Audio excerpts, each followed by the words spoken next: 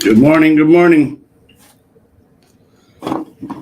Let's see. I've already dropped the link in the chat there. If anybody wants to come up, come on up.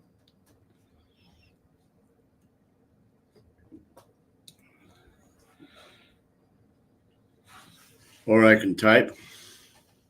Either way, welcome in, Peter. Daz is here. Welcome in. Can you guys hear me okay? Is the mic working?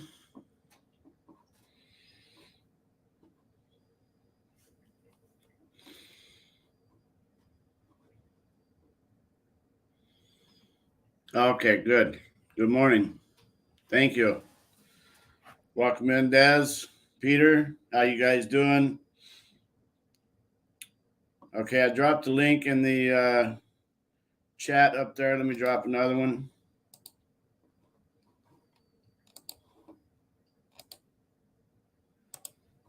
Let's see. Okay. There you go. Drop the link if anybody wants to come up, or if you want to wait a little while, whichever. You're more than welcome to be up. Definitely. We're all recovering from the 2020 virus. Pin the link. How do you do that?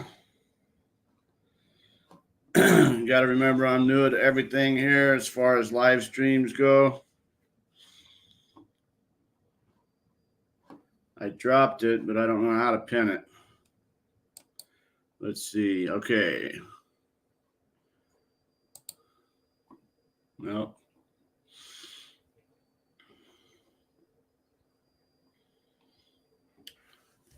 Move to the right. Okay. 3 dots.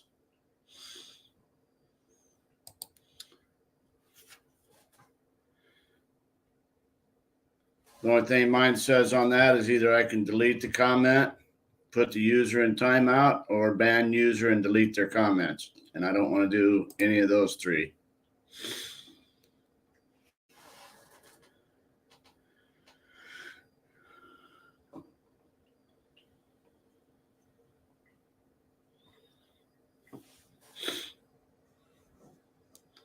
Did the link not come up, or?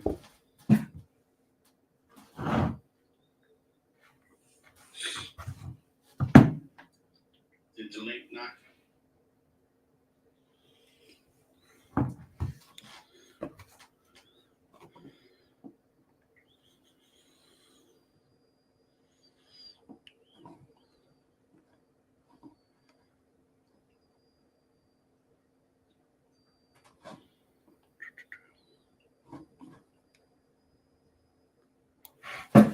Hey, Jamie, good morning. Thanks for dropping in before work, buddy.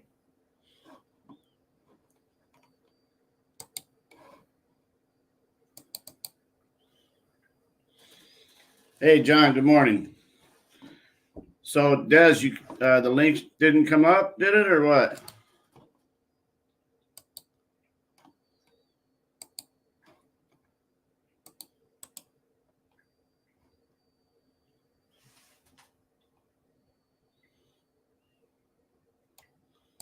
Okay. There it is again. Yeah, I know what you mean. If I pin it, then it'll stay down here, but it's not showing me how to pin it over there with those 3 dots.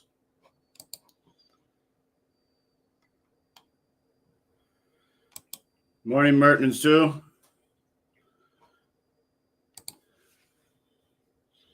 Welcome in, everybody.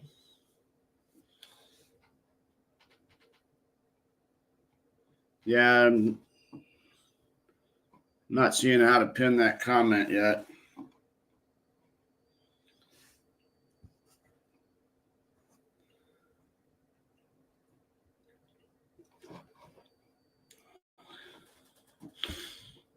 Everybody's doing all right? I think I'm ready for this next 24 hours. Got a good night's sleep. Not last night, but the night before, I was up at 2 a.m. So yesterday I was wondering how well I was going to sleep last night, but everything went well.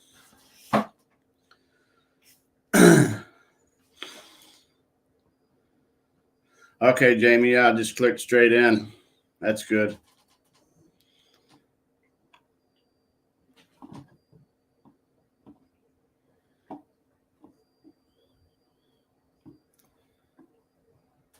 Yeah, so I don't know on that link to come up, that invite link. If anybody wants to come up, they can scroll up or let me know, and I'll drop the link again. The basement. Oh, hey, sorry, Des. Hey, I'm gonna go off Sorry camera. about it. That's okay. I did that the other day. I left Tom down there in the basement so long he caught a cold. I've got something. Let me tell you. Yeah. If you can scroll back up to your link for a second. Okay. You have to do it in YouTube, not in StreamYard. Oh, okay. Let's see. Where's So my you need link? to open up a new tab. I should have told you that. Open up a new tab and go to your live in YouTube. Okay, so what I just minimize this a little bit. Yeah, because you don't. We hear you, so. Right. All right, let me get in here.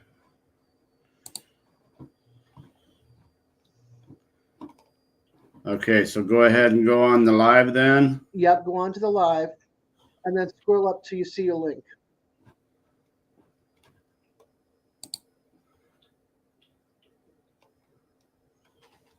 In your chat. Okay, there it is. And then the 3 dots, and then pin link. Perfect. Okay. Now got it. Yep. Now don't close that. Okay.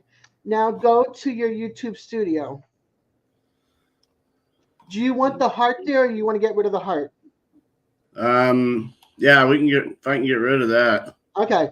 Go to YouTube studio. Okay. Now. For all of you all that are listening in, this is for you if you need it. Okay. How do I get to my studio from here? Okay. All right. You see your icon in the upper right hand corner? Yeah. Click on that, and it'll bring a drop down, and it'll say YouTube Studio.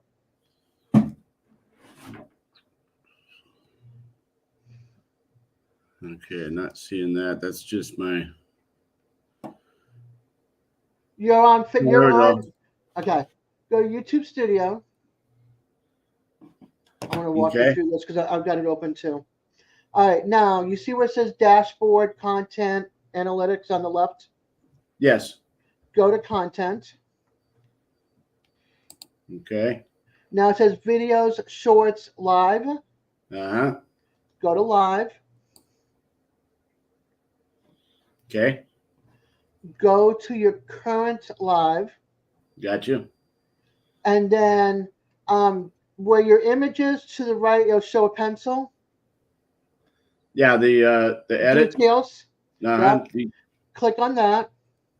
Got it. Then back to the left-hand side, it says Details, Customization. Yes. Click on Customization. Okay. And then there'll be a little checkbox, Live Reactions. Scroll down a little bit on that page. Live reactions. Got you. Click that. Got it. Then scroll up, and I think it's upper right. It should say Save. Let's see.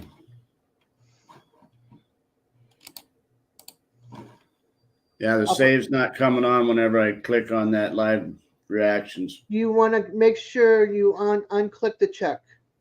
Yeah, so, I unclicked it. Well, whenever I unclick it, then it has save. Don't. Yeah, that's what you want. So we don't want the live reactions check. And that gets rid of the heart. Oh, okay. So save that. Yep, and the heart's gone now.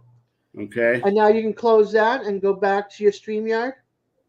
Okay, close your this link will still be pinned up there where you need it. Good morning, Chef. He wants to know, did you get a good night's sleep? Yeah, pretty good last night. Yeah. Okay, now I'm back on the page here. Yeah. Yeah, so and now YouTube's got do I want to be in the YouTube page or the StreamYard page? StreamYard gives you your viewing faster. But what you can do is go to your YouTube, to your live, and pop out your chat, right? And then take your StreamYard and minimize it to a certain size and put your YouTube chat right next to your regular chat. And this way your chat is now not delayed. It's always delayed in YouTube Studio. It's always delayed in StreamYard. Okay, let me see if I can figure that out or not. Basically, you're going to hit the little box in the upper part of your browser and just open it to a certain size that you want. Right. And then so you can see yourself and whoever's on the screen with you. And then you're going to go over to YouTube and you're going to pull out the chat. You're going to pop out the chat, which is those three dots above your link, and pop out chat. Then you can close the YouTube window and bring that next to your StreamYard.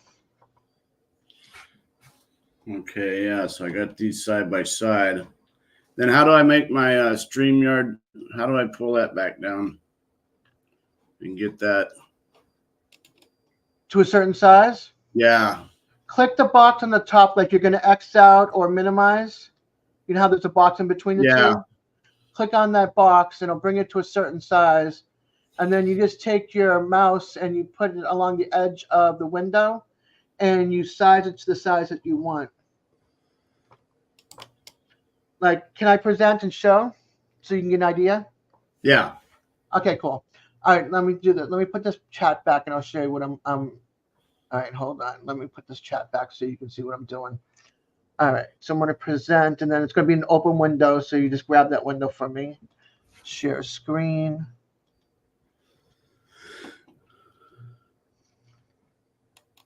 Okay. Then you can just grab that window down below. Oh, I think it's, yeah. Grab the window down below. The one where you're coming in? It says Peaceful Des, and it's got you as an image. Yeah. That one. So click that one on? Yep. So, okay, so this is StreamYard, right? Okay. All right, so let me bring this back over here. Make this easier. All right. So what I did was I clicked on the box up here, and I minimized. I have two screens, so it's at a certain size. Let me minimize this for a second, the back one. All right. So it's at this size. What I did was I clicked on that box and I sized it to the size. But I want to bring this back over to my other window just so I can bring up the other window. And then I see if I can switch. Oops. See if I can switch screens. So what I basically need to do is get rid of the chat on the right. Now I got this. Oh, yeah, that went full screen on that. All right, this is the YouTube side. So I popped out the chat, and I can close this window now. Oops, yeah, I can close that window now. So now How'd you get the chat out of there? Okay, up here, where the three dots are, right? You'll have pop out chat. Mine doesn't because I already popped it out. Oops. It's on the YouTube window. Okay, pop out chat. Yeah. Just click on that. Yeah. And then you can close the YouTube window and just keep your chat here. Oh, okay. And then you can take it and size it to the size you want. I'm just going to put it like this so you can see, because this window is the one that's being used. Bring my other chat. This window, I have two TV monitors, so they're different sizes. Yeah. So I got to bring this down to a certain size. All right. Wow. All right. So it's like this. So basically, you can put your chat right next to it. And this one is the YouTube chat, which is more active and faster than the StreamYard chat. If you don't want the StreamYard chat, then you can take it and expand. Oops. You can expand. You can expand your window and get rid of the comments on YouTube, your StreamYard, and just keep this comment. Okay, I've missed Let me that. see if I can. Okay, hold on. Let me move this. Can I move it? Okay, there we go. Let me put this back into full screen on this window because I can't share you two monitors. It won't let me. All right, so what I like to do is I like to take this window and I like to make it big like this, but it won't let me for some reason on the screen. So let me see if I can do Morning, it. Chef. How you doing? Somehow you can get rid of the chat, but I think because I'm share screening, it won't let me. But you can usually expand your window and then bring it to a certain point and it gets rid of chat. I believe that it worked before for me. Oh, I see what I did now. But Yeah. but if you don't want to, then you've got this window and you've got your pop out of your chat from YouTube. And now when you go to look at people, like I said, my monitors are off. But if you go to look at the chat on here on YouTube, it's faster because there's a delay on StreamYard. Okay, I don't need to be too fast today. No. This is yeah. But this gives I'll get you behind anyways. Yeah, I see this where gives you're you the saying option. Yeah. So this gives you the side by side, and it's fun to watch because there's Twin Brooks, but it hasn't shown up yet. Now it's showing up in StreamYard. Right.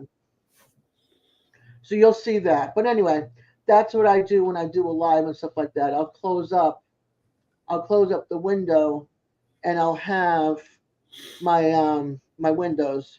But since I have two screens, you can't see. So. Well, at least right now I got to where I got my YouTube chat on the right, and then I've got my StreamYard on the left. So at least I got that part figured out. Now it's just a matter of, I guess, sizing. Yeah. So I need to size the one on the right. I need to size my YouTube chat. Yeah, you can size it to the size that will fit next to. If you don't want to have if you want to have them side by side, size it to the empty space. Make the other window a certain size, and then you've got them side by side together. Okay, there I did. I got that downsized somewhat now. So there you go. There's some tricks to help you out. Yeah. All right. You got rid of the heart. You got to pin your link. You just have to remember when you go to pin. You need to be in YouTube to pin it. YouTube. Yeah. All right.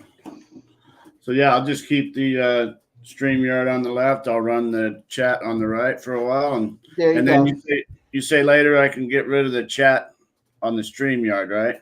Yeah, if you it's easier sometimes when you have two monitors, but I thought I could do it with one side, but I don't know. It's not letting me for some reason. I don't know. Okay. I don't know if they fixed it or tweaked it or whatever. All right, we'll go with this for a while. Let's see. All right, we got Michael made it in. Hi, Michael.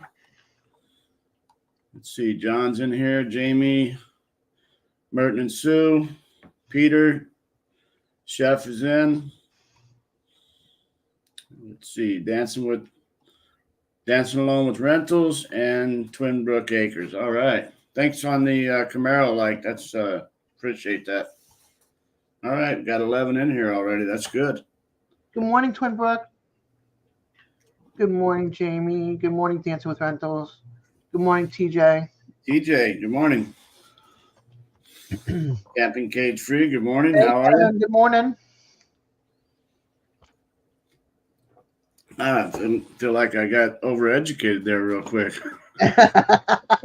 Sometimes I take like little notes, especially when it's stuff like this, so that I can pass on to other people because I've done it enough now that I've picked it up. But it's always nice to be able to pass it on to somebody else that then they can pass it on to the next person. Right. Yeah. And I jumped on, well, I came on late with Devil Dog and everybody the other day, and they were doing some tech stuff, and that's what I need to do. I need to start catching those tech videos, and everybody's on there doing some teaching, and then I can ask some questions right there, Yeah, well, you can also go back and review the videos and then ask a question in chat because Ralph is really good about getting back to people. Yeah. So. Right on. And if you guys don't know, he's also got that link for his calendar, the calendars and stuff, the events, the Oh, okay. stores, and that's really good because it'll tell you every month what event is going on. As long as people email him the events, he'll place it on the calendar, and he'll also do a calendar. He also has a page rather of who's live on what night. Oh, yeah. So if you do lives on a certain night at a certain time, he'll put you up on the live list. Uh-huh. So Now, that's also who's good. whose channel is that? That's Webb's Web. Web. Yeah, I would. Okay, now he's got a page link, and it is Southern hyphenated QA.com. QA.com. Yep, yep. I'll share. Oops, where my StreamYard go? There we go. I'll share this real quick so you can see what I'm talking about. Okay. And his email is on contact page, so that's a good thing. Okay. Okay, so this is the page that I just mentioned. Since I'm not a mod, I can't post a link. But if you grab that link with down below the blue page or the light blue page floating. Oh, yeah. So I had mentioned at one time that we needed a master list of like events and stuff. If you Right. click on that, you can share with people. Okay, let me bring that up. Okay, so let me go to the home page. So this is his home page, and then it's got a store. So if you sell merchandise and stuff like that, you can put it on here. So this is Devil Dog Keeper. This is all the stuff that she makes for everybody.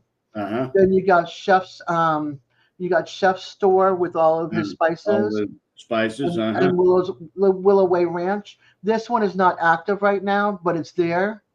So hers is herbs and tinctures and stuff like that. And then it's got events. So the event is a calendar. So in February, it'll list like if there's any events going on this month, it will list it. So I know that March and April, I think. Yeah, you got a meetup. You got a meetup. So you would click on the link and it'll tell you what's going on and who to click on, where to go, which is pretty cool. This one is Savannah, Georgia. This is Black Tropical Homestead. They have an event every year. As you can tell, this is the third one. This is too cool. And then if you go back to the top, it's got YouTube live list. So Sundays, it's got a bunch of people that are live. Mondays. Then it's got Tuesday, Wednesday, Thursday. Who's got one on Friday with nobody else? Me. And then Saturday. Because I do like a 3-hour live sometimes, 4 hours, depending. You know, it's just everybody come chill out and hang out. There's no subject. And then there's extras. So this is some of the music that he likes, but the videos aren't there. Yeah, this is some of the music he likes. And then contact us. You can usually click on this, or right here is his. You have to highlight it, so you can't. You can't see it because it's the background, but it's there. So if you have any events or you on a certain night of lives, you can email him and then put it in. Okay. I'm Eastern. Mine's 8 a.m. No, 8 p.m. Eastern, 7 p.m. Central. But yeah, so you've got your events list of the different months of the calendar, and you got your YouTube list of all the lives, and then you've got your stores. So if there's anything at any of these stores that you want, you can click on it. They'll make you send the logo to Jamie, and you look at the different things she makes, and she can make them. That's where I get my stickers and stuff from. Yeah. Oh, that's going to be cool, especially whenever Debbie and I are out in the RV. You know, we're crossing the country and go up here and find out what's what and where. Yeah, exactly. That's funny, dancing along. You are a proper. I'll take girl for sure. I'm an old lady. There you go. Yeah, and you're right, dancing alone. I mean, this is a great community. You know, I tell you, I've never seen people come together like this in my life. You know, and it's just amazing how everybody wants to help everybody out, and it's a good thing to be a part of. Yeah, it And is. I'm just now scratching the surface, so there's a lot more to come. Yeah, I've been following one YouTuber for like 5 years, and that was before I started doing lives. I didn't start doing lives till 2 years ago, and then he Uh-huh. owned the channel. And Hey, then Merton, too. I'm all over I'm all over through different um, groups and stuff. Hey, Sue and Merton, how are the puppies?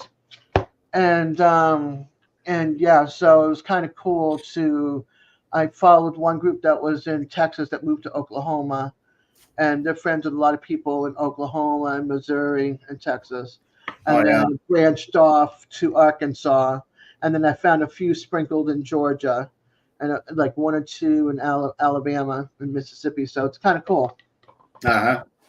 Now, Oh, are you these ones that you're following? Do they have a certain niche, or you're just following them on lives, or what are they I doing? don't know if you ever heard of the Crockers. Oh yeah, yeah. Yeah, them. That's who got me involved into YouTube and hooked and addicted. It's all Okay. Jason's fault.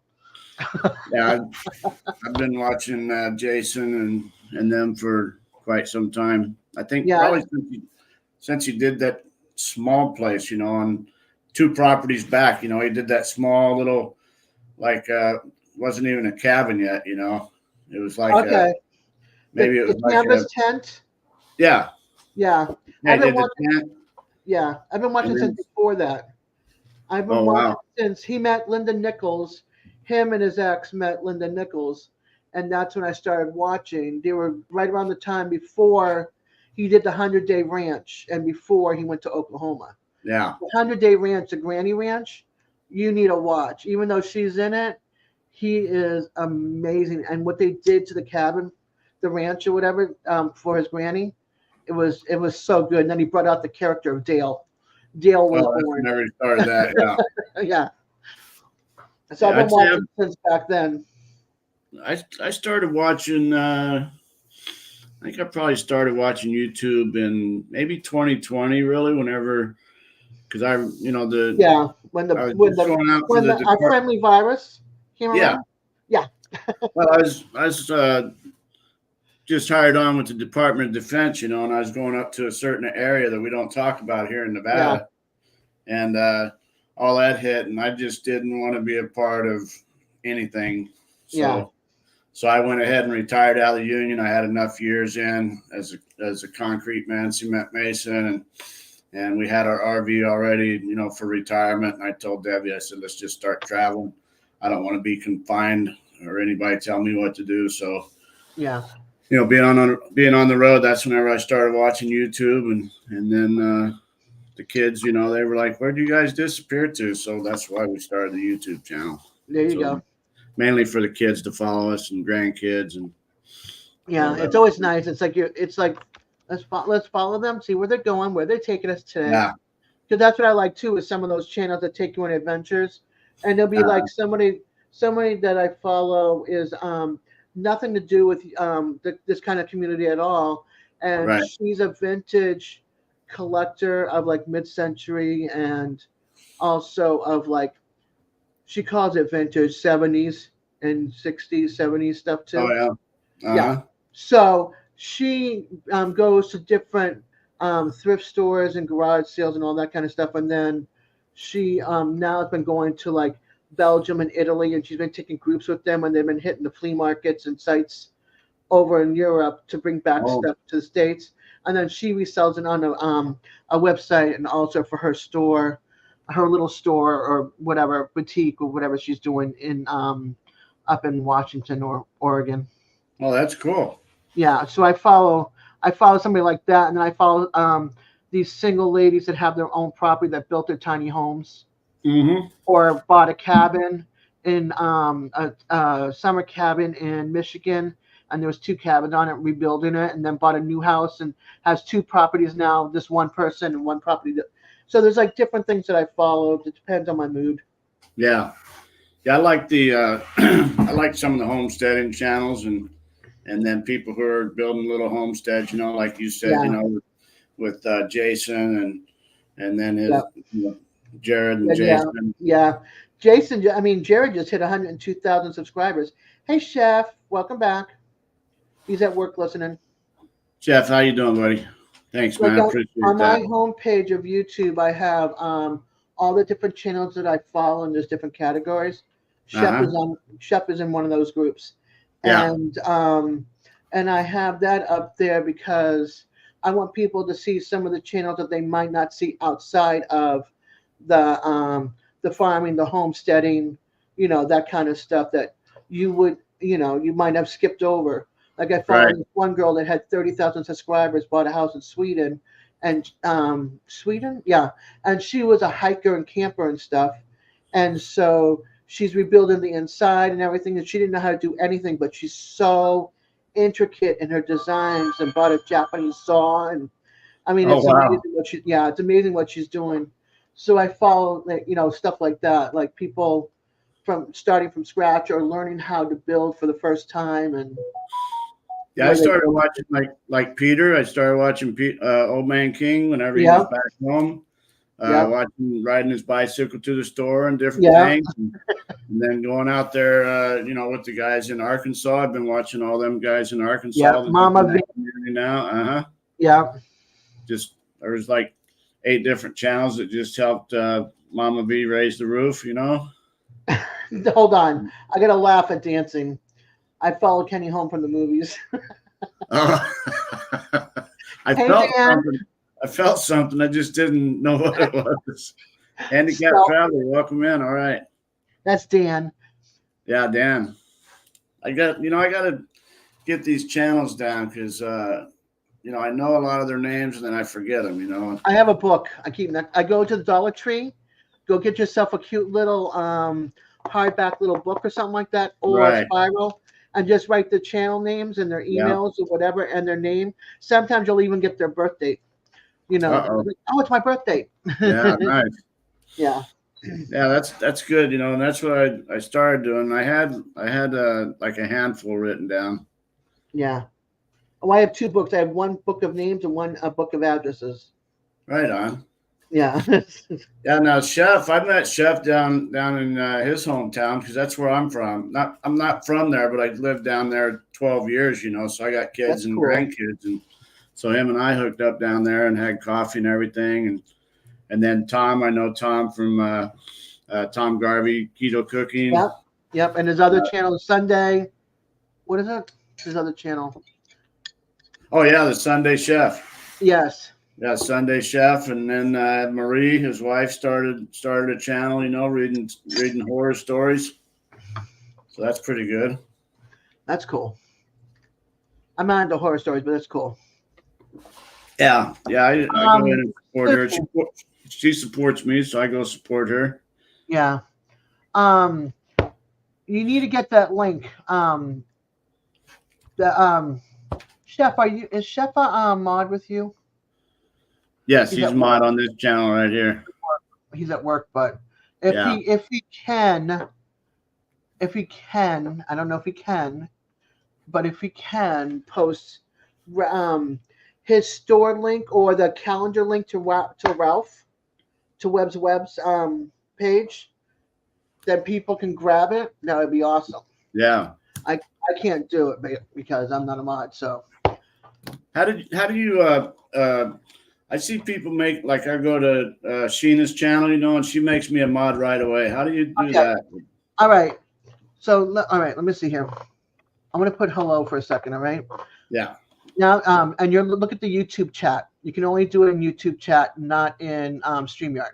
Okay. Scroll to the right, and you see the 3 dots. Everybody's got 3 dots next to their name, and it'll say "Make a mod."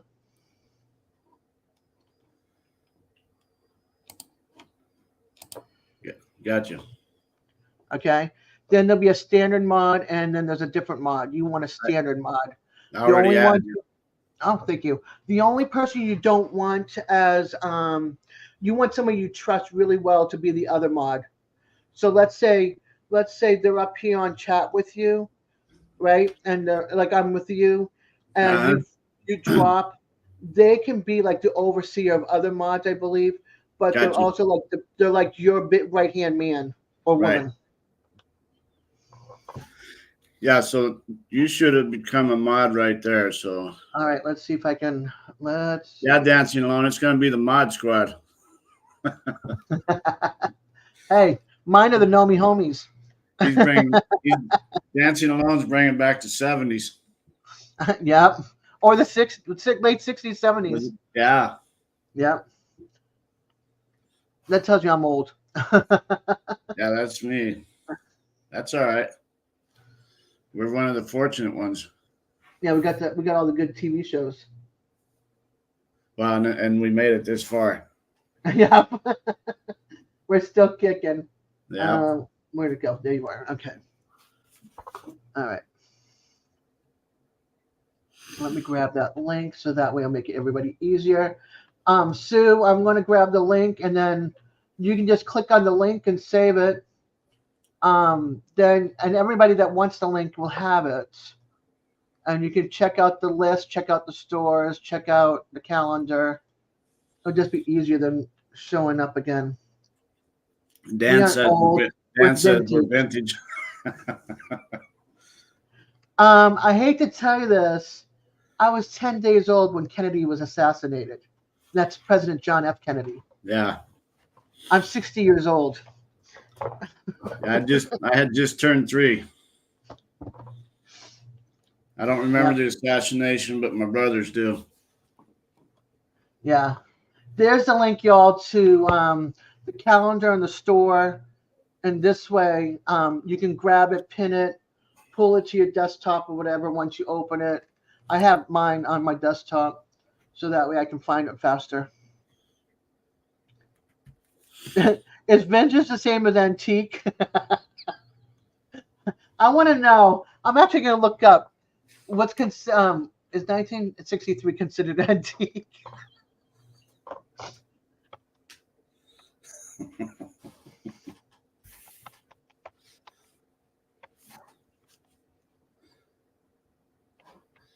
Yeah, I've considered myself an antique for quite a while.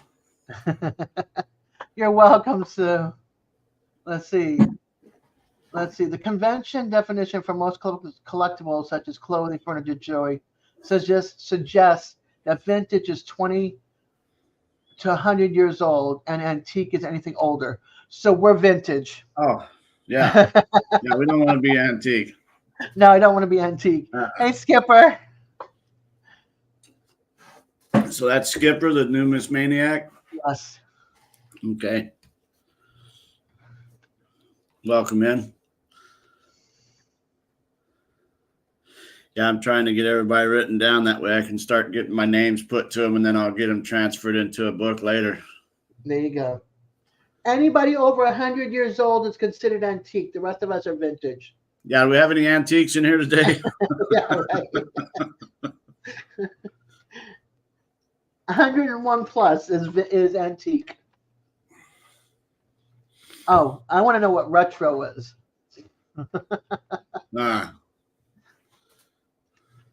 What year considered? Dancing alone. What, you have a name you want to throw out there for yourself or no?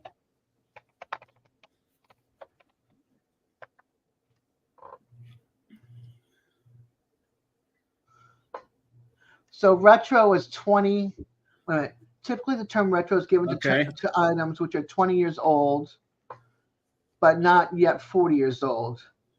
Again, using today's posting dates, retro items should be made from 1979 to 1998. Huh. So I'm vintage. Who's retro? That's all my kids are retro. So are mine. 87, 92, and 97. They're all retro. I gotta think about that if I wore anything from 2 decades ago. Clogs, bell bottoms of the 70s, everything's coming back. Oh yeah.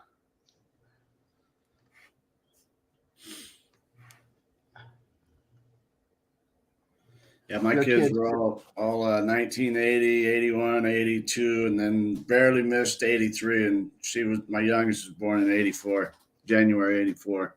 Yeah, my youngest was 97. My oldest is 87. Yeah. 36, 32, 26. I think my sweatpants are at least 20 years old. Skipper. Oh, I love Okay. you. Yeah, if anybody cares to put their name next to their login name, that way I can get their names down. That would be good. Well, Like I mine's know, Desiree, but I go by Des D. yeah. I think home bartending. I think his name is John. I think so. 73 to 90 for your kids. 70, Yeah, 77, 80, and 96. Wow, that's a big big jump. jump between kids there, Dan. What were you thinking?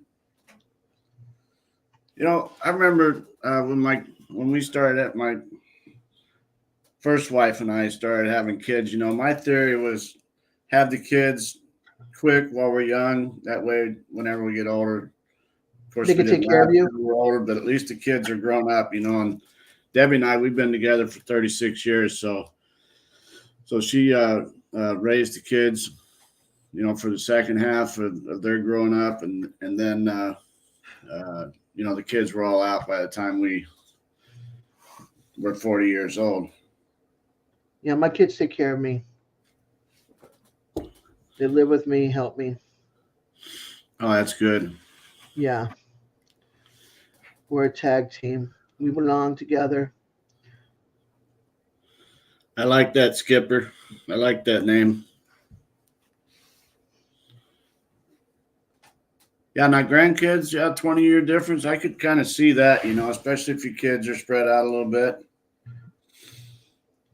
I think, let's see, I think our spread between grandkids are maybe about 14 years, I would say.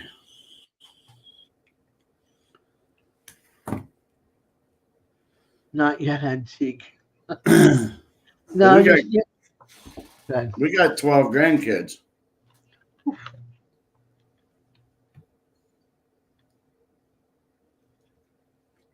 My oldest is getting ready to go through her second marriage and have 2 stepchildren.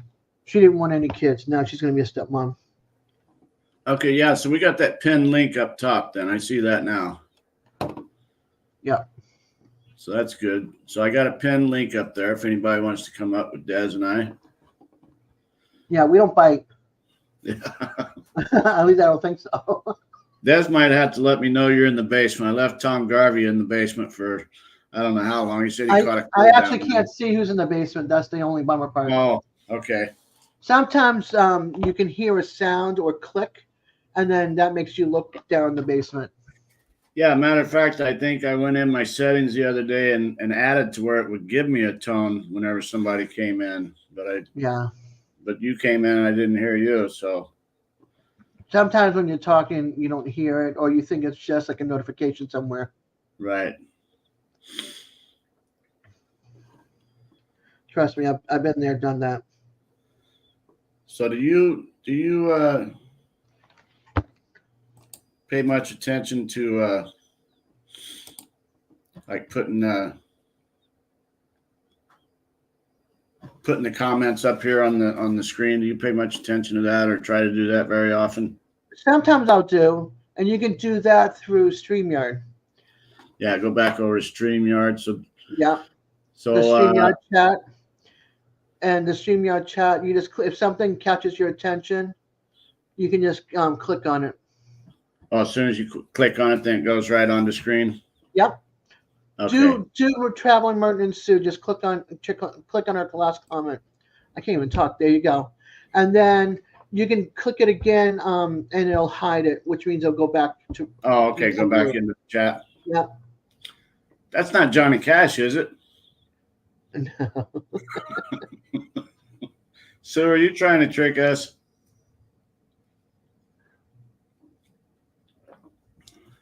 I Yeah, love no, it.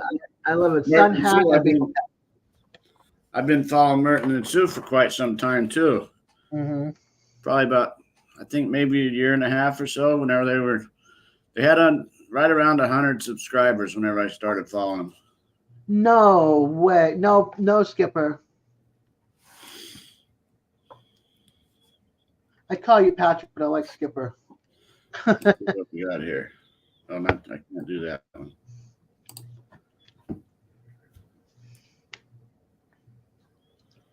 That's a lot of photos. Wow. A lot of photos. 18,400. I want a picture with Santa Claus, Skipper Santa Claus. Wow, that's crazy, huh? Yeah. I live way too far. And a different country. That's what I was thinking. That's just wild. I love it though. My son told me yesterday he was doing a job and happened to see Santa photo, and it happened to be you. That's awesome. That's really, really cool. That is cool. So you're in another country. Do you mind saying which country? He's up in Canada. Oh, Canada. Yeah. Is it Manitoba, Skipper? I want one with Ginger and Marianne. That's funny. Who would I want one with? If I can have a picture with, or two with anybody. Oh, I know. And if anybody that follows me knows, they know. Okay, Edmonton. Okay. Who's in Manitoba? Somebody's in Manitoba. Is that OJ and Deb, I think? One of them. I think it's OJ and Deb. I want a picture with Jack Sparrow. Johnny Depp, though, as Jack Sparrow. Yeah. He's one of my favorite characters. And then another photo with the Mad Hatter. Johnny Depp as the Mad Hatter. Oh, yeah, that was Hi, good. I Sue. like that one. Morning, Sue. Those are two of my favorite characters of Yeah. his. But it's from the first movie, not from the second movie. I'm actually 8 hours. Eight DR from the 49th. Okay. 8-hour DR from the 49th parallel. Just ahead. My gosh, you got me confused. Yeah, if I go north, I'm going to Vancouver. That's straight north for me, just about. If I go north, I'm going back to New England.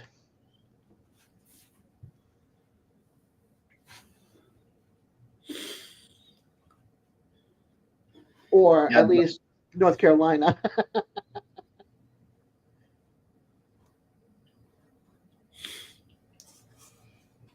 I want mountains. I want fall.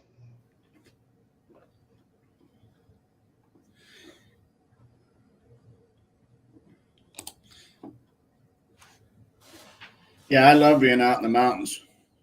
You know, I grew up in Illinois in the 60s and 70s, and you know, it's cool back there. I still go back there almost every year. I got a lot of family back there, so we still travel. Yeah, but, I grew up everywhere. Army brat. Oh, okay. Yeah, you did move around. Yeah. Until like. All right, Dan. Thanks, buddy. I'll talk to you later. Okay, Dan. Yeah, like my dad. All right. My dad and mom met when he was stationed in Germany in Gelnhausen. And they married, came to the States. I was born in Hialeah. Lived with my grandma for like a week or two when my dad went up to Fort Campbell, Kentucky to get quarters and stuff. And that's where I was baptized. And then he was stationed from Fort Campbell to Fort Benning, Georgia. Then he went to Vietnam, came back injured, disabled. So they retired him as a captain. Oh, wow. And then, and then from there, my parents divorced. My dad got custody of me and my brother, and we moved to St. Thomas, Virgin Islands. for 6 years. And my dad wanted to be an engineer.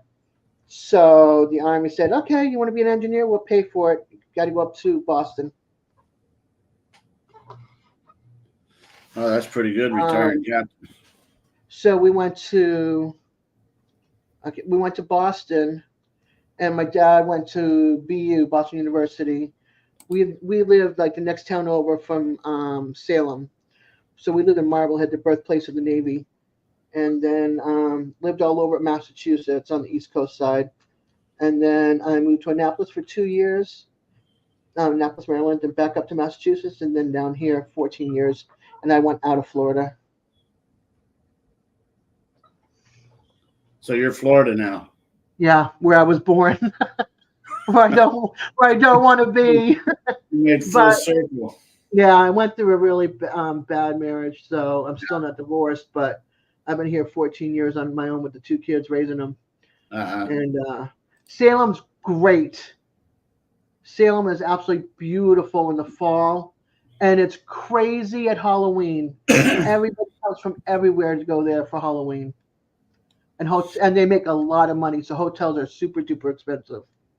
Oh yeah, it's expensive anyway, but they're like double the price. Yeah, but it's historic-y. It's gorgeous. Like if you like, oh God, what's those houses called?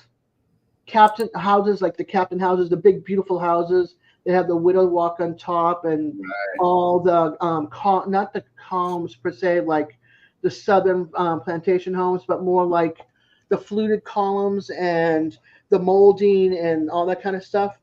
It's absolutely exquisite. I mean, it's absolutely gorgeous, gorgeous, gorgeous. If you're into like checking out different style homes. And then House of Anne Gables is really cool. They have passages you can go through. They take you on a tour, and you can go through secret passages behind the walls. Oh wow! It's really, really cool.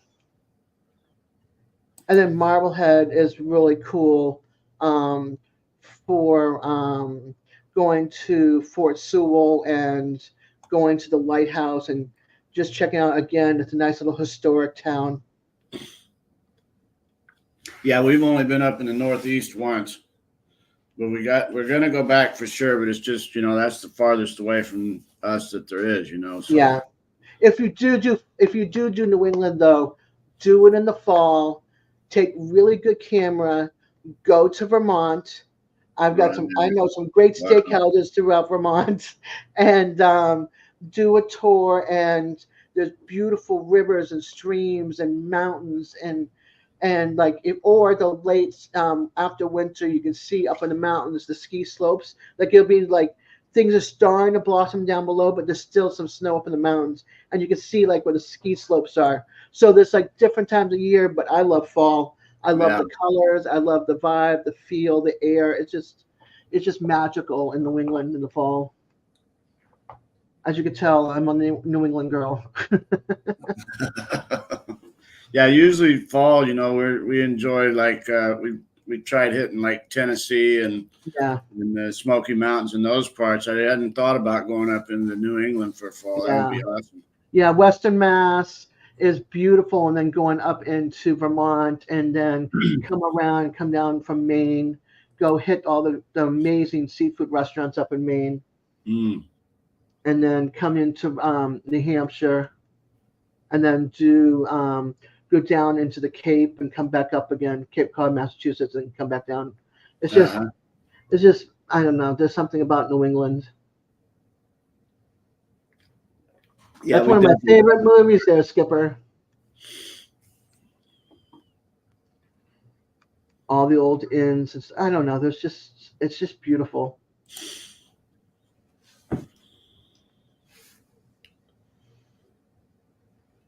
Yeah, see? And that was in August. That's Mosquito City. But it's beautiful. Like Lake Winnipesaukee, Lake Wentworth in New Hampshire is gorgeous. Twin Brook, I will. If we go up there, I'll definitely let you know. Western Massachusetts, you got the Berkshires. You got Tanglewood for symphony music when the Boston Pops are practicing. Then you've got Boston during the 4th of July at the Esplanade at the Charles River. It's just there's so much. I can see I'm going to have to go back more than once then. Yeah, at different times of year. But if you ever go to if you ever fly, let's say you fly into Boston, the great thing about it is it's got a free shuttle bus that takes you from there to either a car rental, which I wouldn't get because they're super expensive. First of all, and parking, and second of all, is a pain in the backside and overcharged. But I would go to the shuttle bus to the train station, the subway station, and grab a bus and subway pass for the week, or that you're going to be there for like 7 days. It's a combo pass, and you can get on the red line, the blue line, the orange line, the green line, and it'll take you all over Boston, into MIT and Cambridge, up to Harvard and Cambridge, and Harvard Square is gorgeous too in the fall. You got the Hey, Roy, how you doing? It's exquisite. The cold, yeah. The cold is rough for sure, especially when the winds kick up. Whoo! It hits your bones. It gets down to maybe about 3 days a year. It'll get down in the high 20s here, but usually it's in the 40s.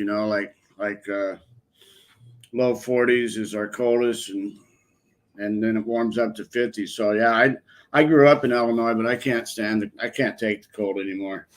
Yeah, I'm here in northern Florida. I never really used my ice scraper 6 times. Yeah.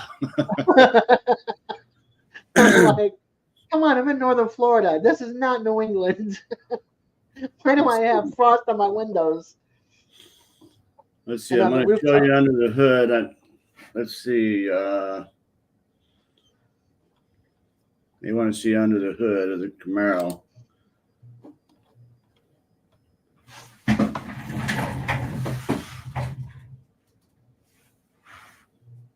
That's the only one I've got downloaded right now for under the hood. That's the engine going in. Wow. I did a complete restore on this car. I took did a whole frame off restore, redid the frame, bushings, everything on it. Wait a minute. Fort Benning is now Fort Moore? Whoa. Yeah, I knew they changed Fort Benning down there. My nephews were down there. I got to write this down because I had no clue.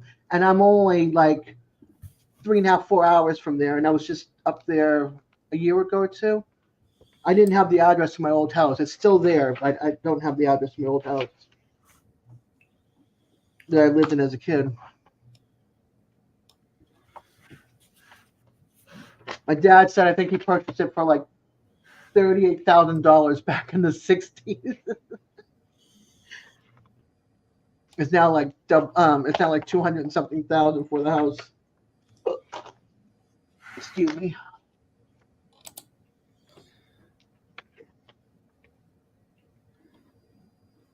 Fort Benning. I'm curious what kind of training you were going to do in Illinois for winter survival.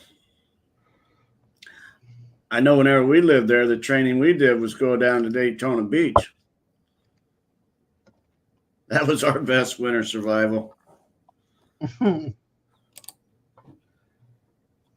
Yeah, we've been going to Daytona Beach quite a bit. I started going there in 1972 with my dad. So I kind of got hooked on Daytona.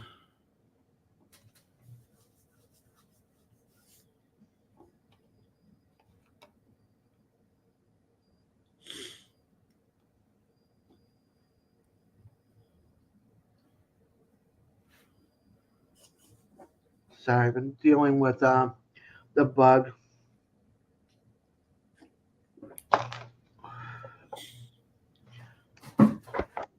I missed a day this week somehow. Really? I don't know. I woke up this morning thinking it was Wednesday, and then I had to think back and be like, "Oh yeah, Empty Homestead was on last night. Oh yeah, Mama B was." Oh yeah. I'm like, where did I miss a day? being sick stinks. So Mike and Terry they're on Wednesdays regularly, And right? Sundays, yeah, And then Sunday shout out, yeah. yeah. And Peter's also Wednesdays and Sundays. Uh-huh. I met Mike and Terry down at the Pinecone Fest, first year of that. That's where I met Jason and Jared and Nice. Mike and Terry, a few other I people. wish I could have gone to that. Yeah. I just live too far away from all that.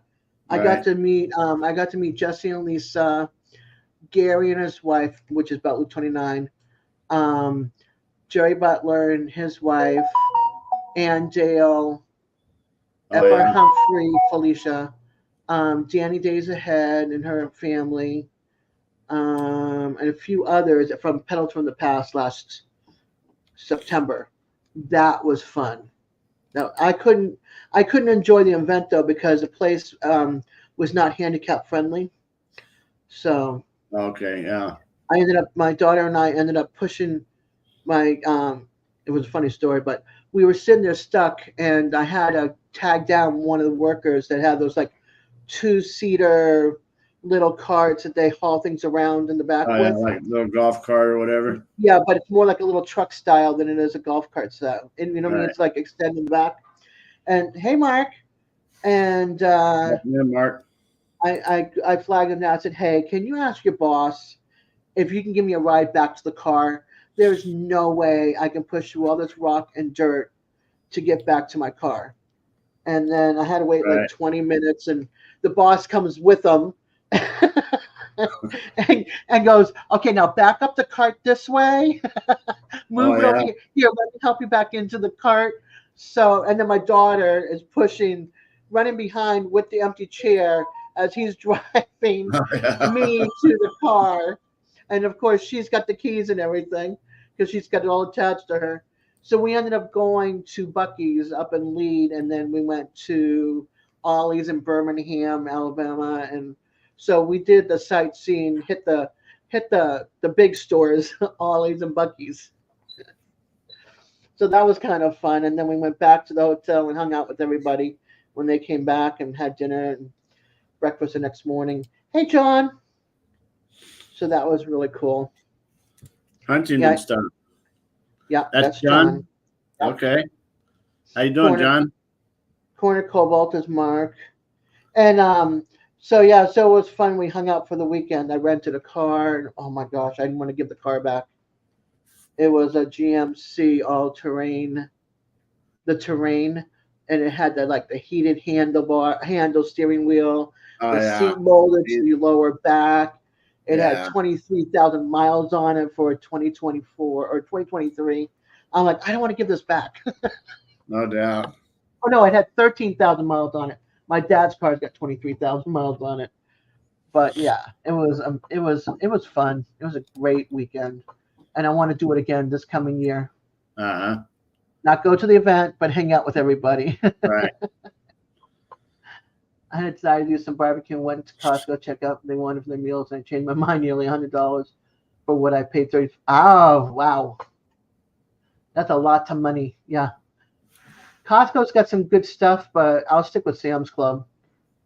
I'm not renewing next year. Hurry back, John. Yeah, I was kind of surprised that Costco's prices are that high myself. Yeah. I do have to say, though, they make a good rotisserie chicken. Yeah. They make a really good rotisserie chicken. Oh, bummer. Yeah, I'm surprised they don't have Sam's Club up there yet. Well, it's like down here, they don't have BJ's. BJ is another wholesale like Costco and Sam's. Oh, yeah? And it's only up in, I think, in the Northeast area. Huh. Yeah, I've never heard of them. Yeah. Unless they closed down, but they're another big place. Cheap pizzas. Yeah, I think it's Sam's has got a really good cheap pizza. It's a 4-pack, like 2 pepperoni, 2 cheese, and we'll get it. Okay, Mark says there. I didn't realize there was up there too, in North Carolina. Yeah, it's in another Costco and Sam's.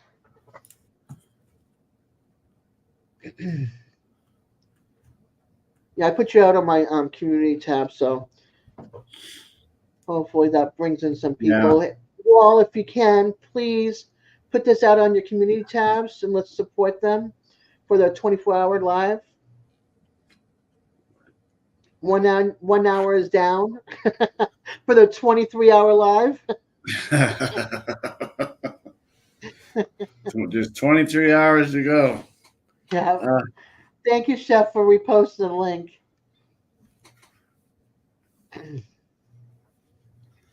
So if any of you guys have any lives or want to buy any chef's spices or Devil Dog Keeper's products and Will Way Ranch's products, as well as the calendar of different events, please click on the link and save it, post it, share it, put it on the community tab for others to find. And just contact Ralph Webb's Web on the contact page.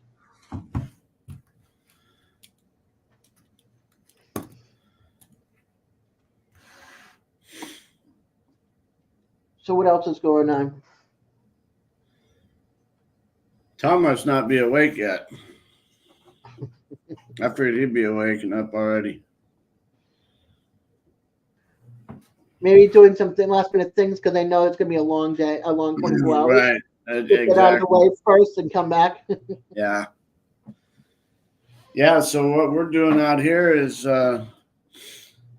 tearing out concrete in the backyard. Me being a concrete man, my whole place is concrete. You know. Oh boy.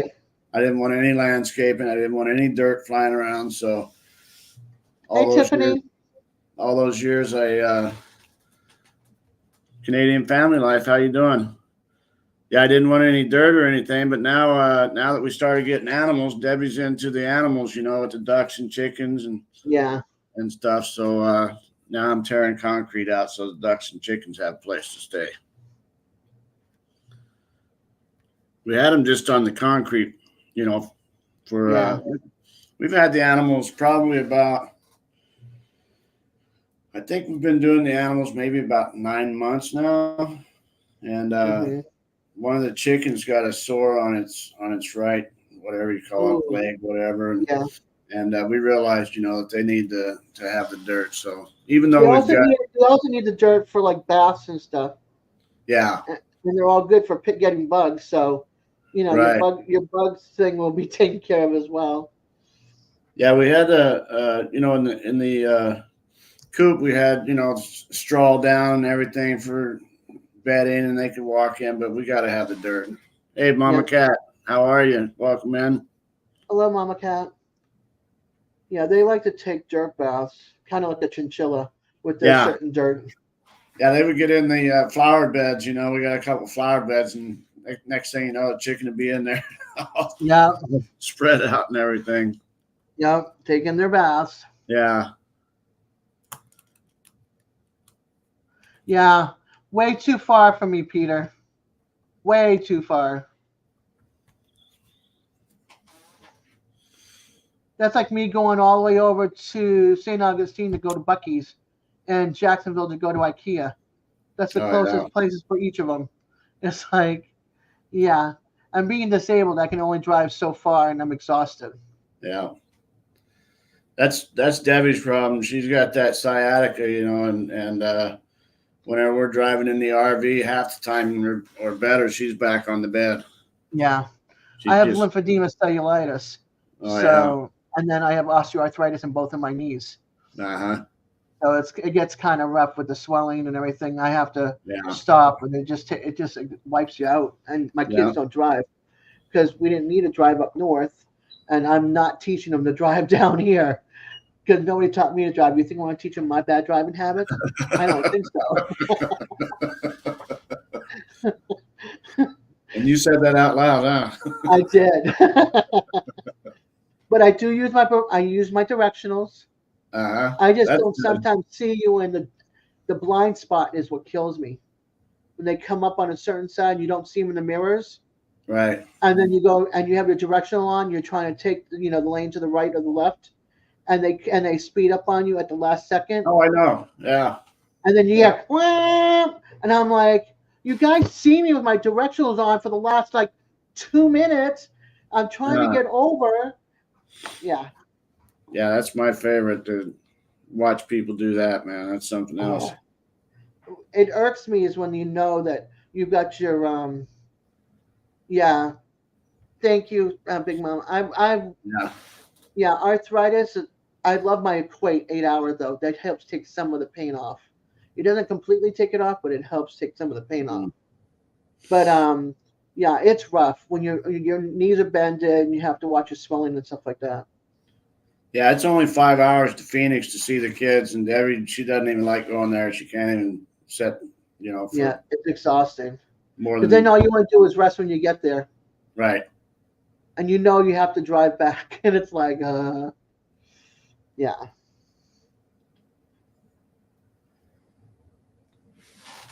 Thank you. I'm trying. I'm trying. But yeah, I don't wish that on anybody. But anyway, enough of that. Enough of the bip side of me. Keep it positive. Well, we're getting to know each other here. Yeah. I wish I had a yard. I would love to be able to garden and all that kind of stuff. I just don't have. I tried planting veggies outside in my the little flower beds that we have, and the sun is so intense it burned all of them Right. up. And I Yeah, I cried did, because it's like I wanted some fresh tomatoes. yeah. I did a fall garden. This is the first garden in 63 years I ever tried, and there is something growing out there. There's 4 good plants out there that are about 3 months old, 3, 4 months old. Looks like they're about ready to come up, but I think they're carrots.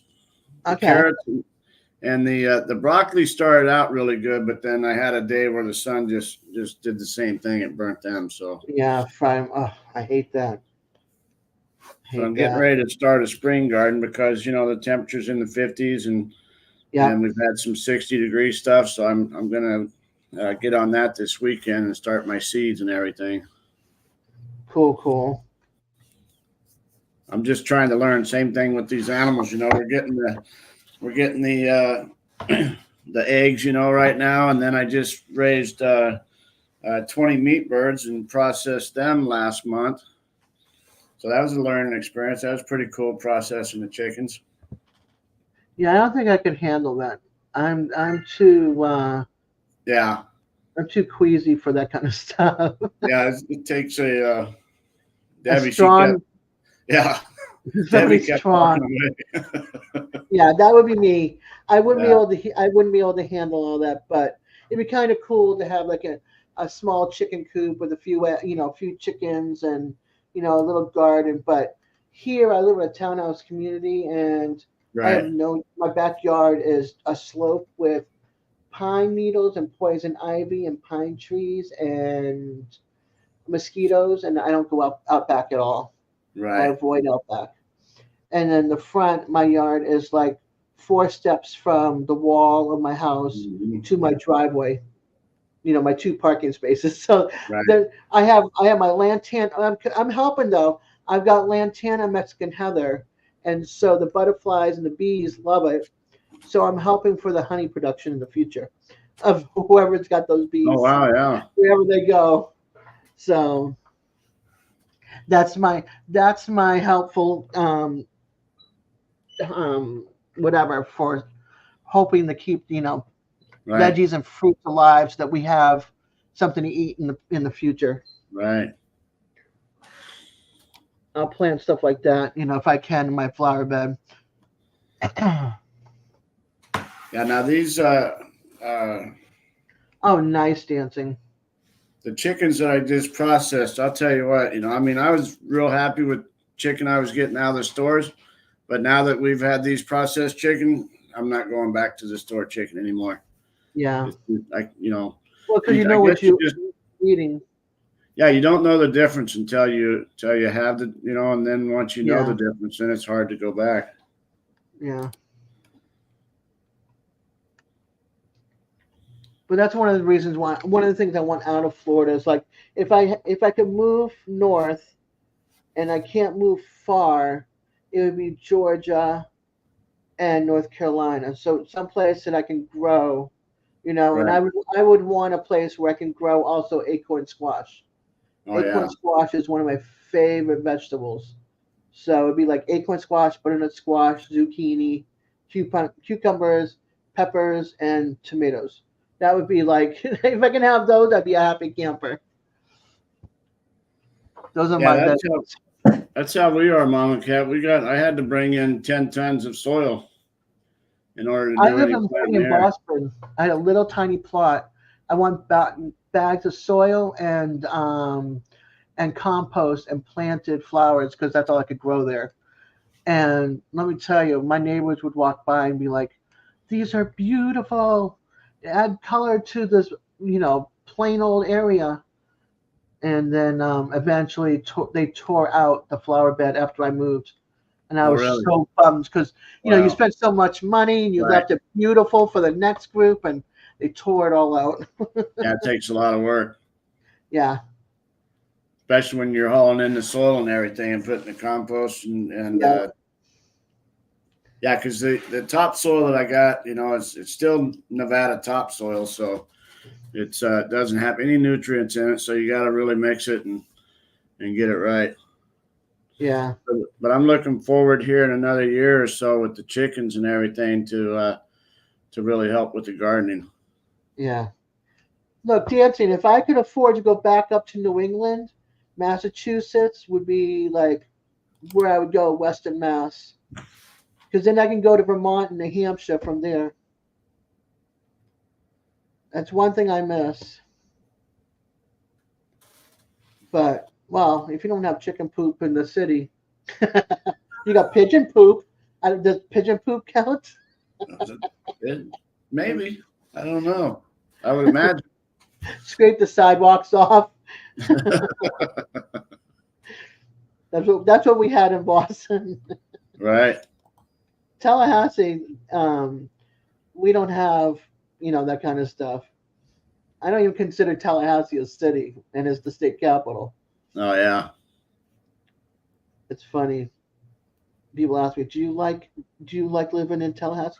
No.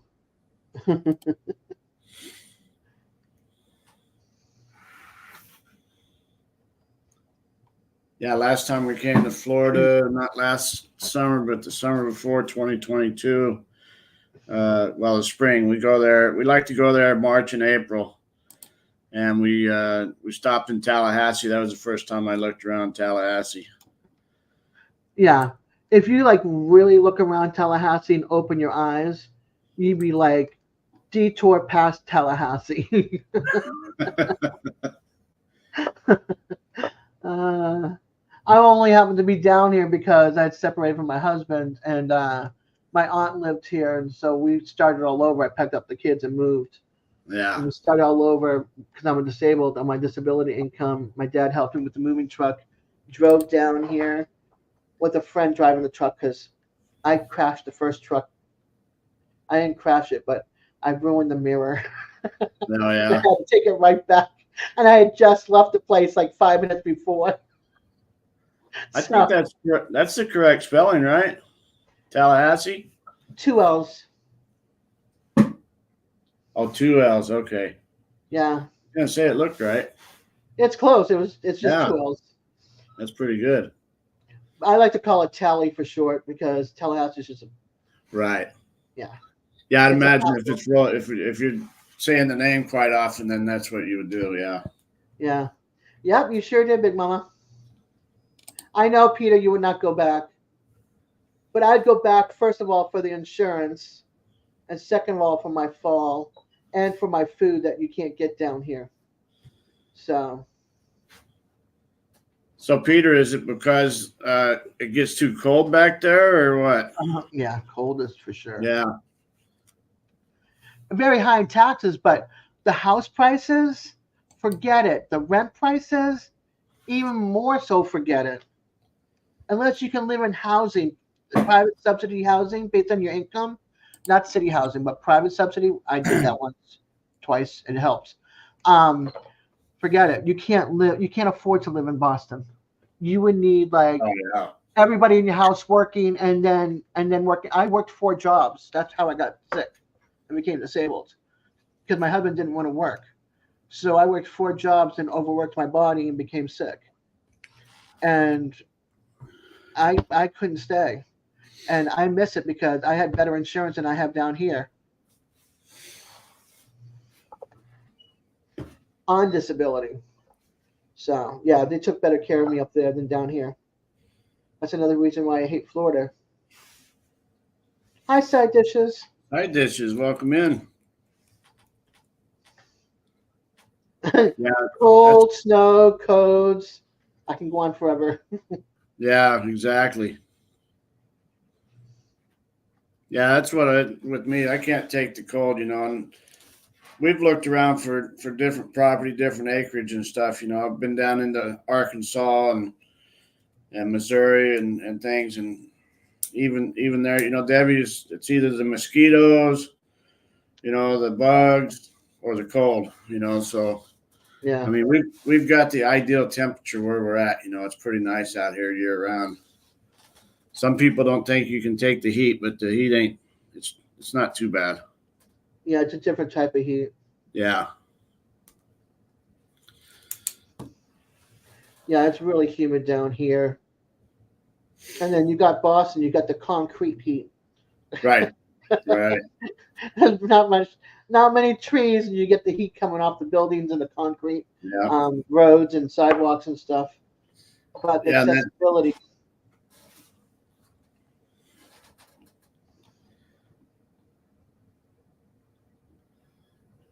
Big Mama, where's here? That's Northern Australia. Ah, cool. Yeah, nice winters.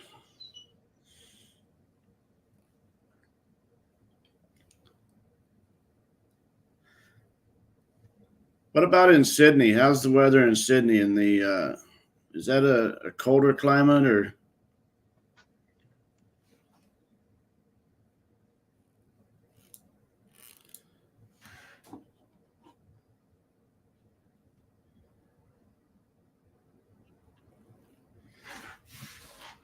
If somebody else wants a cup, I can drop down and come back up later.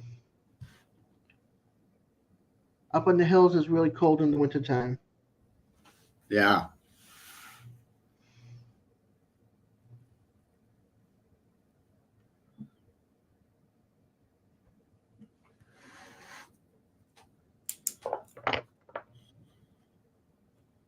Yeah, there's room for I think what can you have up? You can have up to 6 people or no?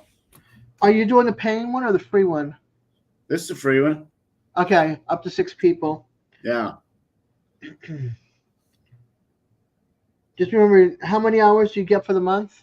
That I don't know. I don't remember. I don't think it's a lot, huh? I forget what it was.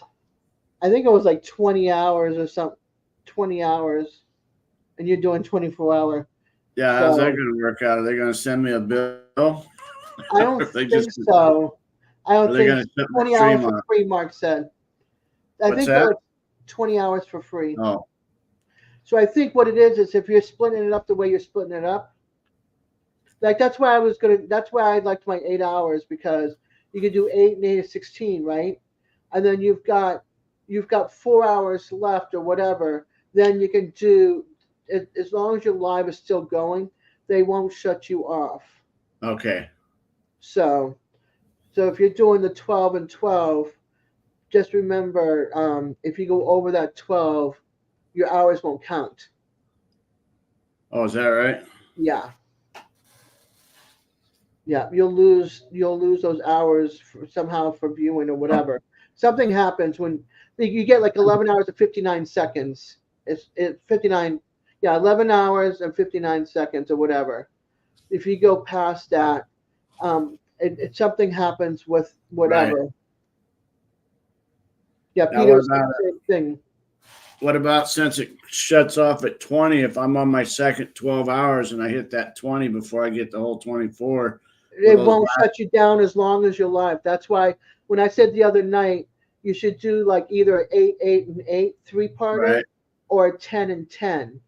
So like break it down to, since you're going to do 12 here, take your next one and do 6 and 6. You Yeah, know I've what I already mean? got it. I've Part 2 already and got part it 3. set up. You can cancel part 2 and reschedule it or Oh get yeah. on there and change the hours.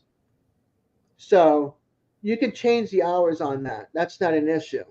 Uh-huh. Because I was not. I worked 24 hours for my live. I was not going to lose the time Right. for the watch hours. What That's what it about is.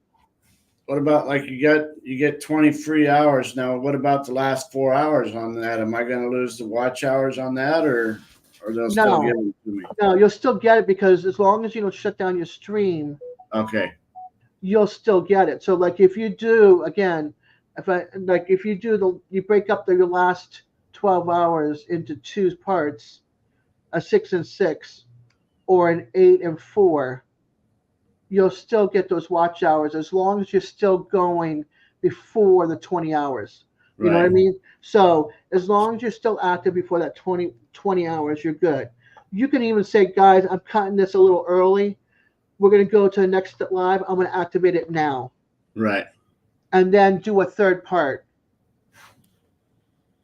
It doesn't matter. As long as you don't, it's the way they have it set up. Peter was going to say the same thing. Uh-huh. 11 hours and 59 seconds. So you're not going to remember to shut it off at 59 seconds. It takes a few seconds to shut it down anyway. Right. So you want to make sure you are off before that time. Yeah, because I got this one set for 12, so I'll just like 2 minutes early, just shut it down. Yeah. I would do 5 minutes early. 5 minutes early, just shut it Yeah. down. Use Yeah, the because restroom. you're saying, okay, guys, post the link for the new one and say, I'm going over here, start the new one, and then you're shutting down this one. You'll be at the new one. Yeah.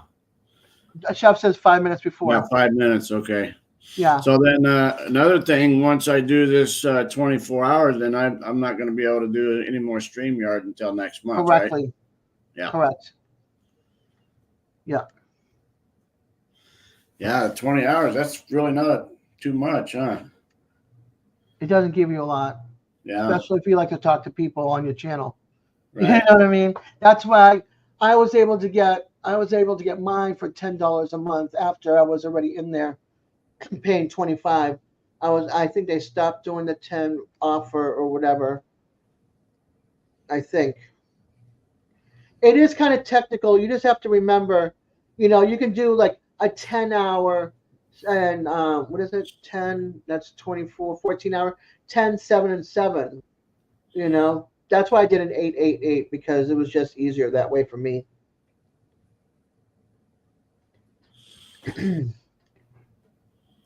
Then I had 16 hours in. I do the 8. It still counts all the way over into the 24 hours, even past the 20 hours that way.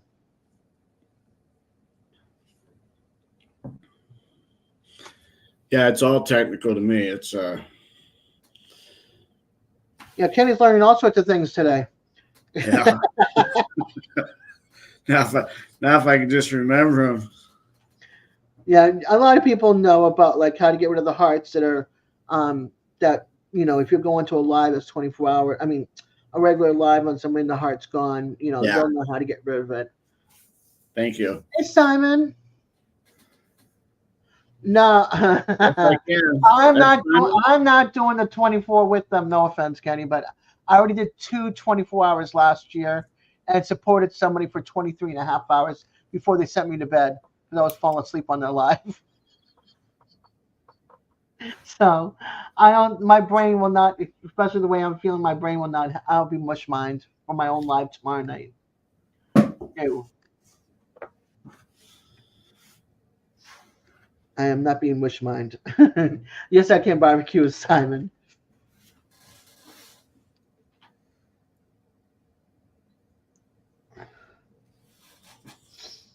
Getting all the apostles in here. I got Simon and Peter. No, right? Peter, Paul, and Simon. Where's Paul? Yeah. And we have Mark and what else? And I'm not very religious, but at least I know that much. Right, right. I went to Catholic school and got I flunked religion.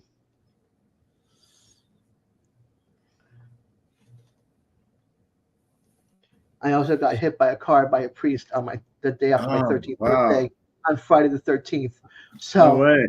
yeah, yeah. So yeah, I was riding my bicycle and I got hit by a car. So yeah, so me and religion don't work well together.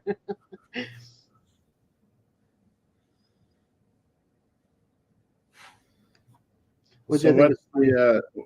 I can only do a max of 6 at a time. What's that? What's that, Simon? Oh, him, because he's also disabled for a live. He can only Gotcha. handle so like 6 hours. You know, Mexicans have flunked Spanish class. Yeah, that's Yeah, because they speak a different Spanish than Spaniard Spanish, yeah. and Yeah, even Spain has got 2 or 3 dialects. yeah, I took Spanish in junior high school in Illinois, then I moved to Arizona and I tried to speak and they said no, no, no, no, no. No, they're more slang, you know. I listened to my oldest daughter. She was raised in Tennessee. Like when Uh-huh. my mom and my stepdad came back from overseas. My mom's German. My stepdad is American. Well, rest his soul. And so they got stationed at Fort Campbell, and they wanted to retire in Washington State, but they ended up getting stuck there and retired. And she's going through school and she's taking Spanish, and she's got the Tennessean accent. Let me tell you, I told her, daughter, I love you, but please don't speak Spanish. Right. she had she had that little twang in her Spanish. It did, Oh yeah. and it wasn't good Spanish. She spoke better German than she spoke Spanish because my mom spoke German. Oh yeah. So yeah, and so it was always funny. It's like, please don't do that. You want to do a 24-hour live at some point, but here lately you've been having trouble staying awake for 2 hours. Wow, Yeah, yeah. I know Makes that sense. one. You just got a new Oh, subscriber. thanks, Simon. I appreciate that. Oh, my lips are torn apart. Yeah, my subs, I don't know what I'm up to on subs. I think I was about 970 something. 75, I think you were. Yeah.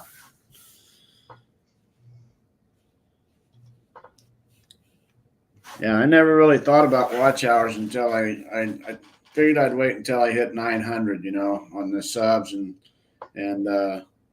but once I hit 900, these last 75 have went quick. Yeah.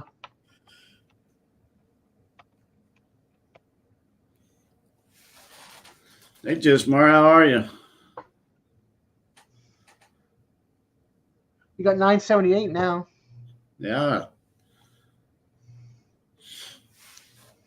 Yeah, so I noticed the watch hours. You know, I went back and took a look at my videos that I made a year Yeah. ago, you know, so I see where I'm going to start falling off Losing on those hours. hours. Yeah. I think I calculated over the next 90 days that I would lose like 200 hours. So Yeah. that's not That's too bad. funny. Yeah. Sorry, I was just reading Simon's comment. French and German class was a full, so I had to take a language class, so I took Spanish. Yeah. That's Easy what I did. A. I took Spanish too. I got an A. Because my dad's Spaniard and my mom's German.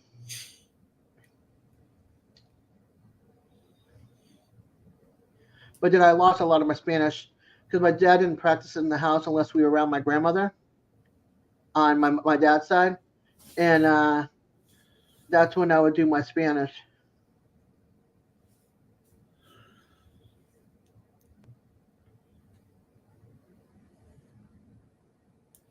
You have to, like, there's like a masculine version and then a masculine for certain words and feminine for certain words. Yeah. So you have to remember those. Epic fail.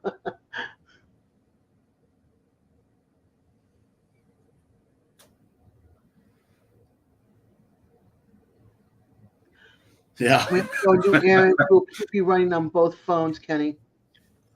What's that? Merton and Sue, they said they have to do Oh, errands, but they're going to keep you running on both phones. okay. Thank you. I really appreciate that. Yep, I already shared. He's out on. They're out on my community tab, so I think that's where you got Simon from. Yeah.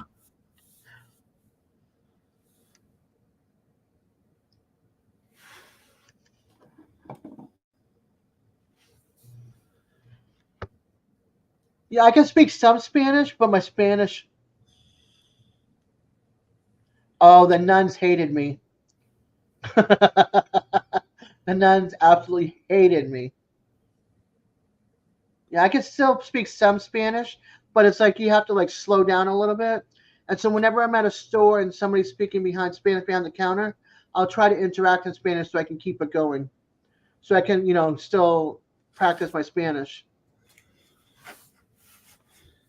I can speak Spanish halfway decent. It's just the understanding part, Oh, stick it in your ear, chef. He like to pick on me. I love him. Now he could have got it from my lives, but I had mine out there before you even showed up there, chef. So Okay, the question on the chat today is did Simon come from Des or from Chef? where did everybody come from? Mine or chef's? There you Oh, go, Simon. and he went neutral. Good answer. I like that. All right, Simon, you win. There you go, Peter. Let's see. Ella es la que tiene la madre alemana. Nada más que problemas. Oh my goodness. Nice. Now I got to translate.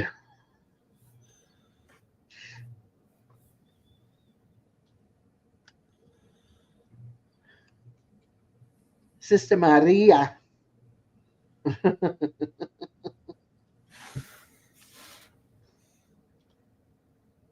Let's see. She's the one with the German mother. Nothing but problems.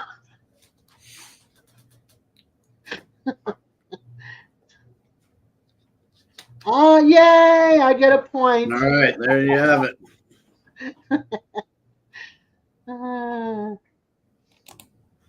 Thank you.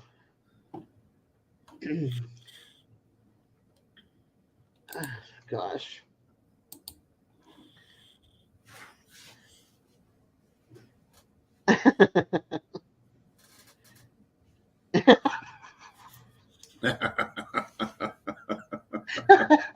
Your friend. You're fired, Simon. Hold on, I'll be right back.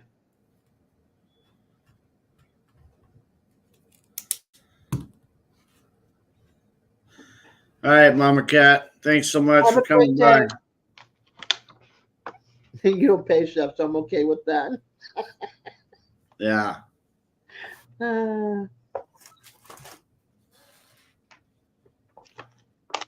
That was funny.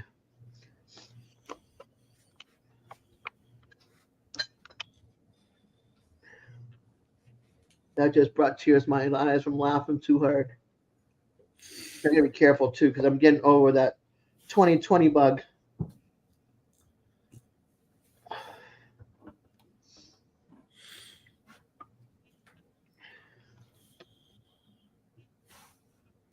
So you caught it again this year, or is that This is the first time I've ever gotten it. Yeah. But I didn't catch it as bad as other people. I lost my sense of taste. I got fevers, which affected my body because I already have an issue with my body.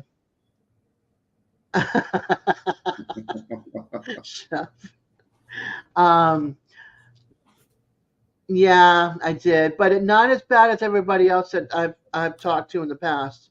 My cousin even got it, and hers was mild.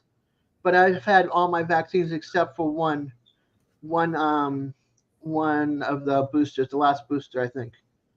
But So- yeah, I had the runny nose, fevers, loss of taste. Now I got fever blisters because of the fevers. My mouth feels like it's all been cut open, Oh and wow. yeah, and my right thigh, no, my left thigh, it was hot for like 2 or 3 days. Huh. Because whenever I get an infection from somebody, like a cold or whatever, it goes straight to my body, and Oh it yeah. tries to attack my body with the cellulitis.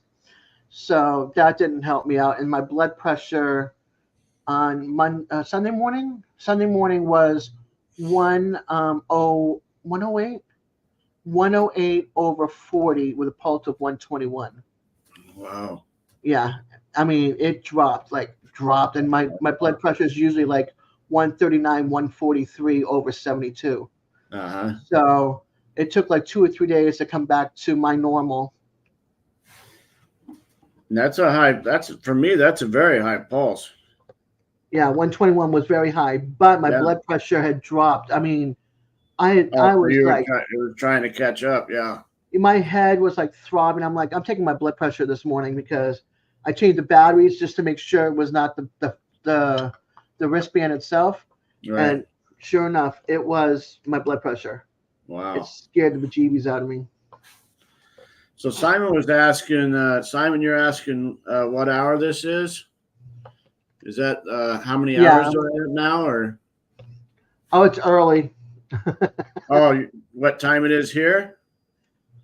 No. 7:42 a.m. Or Yeah, you but mean? he's an Oh, hour and 41 minutes into his 24 yeah, hours. I got you. Yeah, we're just getting started. Yep. I lost my sense of taste when I was wearing white socks with black shoes and green pants.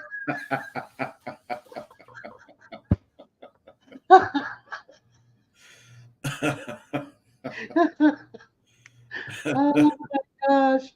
Yeah, it's only an hour and 42 minutes now, Simon. Yeah. He's just started.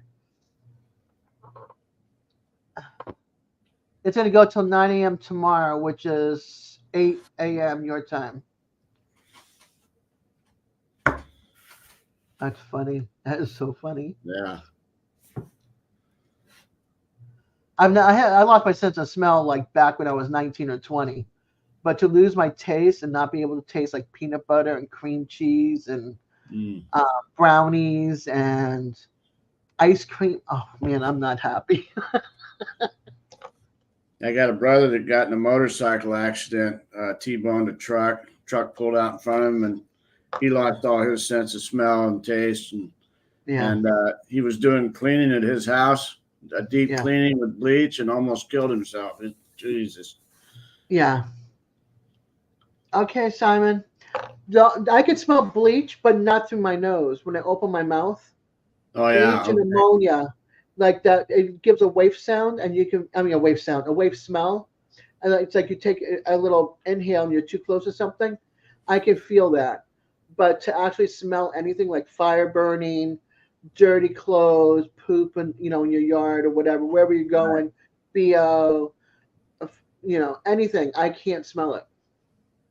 Lucky you. Yes and no, because I don't want my house to burn down. Right. Exactly. Twice my house got smoky because my kids were cooking something and they forgot and they went upstairs Oh and they yeah. expect me to realize without telling me that they left something on the stove, Right. and of course I'm not going to smell it and the fire alarm doesn't go off. Oh They yeah. come, Yeah.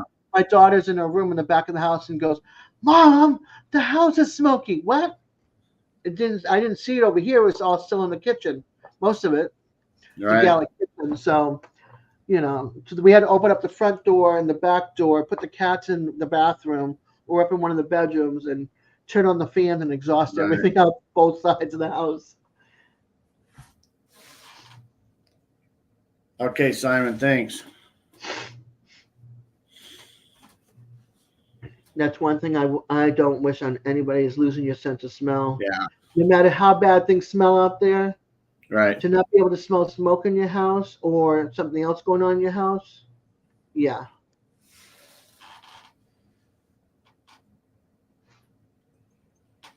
Perfume, good food, Oh aromas. yeah.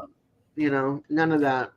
Yeah, you don't Flowers. realize it, I mean, it's like everything. You don't realize it until it's gone, Yeah. And People just are like, "Oh, smell this flower." I'm like, I can't smell it. What about this perfume? Can't smell right, it. I have to take somebody with me to smell the perfume because I don't know it smells good on me, right. but I want to wear it. Yeah.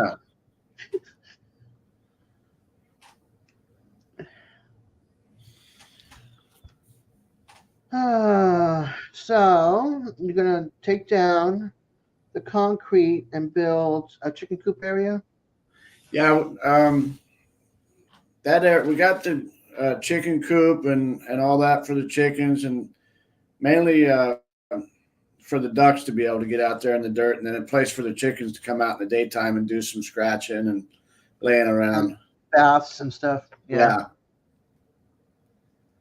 Yeah, you don't mix. That is one thing you do not do Oh yeah. ever, ever.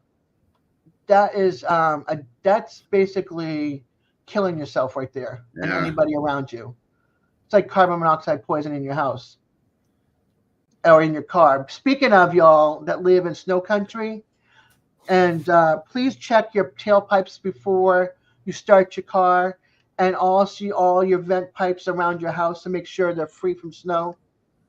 Because too many people have passed away by carbon monoxide poisoning, not even realizing that those pipes are blocked, and that's what's keeping it in your car till it's too late.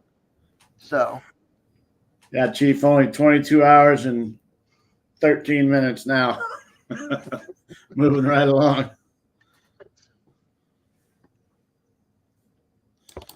Hey, Steve. How you doing? Welcome in. Nice to see you. hello, Desert Adventures. How'd the meetup go down there? The Ironwood meetup.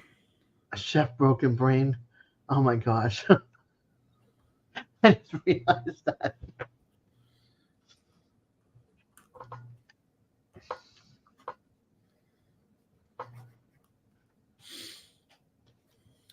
Yeah, they just had a meetup in Arizona, Desert Adventures in Arizona. Oh, that's cool. Now down southern Arizona, Ironwood meetup. Yeah. I think it was this past weekend. Ironwood went well. Went over 80 folks showed up. Yeah, I think Martin and Sue were Oh there, wow. Yeah. if I'm correct. Yeah, they were. Or Yeah. they said they were going to be there. They went and got their puppies and then came out to Arizona. No, Simon. I keep on thinking it might be Kyle, but I'm wrong. I don't think so.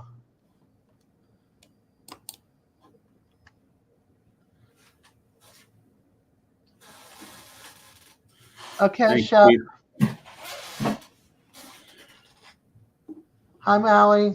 Allie, how are you?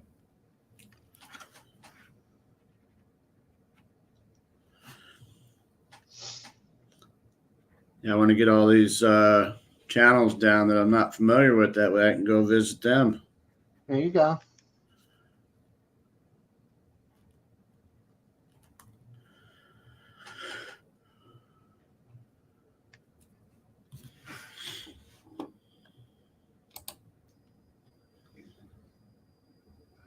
Thank you. That's really awesome. Absolutely. You can use all the support. Now, who's going to take credit for Mally coming over here? Not me.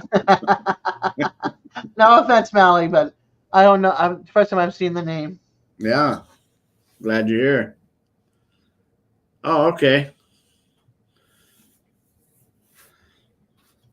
Mark gets credit. There you go. Thanks, Mark.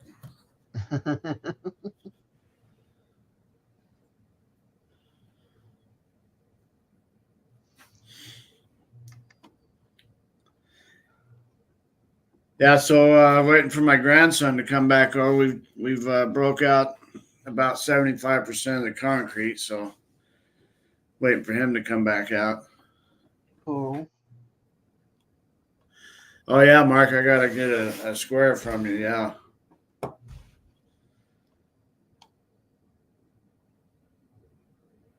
Is it filling up pretty good?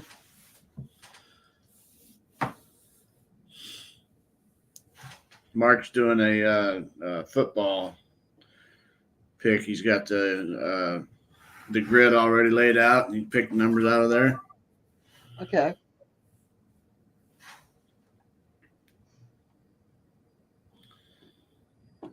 I used to do that football pool at work, and pick the numbers at work. And got 70 squares left.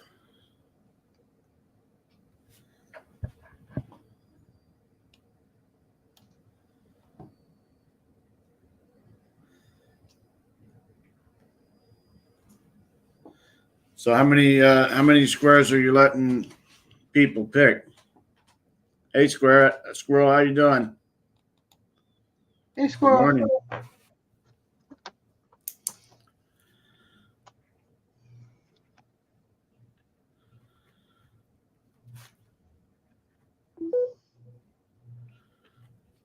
My tablet was dying.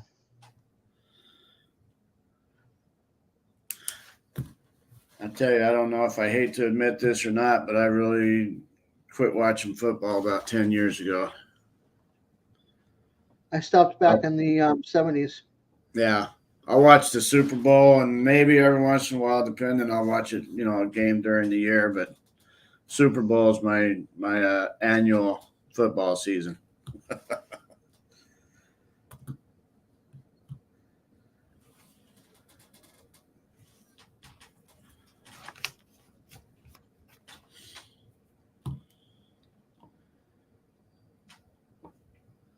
So we've got a pinned link up here if anybody else cares Would like to come up.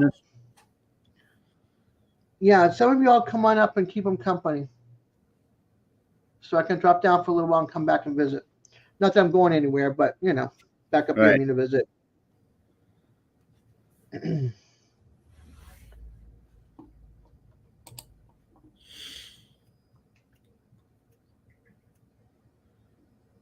Yeah.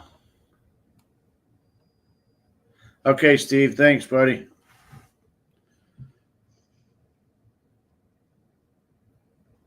It's nice when you can click on the chats. Yeah. This way you don't feel like you're missing anybody.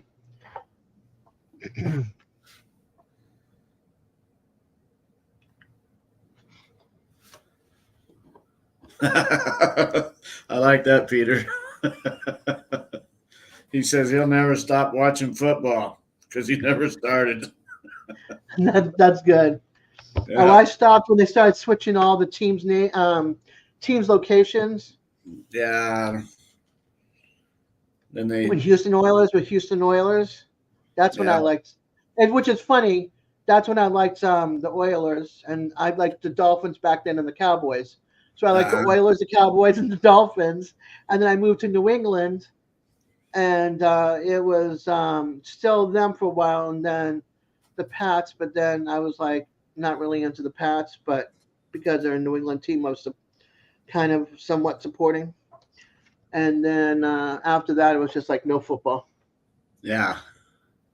I don't like when they switch teams, put them in a different location, change their name. Right. Where they're at. It's kind of hard to, like one good thing about Las Vegas, where we're at, is we just got the Raiders. Oh. And Nevada never had a team, so all the local people here were Raider fans already. Right. So whenever the Raiders came here, that was like heaven for them, But Yeah. I grew up in Illinois, so I was a Chicago Bear fan, and like I say, I'm not a fan now, but if I had to choose a team to be a fan of, that would still be the Bears. I was one of those that just stuck with it. Whenever I moved to Arizona, whenever I moved to Louisiana, Nevada, I just stuck with the same team. I think the last thing I remember about the Bears was Refrigerator Perry. Was it Refrigerator Perry? Yeah, Refrigerator Perry back in the mid-'80s, yeah. Yeah. I think that's really 70s, mid-'80s. That's exactly when I stopped. Yeah. Because I remember the whole the big game and everything and him blocking. So 85. Yeah. He is football. I'm not. I just remember Refrigerator Perry, and that team back in the day. And there was a Yeah. big game. That's it. The Super Bowl Yeah. shuffle. Yeah. See, who's a football person right there? Was that the then they came out with the Iggy Shuffle? I was excited when the Pats won their first Super Bowl. After that, I was like, oh, okay, I'm done watching. Not that I watched, but I'm done caring. Actually, it's like because they hadn't won in so many years. It's like the Red Sox. You know, when they first won, and they hadn't won in like many years. After that, I was like, who cares? And then basketball was when Larry and them were there. Larry Bird. Yep. Yeah, that was 70s. Yep. Mid 70s was big then. Yeah. Yeah. It was Boston Celtics was like couldn't stop them. And then there was the Bruins, and then after that, I never really got into hockey. Yeah, I went to watch hockey because there was some good fights in there, and that was my thing there. Yeah, if you're into fights and blood and teeth missing and somebody getting cut with a skate by, yeah, there you go. Actually, I think somebody just got arrested for manslaughter or something. Oh For a yeah, big game because of the skates. they intentionally got him with the Sliced skate. them. Yeah. Yeah, Wow. yeah, yeah. Ice Ice fighting with the that's right. sticks. Yeah, that one. I don't know what's wrong with us. You know, you watch NASCAR, you want to see a wreck. You watch football, you want to see somebody get Well, for creamed. me, I don't like watch them go around. Like Bubba would say, take a left or go around. They're always doing lefts. Yeah. I would rather see the straight shot. All right, All Jeff. right, Thank Jeff, you. the drag goes straight down Yeah. and the parachute's coming out. Uh-huh. That for me is I like watching because it's quick, it's fast. You know, it's not watching them go 500 miles around the track Right. over and over and over and slamming each other up against the wall and everything else. I don't know. I'll tell you one. If you go to NASCAR in person, and see it live, and it just gets so boring after 5 or 10 laps because there's just cars spread around the whole track. It's like a LA Yeah, freeway or something. yeah. Like I said, I don't feel like watching a car just go around a track in Yeah. circles. I want the quick and the fast, just straight down shoot, drag race. Yeah. Yeah. I watched NASCAR on TV for a lot of years with my dad. His stuff my dad did. We grew up watching his stuff on Sundays, and so I just grew up that way, and Yeah. a lot of that changed. Yeah, my dad and I used to watch a lot of car racing back in the day. And we both liked the straight shot. Oh, you remember the figure eights? Those were cool. Said I Yeah, wish that was 1960s and early 70s. I remember that. I had a handheld one of the remote control back in the the early 70s because I left St. Thomas in 74. So I had it like 70, 71, a racetrack, and you had the handheld remote. It's one of the first ones, and it had the 8-track.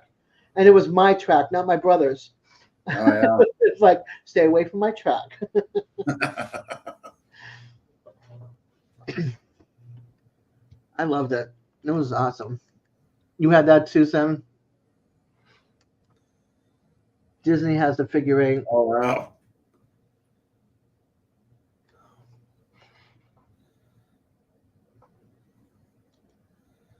Yeah, figure eight. Whenever I was growing up, that was a lot of crashes there.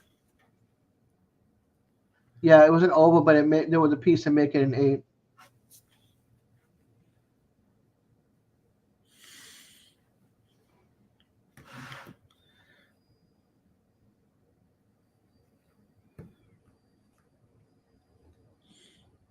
Was that like a? It wasn't a Hot Wheels because you said you had the remote control. No, it wasn't the Hot Wheels because we had the the track like they still have now, actually, the orange tracks. Yeah. But it was wider. It was like it could Oh, fit. like a slot car or a HO car or something like that.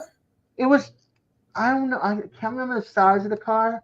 I just remember that it was from Japan. I just remember that it was expensive. Yeah. Dad got it because anything you get down the Virgin Islands comes outside. You have to get it from outside, send it to Puerto Okay. Rico, pick it up in Puerto Rico, and bring it to the St. Thomas. Okay. Yeah, see, yeah, like that. I never seen that one. But it was smaller. Yeah, it was smaller than a Yeah. slot car, but I don't think it was. It wasn't the size of a Mac. It was bigger than a Matchbox car. But Yeah, it was really cool. I liked it. they had the HO. I think they called it HO cars. That was a remote control. It was like same idea as a slot car, just small.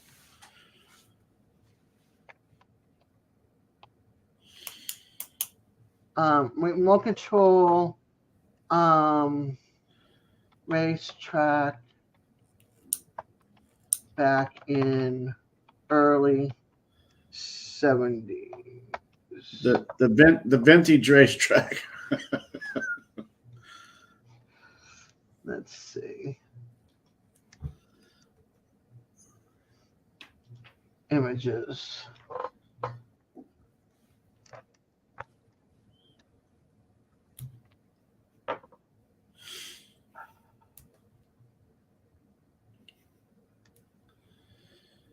Peter, when are you going to be moving into Bobblehead's house? Or is that still not certain? As soon as he gets his other place moved into his other place, I guess.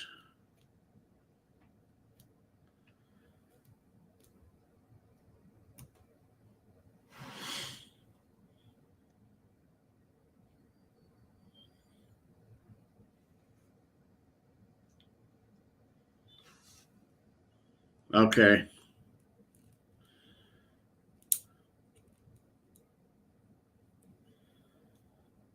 Yeah, it wasn't one of those brands. I'm like trying to see what it was. I'm like looking to see what it was back in the early 70s. It's not really showing me.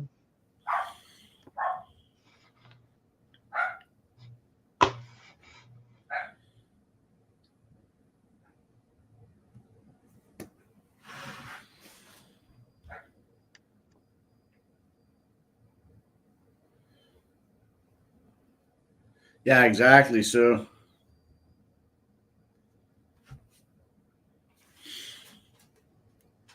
and the dirt too, right?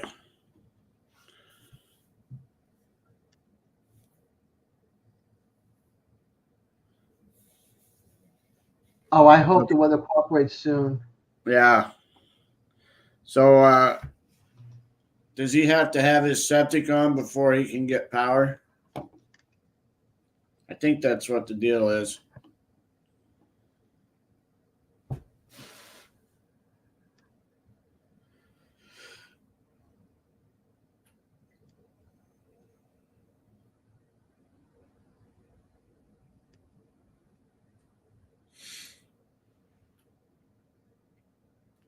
And then I don't think I didn't notice, but I don't think Drew dug for the septic tank yet either, did he? Or is another company going to dig the septic? Ooh, I don't even remember what he was talking about that too. Yeah. I can't remember what he said and where he was going to put it. Yeah, I seen where he was going to put it and where they were going to leach it and everything, where the leach field was going to be. Yeah.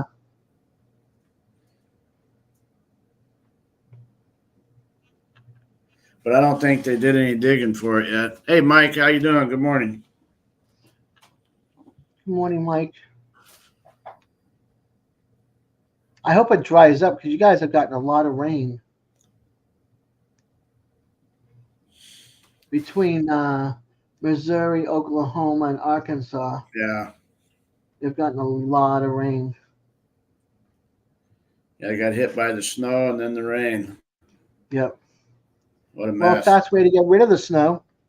Yeah, it is. Very quick. As long as it doesn't freeze afterwards, you're good. Yeah, doing good, Mike. Thank you.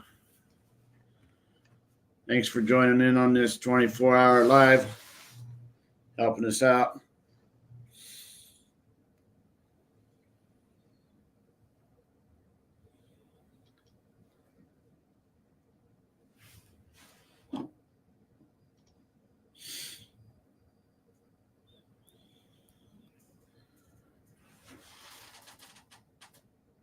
Okay. Yeah, with the water on because they don't just want that leaching out without a septic.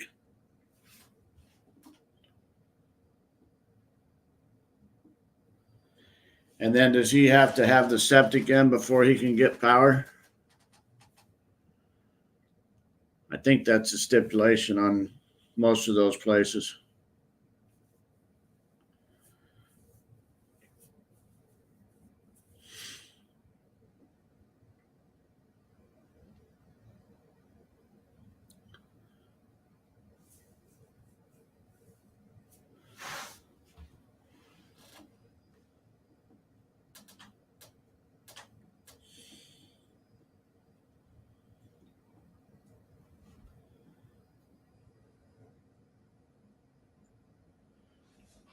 Maybe Mike can remember the name of those cars. Mike, do you remember those? They weren't slot cars, and I don't know if it was HO's size or not, but the race cars back in the 70s that went on like a Early figure 8 track.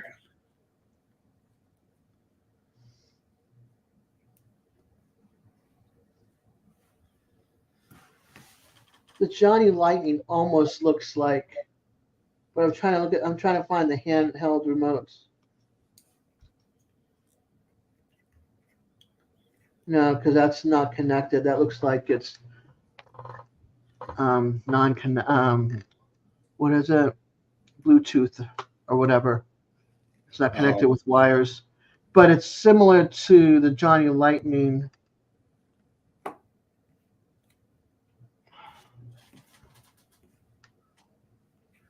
Okay, yeah, Mike's from the talking early about 70s, but it wasn't a Tyco. I'm looking at, okay, let me just go back up and look at the Tyco. That's what I thought was a Tyco. Yeah, Peter, that's pretty good then if he can get the electric before the septic's done.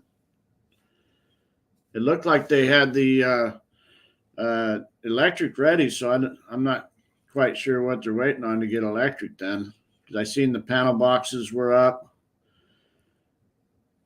and they had the wiring from the panel box into the house. So it looked like it was just a matter of running the pole, bringing the power over on the pole.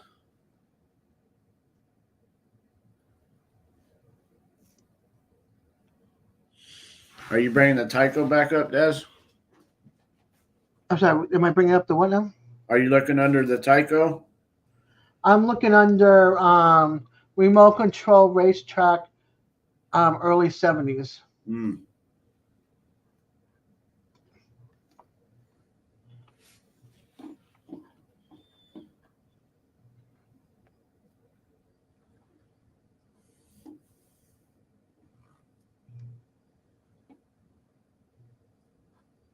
All right, let me look. Insta.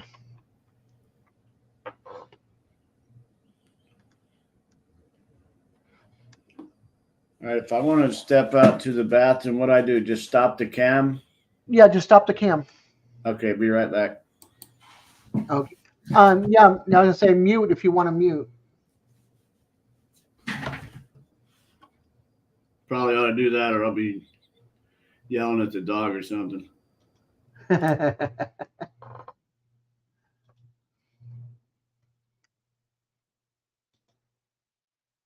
Yeah, something similar to that, Simon.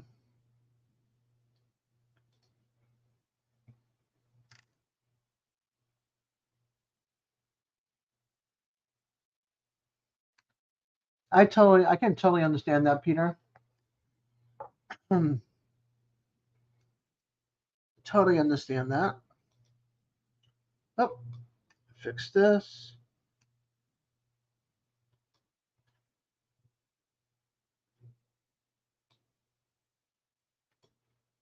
Yeah, I'm wondering who the maker of that koi was. That car set was from.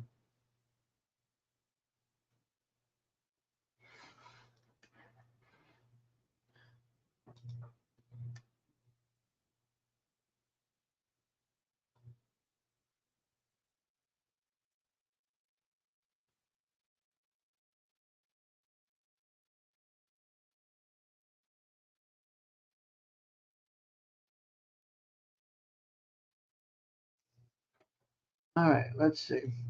Need to pop out that chat. Keep you active.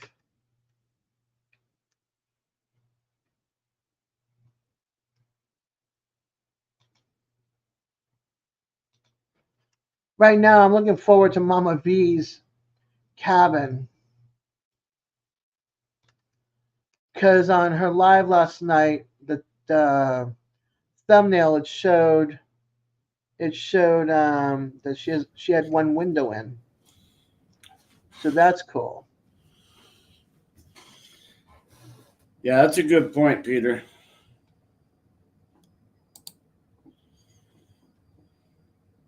Welcome back. Thank you. You're welcome.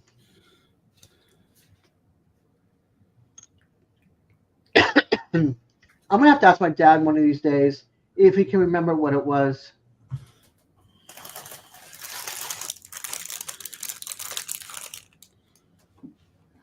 Oh, you know what? Maybe no. Oh, set from the 1970s. Hold on. Mike might be right. I'm looking at the remote control. Well, Mike, I have to look at the remote controls.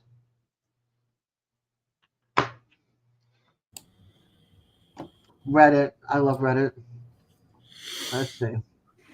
Tyco Command Control 3-card challenge. And I do remember one of the remotes was yellow.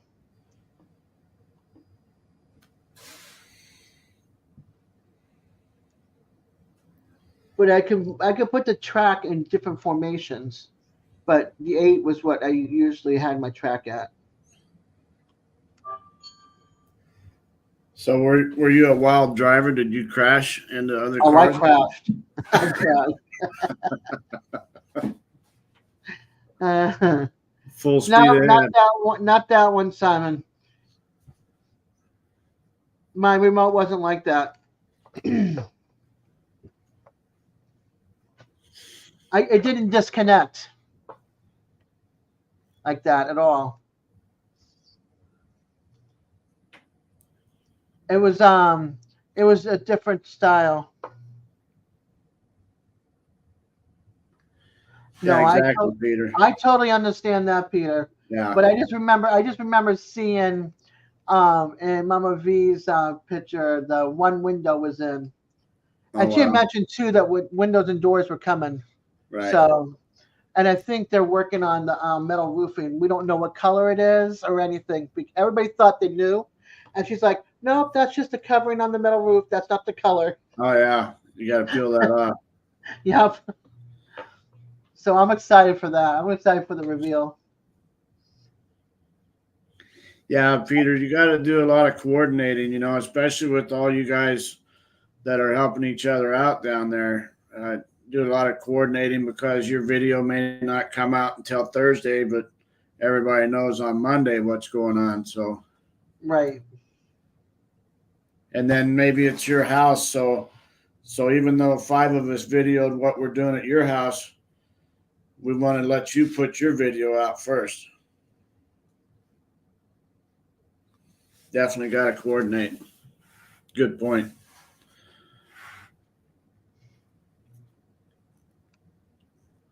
That's why we never told our sister anything whenever we were growing up.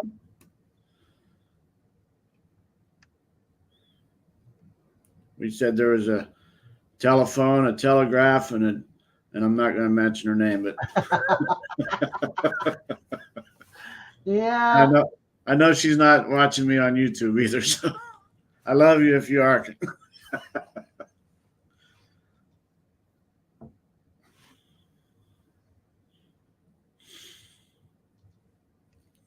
My brother comes on YouTube and watches some stuff, so he'll get a kick out of that if he comes on and sees this. Oh wow, you didn't talk to Dogman or anything? Oh man, King Host. I can't say that I actually don't. I don't know anything about the movie. I haven't Okay. talked to anyone that was there. Surprised Dogman was there. Was Dogman there? I didn't see. Yeah, he was there. He's posted a couple, one little video or two little videos, but he was in the background. Okay, yeah, Of because I him didn't see him filming. on some. I didn't see him on some of the others. Yeah. Yeah, he was mostly. I think he might have had like maybe one of Mama V's cameras, like filming when she was like doing something else. All right, Mike. We'll see you later, buddy. Thanks for dropping in. But he did post a video yesterday. I think he might have posted one more. Yeah, I was gonna go on his channel yesterday. I think I seen he had something about getting a new building. Yeah, that was interesting. I gotta go watch that.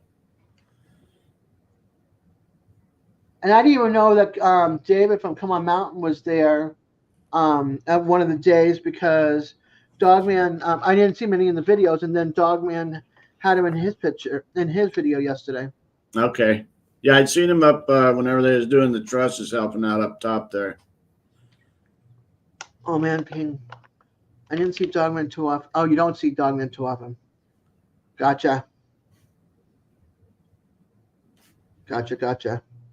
I'm just waiting for the move to see who comes and helps. Yeah.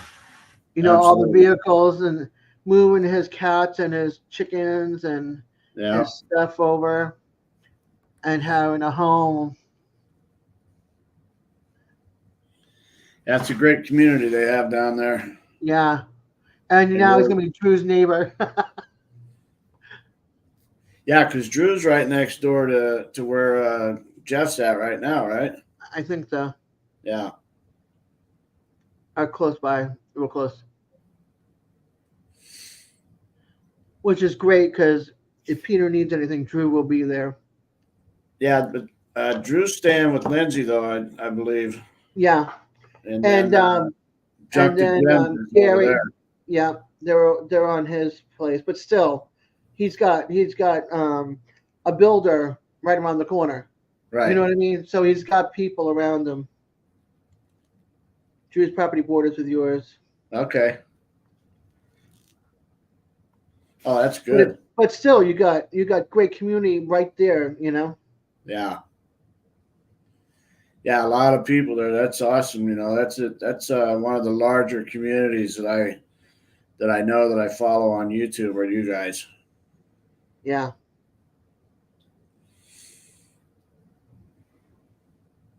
That's one of the downfalls of living all the way over here, because everybody I know is like west. You know. Yeah. Yeah, the only other one I could think of in Florida is the Stock Explorer, Nora. Yep. She's down, I think she's in Orlando area or maybe Daytona area. Yeah.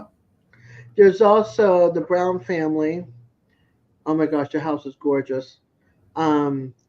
They have that's the name of their channel, the Brown family. And then they're somewhere around Gainesville area, I think. Yeah. Somewhere down in that area of Florida, but not far south. And then I think there's another channel that's over in that area as well. Kelly's Country Life, Kelly something or other. Rebecca knows. If you know Rebecca, you know who I'm talking about. Yeah. She knows because she watches them all the time and sends them things. Okay. And then Big Wave, Florida moved up to Live Oak area. So there are a few channels here, and there's more so up in Upper Georgia. and Eastern Georgia. There's some, but not like where I'm at. Yeah, Kelly's Country Life. There you go. Yeah. They're down here in Florida. They're a big channel. Oh my gosh, their outside kitchen. I want it. That outside kitchen is gorgeous. Yeah, they're a big channel. Yeah, Peter, I haven't heard of Ivy's. I'm gonna have to go over there and check that out. That's nice. 5 minutes away. Yeah, Yeah. so you're like you've got everybody around. You've got builders, you've got forgers, you've got people. That's one thing I have to say. I agree with. Mm-hmm. They have a lot of great people around them. Do you really?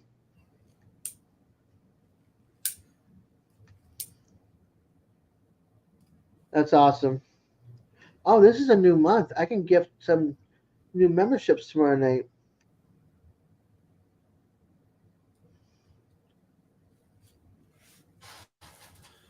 Yeah, last month I had 115 113 memberships.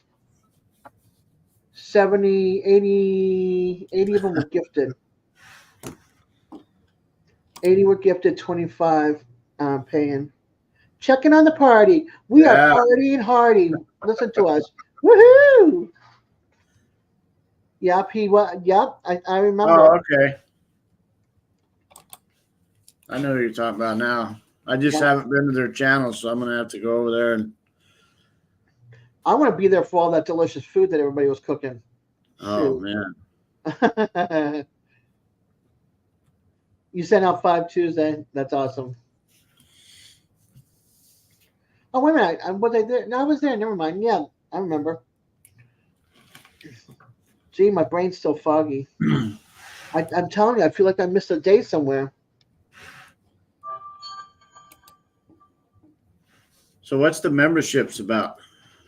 Once you become monetized, you can gift out 10 free memberships a month.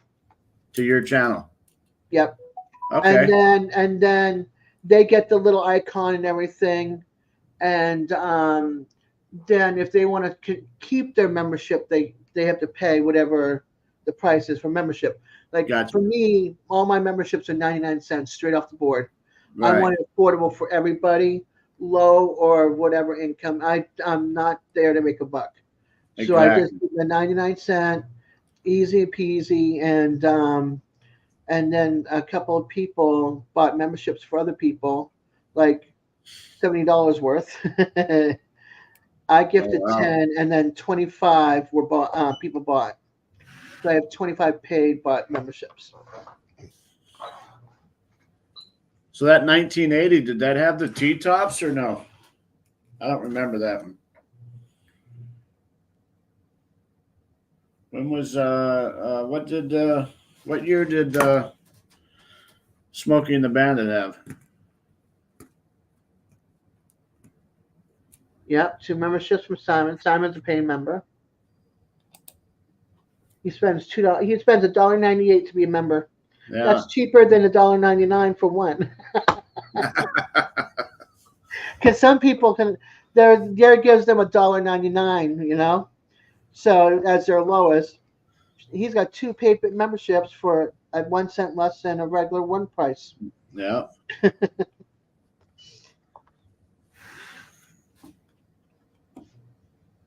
almost like McDonald's years ago. You get change back. Yeah. Quite a few years ago. Yep. I know. That's what I pay at yours. So I'm basically paying 1 cent for your channel. You're gonna giving you back your $1.98. Oh yeah, those things handle great. Smokey was a 1977 Trans Am. 77. Okay, yeah, that's what I was thinking. It was earlier. T-top Trans Ams and Camaros. I remember those days. Yeah. Remember those days. I was living in Southwest Miami back in 1981, 82. And that's what we had back then. Yeah, I was always partial to the Camaros. I couldn't tell you how many Camaros I used to race circle track, 3/8 mile circle track in the dirt, and I couldn't tell you how many 68 and 69 Camaros that I cut up, I torched and put roll cages in. I kick myself in the butt for that now. I just miss the cars of the days, Pat, Yeah. because you can look under the hood, you could see where everything is, where the air Right. filter, the oil filter, the spark plugs, everything is at. You look under the hood now, it's nothing but wires. And then to even look under the hood on certain areas, you have to lift off this cover, Yeah. get it off to see what's under. It's ridiculous. On these old cars, you can work on. Yeah. Yeah, I worked at a gas station There you go, son. back in the 70s, and I had to do all that, put the oil and training fluid and change the filter and add spark plugs. Can I do it today? No. Right. I got a friend down the street that's an awesome mechanic. So anytime I need anything, I just take it right down to his place. Nice. My car's starting to show more. It's a Hyundai Tucson 2005 with 220,310 miles on it. Yeah. And it's making all sorts of noises. The light on the oil came on, but there's oil in the engine just because we checked. And it's now it wants to kick on. It's like, oh, I'm not liking this. Mm.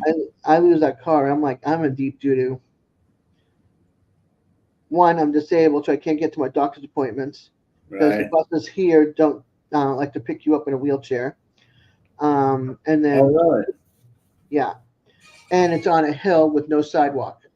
So it's a 2-lane road, one going up, one going down. Oh, They think it's the Indianapolis Speedway when it's a 30-mile-per-hour residential zone. right. Yeah, my friend's mother got killed on the road out Wow. the main road. Yeah. So yeah, it's not that safe for somebody that's not disabled. Never mind somebody that is disabled. Right. And so it's like I can't lose that car because I volunteer at my cousin's cottage when I'm not sick with this. And I take the car in and we do our grocery shopping, and it's our lifeline.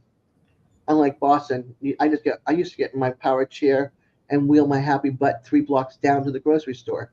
Right. I had to go 2 miles to the grocery store without a car. It's like, no, a regular wheelchair does not work. So Yeah, we're pretty good out here. Most of our buses are handicap equipped, and we've got a lot of van service here as well. yeah, the van service is hard because you don't decide to go shopping until the last second when you run out of things. Right. You know what I mean? And you have to give them at least 24 to 48 hour notice. Right. And then you don't know how long you're going to be there, and then they want to know how long you're going to be there. And if you're not there when they come to get you, Yeah. your sorry butt is stuck there. Yeah, that's pretty sad. So you're at their mercy, and it's Right. just I don't like that at all. I don't like being at the mercy of anybody. Yeah, so you got to tell, if you tell them 45 minutes and then you're done in 20 minutes, then you're stuck out there waiting on them. And then Well, they're that I usually don't late. mind waiting, but that means I haven't missed them. But if it takes me 2 hours and maybe I want to go around somewhere else, to something else that's nearby, then it's like, okay, I want to go here and here, but then I need to go here. Well, how long are you going to be? We'll come get you. And then they don't come get you. Or you miss them by 2 seconds because they were there looking for you and they decided to take off and not wait for you. Yeah, they are too up north in Boston, but down here, no. Right. And if they are, in my neighborhood, there's no sidewalk to get off on. You get off on the edge of the road, and then it's a gully for the rainwater. Yeah. And it goes down at an angle. So there's no safe place, and it's down the street where the bus stop is. So I have to ride my happy butt in a wheelchair with somebody pushing me down to that spot along the edge of the road and hope that I don't get hit and they get hit. Right. Get on the bus, and it's at an angle. It's not a flat spot to get on, so you're at an angle trying to get on the ramp if it's got that. They don't like to pick you up in a wheelchair. Trust me. I like it in Boston because they had a flip down. That's nice. Yeah, Ubers are super expensive down here. Let's see, 2 hours and 30 minutes in. Woo-woo. Yeah, we missed the horsepower, I'll tell you that. For them old cars. I want an old car. Then I know I can go to Pick and Pull and look for a part. But these small engine cars with the turbos are pretty snappy. I'd rather have an old gasser though. Yeah. Yeah, it's different in every state, Simon. Florida is not very friendly to the disabled. That's crazy, huh? Wonder Medical why that wise, is. I mean, that's considered really a senior state in the first place, so you would think it'd be more handicapped friendly.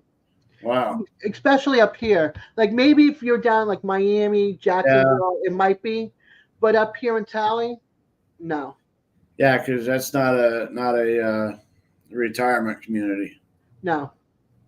We have a senior center here, but that's about all it offers. Unless you've got money to go on a cruise or on a trip for one of their events, they really don't offer much for a senior. And I'm a senior. By their eyes, I'm a senior. Right. Because I'm 60. So. Yeah, now they do everything over 55 as senior, right? Yeah. Well, it also depends on the location, the store you go to, and the place you go to. But from them, 55 and over. I hate the 1981 280ZX Toyota Datsun. They were crazy fast back then, ahead of their time.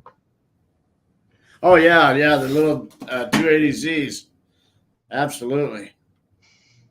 I remember they made the 240s and the 260s and then the 280s. Simon, shoot, in 2 years I'll be a senior. I'm 55, baby. What a youngster. Did you get your AARP card yet? You're eligible now. You're over 50. Yeah. I just renewed mine. Not that it's helped me anywhere. Yeah, I know. Denny's restaurant, maybe. Yeah, and Denny's restaurant, they give you a fixed menu and say, this is what you got. You can't substitute it for something you dislike to something that you like. You're stuck with it, sucker. And that's how they talk to you. It's like, yeah, no. Thank you, goodbye. I'm never coming back. See, in Florida, I don't qualify for Medicaid. They don't have Medicaid for people that are disabled. You're considered medically needy. So unless my share of costs, after Medicare pays their cost, goes over $900 and $964 for that month, then Medicaid will kick in. And that's per month. Not per year, per month. I get $1,125 to live on, to pay everything. Yeah, it makes it tough. I can't. That's one of the reasons why I went out of Florida, because DeSantis didn't want to do the expandable Medicaid for people like me that are disabled that need it. That's one of the reasons why I want to go back to Massachusetts, because everybody has health insurance. Right. Everybody's covered. That was one thing that Romney passed, that Ted Kennedy was trying to pass with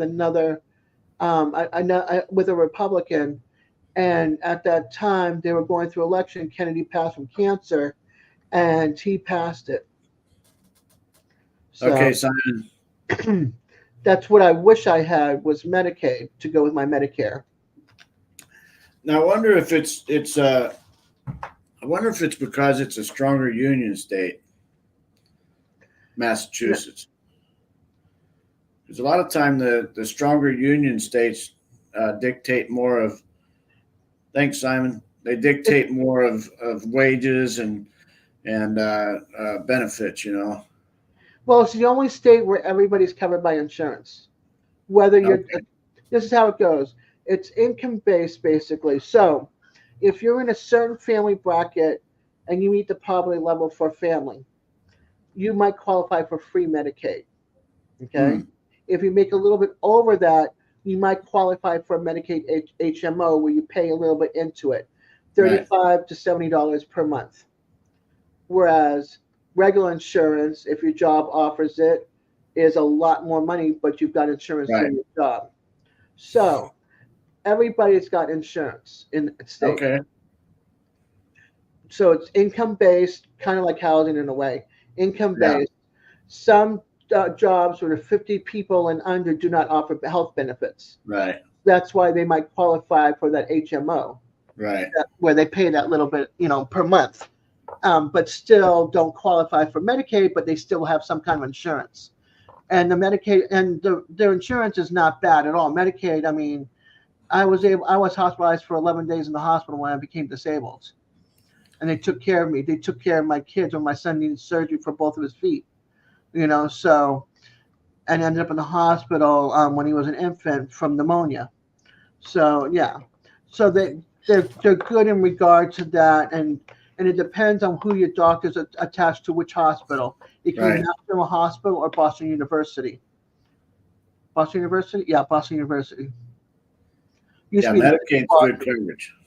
yeah, and so they wanted to be like what Obama was trying to do, the American healthcare, was that everybody had some kind of insurance. Right. And I don't qualify for Obamacare, as people call it. It just happens to be Right. called Obamacare because he was the president to introduce it, but he's not the one that came. You know what I mean?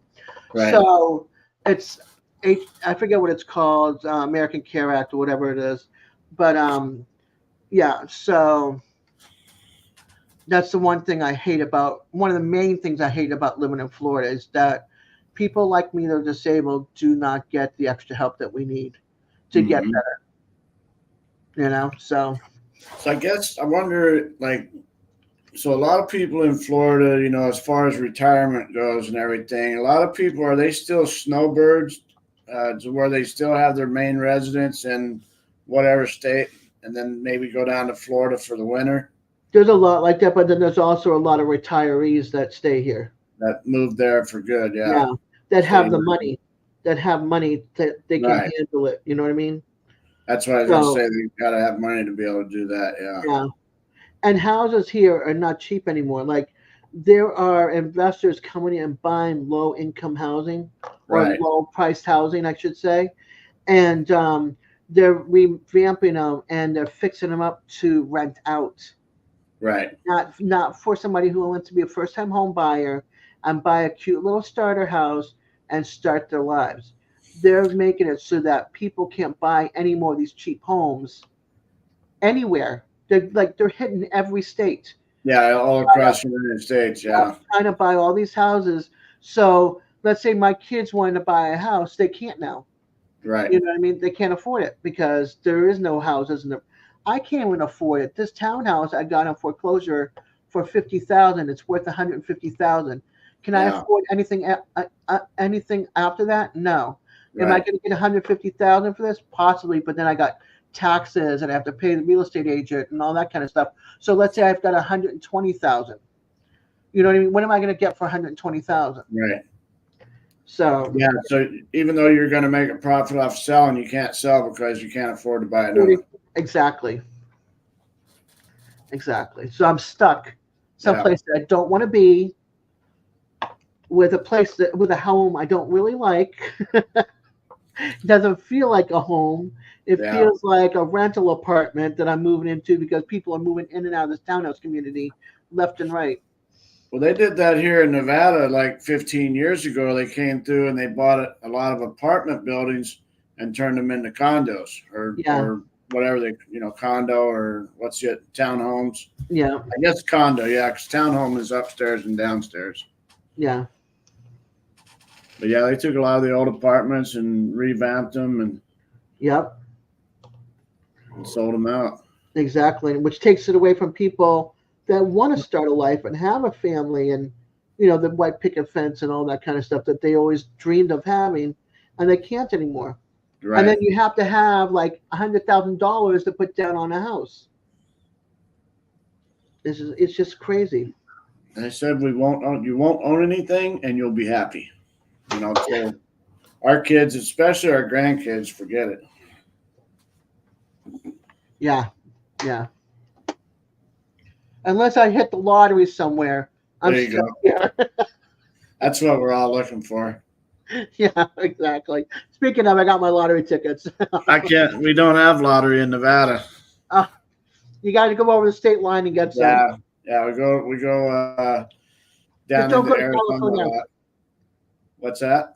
I said, just don't go to California to get them because you'll have those high taxes.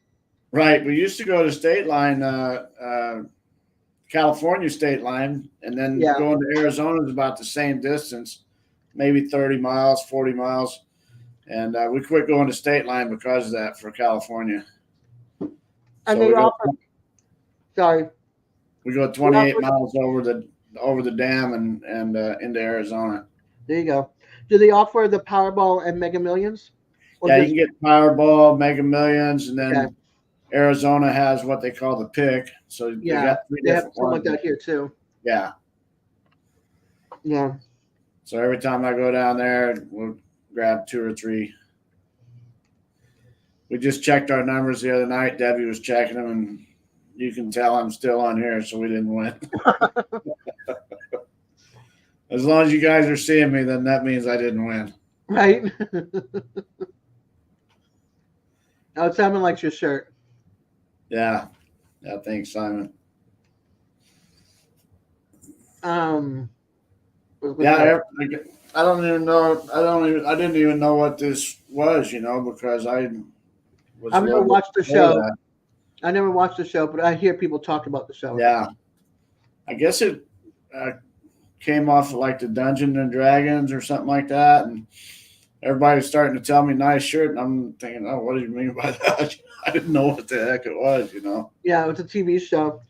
Yeah, it is a TV show, but I think it was also maybe into books too. Yeah, I don't know. Anybody into Stranger Things that are here, let us know. Yeah, what is this? What's the background on this?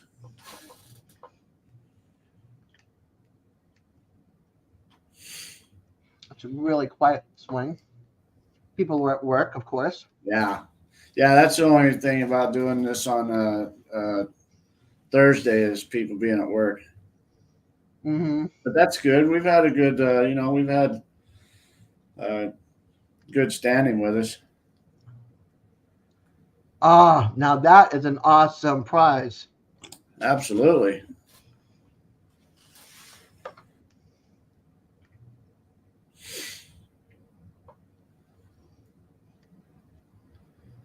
Which in 2021 meant that was about $500 worth of lumber. Right?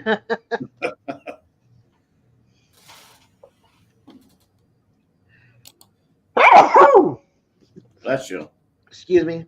Thank you. So, did you have to pay taxes on that $3,000 then? Because I know here in Nevada, I think it's anything over $1,200 you got to pay taxes on at the casinos.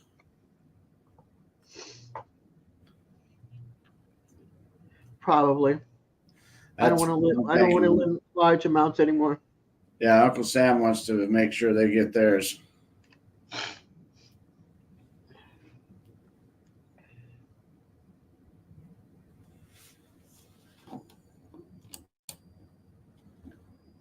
Yeah, I can't earn anymore like I used to. Like I said, I used to work 4 jobs.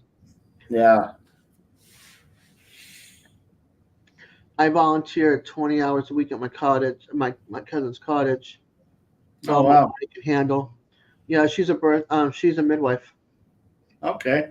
So I answer phones, make appointments, do birth certificates, file things, scan things, and then I'm exhausted and I fall asleep in my chair a couple times. Oh wow, no tax.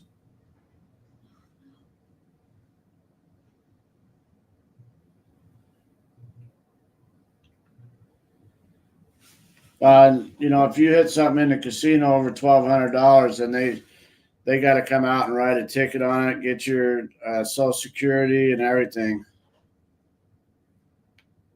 Yeah, you can't even collect your winnings without them getting your information. Yeah, I'm gonna have a hard time with YouTube myself Yeah. because I have I use my license is under my married name. It's been under my married name for 14 years. Uh-huh. I mean, my maiden name, excuse me, because I got rid of the hyphenation and the back end of it, and Oh, so and my checking account is also under whatever. But when they look me up on the system, it doesn't show me as just what I'm using.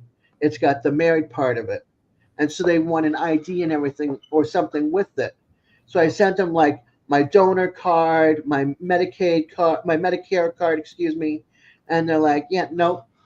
I'm like, I have nothing else to share with you. right. I'm on disability. So now I'm not, I probably won't even get paid now. The money that I earned. Oh wow, yeah. Well, yeah. You know, on my end of it, I'd already talked to one of my friends that does taxes. You know, he's a CPA or whatever, and he said a lot of my, you know, whenever I start earning or whatever, I'll be able to write a lot of it off because of the equipment that I buy. Because I do a lot of video stuff, drones and Yeah. GoPros and that Yeah, because this is type. considered a business in a way. A lot of people do Right, that.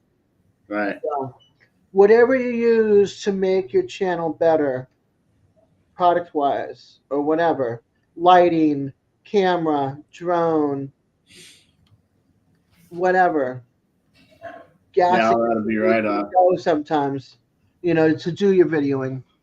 Um, all that can get counted towards it. Part of your utilities.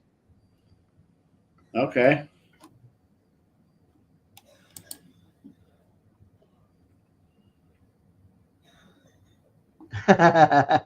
Yeah, see, I presented in my license from up north. I presented my license from up north, and it had my married name on it and everything. They said, yeah, you don't have to have you don't have to have your married name on your ID. Nice. But that's what stinks. It's like I got to file for this divorce right away, so, So so I can change my MB, social security number back under just my maiden name and so the not both. MBA is Motor Vehicle Administration. I take it. Association. Hmm, I don't know why they do it different every state you go to. I know. We have DMV here, then Yeah, Arizona's got something else. I don't remember what theirs is. yeah. I think Boston's got the MD, the same as yours. DMV, Yeah, DMV. Department of Motor Vehicles. Yeah.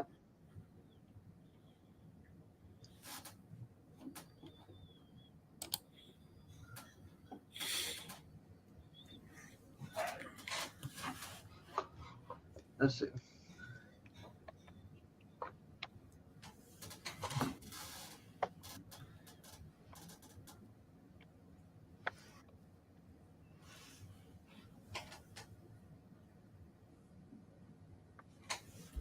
Dancing Alone. Did you give me a name earlier? I can't remember. I looked on this paper. I don't see it.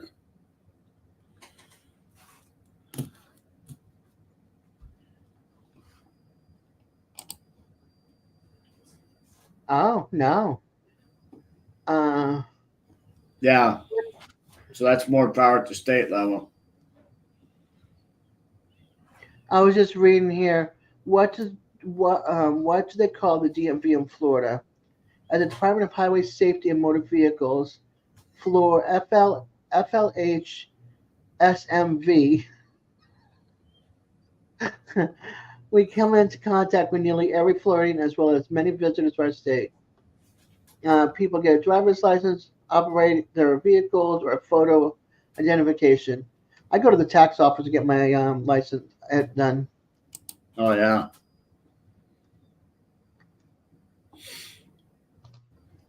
Now do they have like Arizona? I think they do a 25-year license down there. They made it a Ours is 8. 8 years. Yeah. Yeah, I think we're at 4 years still yet here. Yeah, Boston, I think. Massachusetts was 4 before I moved. I don't know if they changed it since then, but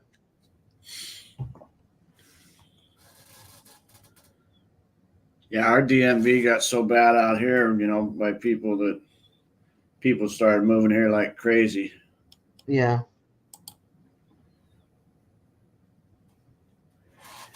Yeah, Massachusetts got 2 every other every other year. So one will be like your exhaust and all that kind of stuff, and then the following year will be all your electrical. Huh. We have to do now. This is just in Clark County, the county that we live in, which is the most populated out of the whole state. So we have to do a smog test every year, which is like Yeah. 20 some dollars. Oh, they don't care down here. There's no inspection down here. You see cars blowing smoke left and right.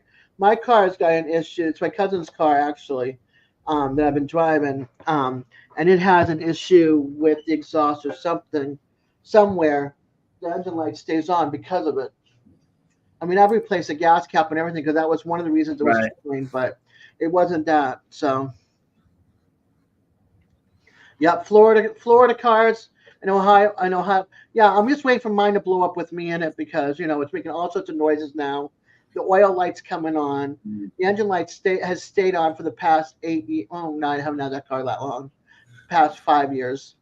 So I mean, it's gone in and out of the shop, and I've replaced I replaced alternator, starter, battery twice, the radiator, the what else did I replace? The front end, the back end, bumpers, and stuff.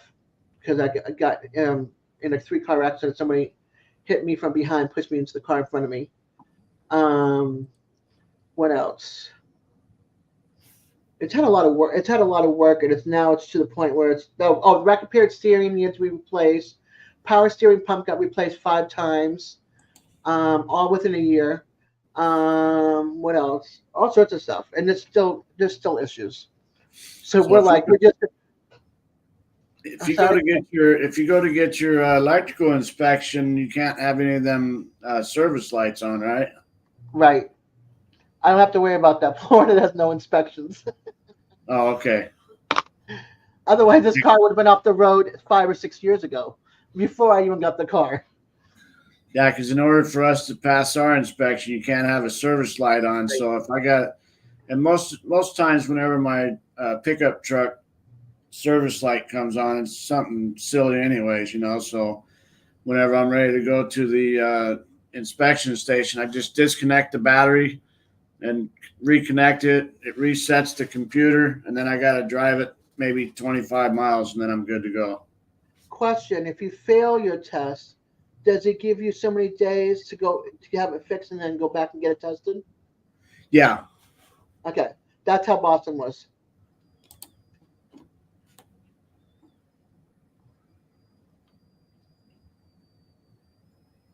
Oh, wow.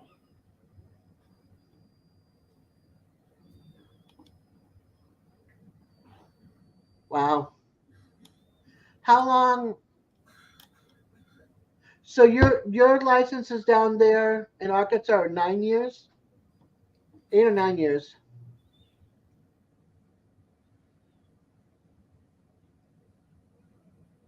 Well, if I could trade it in, I would, but I have like $600 in the bank. I can't afford anything else like that. I'm on disability. It's not happening. Okay, 8 hours there. I mean, 8 years, yeah. Well, that's because he went 1 month after his birthday, so he got the extra 11 months. That's pretty cool. Yeah, Yeah, it's 8 years here too. Yeah, I think ours is like 25 years. Once it's car's 25 years or older, then we don't have to do the smogs on it. And those are usually the ones that need smog. Yeah.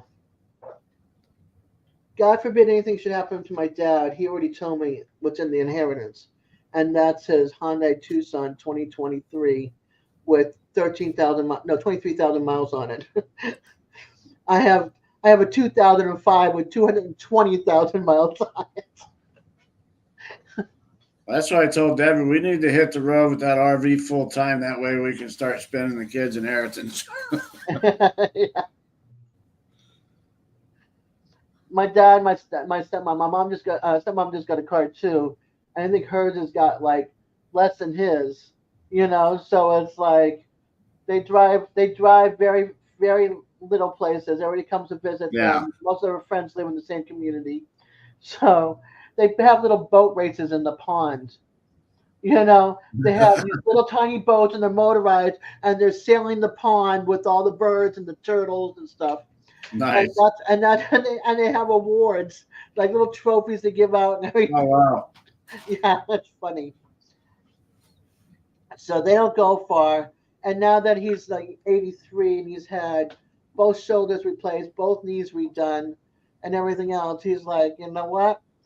I don't need to go anywhere. I just have to do my 1 year racing. Wait, what's it? What did you say? Race one time a year for the Army to get paid. Oh.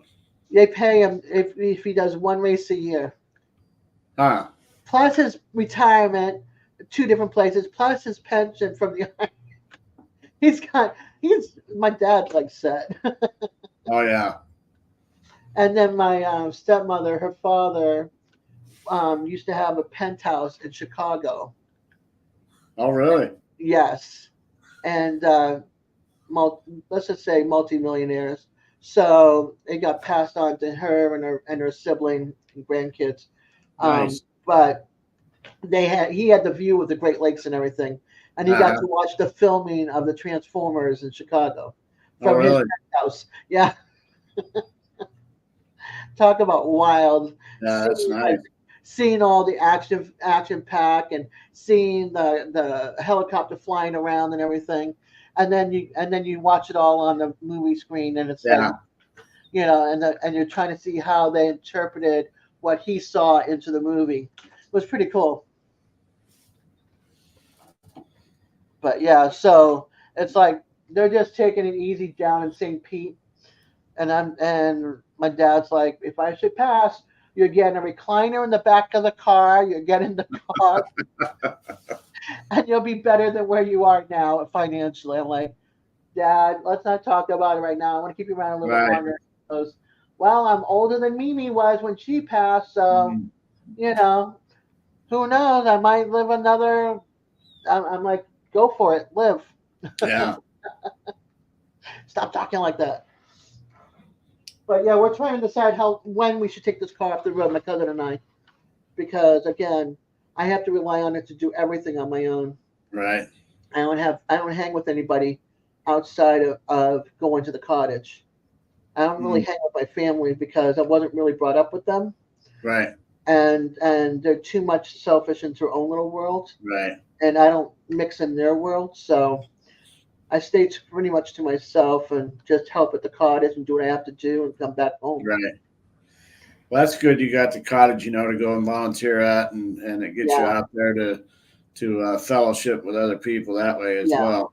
Yeah, and then YouTube's my other outlet, so I get to see people and talk to friends that I met from gaming Pogo from years ago that I'm friends with. So Facebook was my Facebook first, and then YouTube. Right.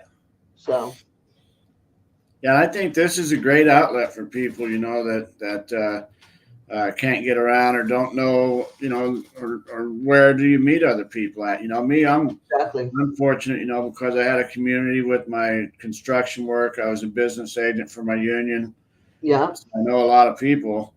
And then there's another community that I'm in with the recovery, because I've been in recovery for 26 years. So. Right. And now you've got another community, which is your RV in. Right. And then homesteading. So you've got you've got multiple, and then you get the guardian, and if you like the barbecue, you get the barbecuing. So it's like there's different communities. Yeah. And then there's a motorcycle community. I've been riding motorcycles There since you I was go. 5. So Yeah, see, you got all that kind of stuff to work with. Let's see. Dancy said, I believe the Maryland mechanic was scamming, and the 30,000 miles the truck drove proved it. Wow.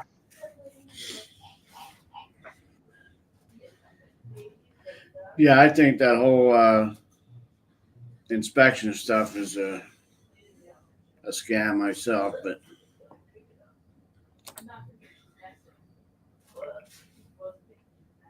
See, if it wasn't for volunteering, I'd be a ship at sea.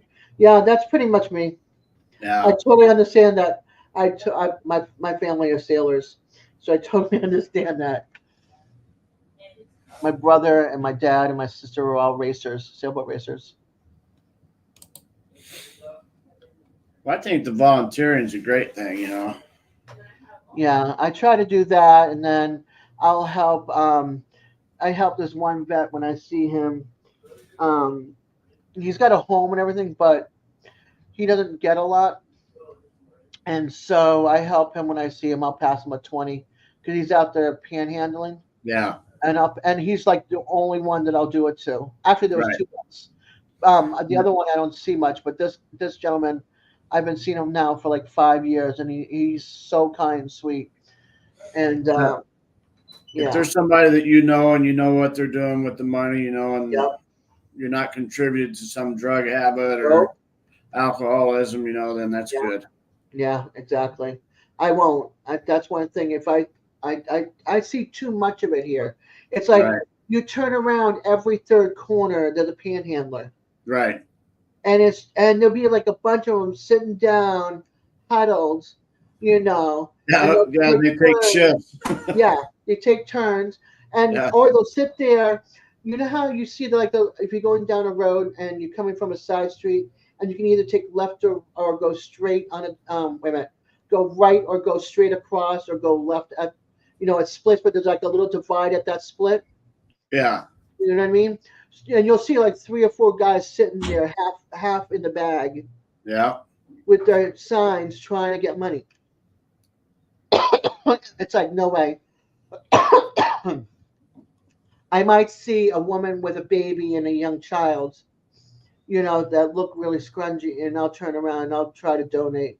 Also, those food boxes on that you see with the library boxes, Yeah, I'll fill that up too if I've got extra stuff, so that people that need it can get it. Because I've been without. I've lived in a right, tent for a month.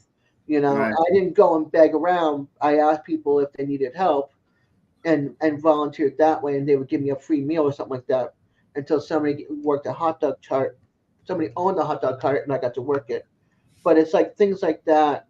It's like I know what it's like to be down and out with nothing. Been there, done it, hated it. Don't want to see family go through it, Right. Yeah, or I like do the something. I really like the drop boxes, the food drop Yeah, boxes, and if you can donate any old clothes or anything like that, yeah, yeah. I've done that. I've done the whole. I've tried not to donate to Goodwill, because right, if you look at corporate, who the right. corporate person gets for money, That's compare. important right there. Goodwill's is the worst as far Yeah, as that goes. Salvation Army is the least Yeah, at that time. I think it still is like that. And Salvation Army has helped me when I ended up in the hospital for 14 days. So that's one thing I Salvation do. Army's good. Yeah, I donate to them. That's one thing I will definitely do, and I try to support them and Lighthouse. Lighthouse is for like children and stuff like that. Okay, So they have that here. So so I'll that go must be the name of like a local place charity. for women Yep. and children. Yeah.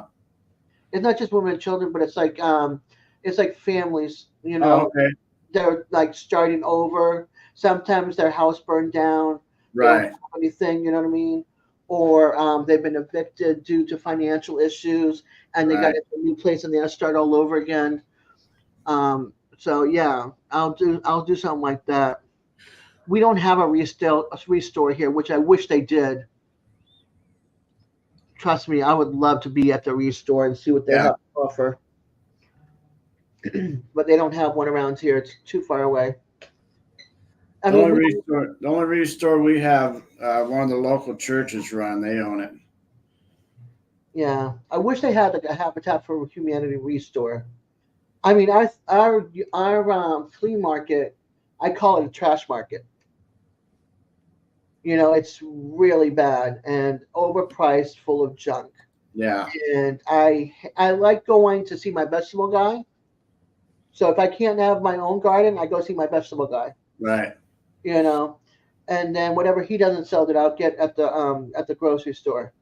Oh, But that's good. So you got a guy that you go to that grows enough to sell. Yeah.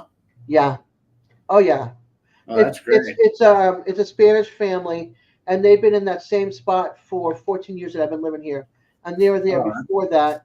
There was only one time they did not come out, and that was because it was so cold that he didn't want his vegetables to be frozen and serve bad produce to their clients. So he didn't open for that weekend because it was so cold that the everything would have been burned by frost. yeah. So that's somebody that cares enough about their clients that they're not going to open because it was so cold and didn't want to ruin the product and sell spoiled food. You know. Right. Of course, I'm going to go back to that. Well, that's the dancing alone. That's the issue right there. Is to be able to find someone who's sincere. Somebody who I always call it somebody who's looking for a hand up, not a handout. That makes all the difference in the world, I believe. Yeah. Somebody who needs True. the help. Yeah.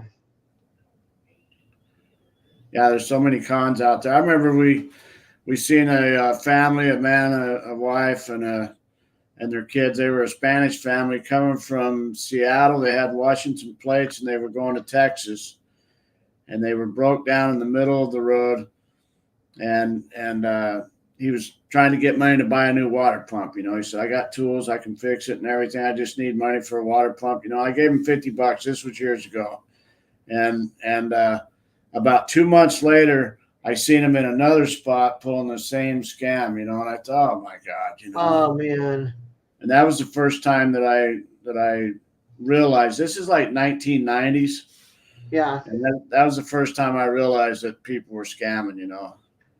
Oh, I pay attention to some scammers on some corners because you know they look like they're all in mess and everything, and they'll be out there for a while, and Yeah, then next thing you know they're walking away from their corner and they're going into a beautiful car. right. It's like, Yeah, come on. we seen that probably 1990s as well. They were doing a thing on TV, like a documentary or whatever you Yeah, want to call it, and they were showing how they were scamming people like that and yeah, going and getting in nice cars, and that's too bad. That's why I kind of pass up most of them. Depending. yeah. Debbie's more giving. Debbie will sit there and she's giving dollars here and there, and I'm like, "What are you doing that for?" She says, "Leave me alone. This is what I do." Yeah. No, I totally get it. I'm like that with certain people. Yeah, I have to feel it to believe it, you know? yeah, to feel it. Yeah, Yeah, and if you feel it and it comes from your heart, it doesn't matter at that point. yeah, exactly. When I one of the second veteran, he was sitting outside of on his walker outside of Walmart, dressed half decent. You could tell that he cared about himself because he was ex-military vet. Right. He had his vet hat on and everything, and you could tell that he needed the help. And then my daughter was going in. I said, "Here, give him $20." Yeah. You know, let's see.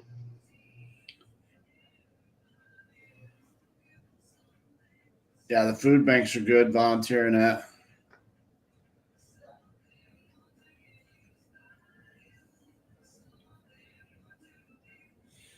I said, I "With got joy." one. I got one friend that he volunteers at the food bank every Thursday. what I hate is the days that I'm volunteering and the days that they have the food bank and I can't go. You can't go. Yeah.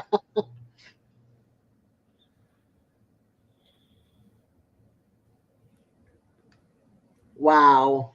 Yeah. Yeah. That's what I say. Some people are making better. They're better off than what we are. Yeah. Just from panhandling. Yeah.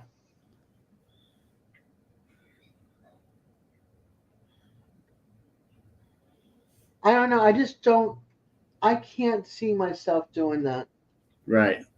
I just can't. I don't know. I don't know if it's pride or what. I don't know if I've been that down and desperate.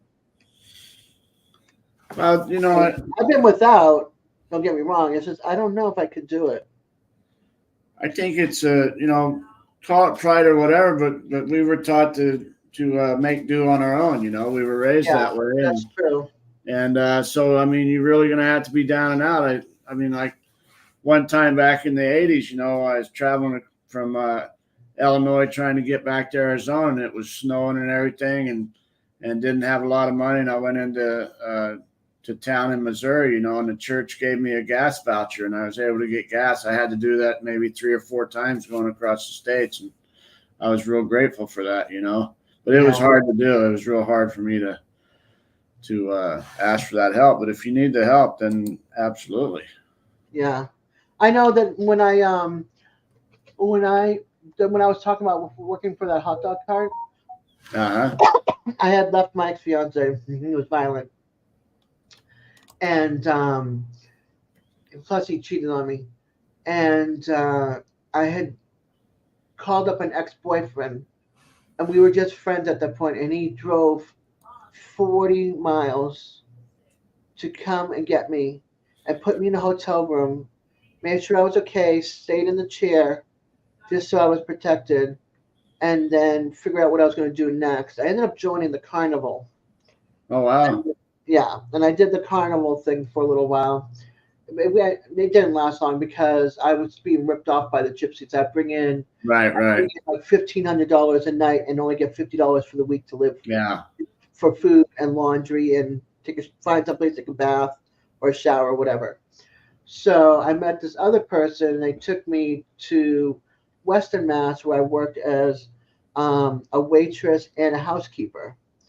So I did that for a while, and then I joined this business that was going around selling this product. And when I got into it, after I got into it, they were scamming people, and I hated that.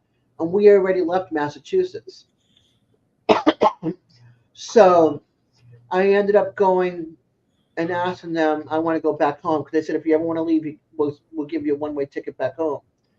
Well, they never gave me enough to for that ticket back home. Yeah. So I got scammed out of that. And this other kid, I mean, I was like in my 20s, so I wasn't really a kid, but he was a couple years younger than me. His family lived down in Crystal River, Florida. We were in Connecticut at the time, and we hitchhiked from Connecticut all the way to Crystal River, Florida. Oh, back when you could hitchhike. Back when, yeah, you can hitchhike. And so we're hitchhiking on the highway, and we met people along the way that were absolutely amazing. They were giving us food. One family had just left Kentucky Fried Chicken. They had the bucket, the whole thing. They're like, "Here, Nice. have some wings." We get dropped off in Frederick, Maryland by another group of people, and they he called his sister. We went down to where we could find the gas station. He called his sister. That's when they had telephone booths and stuff still. Right. And we called his sister, and the brother-in-law came and got us, and we stayed with them for a couple of days. We were able to take a shower and everything. Then they brought us back up to the highway, and then we got picked up by somebody else that took us to a certain to a where did they take us to an overpass. We were under the overpass on the road, and of course, this highway is like dark, dark, dark, no lamps anywhere on the road. And we're under the overpass, and we have our trash bags on because it started raining. He gave us trash bags. Oh wow. Yeah. We're flicking our Bics and we're trying to hitchhike. And we got a little sign, and Oh, we're wow. lower path trying to flick. So this guy picks us up, and he went to a hotel like a few miles down the road or whatever, and he put us in the hotel room for the night, and he had a hotel room, so we had Oh, separate wow. beds. Again, we were taken care of, That was and then good. yeah, and then he gave us a little bit of money that we could buy something for the road to eat because we didn't have much money with us. Yeah. And so then we get on the road, and of course, an 18-wheeler sees us hitchhiking. It was a grandfather, and he's like, and they're not supposed to pick up any hitchhikers on the road. Right. He's like, "Arr!" The brakes, he's stopping. You hear the air brakes. He's pulling, he's stopping. He goes, "What are you two doing? We're trying to get to Crystal River, but we're trying first to get to the state line of Florida." Right. So he's like, throw that duffel bag and all your stuff in here and get inside. So he brought us all the way to the Jacksonville truck stop and bought us breakfast and everything, and then gave us some money and put us on the direction of the road that we needed to go to towards Crystal River. Oh, that's nice. And I forget who picked us up after that, but we're hitchhiking from there, and a state trooper pulls us over, and they're like, "Can I see your ID, miss?" 'Cause I guess I Mm. look, because I'm being Spanish, I look a lot younger than my age. "Sure, let me see." And I give them my ID, and they go, "No, this is not your ID. You're not this age." I go, "Yes, I am. I was born in 1963. I was 10 days old when Kennedy was assassinated. Thank you." And they're like, "Holy moly, we thought you were a 15-year-old runaway." Oh, really? Yeah. I'm like, "No, I don't look that young, but I appreciate you. Thank you. I Right. accept that compliment very much." Right.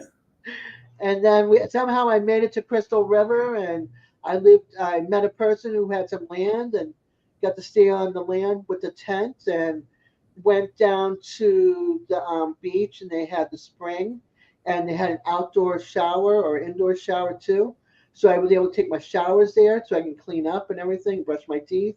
And I worked that hot dog cart and did that for a couple of months. And I called on my dad, said, "Dad, I'm Oh, stuck. All right, get yourself to this airport. I'll send you a ticket." nice. And then back to Massachusetts I went. That's roughing it there. And oh yeah. But I met such great people along the way that I have a story that lasts for a lifetime. You know what I mean? Yeah, exactly. So, you Memories. know, yeah, exactly. I mean, it started off bad and ended up good, you know? So And what then, year, when do you think, or what do you remember whenever we quit hitchhiking, whenever the mass murders or whatever, that stuff probably started? soon after that. What's that? Probably soon after that. Yeah, It that's was, what I think. Maybe or it was sometime in starting to the happen. 80s. Yeah, or it was starting to happen toward that because there was one incident that scared the bejeebies out of us when we were on the highway. Yeah, And it was a car that was coming down the side, the right lane where you're not supposed to travel unless you're broken down, or right. an emergency car needed that Oh lane. yeah, the Yeah, the shoulder, the yeah. And so they came flying down at us. And so we grabbed thank God our stuff was in duffel bags, and we threw them into the bushes, and it started rolling down the hill. And we threw ourselves into the bushes wow. and started going down the hill. And they were trying, and it was right near an exit, and they were trying to come around, to see if we come back to the other side, come back in Oh the bottom yeah. ends. Oh yeah, that was scary. And then after that, they were gone.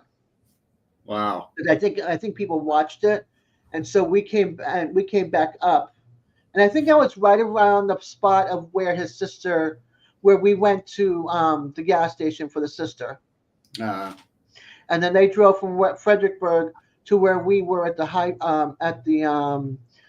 highway in Maryland, and then brought us back up there. A couple days later. I think we got paranoid and stuff whenever who's that guy that the missing kids, whenever his kid got kidnapped from the Uh, John Walsh. Walsh, yeah, Yeah, Yeah. that's whenever we started getting paranoid because I had a couple young kids at that time, so we started really getting paranoid and Yeah. watching out for our kids, and the hitchhiking kind of went away and all that. Oh yeah. Let's see. Let me bring up my mouse That was here. in the early '80s whenever that happened with John Walsh's kid, maybe mid '80s. Yeah. See.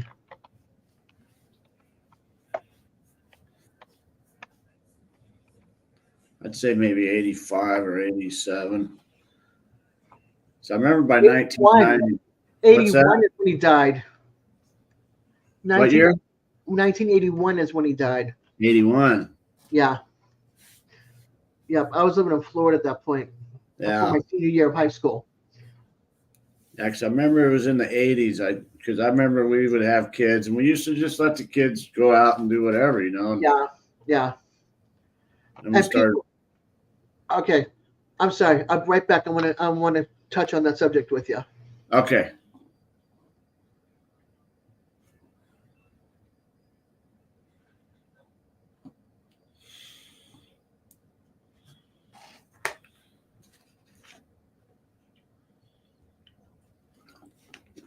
What's going on, Chief? Thanks a lot, buddy.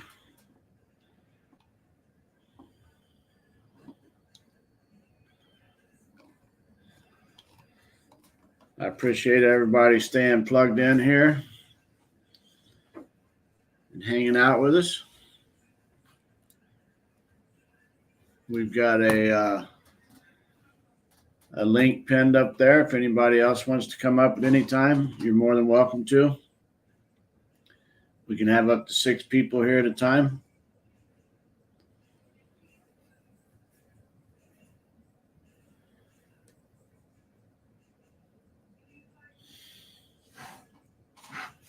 Let's see. Let me get a new background. Let's hang out in the living room for a little bit. All right. I was like, I dream of Jeannie.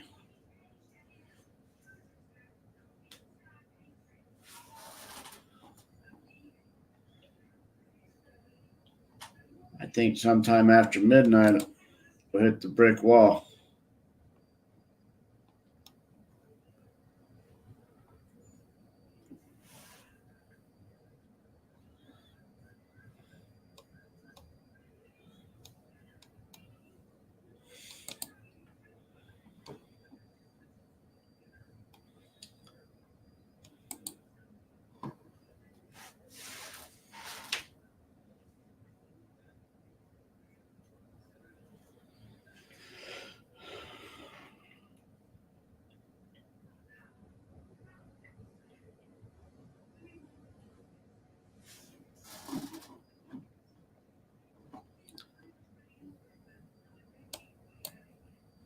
It's awful quiet out there.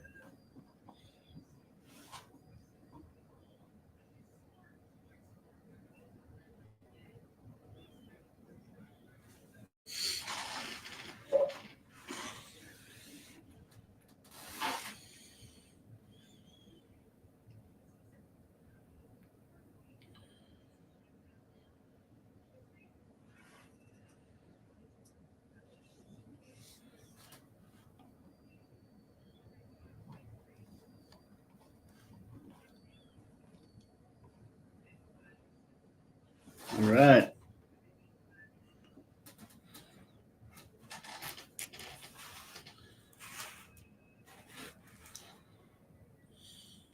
So has anybody got any videos coming out soon? Or there's Peter. I was just thinking about you, Peter. I was just going to ask if you were still there.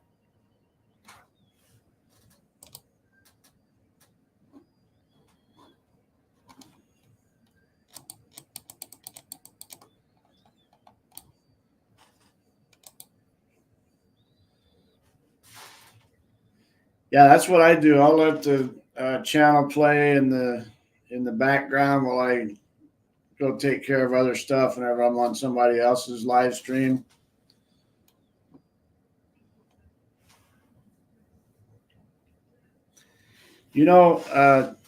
Jeff, I think Jeff grew up in. I don't know if he grew up in near my hometown, but he was from Illinois, Muhammad, Illinois, which is about 8 miles away from my hometown where I grew up at. I thought that was pretty interesting.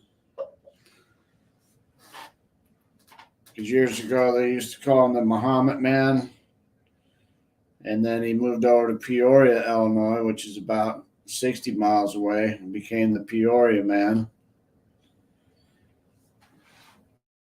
And then wound up moving down to Arkansas.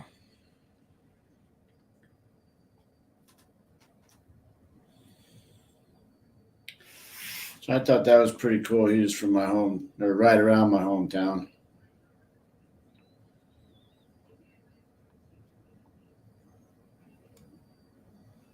Okay, sorry about that. Oh, that's okay. Thank you for coming back in. Oh, you're welcome. All right. Do you remember, like, all Oh, the you big? know what? Let me run to the restroom real quick before we That's get what on. I did. That way we can get down into that story. There Hang you on just go. a second.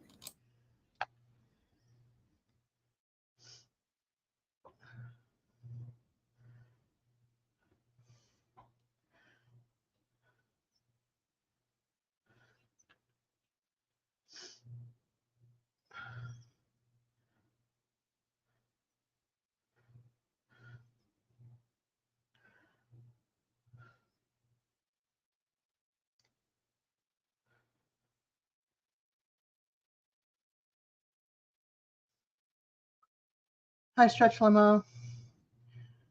He'll be right back. He just went to the restroom.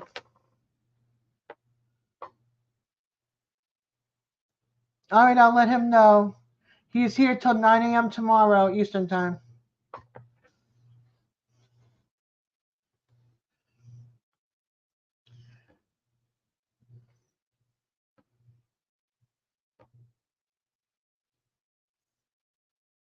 You have a good day at work.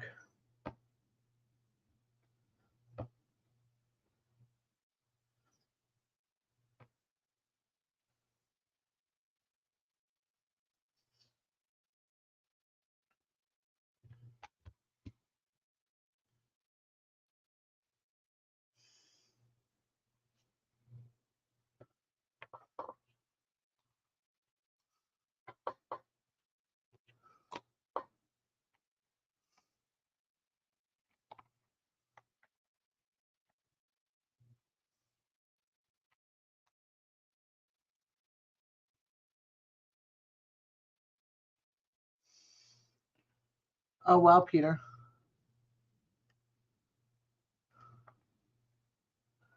What was I going to look up?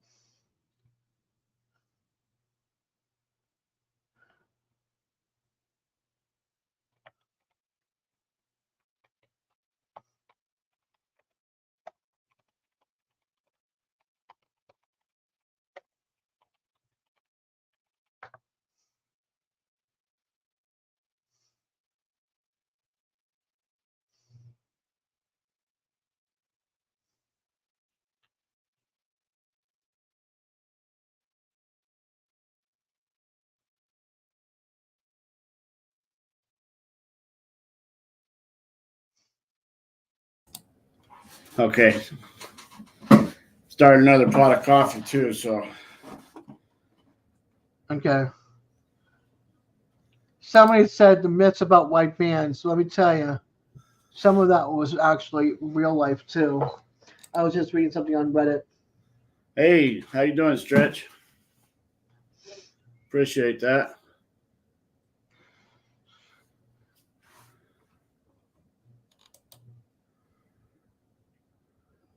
Yeah, Peoria dude.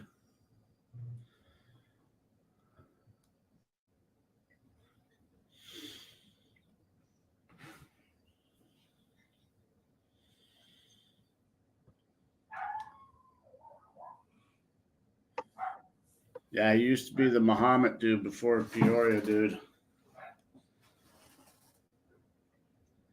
Like I said, that was real close to my hometown. I had cousins out in Muhammad, and then my uncle lived over in Peoria, so we would go over to Peoria and visit him. Yeah. Okay, so where were we going with the story, Des? Do you We remember? were talking about John Adam Walsh? Walsh, yeah, and how he was kidnapped and everything. But it wasn't just that. It was like for years, kids were disappearing, Right. and I can remember growing up as a kid, as a teen actually, being able to walk the streets of Marblehead and go anywhere I wanted to, and not have to worry. My kids, when we lived in Boston, couldn't go outside near the Right. street because they would, living where I lived, all the kids stayed close away from the edge of the road, and towards the back of the property of the complex that I lived at, just because of strange people driving Right. slow in weird cars and vans and stuff. And you would hear like down the road, you would hear like later on that day, kid had been kidnapped like a mile down the road. Oh, wow. You know, just grabbed off the side of the road. Another one, 5 miles away, and it was just crazy. We wouldn't let our kids go out, Right. out of our eyesight. Never mind out, Right.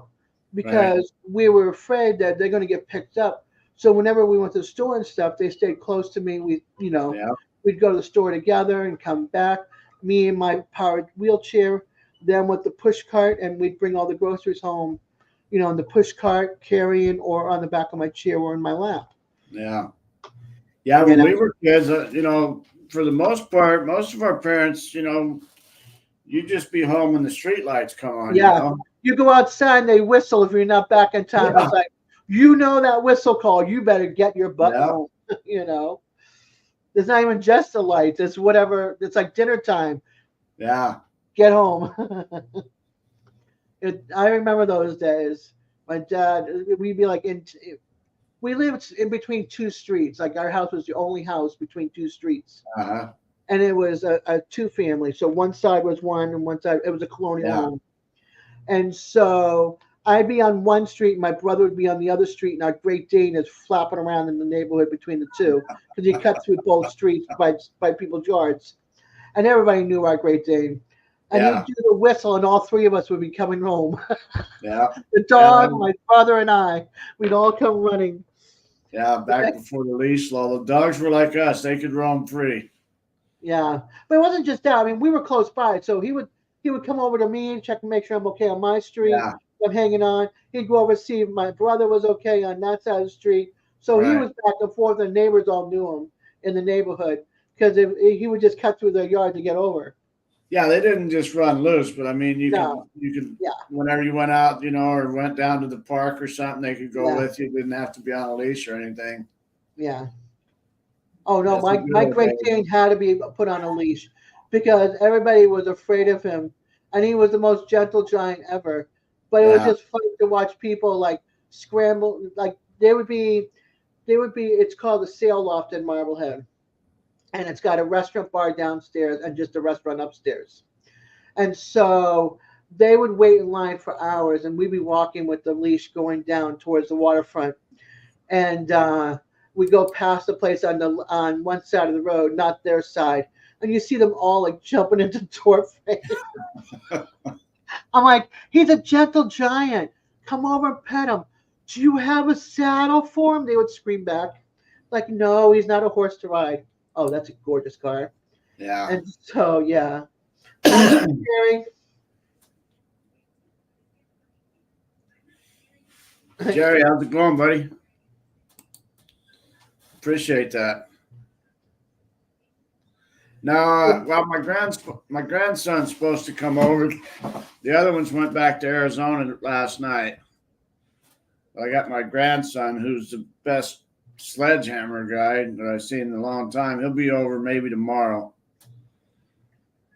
We got about a 20-foot by 5-foot strip that needs to be tore out still yet.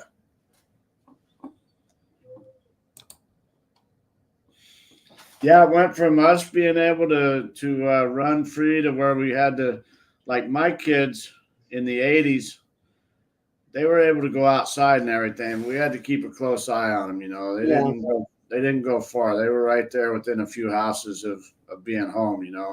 right. And then nowadays with the grandkids, whenever I go down to see my kids in Arizona, my grandkids are always there at the house, inside the house. Yeah. Of course, they got the hey Steve, thanks buddy. They've got all the computer games and everything now, so Right. Their video game systems and yeah, all that. it's a different childhood than what we had. Yeah. Yeah. We didn't have remote control. We didn't Right. we didn't have remote control. We didn't have VCRs quite yet. Back in our day. We didn't have Walkman radios or anything. No. We had the boom box, the big boom box. Yeah. And we had to actually talk to people face to face. Yeah. And then if you needed to make a phone call to check in, you'd collect to your parents and give them the signal. Right, the signal, yeah. Yeah, for me it would be like, hey, my great name was Maxwell. So I'd be like, hey, is Maxwell there? No. He'll be back. Yeah, he'll be back at 3:00. No. We were also the antennas there, Desert. Right. Get up, move the rabbit ears, and then also the UHF, the circle of the UHF to find the right angle. Change that to channel 13. Put the tinfoil on the rabbit ear ends, and then we put our hand out. Yeah. Okay, now don't move. But yeah, I think we had 4 channels probably. We had UHF, VHF. Yeah. One other one, and then we had public broadcasting. I think there were 3 television stations back then, and then. Oh, in Boston we had more than that. And then the public broadcast. We only had 4 altogether. Yeah, we had ABC, NBC, CBS. Yeah, then those 3. There you go. Yep. Then we had PBS, but we had PBS like on multiple different stations. Then we had what it's called now CW, which was channel 38 in Boston, and channel 56 was the other one where we can watch creature feature, double feature, on the weekends. So we would watch that, and then they had channel 25, which was Fox, and then we had 44, which was PBS, and 66, which was PBS. So we had like 3 PBSs. Yeah. So we used to watch like This Old House and all your like Sesame Street, Electric Company, Zoom, the originals, not the new, the new stuff. Yeah, that was just a few years after me. Yeah. Yeah, because I remember that, I had friends that watched those, Electric Company and Zoom and all that stuff. Yeah. But I was already, me and my friends were already into something else. I was just maybe 5 years after us. Oh, I loved watching Zoom though. Not Zoom, Electric Company, because that's where Morgan Freeman started. Oh, really? Yeah. Yeah. And so ever since Electric Company, I fell in love with Morgan Freeman. Oh, yeah. His voice and everything, and his acting is just unbelievable. So I got to watch him go from a kid's show into big time movies. It was so cool. Hey, Jerry, Sunny Slope, that's over around Peoria Avenue and 7th or something like that in Phoenix. I know I heard of Sunny Slope and everything. I was never over in that neighborhood, though. I stayed out more in Mesa. That's pretty cool. That reminds me kind of like building forts in the desert, kind of reminds me of like F Troop. Don't ask me why, but it's still cool. You got to watch out for snakes and scorpions, though, right? We can make something out of nothing back then. I like the snow forts, especially after the blizzard of '78. Yeah. We ran out of room to put snow, and we tried dumping in the harbor, and the harbor was not. It was just too much snow there too. The Oh, beaches wow. were full. Every empty parking lot was full, like 24 feet tall, full So of snow. they were clearing the roadways and pushing it into those areas then. Yeah, but Okay. we had to get rescued by the National Guard because our Oh, town was wow. closed for a month. Yeah, Really? yeah, yeah. If you look up, if you look up the blizzard of '78, you'll see like the highways and stuff. Route 128 and that kind of stuff was just like you couldn't see the cars. People were standing on top of the cars. The snow was burying the cars. Wow. And yeah, and then That was that northeastern was really bad then, huh? oh, it was bad. The blizzard of '78 was really bad. And then they had if you look up the town Situate in the blizzard of '78, all the cars, the first floor of their homes were all under what is it, sea ice. Wow. The whole town froze, and it was all sea ice because it's right along the shore. Right. I The mean, wind it was blowing up there. Yeah. oh, it was bad. It was flooding. It was so bad that there was so much damage from that blizzard. But then, like the cross country skiing was great. Instead of taking your snowmobile up north to go, to Right. ski country, you get to use your snowmobile all around town to Right get there around. around town. The only bummer part was we were running out of food. Right. Our small store, we'd take our sleds, we'd build some little boxes on top of it, take it to the small grocery store that's supplying everybody in town. It's running out of meat, it's running out of vegetables, Right. it's running out of milk. I mean, there was like nothing. Well, I remember the storm in '78 because we moved to Mesa, Arizona in 1976. November. Actually, we left November 1st. Left Illinois, and then we went back in January, the end of December, 1st of January, to pick up my brother and sister in Illinois. Yeah. And we were in Missouri, and we had to exit off of the freeway because the snow was so bad. That was during that storm. Yeah.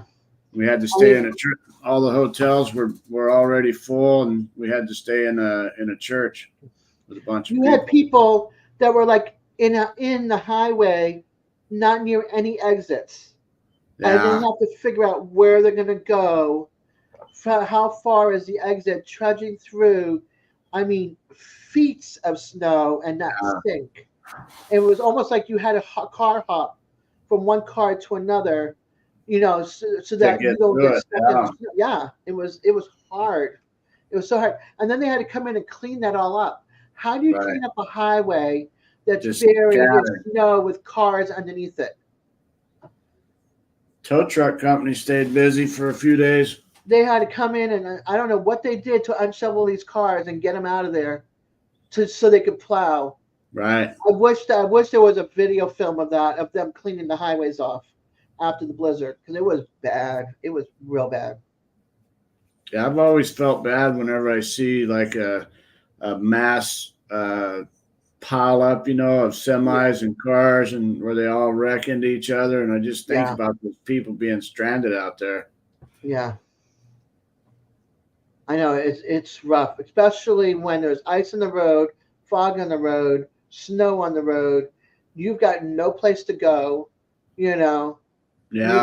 You're not expecting to be stuck in a blizzard. First of all, dressed the way you're dressed, so you don't have like the extra layers that will keep you going to get. You're hoping you're not going to get frostbite. So I think now if I lived in in the cold country, I think I'd probably carry like food in the trunk and extra blankets, maybe some sort of little canisters of propane, a little burner or something. Yep. Definitely have to have like an emergency kit for the wintertime. Yeah, it's just like blizzard. It's like not blizzard. It's just like hurricane season, Yeah. And your tornado shelter, You got to have the supplies ready in your car for backup just in case of. Right. And then make sure you got good tires on your car, and if you're in an icy area and you've got change, put change in your car. Also put kitty litter in your car. Oh, okay. Yeah. Because it's got the salt in it. For the traction, and the traction for the under the wheels of your car. Get stuck, and carry a shovel also, because if you get stuck in your car and the snow comes up to your tailpipe, you want to make sure you get out there and get your tailpipe cleared off before you get carbon monoxide poisoning. There you go. Some survival tips going on right here, guys. Who's that going to Illinois earlier? Was that Simon going to Illinois for the survival tip? Who was that? I don't remember. I don't think it was Simon. Simon's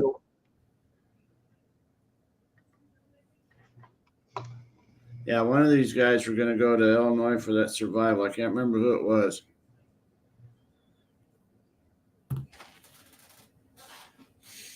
Yeah, I'd be into some survival stuff now, you know, like especially we were in the desert, you know. By the time I was 16, I was in the desert, you know, so it's a different type of survival you need to know out here, you know. Yeah. You know, make sure you got your water with you, you know, carry a knife with you, some first aid stuff. A lot of similar things, you know, but yeah, a little bit different. Yeah. It's crazy, but yeah, definitely make sure you got oil and all that stuff taken care of.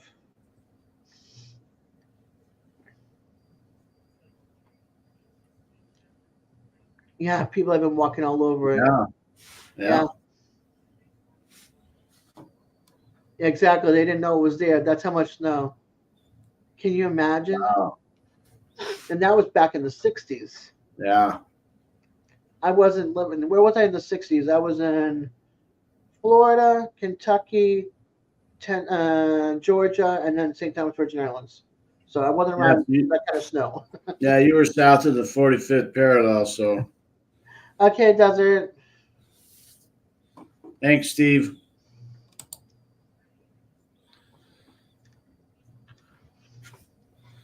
Steve's a good guy. I met Steve online. I think I was at the Pinecone Fest. Okay. In the summer of 2022. So I've known him going on 2 years. And then he had a friend, Waco, Texas. I can't remember. Ron something. Another nice guy that I met through Steve. Steve, I've always appreciated. He does a lot of the drone footage, you know. So that's cool. I always enjoyed his drones, and that inspired me to get a drone. And now I got two. Actually, I got 3 drones. I got 2 of the smaller drones, and then I just got here, let me see if I can shine the camera over there without. I may have to I probably got to get rid of that back screen in order to be able to see. Yeah, I do. Yeah. Let's see. How do I get rid of that back screen? Go down to settings. Yeah, I'm in my virtual background right now. Yeah, go down to settings. Okay, I just clicked the done. Okay. So there you can see. I don't know how well you can see over there. Okay. Let me hang on one second. On the table, under the TV over there. Yeah. Hang on one second. Let me bring the drums over here.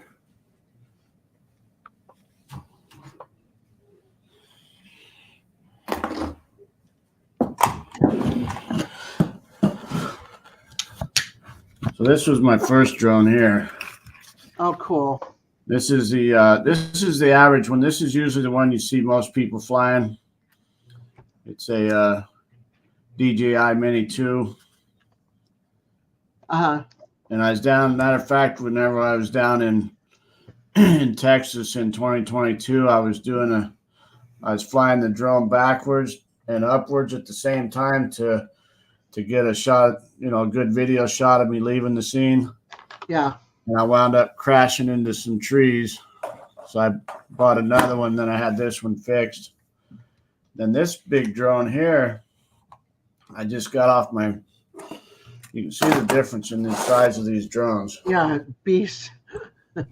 Yeah, so it's huge. But I just picked this one up off a friend of mine.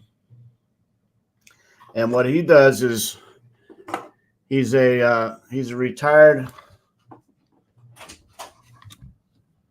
Oh, thanks, honey. He's a retired captain at the fire department. And hang on a second, I'm trying to get me a background again. No problem. So he's a retired captain in the Henderson Fire Department here.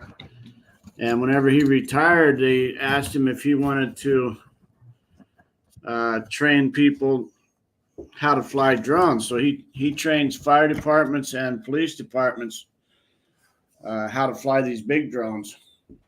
Oh, wow.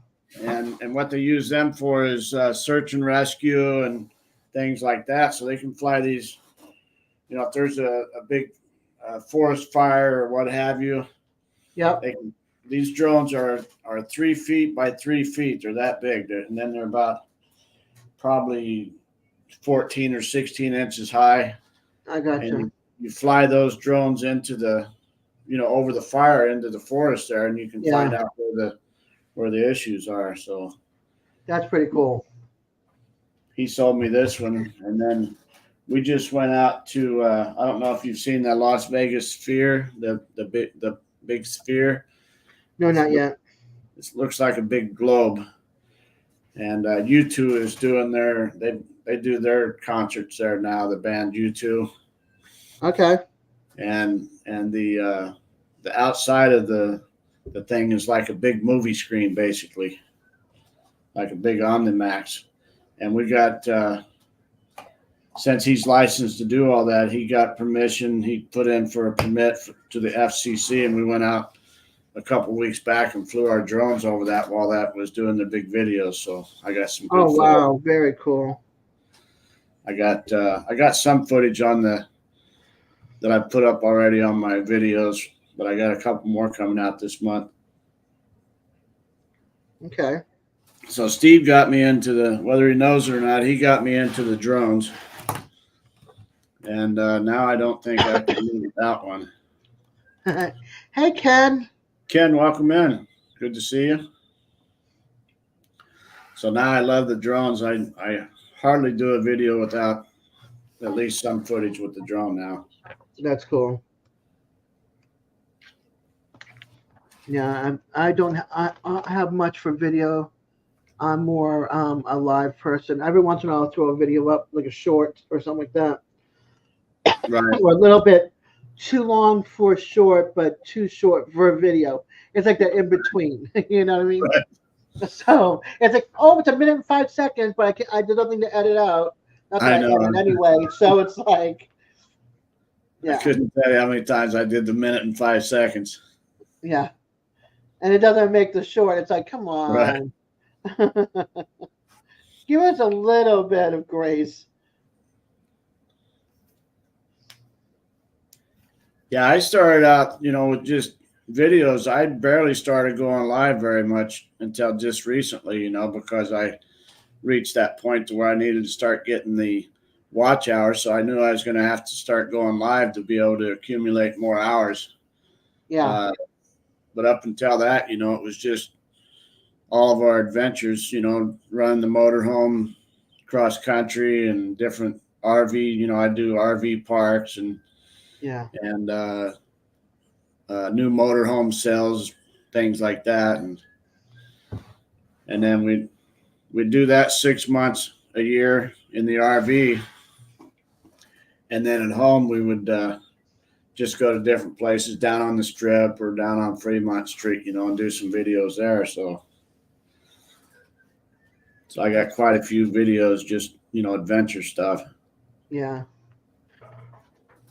Yeah, I don't have like a topic.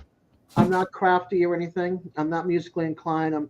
I'm not artistic in any way. Don't have a yard, and I got 2 cats. So. Yeah.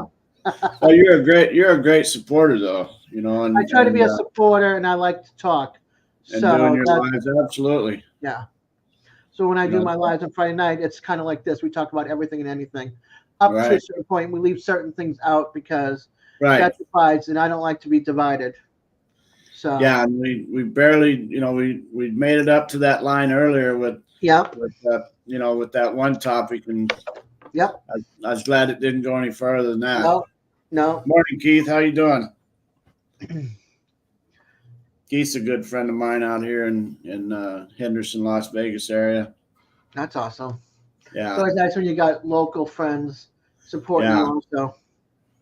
Absolutely.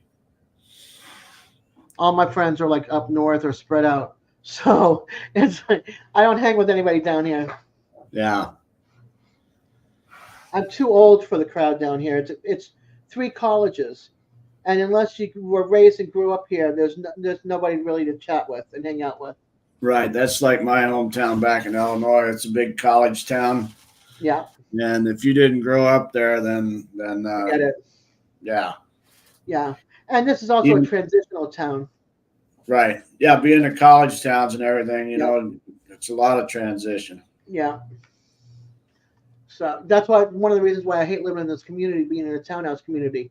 You know, a lot of people buy their townhouses and then they give it to these management companies, and they Right. let any Tom, Dick, and Harry, Nancy, Jane, and whatever move in here, and they trash the neighborhood. They come blasting through with the loud stereos. It's just like, Yeah, Ken, it wasn't a very long winter with the geese flying back north already. yeah. Remember the what is it? What's that character? Oh, that bird character that. No. The Oh, season fuck shadow. Tony Phil. Yeah. It said we're gonna have an early spring, so there you Yeah. go. What was this El Nino year? So El Nino is a short winter. What I'm scared about is what is hurricane season going to be about? Right. Because I'm an hour away from the Gulf of Mexico in North Florida. Oh yeah. And even though I'm in Tallahassee and sometimes we don't get it bad here from hurricanes, it's more to the west or the east of us. We're like in this little pocket. You know, we've lost power for a week before, and we've lost power for a couple of days before. Right. But I'm just waiting for that one. You know what I mean? And it's like, I don't know how to cook on a grill. Thank God I went and bought myself a camping stove and I have 2 tanks, you know. But Right. I don't know how to cook on a grill, and I've got a charcoal grill out back. Will I use it? No. It was gifted to us. We tried cooking on a grill once before. We burned everything and anything that we put on there. Oh, is that right? Yeah. That's why I went and got a camping stove so I can at least have some hot coffee and cook Right. with a frying pan. Yeah, them grills you gotta practice with those. What I want to do is I have it on my wish list is save up for a a griddle, a blacktop. Blackstone, those are nice. Yeah. Yeah. So not a big one because there's only 3 of us, you know. Yeah. So I'm looking for something like that for when before hurricane season hits, and then something I can charge my phone on that can be used for solar. Right. You know, solar during the days and stuff. Yeah, Besides we got my car. we picked up that 24-inch Blackstone for our RV, and that's Yeah. perfect. You know, it's you don't need anything that big. Yeah. Big enough. It's big enough that you can put it away. Big Right. enough that you can cook on it for a small group if you need be. Right. Yeah. That's what I want. It's like a small little stand that I can put it on. Put the stand away if I need to, but bring it out because I have to cook out front in my 2-space parking lot. My 2-space parking lot. Yeah. Yeah, that's what I do. I just I got a little like a 4-foot fold out table. Yeah. And I fold that out. I put that 24-inch grill right on there, and it's perfect. Yeah. Well, I just got a table, so that worked out kind of nice. I try to use it for like crafting and stuff, but it is a nice table. I'm more worried about will it be too hot to put on the table if the table's plastic. You're okay. Yeah, because that's what mine is too. It's a plastic surface. Okay. And you got the little rubber feet or whatever on that grill. Yeah, So. which raises it up. Yeah. Yeah. Okay. Yeah, because I have that, so I can cook with that and the camping stove if need be. You know, put 2 bricks down and put it on top, or concrete blocks and put it on top. All right, Peter. Appreciate that Okay, very Peter. much. And so I have that, and then I just have to figure out. I have a cooler, but the cooler is not going to be big enough, so I have to make sure when hurricane season comes around that we don't overstock the freezer. Right. You know, and that I have enough room for my condiments that need to be refrigerated can go into the refrigeration. Yeah. So That's what we're working on right now. I've got two really good friends out here that are completely off grid. One of them's got 40 acres over in Arizona, a really good friend, and another one's right here, and they've got their solar systems, their water wells, everything. And but what I want to get from these guys is figure out how to do the solar to where I can have enough solar at my house for emergency right. to run like my freezer and refrigerator, things like that. The bare minimum, but Yeah. yet not let my food go bad. Because I think that would be like my thing is like I need some kind of system or something where I don't have to have a generator, right, a big powerful generator with a cord running out my back door, and I have to fill it up with gas and hope that nobody steals it from me exactly. to run my refrigerator. That's the only part about living in townhouse communities. Like I'm really afraid of that kind of stuff. Right. If you could get some sort of small, like say just a small solar, maybe with a single battery, that would keep the refrigerator going for a period of time. Yeah, because I lost the first hurricane. I lost over $200 in meats, Yeah. and that's when meat wasn't as expensive as it is Right. now. And I don't want to lose.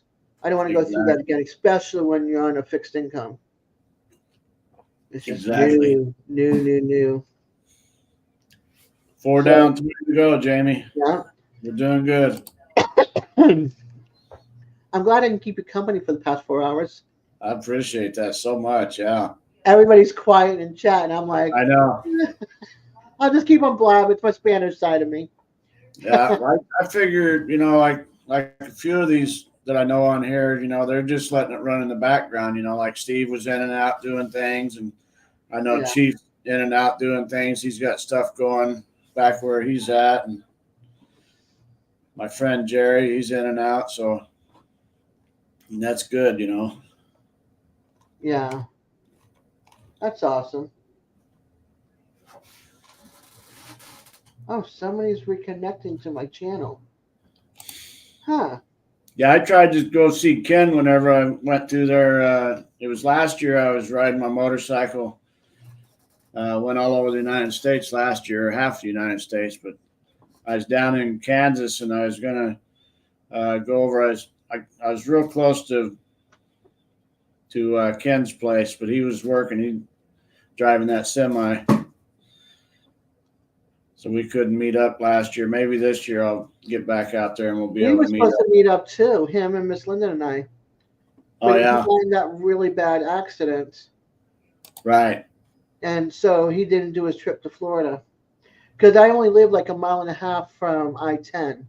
So Okay, he was going to come I-10, and I would have driven up there to the Harley Davidson shop, which is next to Dairy Queen, which would have been perfect for him since he'll be on his bike, and chill with them for a little while before they headed right. south.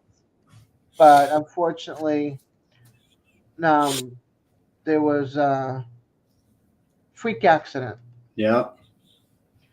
and I And I ended stayed in that RV park right there off of Interstate 10 uh, in Tallahassee 2 years ago. I can't remember the name of it, but it's right off the Interstate 10. huh? We was heading over to Daytona. I didn't even realize there was.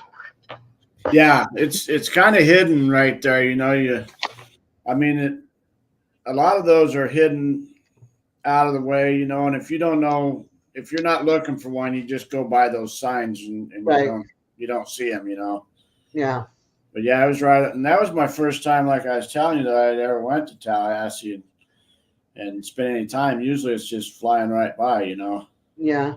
I mean, Tallahassee does have beautiful Tom Brown Park. It does have Silver Lake Park, or Silver Lake, which is a state park, but you can't camp there, unfortunately.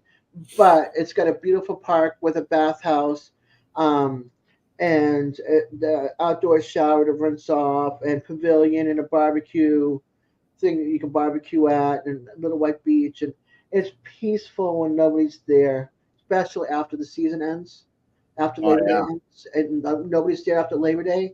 And you go there, and it's like you get there early enough, and you get to see the tranquility of the water, and then you get Mm.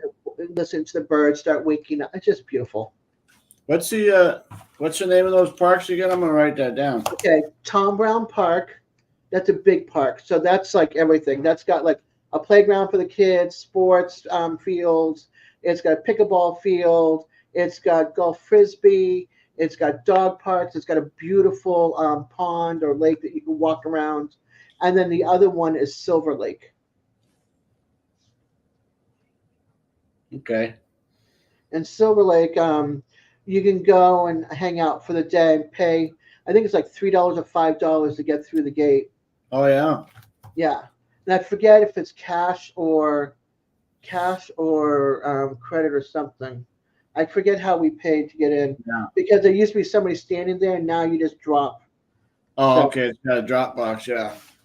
yeah, but and a camera, and Has that so has that got campsites too, or is it not Silver Lake. I wish. just a I day use? wish. It used to have it, and they stopped it because Yeah. I would be like, come and hang out at there, but they stopped it. So, Right.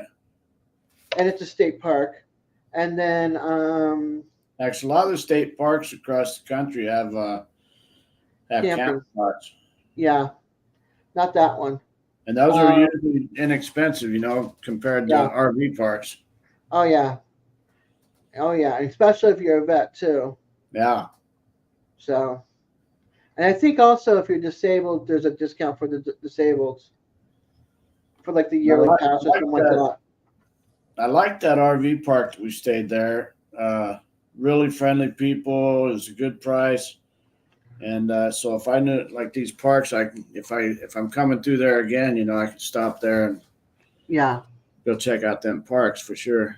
Yeah. 'Cause basically we just went down to the Capitol and looked around there and the Right. college and stuff. Yeah, Do you haul a car with you? yeah, we pull a car with us. Okay. So Yeah. Okay. Yeah. now, Tom Brown is beautiful to drive through. It's like you'd have to go down to like the playground area, and uh, before you get down to down to bottom, there is a bathroom that you can use, and then there's like you park, and then there's a path that you can walk. But if you go partway down towards the playground and to the right, the road splits off to the right to the dog park. You look for the dog park signs. Then you could take that and you follow the path, and you just follow the path, and it brings you around. You can see the frisbee golfers and all sorts of stuff, and the park. You can park at the park and walk the path along the wooden bridge along the park and over to the other side where the other playground is, and there's another bathroom over there, very clean, or as clean as it can be for a park. But yeah, it's beautiful. I mean, I like going down there, even though I can't walk it, and I like going down there and just sitting in the car and looking at the pond. yeah. You know, because again, I'm in a chair, so.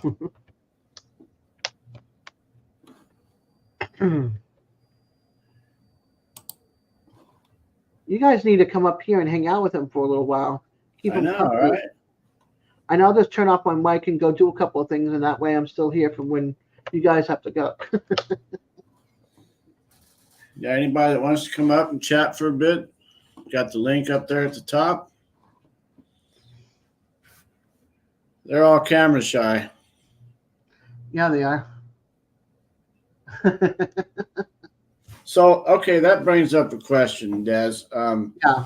I remember whenever I was first setting my StreamYard up a couple weeks ago, just testing out, figuring out how to use it. I noticed that there was a spot for for okay, Ken. I noticed there was a spot for me to make my avatar, but I didn't make it, and now I don't know where to go in to make an avatar. Okay. You see where your three dots are? Okay. Do you see your picture down below? Yeah. Okay. See where the three dots are? Up by the microphone.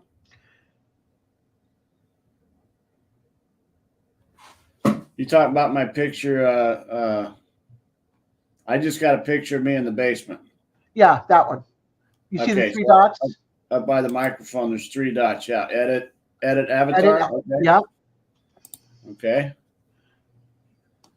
And then you can click on a box and add an avatar. And then it'll bring up pictures, and then you can pick a picture that you want to put in there. Oh, okay. Go to my down. Yeah, because I clicked the add one, went to my downloads. Okay, let's see now which one do I want to use? Yeah, you can go to your downloads. You can go to the left where it says pictures, and go to your pictures. You don't have to just do downloads. Yeah, I see what you're saying. Yeah. Okay, so then I'm back. So if I hit stop camera, then it'll come up. Yep. Right there. Yep. Nice. Learn something else. Crazy kid. Thank you.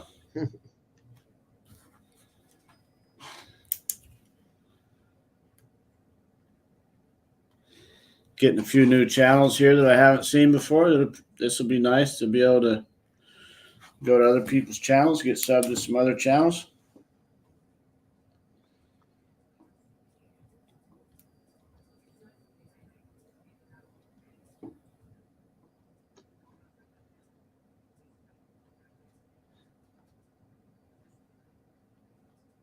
Yeah, so I got me an avatar now. And then let's see, I want to download some more background stuff. So I'll upload backgrounds.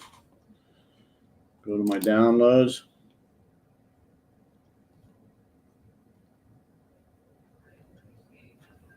Did I mute you, Des? You okay? You there? Oh, I'm here. Okay. I'm here.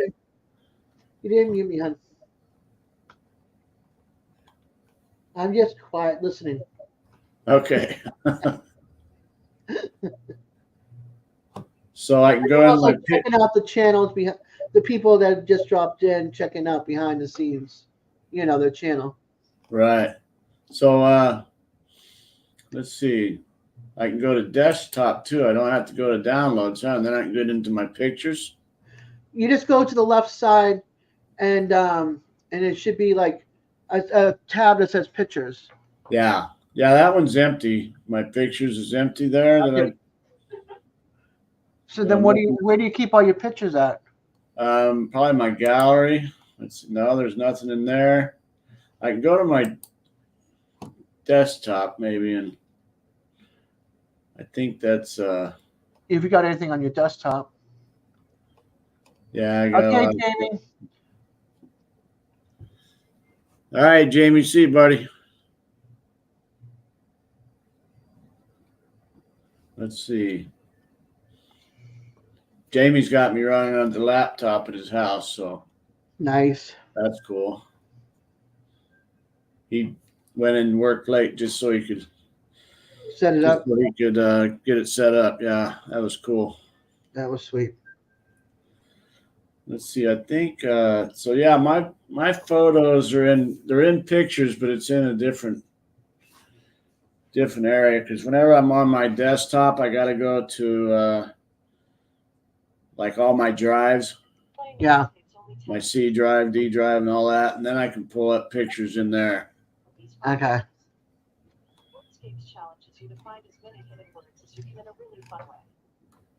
Yeah, because I don't have nothing in my gallery.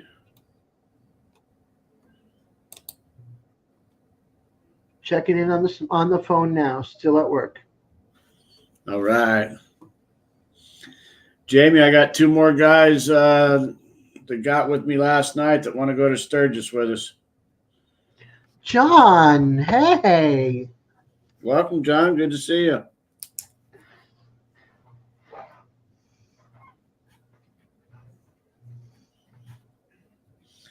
So I got right now, I think, let's see, you, I, Michael, someone else. I think we got 6 people going to ride to Sturgis so far.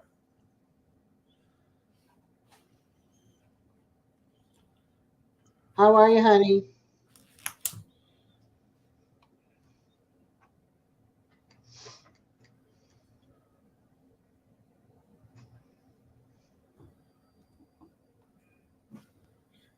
Yeah, these are all videos there. What if I wanted to show a clip of a video, Des? How you do that? Is that possible or no? To show a clip, it would Yeah. probably be like you'd probably have to open it in a separate window and present, and then pick it from the bottom and start it. And I think that's a little over my pay grade. Yeah. Yeah. Okay. Well, if it's above your pay grade, I'm not messing with it. Yeah, I'm recuperating. Sorry. I'll tell you what I know. Whenever I had my first computer, it was let's see, Windows 95. Yeah. And that was in like 1996. And I couldn't tell you how many times I had to reset my computer. It used to, it would come with a little disk. Yep. That you downloaded your Yeah. system, and you got to save that disk, because I tell you what, I crashed that computer so many times. Yeah, my disk was in a disk sleeve and it stayed there.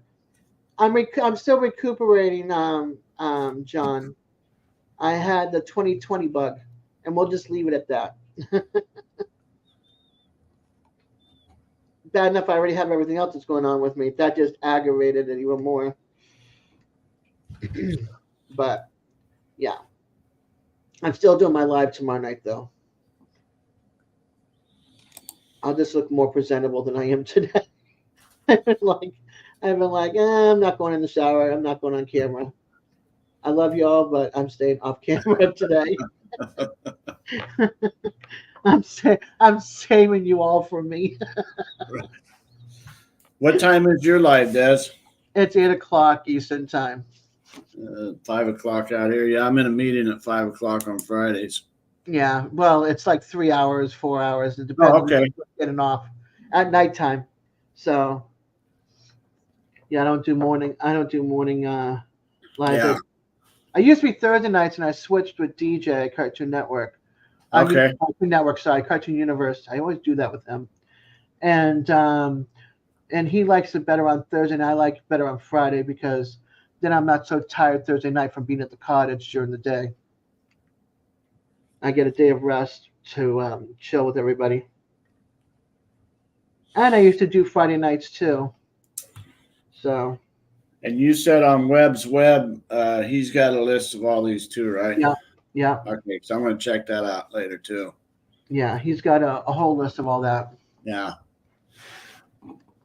And then he's got like YouTube meetups and different things like that. Click on the map. I mean, not the map. You can click on the calendar.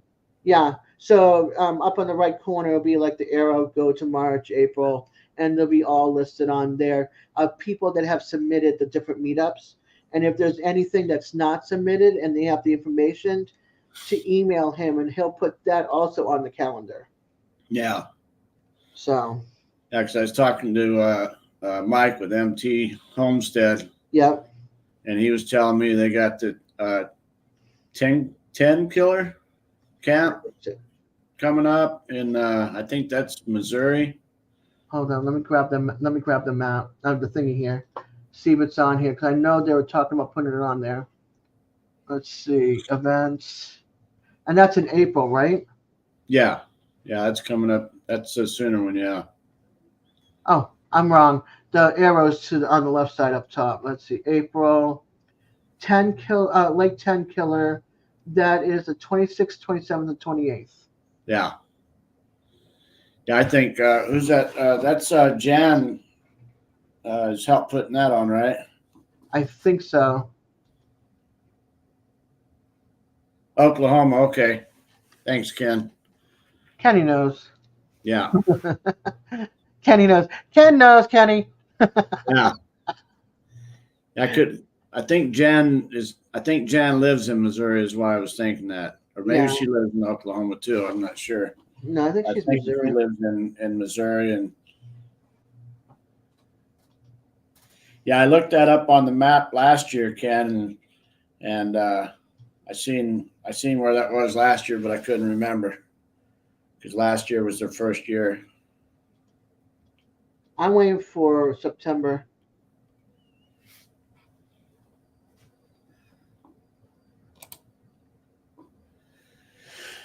Okay. So Stop. that's a different one that Okay, she's hold doing. on. Okay, I'm going back to look here. Is that Helen Georgia meetup? No. She never. I don't think she messaged. I don't think she messaged them then. Pinecone Fest is not even on here.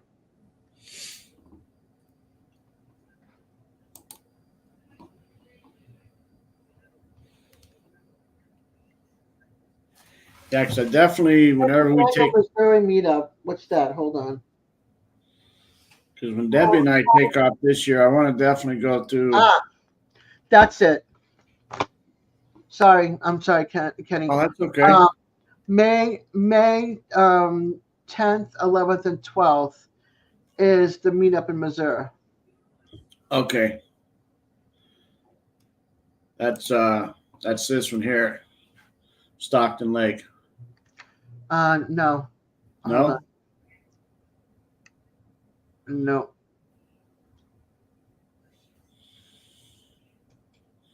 Okay.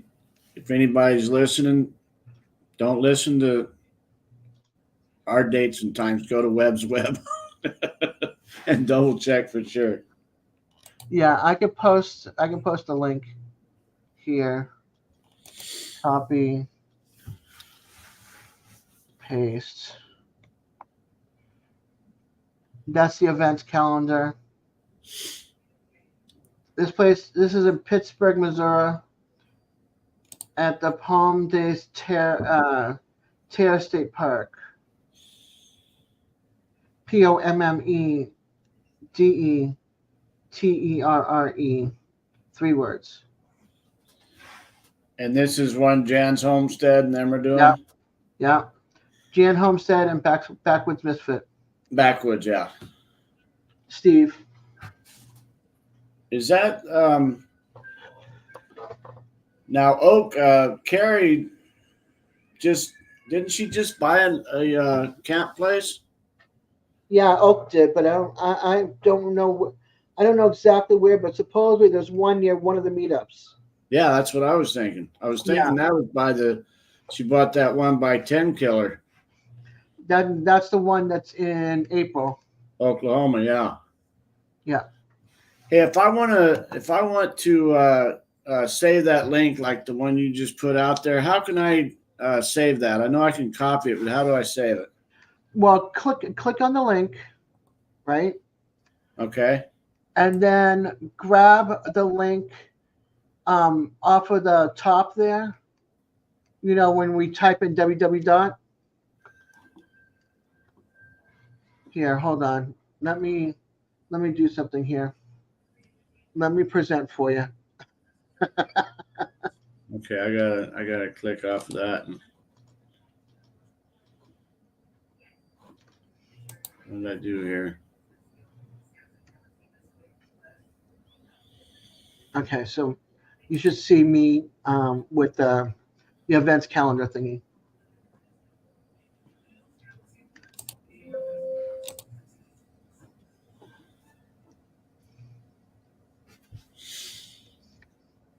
So did that calendar come up whenever I clicked on it? You didn't. You have to click down below. Click down below where it says Peaceful Days in the calendar. Oh, I see. I see now. Yeah. There you go. All right. Okay, So cool. what you see how you got? Do you have this up here underneath your search, where you can drop your links and stuff that you want to go to most often? It's like your toolbar up on top or whatever. Yeah, I see the toolbar up there. Yeah. Okay. So if you have that on yours, you can just take this, grab it, and drop it right here. Oh, okay. See? And then, oops, and then you've got it there. So when you go like this, I've got it right here. Oh, okay. Okay. Nice. Yours, since I have a lot of stuff here, might go in one of these spots that I have here. Right. But what I did was I had it here. Uh-huh. So now I can get that off of here because I have it on here. Gotcha. Yeah.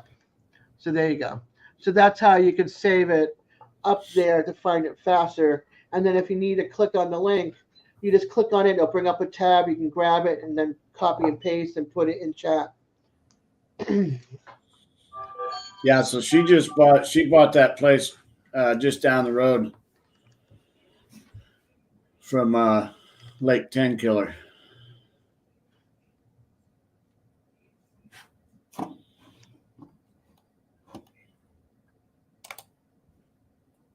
Yeah, I thought that was a pretty awesome story, her getting that place. That is cool. You ever seen those people down in they were RV people though. They bought a place, an RV place, and was it in Florida or I think they're in Florida now. What's the name of their channel? I can't remember. Give me a second. They were the RV Odd Couple. Oh, never Yeah, heard that of was the name of their channel. I followed them. Then they bought them an RV place. I can't remember if it's in Mississippi or maybe Alabama or Mississippi, and so I thought that was cool. Them being RV people, and then they bought an RV park. Yeah. Well, they have a permanent place to call home. Yeah. You know what I mean? Yeah, and once they did a lot of renovations. They're still doing renovations and putting in new sites and different things, and they've been working on it a couple of years now. I think once they get it going really good, then they're gonna probably get a manager or something in there, management team. That way they can do their traveling. Right.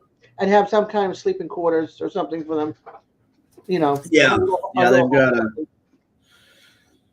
They've got like an office there with an apartment on it, and yeah. Like I would love to have at one time, well, I would still love to have, but an old camp with a few cabins that can be converted. Yeah. And then a nice field for like you want to have your garden and that kind of stuff and your animals, a community garden. Right. Yeah, that would be nice. Yeah. Well, those are our lottery goals. So yes. No, my lottery goal is not that. Oh, okay. No. My lottery goal is to hire a driver, to hire somebody who can cook healthy so I can start dropping some of this. To, let's see, a driver and somebody could cook for us healthy. And that doesn't have to be the 24 hours, just you can put meals in the freezer. And then I want to move. I want to move. Right. I want to find like someplace in Spain. I want a Spain village that's been like that's empty or whatever, and it needs to be reborn and rebuilt, and have people come to stay that want like a place for as long as they're allowed to stay in the country for, and then close it up for the season or whatever and come back again. There you go. I want to do something like that. I want to be in Europe or somewhere cool like that. And if not there, then I want to be in like New Zealand and doing the whole like water catchment and solar panel and the whole bit. I know in Spain, because I just seen somebody talking about it a couple weeks ago, and if you, of course, you got to spend quite a bit of money on property over there to get what I'm going to talk about, and what it is I think it was like $1 million or something if you paid that much on your property, then you can automatically get the visa from over there. You know, you can get your Oh, I'll not visa. spend it. If I'm a lottery winner, you darn tootin', I'm spending it. Yeah, exactly. That's what I mean. You know, Yeah. I'm not trying to think of visa, but a passport. You can get a Yeah. passport from there. Which what that does I is could right now, if I had the money, right now I could get all the paper and documentation put together and send it to Spain because I'm a granddaughter of an exiled Spaniard. okay. And I have up until September, but I don't have the money and I don't have the Oh, wow. resources and the passport for it. You know, because Yeah. you have to get papers interpreted. You have to get all sorts of forms that you need of your family ancestry in Spain Right. to do it. Like I can get copies from my aunt. That's not an issue, and from my cousin because he's already started it. But I need so much more than that, plus 3 passports. I got to do it for 3 people, myself and my kids, because they're great grandkids. You know, Right. so if I could have all that together, and I had the money, like when we first had the option, I've been like, okay, I'm getting this done. I'm going to have it set, and I'm going to have I have dual citizenship for Right. my kids, even though they were Well, born here. the thing that is nice, like being from the U.S., you know, we're still limited on how many places our passport is good for. But if you have that Spain passport, then it's good for a lot more countries. Yeah. Hey, Chef, Jeff, what's happening? What up? What at up? 4.5 hours in.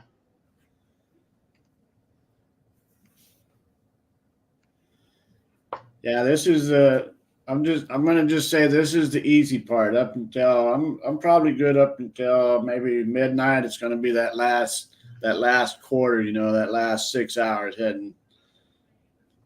6 hours? Yeah, from Midnight? midnight to 6 a.m. I'm okay. Oh, okay. Because that's for Yeah, you. It's yeah, 9 for me, a.m. yeah. I'm Right. like, what? Don't count that. Hey, wait a minute. Look, I forget that we're separated 3 hours apart. So leave me alone, Chef. All right? There you go. He loves to pick on me, and I love to pick on him. That's the extent of our banter back and forth. Look. Hey, Gary. Ah, there goes LT. What's going on, buddy?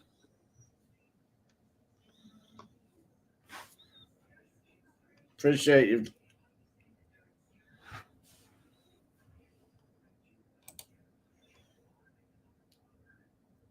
Yeah, I figured Gary was LT one day because he had the Sarge in the car with him, and he wasn't treating the Sarge. Hey, Gary, he Hey, wasn't he wasn't treating the Sarge that good. So I asked him. I said, "You must be LT."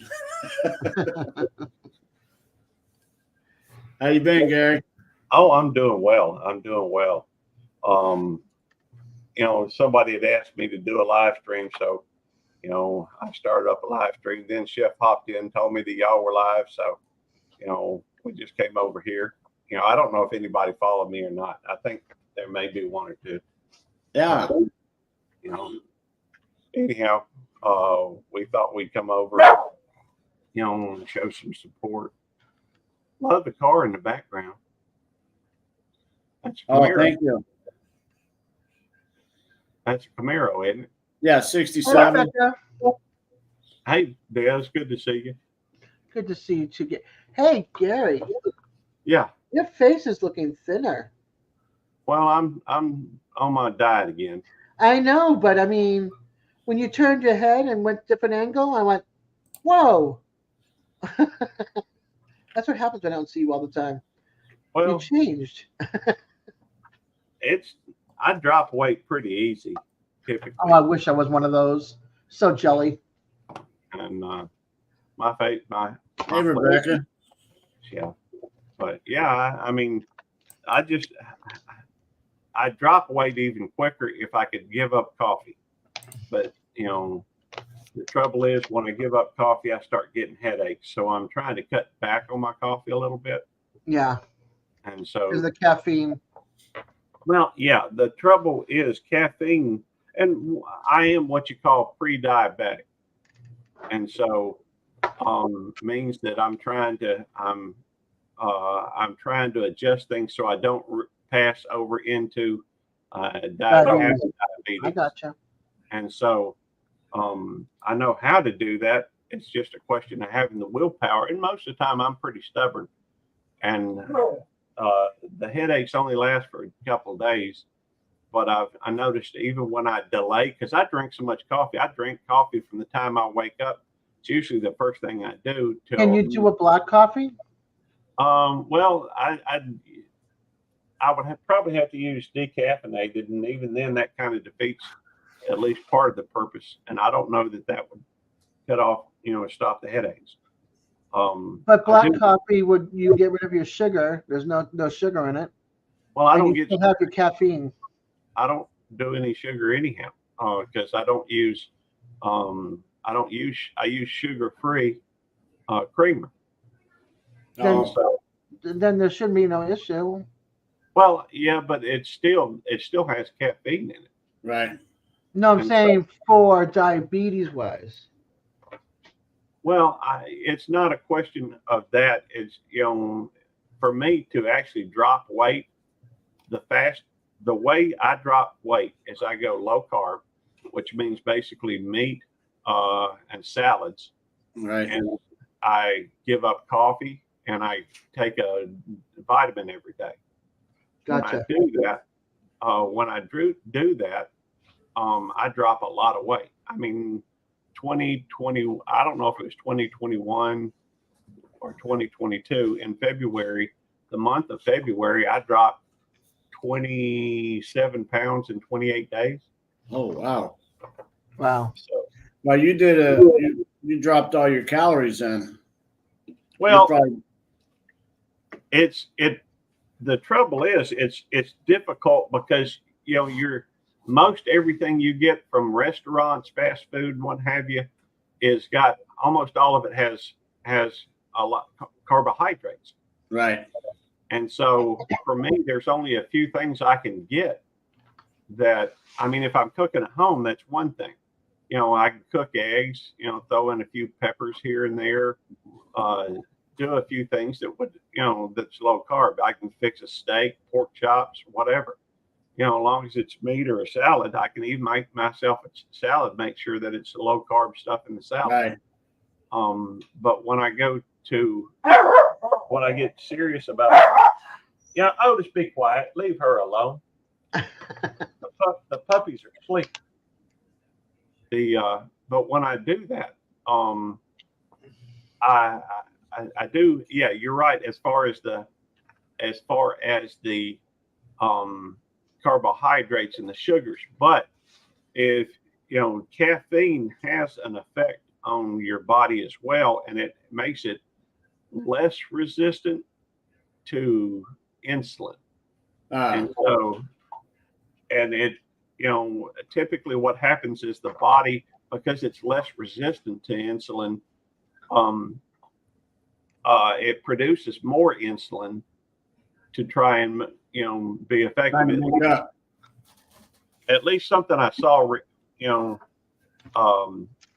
I knew that before, and then I just seen something that reaffirmed that the other day.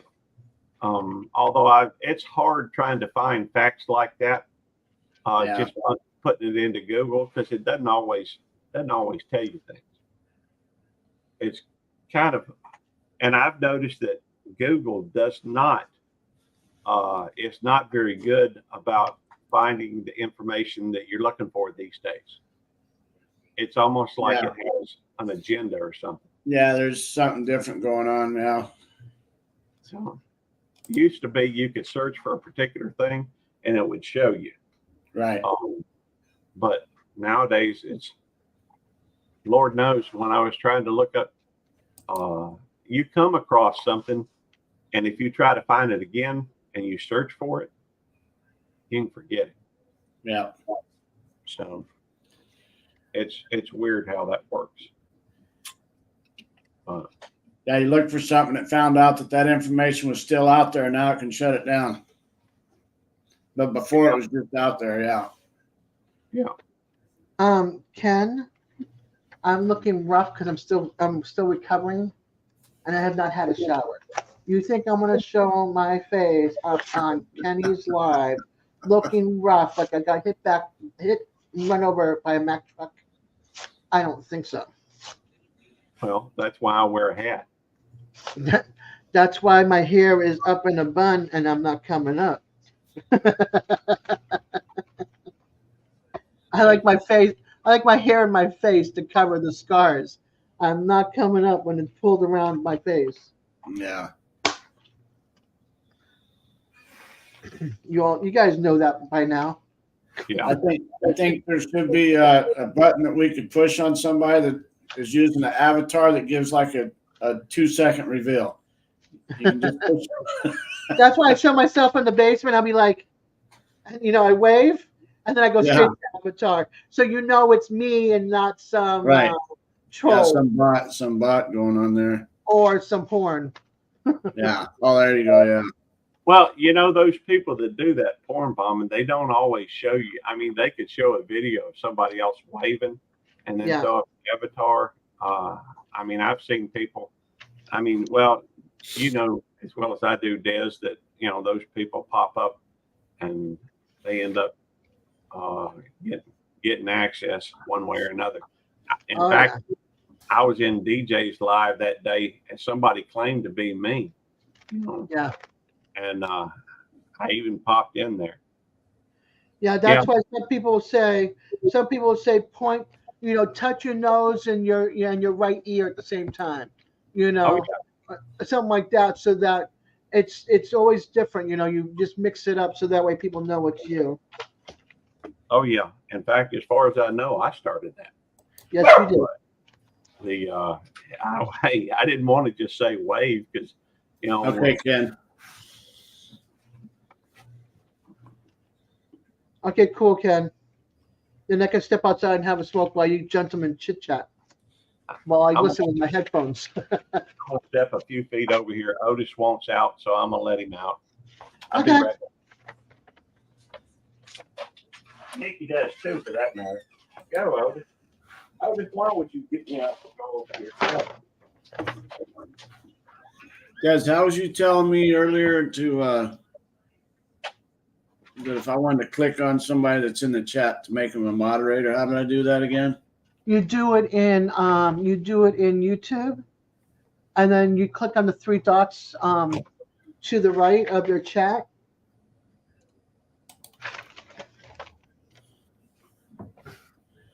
Okay, then 3 dots are just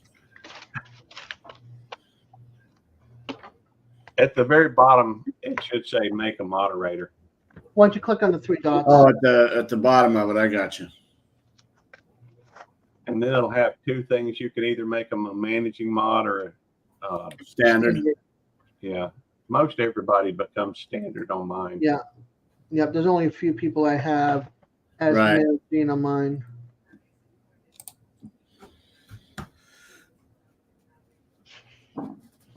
I never made you break dance. Oh God, please don't make me do that or stand in the corner and do a headstand. No. First of all, I can't stand for too long. Second of all, forget putting me on the headstand because you'd have to call a forklift in and rush me to the hospital. Well, it just makes sense because if you're always telling people to wave, you could literally clip somebody at some point during the videos. There's always but if you're down in the basement, they can't. And nobody else can see you but that person that's bringing you up. That's true, but how many? I mean, it's pretty common for us to go through and wave while we're on, especially me. I have a tendency to go through all the time and wave at people when they come in when we're in a discussion. Yeah. And so,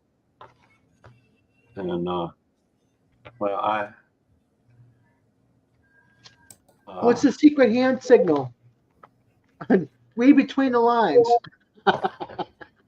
Hey, I'm doing that all the time too, especially when Eddie's on. Eddie, are you sure it's Eddie and not DJ or both? Yeah. But it's I see you've been live for a long time. You working on He's doing a 24-hour challenge. Yeah. oh wow, I didn't even know that. Yeah, so he's on hour 4 hours and 44 minutes in. Yeah. Okay, so it's early.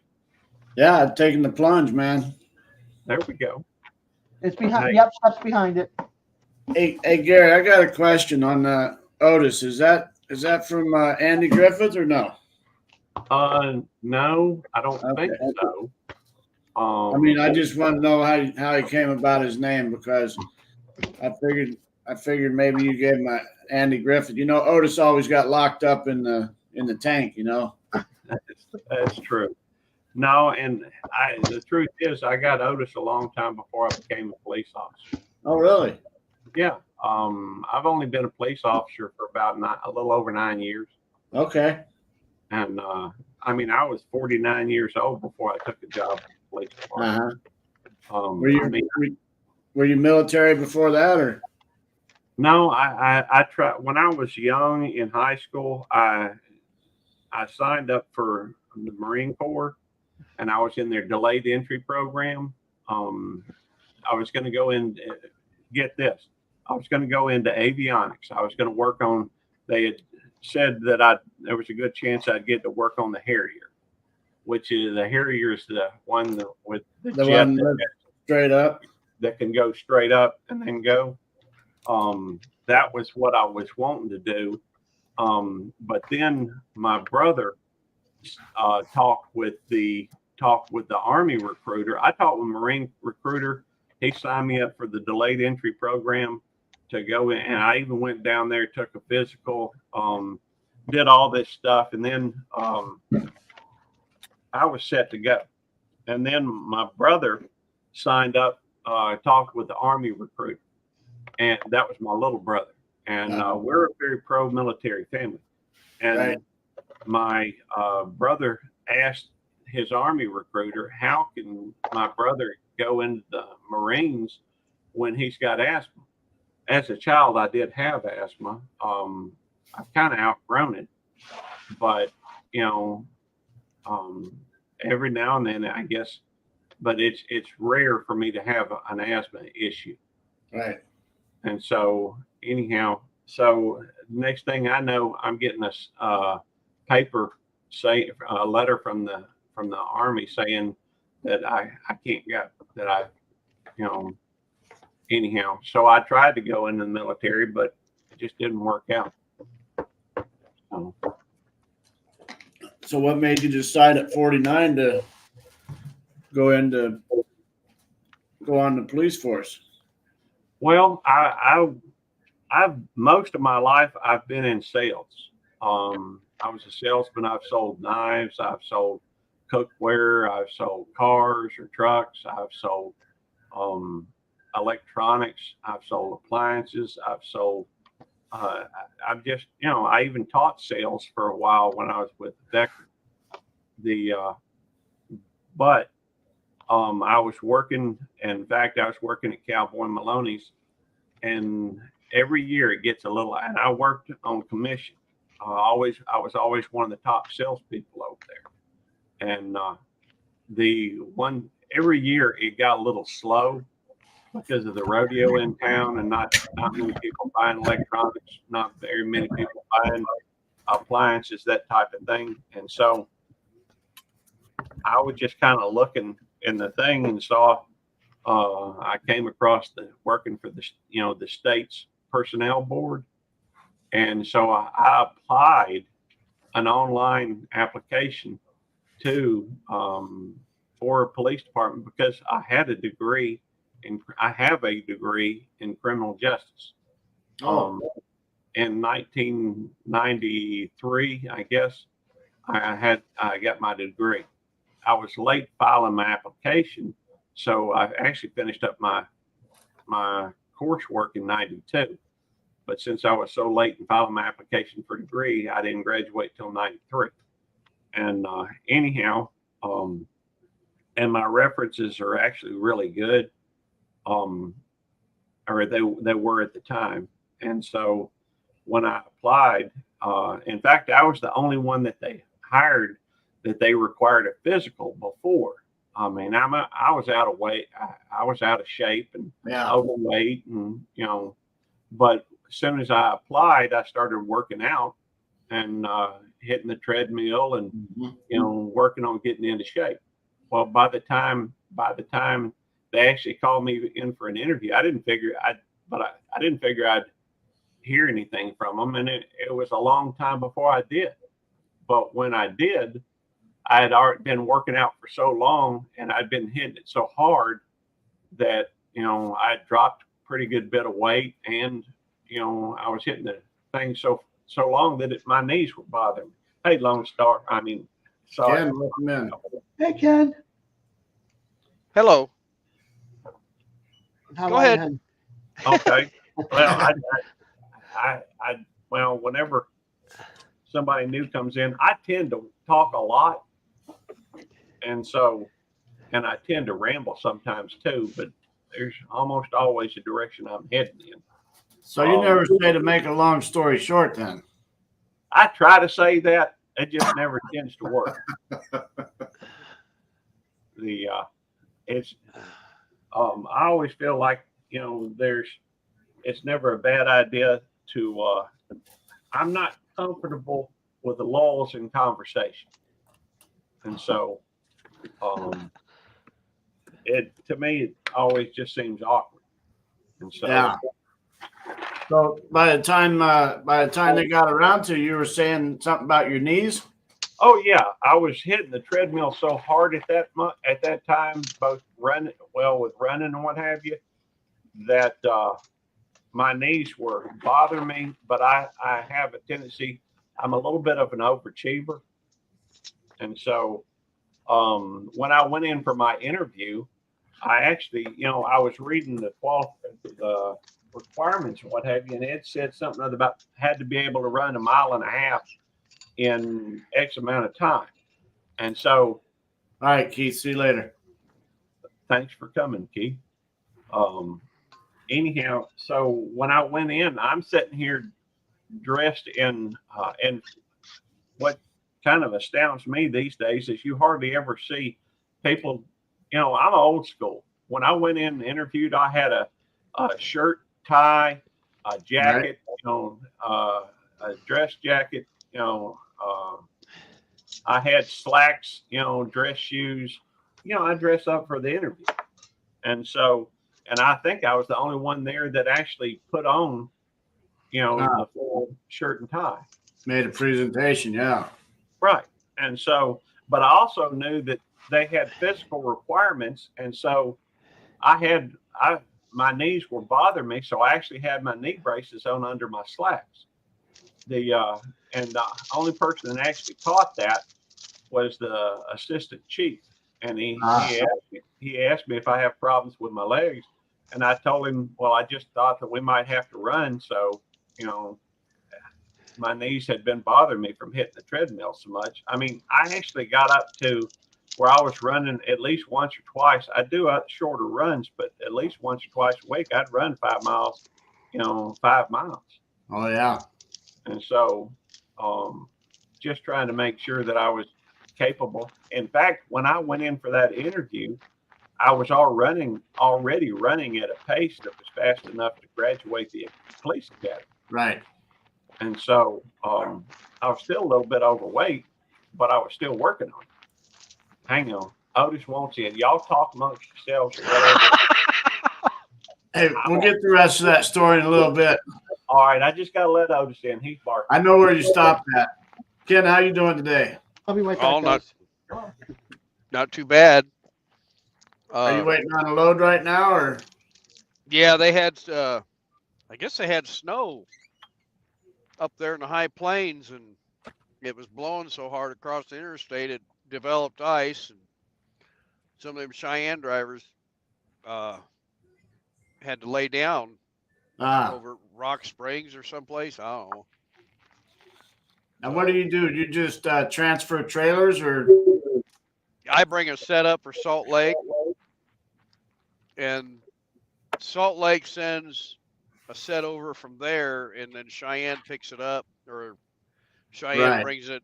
Cheyenne, Wyoming brings it here. Yeah. I think they meet Salt Lake over there at Rock Springs or something like that, and then they come back, or somewhere out west on 80 is where they Right. meet, and then they bring it to me here, and then I take it. I take the set back to Kansas City, and it'll go to St. Louis or Memphis, or I might have to split them apart and unload them and sort and stagger all the shipments. Are they single trailers or they're running doubles? Well, see if I can do this here. Hang on. How do you? There we go. Well, I don't know how to flip it around. No, it's a set of doubles. Yeah, that's what I thought. Yeah. Yeah. Yeah, I if they're was going gonna to flip send it stuff around on that the far, they phone. want to run doubles. Yeah. I don't know if you can see those over there. Yeah. Yeah. Make everybody dizzy. So is that FedEx or? No, it's XPO. Okay. Yeah. Yeah, I had a buddy. He did that. He had his own. He's got his own rig, and he does UPS. Yeah. He'll run UPS up north, somewhere in Utah, out of Vegas, and Yeah. swap out over there. Yeah.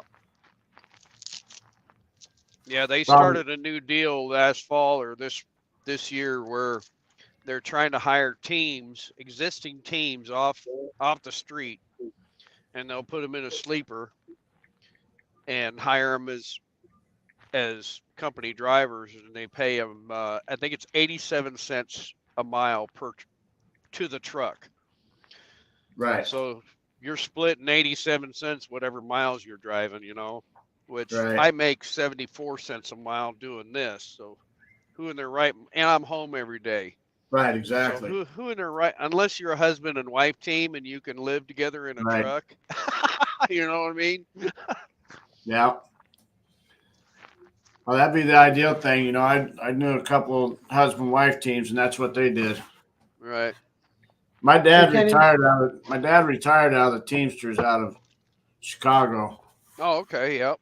So I knew a lot of how the trucking industry worked. And then I got a Yep. couple buddies that are brokers here in town. Right. Kenny, I'm Hi, gonna Des. drop down. drop down, but I'll be back later. I'm gonna eat something. Okay, and do Dad. something. Thanks so much. Hey, That's great. 5 hours Cool. there. See you later. Talk to you later, Des. Good to see you. Or hear see you. you later, Ken. All right. Yeah, that was awesome. She's been with me since 6 a.m. I was gonna say you're doing 24 hours. Yeah, man. Really? Yeah, drunken chef barbecue gave me the challenge. So Oh my gosh. yeah, he's one of my friends down south here. I go down to Arizona and visit my kids and grandkids, and I'd met him online. How we do, and I was down there. And he told me where he was at, and we hooked up and had coffee and everything. That's pretty neat. I'm gonna turn the camera off for a minute.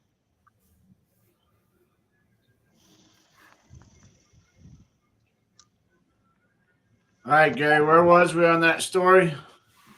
Hang on, I'm sending a link to your Oh, live okay. to somebody. I was just, the fact is they went through and noticed I had my knee braces on. Right. And I told him, he asked if I had a problem with my knees. I said, no, I just didn't know if we were going to have to run today or not. And I just wanted to, make sure I was prepared. And so they went through, and I had to get some stuff together, a couple recommendations and what have you. I think I actually wrote one of the papers of recommendation for myself and had somebody, just hand it to my boss to sign. And I didn't figure I'd get the job. After all, I think Right. 48, 49 years old at the time. And I had spent most of my life in sales. And so and I was at that time, I was really out of shape anyhow. And I'm trying to get back into shape, although I don't know for what purpose other than, to keep from getting diabetes. Right, exactly. Because that's biggest thing with diabetes is you need diet and exercise. Yeah. And I'm trying to avoid here we go. That's a little better. Trying to avoid getting diabetes, but I'm also, Right. I feel better when I'm in shape. Absolutely.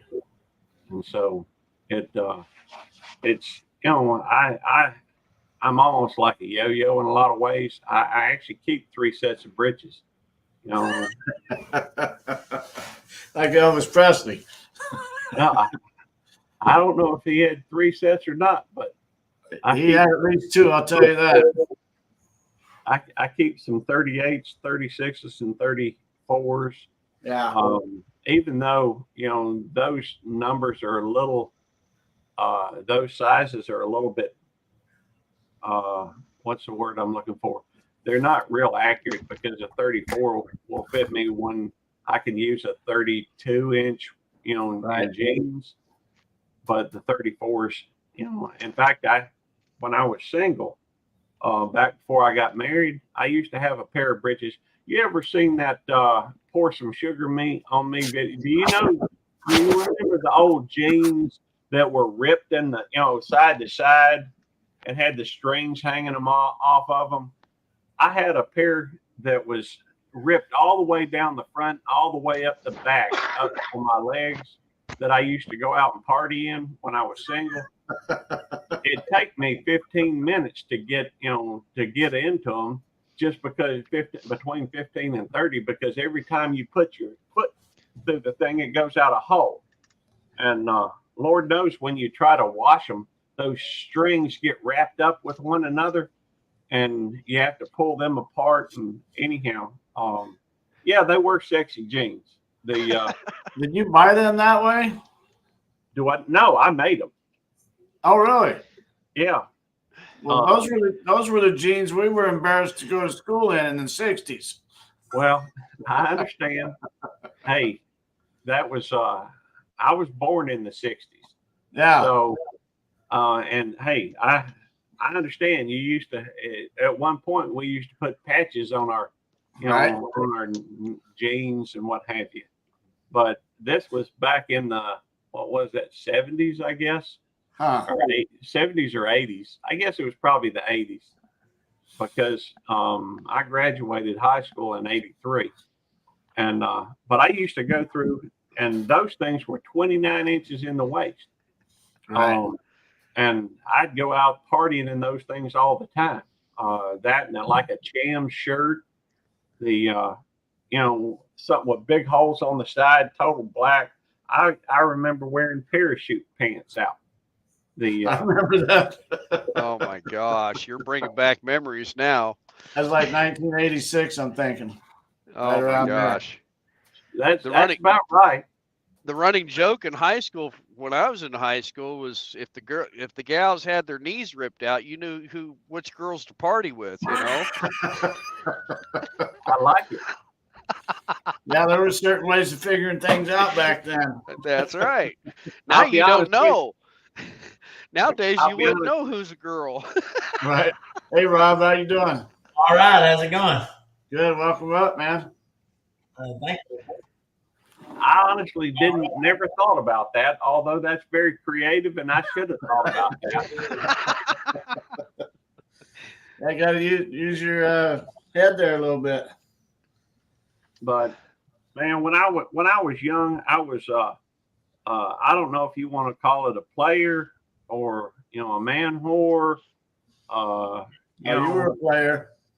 I used to think I was God's gift to women. A quintuple threat. Yeah. I could dance, I could move, I could spit game, I looked good, I dressed good. I remember one of my favorite outfits was a white tweed short-cut jacket with a white, tweed breeches some loafers, and a cobalt blue, double vested shirt. That I used to go dancing like all the time, Man. and I was just that way. I got bored though pretty quickly with most of the women. Yeah. Oh, Kenny So and I- I ever get together, we'd probably be able to tell some stories. That's for Oh, sure. yeah. I You know, believe you're right over to was it Champagne? Champagne, yeah. Yeah, and your home area and stuff, and gosh, it kind of brought back memories a little bit for me, up home up there at the Quad Cities where I'm from, and Hmm. oh my gosh. And every time I go home, I have to go by certain places, where things happened and Right. I mean, But I'm lucky I wasn't thrown in jail at 17, 18 years old because yeah, I was doing some bad I was stuff. too. 15. I think I was 16 or 17 at one point, and I made me up a fake ID. I went down to Spencer's, and they had to make your own ID, kit. And so I took me a picture of myself. I clipped it down, and then it was a picture ID. And I got a hold of, and I won't tell you who I got it from, but I got a hold of somebody's driver's license, that they had got a new one, but the old one did not have, your picture on it. And so I guess it was right after that they started changing, Yeah. driver's license. Anyhow, so I was sitting here 16, 17. By the way, if anybody, I had it all planned out. I had the whole thing memorized. And, Oh, yeah. of course, it said he was 6'2". So the only way I could get around that was saying, well, that's a mistake. He was supposed to be 5'2". I was only 5'2" at the time. I got the license, right? But I went into, at one point, I mean, that's a whole nother can of worms, though, because bottom line, to make a long story short, I guess, There you go. I had moved in with these two girls, and I was like 16, 17, something like that. And we used to go to this place called Latif, which was down on FM 1960 in Houston. And we went in there, and I drank like a fish back then. And so I sat there, and I got inebriated. Ain't no ifs, ands, or buts about it. And they threw me out. Well, these two girls sat there and took me out to my car, locked the door with me inside, and shut the door. So I was inside. Well, you can still get out when it's locked. Right. So I just opened the door, came back in, and then this time they threw me out, and the girls didn't know it. And so I guess I just went over to my car and laid on the hood, and pretty soon the police came rolling through, and I'm sitting here a minor inebriated laying on the hood of my car. And so they brought me in, and ended up, I don't know how they found my parents' number, but oh my gosh. they called my parents, and I think my daddy wanted to leave me in there, but my mama insisted on getting me out. Mm-hmm. So anyhow, it was a rather interesting situation. Yeah. Hard to believe that's trying to make long story short. Isn't it? Moms were I knew always I to the did. rescue. I knew I was going to get you to say that. Long story short. Hey, Ken, was the Quad Cities, is that Quincy? And No, Davenport, Rock Island, Moline, Bettendorf. oh, okay. So you're on the east side, Yeah. Quad Cities. Yeah. Yeah, Dad used to go to Davenport and buy his motorcycles there because he got mad at the Harley dealer in Champaign, Urbana. Yep. That was I a good actually deal. rode up through Quincy, Illinois back in November. I rode the Great River Road up along Yeah. from Hannibal, Missouri up. Yeah, I don't know if you saw that video or not, but I did. visited my mother. And Yeah, I like that area right there, Hannibal. I stayed at RV park right there. yep. And my uncle, he lived over in Peoria, so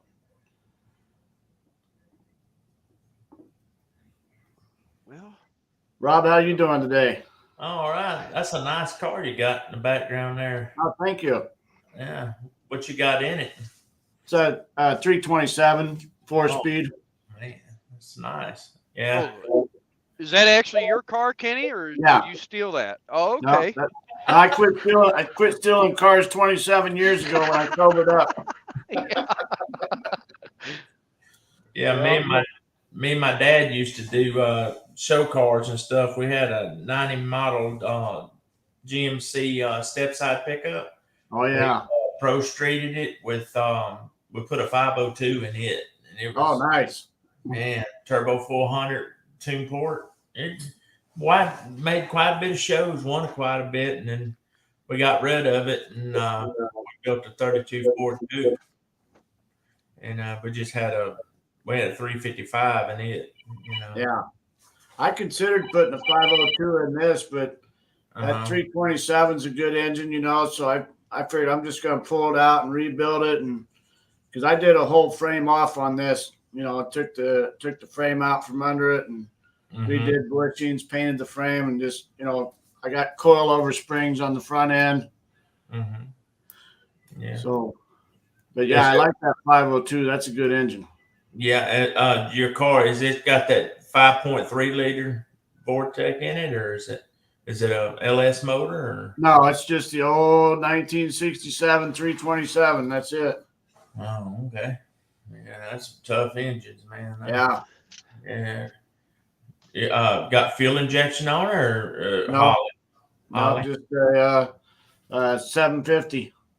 Oh, cool. 750 double pumper. Yeah. Get that gas in there. It makes a lot of noise, and it sounds cool as hell, but it don't move down the road very fast. Oh, shoot. What kind of cam you got in it? It's a 3/4 in there. I can't remember which brand we put in it. Well, back in those days, when those cars were made without the fuel injection and stuff, that was the thing. Yeah. Yeah, I love the old gassers. Yeah. Man, I sure wish you could still buy a car for what you bought that brand new years ago for, It's ridiculous. I bought this in 2008. It was just primered. And, it ran halfway decent and whatnot, but I paid 10 grand for it in 2008. And then, of course, I did all the work myself. So I probably put another 12 to 14 in it. Yeah. Hey, I'm going to have to go. I got to get ready for work. It's great to see y'all. I'll see if I can't catch this some while I'm at work. Hey, Gary, appreciate that, man. Thank you very much. No problem. And I'm going to go through and I'm going to share this on my, I'm going to share this on at least 2 channels. We'll get back to them sexy jeans later. I want to hear some more on that. Funny enough, my wife threw away those jeans. You talk about that. She did. That was probably one of our earliest arguments. Yeah. Funny how you get married and next thing you know, you got to start throwing away sexy jeans and stuff. They don't want you. They got with you because you were sexy, and now they don't want you to be sexy anymore. That's right. Well, she did her job. Look at me now. That is her job. It's funny how some of these gals on YouTube will wear those kind of jeans with the knees ripped out and stuff. I don't know. I don't get it. Yeah, when that came into fashion, I'm like, heck, I should have kept all my old clothes. Yeah, please. Hey, y'all know Simon over at Yes I Can Barbecue, don't you? Met him this morning. Yeah. He's good people. He's on here. Yeah. I invited him over to come to the live stream, and I also put a post up on 2 channels, YouTube Police and Belt Loop 29. So hopefully you'll get a little bit of traffic from that. Thank you. And how many hours you got, Kenny? I checked this morning. I was at 12:54. Okay. And So I is your goal right now? I assume your goal is to try to do the 3,000 at least first. Well, I mean, I want to get there, but it's not my goal per se today. You know, Okay. what I've done over the past 3 weeks. You know, once I hit 900 subscribers, you know, then I figured, well, you know what, I need to go ahead and figure on pumping this out, you know, and getting monetized, and then whatever. So what I did is I put together, I think 50 some videos on my master playlist 2. I've got a master playlist 1 that's got all my regular videos on. That's 280 some videos that I've done over the last couple of years. Yeah. And then I threw together a master playlist 2 of just, you know, the duck farm out back, me driving to Arizona, and, you know, whatever. Each one's about an hour long, you know, just to have a playlist. Yeah.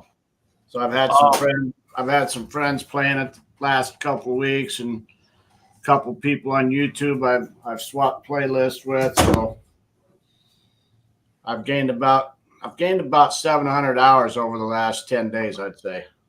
Okay. But you got one that's a master playlist. Yeah, I got 2 master playlists on there. All right. Which one's longer?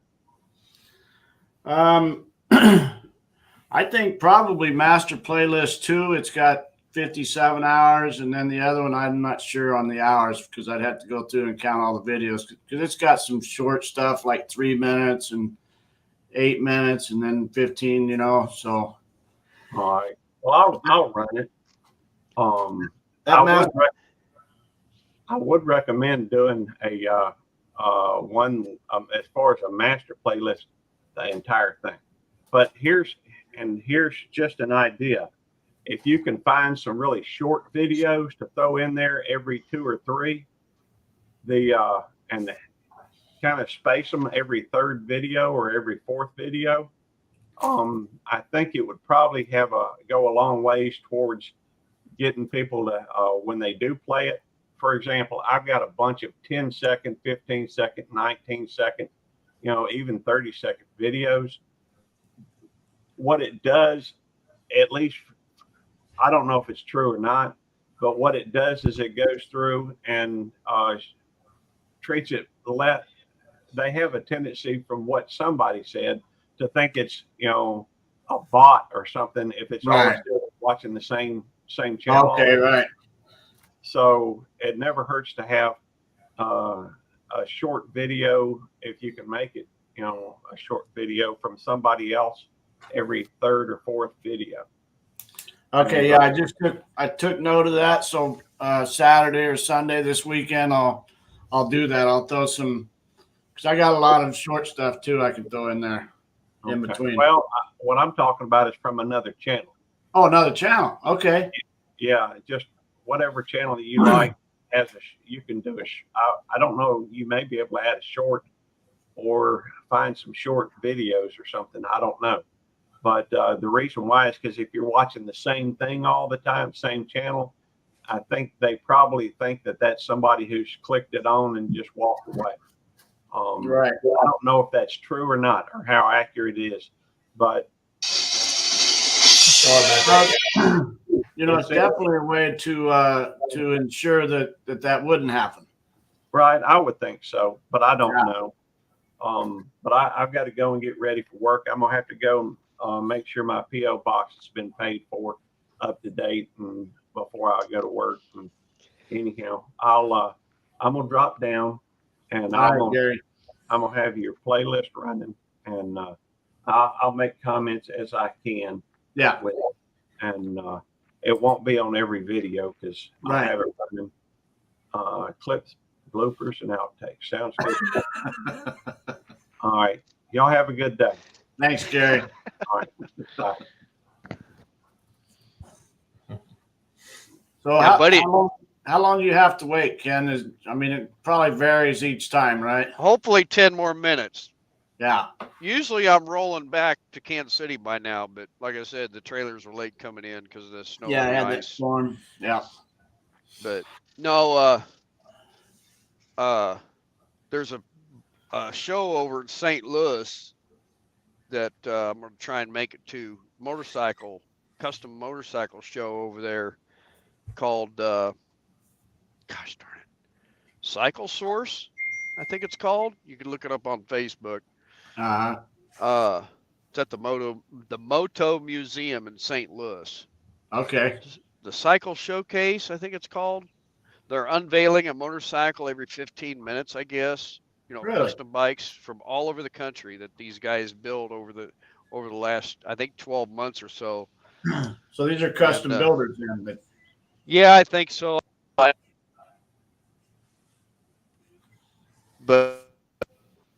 Hmm. we're going to try and ride over there. My buddy and I are on Saturday morning. It'll be like 33 degrees when we leave to Kansas City. yeah, boy. Now, did you say you And didn't then, like the full? Just You go didn't over there like the for full 2, face? 3 hours, 4 hours, and ride back to Kansas City because I want to be back for Sunday because the Chiefs are going to, Right. play the 49ers on Sunday. Right here in my hometown. Oh, what happened to my? Oh, crap. Yeah, you were blinking out a little bit. My microphone. I lost my mic. I Okay, can't hear you. Louis, Hold on I'm a not second. sure on that. That's a good question. He's asking if somebody watches the playlist twice, does it count as 2 views? Mm-mm. Do you happen to know about that, Rob? There we are. I'm back. I don't know, Kenny, because I'm pretty new to YouTube too. I'm trying to get my channel up and going good. I hadn't really comprehended everything on that I'm fully. here now. Ken, do you know there was a question asked here, if a person watches your playlist twice, does it count as twice on the hours? That I don't know. I mean, I would say no, but I don't know. It's a good question. Yeah. So, Ken, I've commented on your video the other day, about the full face helmets, or maybe whichever one Yeah. you and I commented. Yep. Were you saying that you didn't like the full face, or? Well, the full face that I bought it at the dealership, and it has the SEBA built into it. Yeah, right. And I tried it, and I was trying to listen to a phone call or route my music through my Bluetooth, and I couldn't hardly hear anything. I even had the volume turned up on it and everything. Now, my half lid, I have the microphone, the Harley mic plugged in to the bike, and I can route the music to the speakers there or route the music. I like listening to music in the fairing, you know what I mean? Blasting back at me. And I can take phone calls on that thing, and everything is perfect. Okay, so you're plugged in, hardwired into the bike then. Right. The Bluetooth, and I've even got the Bluetooth volume turned up and everything, and it's not the same. Yeah, I didn't like the SEMA either. I got that 20 or whatever it's called, and I'm with you. I'm not too impressed with that either. I think you can change it out, but I am not sure, to another communication device. But you got to make sure it's charged up. And what are you going to do when it goes dead? You know what I mean? Exactly. So I like using the half lid external deal. Now, a buddy of mine bought a helmet up there at Harley, and you can actually take it apart and make it into a half lid, the modular or whatever it is, and he hasn't never taken it apart or anything, to make it into a half lid because it's too cold for him anyway. But I just I don't get cold really. Yeah. Well, you got the good face covering and everything, but I used to wear my little skull cap, whatever, that little helmet. Yep. It's not even DOT approved, and I would wear that, and man, we met up and it was snowing whenever we met up in Tonopah with the guys from north out of the Confederation of Clubs there. And I seen the guys rolling in from Reno. Of course, they're in the snow all the time, and they had the full faces on. I'm like, son of a gun, man, I want one of them. Right. Now my half lid is DOT approved. It's got the Right. everything on the inside. Now on our trips, I always wore my half lid, and I noticed in the heat of summer, I've always got to wear sunblock on my nose, Right. you know, and you get windburned and whatever, and that's where the full face comes in handy. Right. Miss Linda would like to have a full face eventually, and I might just go ahead and get her that, you know, but she's got so much hair. Good grief. Mm-hmm. Well, some of the guys I ride with, you know, I rode motorcycle club for years, so you know we had to ride pretty hard, and I'll tell you, whenever I started wearing a full face riding hard like that, I felt more comfortable, you know. Right. Yeah. So whenever I'm on the highway heading back east, you know, I'm running 80 on average, and then I'll crank it up to 100, then 110 sometimes, you know, just if I got a nice open space, you know, and I crank it up, and whenever I got that full face on, I don't feel it's not going to save my life at that speed, but right. But at least I feel a little bit better than no helmet. I think it was back in 19. I had an old coworker that him and some couple other guys were going to Sturgis, and they were coming up across 80 here in Nebraska or Wyoming or something. And they were doing the speed limit or a little over for a while, and then all of a sudden they just had a wild hair, and they opened them up, you know. Yeah. And he says, we got to 110 mile an hour, and nobody was around us. And he said, next thing you know, there's lights coming up behind us. Holy crap! And he said a highway patrol pulled him over. He was so mad he got out of the car with his gun drawn. Wow. And that was a pretty hefty ticket because he had a CDL, so he had to get an attorney up here to help him take care of it. You know what I mean? So They're lucky that they didn't get arrested, because I think 30 miles over you can be arrested. The guy told him he could take him to jail if he wanted to. Yeah. But I don't know what the probably had a 75-mile speed limit, so they were probably doing 30, 35 over. that was the first time I went to Sturgis, I think, and I camped down there right downtown at the Sturgis RV park, right across that bridge, you know. Oh, Yeah, I will never do that again. you're talking right at the on the west side of town, right off the highway? No, this was right downtown by the main drag where everybody goes up and down all the time, you know. Oh, okay, yeah. You go across that little bridge, I think it is. You can turn left to go in the Sturgis RV campground at RV park is what it's called. I'll never do that again. I never got any sleep. And I was like, this is crazy. This is crazy. 3 o'clock, 4 o'clock in the morning, these people are still going up and down the street, you know? Yeah. Well, there's so many events like that, you know, like Daytona Beach, you know, and so I've been going to Daytona Beach with my dad since '72, and then when I moved out west, I started going to all these western places. But yeah, Laughlin, Sturgis, all them places, you get in a campground like that and close to downtown, and you ain't gonna get no sleep. Well, it's just like the Stubborn American. I went down there by myself. I just wanted to see it.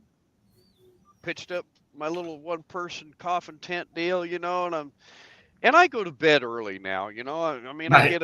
I go to bed at 9, 10 o'clock at night. And finally, after you know, they honored the veterans and everything, you know, and I thought, well, things will start winding down. So I go lay down, and I think I had 2 drinks, and I'm glad I did. But next time I go do something like that, I'm taking earplugs or earmuffs Right. with me, because somebody was trying to blow up their Kawasaki motorcycle in the burnout pit, you know, and I thought, gosh, I'll go blow it up myself. I got something on the bike. I could put a hole in it, you know? Hey, Rolling Smoke Barbecue. Yeah. Hey, Rob, on that, what did you say that was a 1980 truck that you guys did? 1990. 1990. Yeah, we put a Ford 9-inch in it, shortened it, to tub it, and then Oh, wow. we put a 4-link suspension underneath it with coilovers on the back, and yeah, it handled good. Put Mickey Thompson Sportsman radials on it, Right. and did pretty good. It did pretty good. We never took it down the track or nothing. We just mostly made it for show and stuff, and it turned out real good. And we had tweed interior in it, altimeter gauges, stuff like that. We had probably, I'd say, about 75,000 in it. Wow.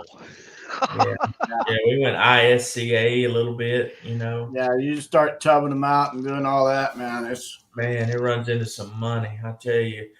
We went with chassis engineering stuff. It yeah. turned out good. But I'm wanting to. I'd like to build a truck like that again, or like you got a car. Like a '69. I'd love that. My mom and dad Right. used to drag race, and he had a '67 Nova, and my Oh, mom yeah. had a '67 Camaro. Really? And oh man, I love that car, and I told her, I said, don't ever get rid of it. We'll convert it back over to street, and I'll buy it if I have to, But she Yeah. said, no, you don't need that. She said, you're gonna kill yourself in that. So they went ahead and they sold both of them, and then we Yeah. got into showing. And there's some good people, man, in showing, real good people. Good. Oh, yeah. Have you ever heard of the Super Chevy shows? I don't think so. No. And we went to there. They were in Houston, and went to Houston and stuff like that. You ever heard of oh shoot, what's that in Biloxi? Cruising the Coast. You ever heard of that show? No. Yeah, they were pretty good. We went there. Is that with a Z or a S? Cruising. It's with a C. Yeah, cruising. I mean, some of them will do CURZIN, and then Yeah, some of them it's with an S. Mm-hmm. with the S. Yeah. Yeah. You know how they try to spiff it up or whatever you call it. Yeah, I think it's with an S. Yeah. And it's still going on today. It's all along the coast of Biloxi, Alabama. Oh, Southern Coast. Okay. Yeah, Southern Coast. I think it might be all the way to Georgia and Florida. I'm not sure, but I know for sure it's Georgia. I mean, it's Alabama and it's Mississippi. Yeah. And we towed the car down there. We towed the truck down there in enclosed trailer, but we drove it around on the coast, and then what you did was we had a ISCA show down there, and we done it at the Coliseum and stuff. And these guys, man, Kenny, these people got some serious money in these cars. Oh man, you ain't kidding. Man, you ever heard of Boyd Coddington? No. Street Rods? Oh man. He's got the title for the most beautifulest roaster. He's done passed on now, but some of these guys, they had $500,000 in these cars, but they were doctors and they were lawyers and they were business owners, Right. Yeah. They put a lot of money into that. Did you say Boyd? Yeah, Boyd Coddington. I've heard of him. He's gone now? Yeah, he died back in 2000. Oh, I can't remember, but he had cancer. Hmm. Yeah, I never really met the guy, but I used to watch American Hot Rod too, and you ever saw that guy on there? Shoot, what's his name? Charlie Hutton. Yeah. He was a good painter, man. He's got his own place now and stuff. That Boyd, he left Boyd. He worked for Chip Foose for years. And you heard of Chip Foose? Yep. Oh yeah. Yeah, them boys is big time into that. I like the shows where they steal somebody's car and they totally redo it. Yeah, the only person that knows is a family. Yeah, they're awesome, man. They're awesome. But yeah, they said Chip Foose is a real nice guy, but I was hoping they was going to come steal my Camaro before I did it. They could But come then take again, my I thought well, Dodge. maybe that'd be a payback because I stole someone's '69 Camaro one time back in the early '80s. So I don't need Might that not bring payback. it back, huh? I don't want to have to start paying back all the wrongs I did when I was a kid, man. I did a lot of stuff. Mm-hmm. Wow. Yeah, But I yeah. like watching the barn find stuff too. Like Oh yeah. Oh, yeah. Gas Monkey does barn finds. Yeah. Who else? There's somebody else, and I can't remember who it is, but they'll Well, come up on YouTube. them two guys did that for a long time. Them Yeah. collector guys. Yeah. Oh, I know who it Man, is. Coffee walks and talks. Gosh, I can't remember his name. He's good friends with Gas Monkey. Gosh, but he does a lot of barn finds and stuff like that. A lot of rare cars that are just sitting in a garage and stuff. Yeah. You know. Well, that was a good. Whenever we lived in Illinois, we'd go down there to Gulfport, Mississippi, and pick up a lot of cars back in the '70s, and early '80s. Get some nice old cars, but out west here, in the Southwest, all the California guys have got everything wrapped up. Right. What My always first car fast- was a my first car was a 1976 Buick Regal. That was the big boy, huh? That was a big car, huh? Yeah. My dad sold it to me. He had another Buick Regal that had a factory sunroof in it. It was a 77 and it was white with blue interior. And he sold it to a buddy of mine. And a week later, my buddy's going down Main Street, Bluegrass, Iowa, with 3 chicks hanging out the top of the sunroof, They just thought that was the coolest thing. Wait till Gary hears about that. I don't know if their knees are ripped up in their jeans or not, though. That's the only thing I didn't know. He's gonna have a story about him hanging out of the window, though. Yeah. Oh my gosh. Yeah. Are you down in Texas then, Robert? No, I'm in Louisiana. I'm in a town called DeQuincy, about 30 miles north of Lake Charles, Louisiana. Okay. Yeah, I lived in New Iberia back in '81 and '82. Oh, cool. Yeah, I lived in New Iberia, worked out of Lafayette. Did you know Rene Romero? No. You did? He's big into cars, and he had a '69 Camaro tubbed out. It was orange, man. Like Hugger orange. Boy, it was a pretty car. Man, yeah, I would have loved to have tubbed mine out, man, but it was just too much money for me. They want some. There's no telling what it would cost now to do it with it being so high, Oh. Yeah, back then I had a '73 Dodge Charger. Mm-hmm. Had that 340 Magnum. Mm-hmm. It was a like a canary yellow, like the darker yellow with a black stripe down the side of it, with that air induction hood. Had kind of like a hockey stripe down the side of it. Yeah, exactly. Yeah, black stripe down the sides. Then had that air induction hood or whatever they called it. Sweet car, man. Yeah, it was a nice car. There's another channel that I follow that drag races a GTO. Ooh. I don't know if Oh, you've is that heard right? of them. And it's called Gilliam Farms, and they're down in Gilliam, yeah. Gilliam Farms. He's got an old GTO that he drag races. That son of a gun's quick too. Yeah. I don't know how that guy fits in that car though. Because he's a big boy. Yeah. I met him down there at the Pinecone Fest, and I thought, holy cow, how the heck does he fit in that seat? Oh, you went to Pinecone this last year, huh? Yeah, we rode. Yeah, a buddy and I rode down there, camped out, and rode back. The next day, and we had a good time. It was a good. We rode over 600 miles on 2 wheels down through the Ouachita National Forest, and that. It was beautiful down there. Yeah, we went down there the year before, the first year, 2022. Mm-hmm. And then we couldn't go last year. Debbie was sick last summer, so I just took off on the motorcycle myself. Yeah, we had a good time. And they partied, you know, over there in the pavilion, you know, singing karaoke that night. Good grief, I was tired after 600 miles Oh on two man. wheels, you know. They were getting their second wind, huh? I guess. Rob, you grew up in Louisiana then? Yeah, yes, sir. Yes, sir. Yeah. I grew up in a little town.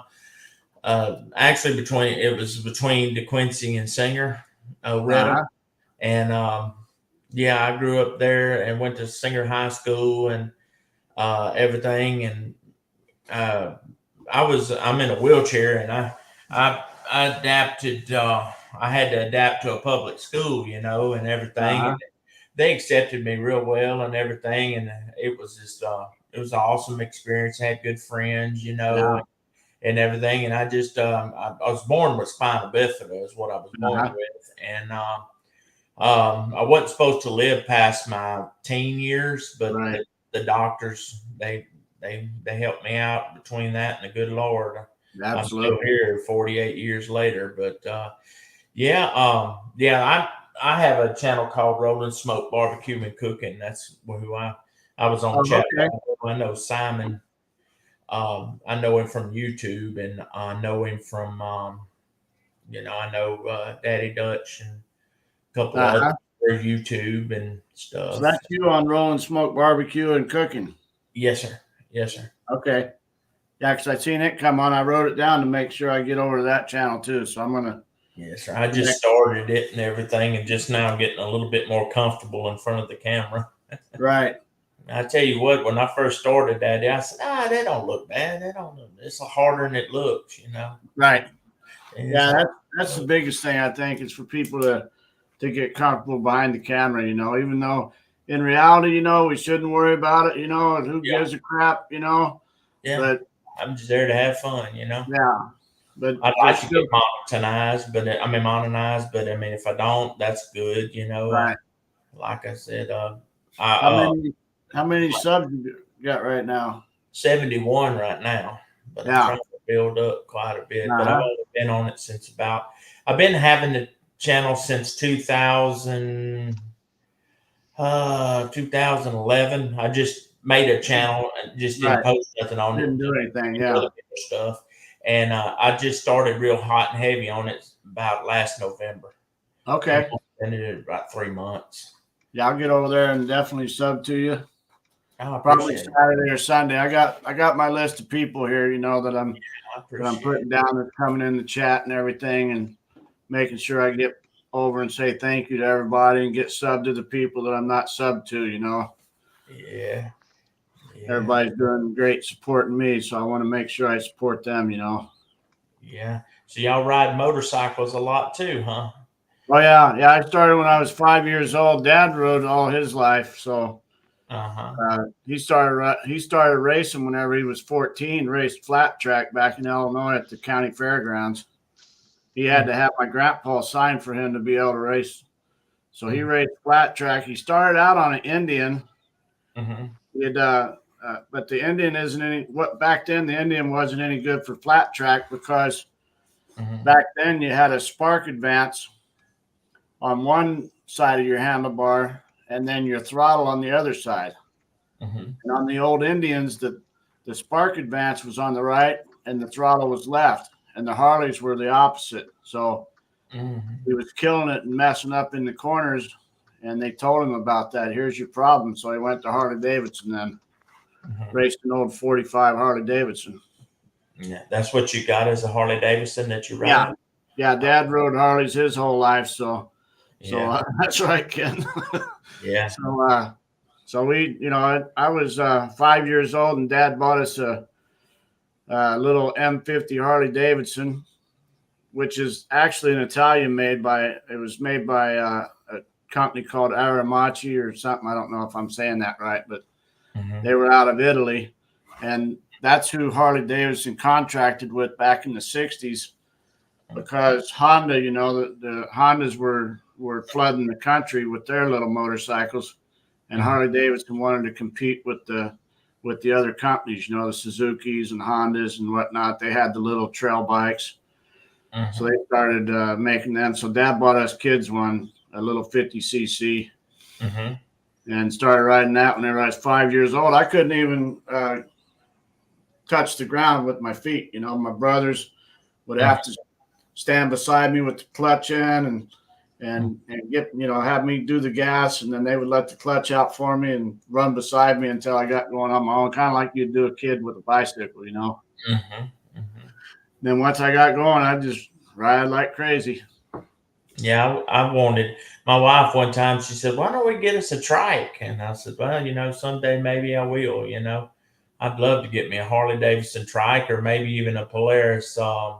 What's that one? Slingshot. Yeah, Love to, because you know I can't ride nothing on two wheels, but right. I'd like to try a trike. You know, That'd be nice. Yeah. yeah, they've got a dealership over here called well, it's in Beaumont. It's called Cowboy Harley. You ever heard of it? And they've got a big selection of new and used bikes. Yeah, I stopped by that because Beaumont. I remember I went to Beaumont and worked a little bit before I went on into Lafayette, New Iberia. So I liked Beaumont back in the '80s. You know, I heard it's changed a little bit now. Oh so. man, it's a mess to drive in now. Oh man, Yeah. every time I go over there, there's got some kind of construction going on continuously. And Yep. I told my wife it's a nightmare. It's narrow, you know, they got everything narrow over there, and they're divided off and redoing the interstate. It was terrible last time I went. That's where I go get a lot of my wheelchair lifts fixed, and I buy them over there at American Lift Aids. But yeah, so where are you living at now, Kenny? You said California, or No, stop cussing at me. We're in a town called Henderson, which is right. It's a twin city with Las Vegas. Oh, okay. We're out in Nevada. So, cool. like you got Las Vegas, and then Henderson is on the south end. The south be the southeast side of the valley. We're out closer towards the lake and Hoover Dam. Oh, cool. So you've been on the Strip and all that, huh? Oh man, I built half the casinos on the Strip. I did concrete work for 44 years. So cool. I built bridges and high rises my whole life. Yeah. Yeah. So that's I worked there, but I never played there. I get the hell away from there. Go in and work and get out of there, man. You don't want to be addicted to all that, huh? No, I'll tell you, we came to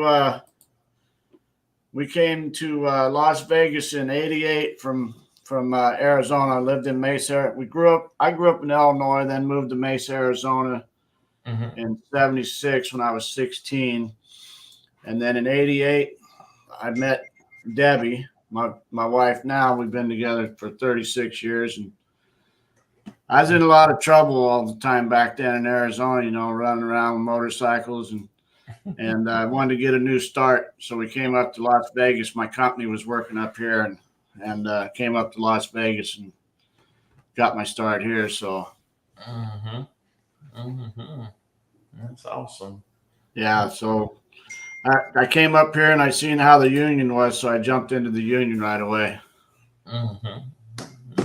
Oh, so what I was going to say is we rented a place down close to Fremont Street, down by the old Vegas. And you could just look right up the street and see them lights flashing, you know, and they were kind of reminded me of this song back in the 1960s that I heard on my mom listened to, you know, forget all your troubles, forget all your cares and go downtown, you know, where all the lights are bright downtown. And that's what we did. We went downtown and I was making good money, you know, I was working union and then I always had a side hustle, you know, pouring concrete on the side. That's one good thing about concrete. So I was doing some work for a little community out here, pouring their tennis courts and steps and different things. So I was making good money. We'd go downtown and it wasn't nothing to throw money, you know, on the crap tables. And I loved playing the crap tables. And I think about 2 months went by, you know, and I was spending a lot of money. And we walked out of the casino one night I can't remember which one it was, but we walked out of the casino and I turned to my wife and I said, you know what? I said, I don't think this town was built on winners. And that was it. No, Caesar's Palace and all that. Yeah. They pocketed a lot of money. Yeah, buddy, they have. Yeah. I'm sure the odds ain't that great from time to time. Yeah, we went down. It was pretty cool because I think Robbie Knievel jumped the water fountain down there at Caesar's Palace in 1990, I want to say. Mm-hmm. So I was building a casino across the street from Caesar's back then. Oh, So I snuck me and the family in on the other side of the street, and we were able to see all the goings on that day. So that was pretty cool to see Robbie jump that casino or the fountains. Yeah. Is he You know, still alive?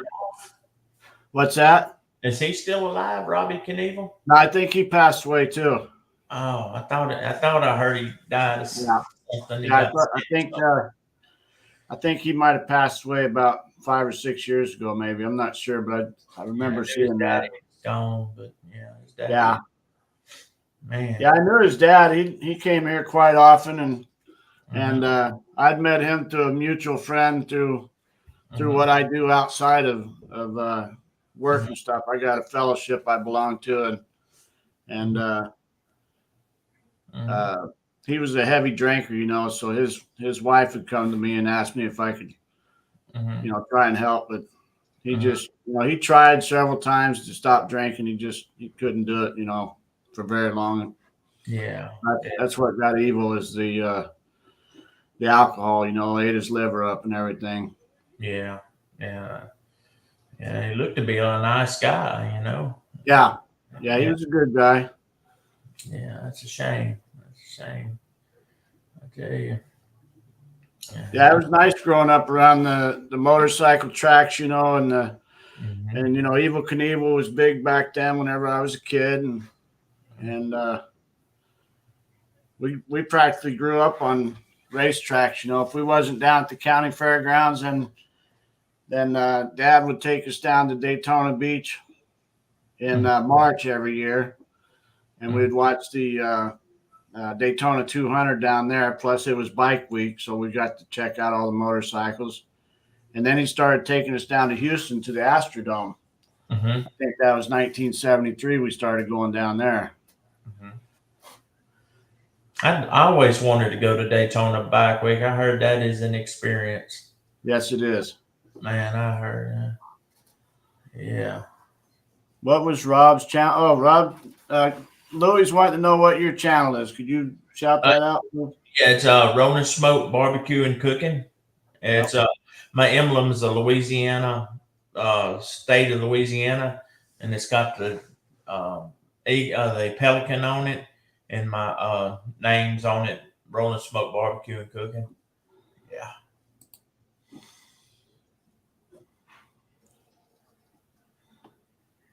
Yeah, Jamie says they didn't build all these major casino resorts off people winning.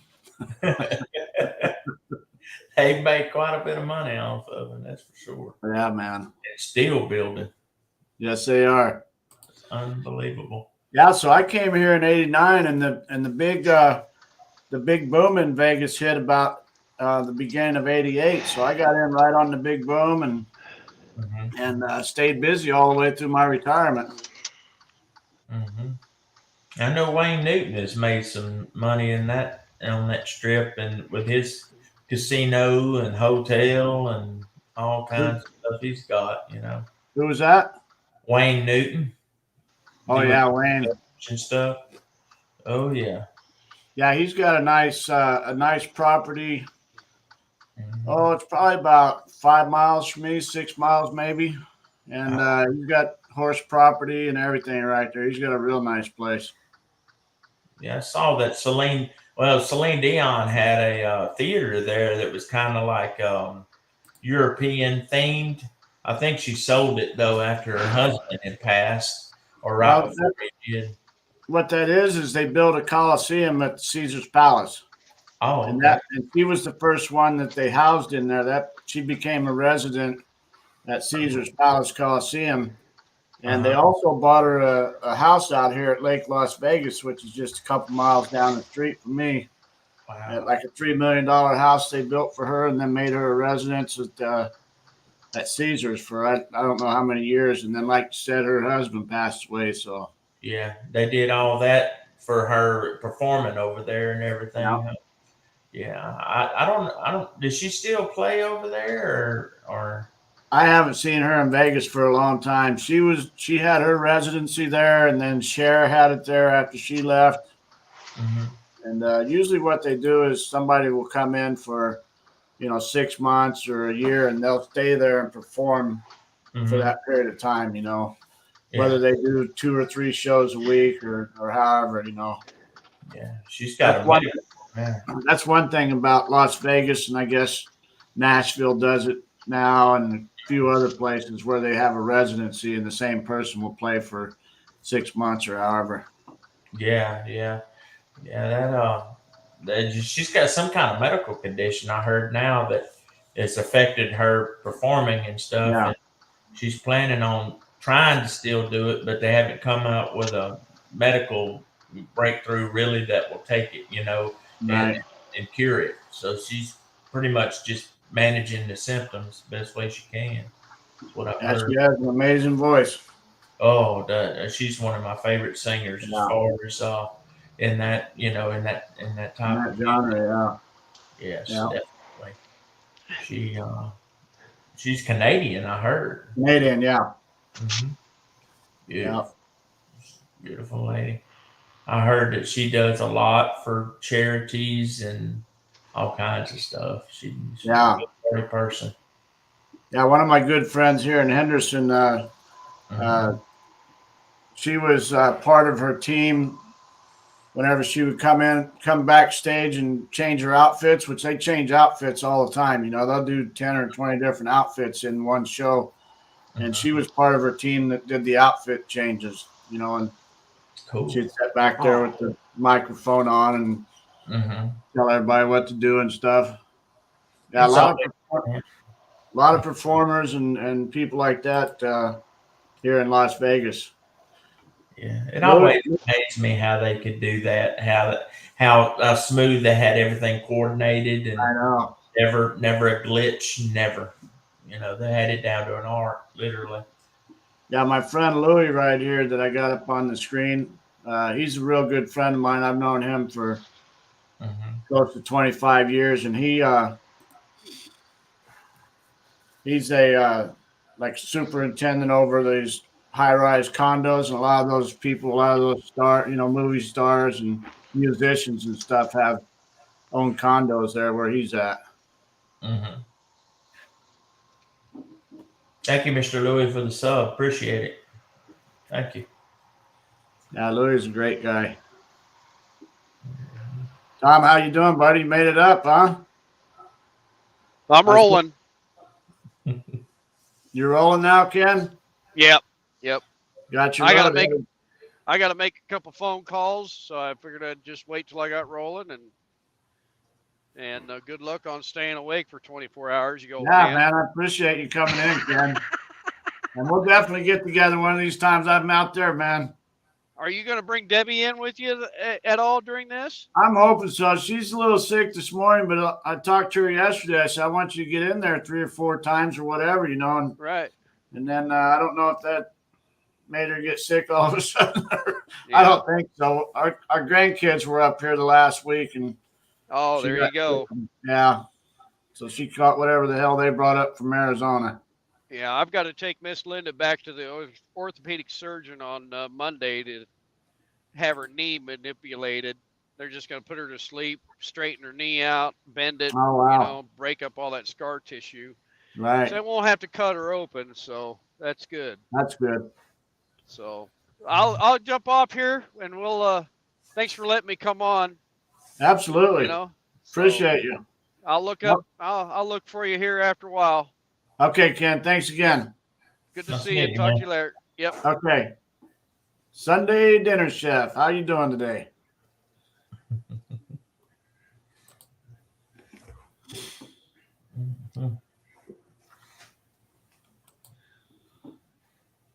right.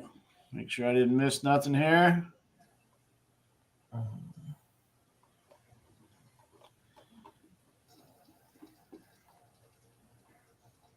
Yeah, so you guys got kind of a mild winter there and where you're at.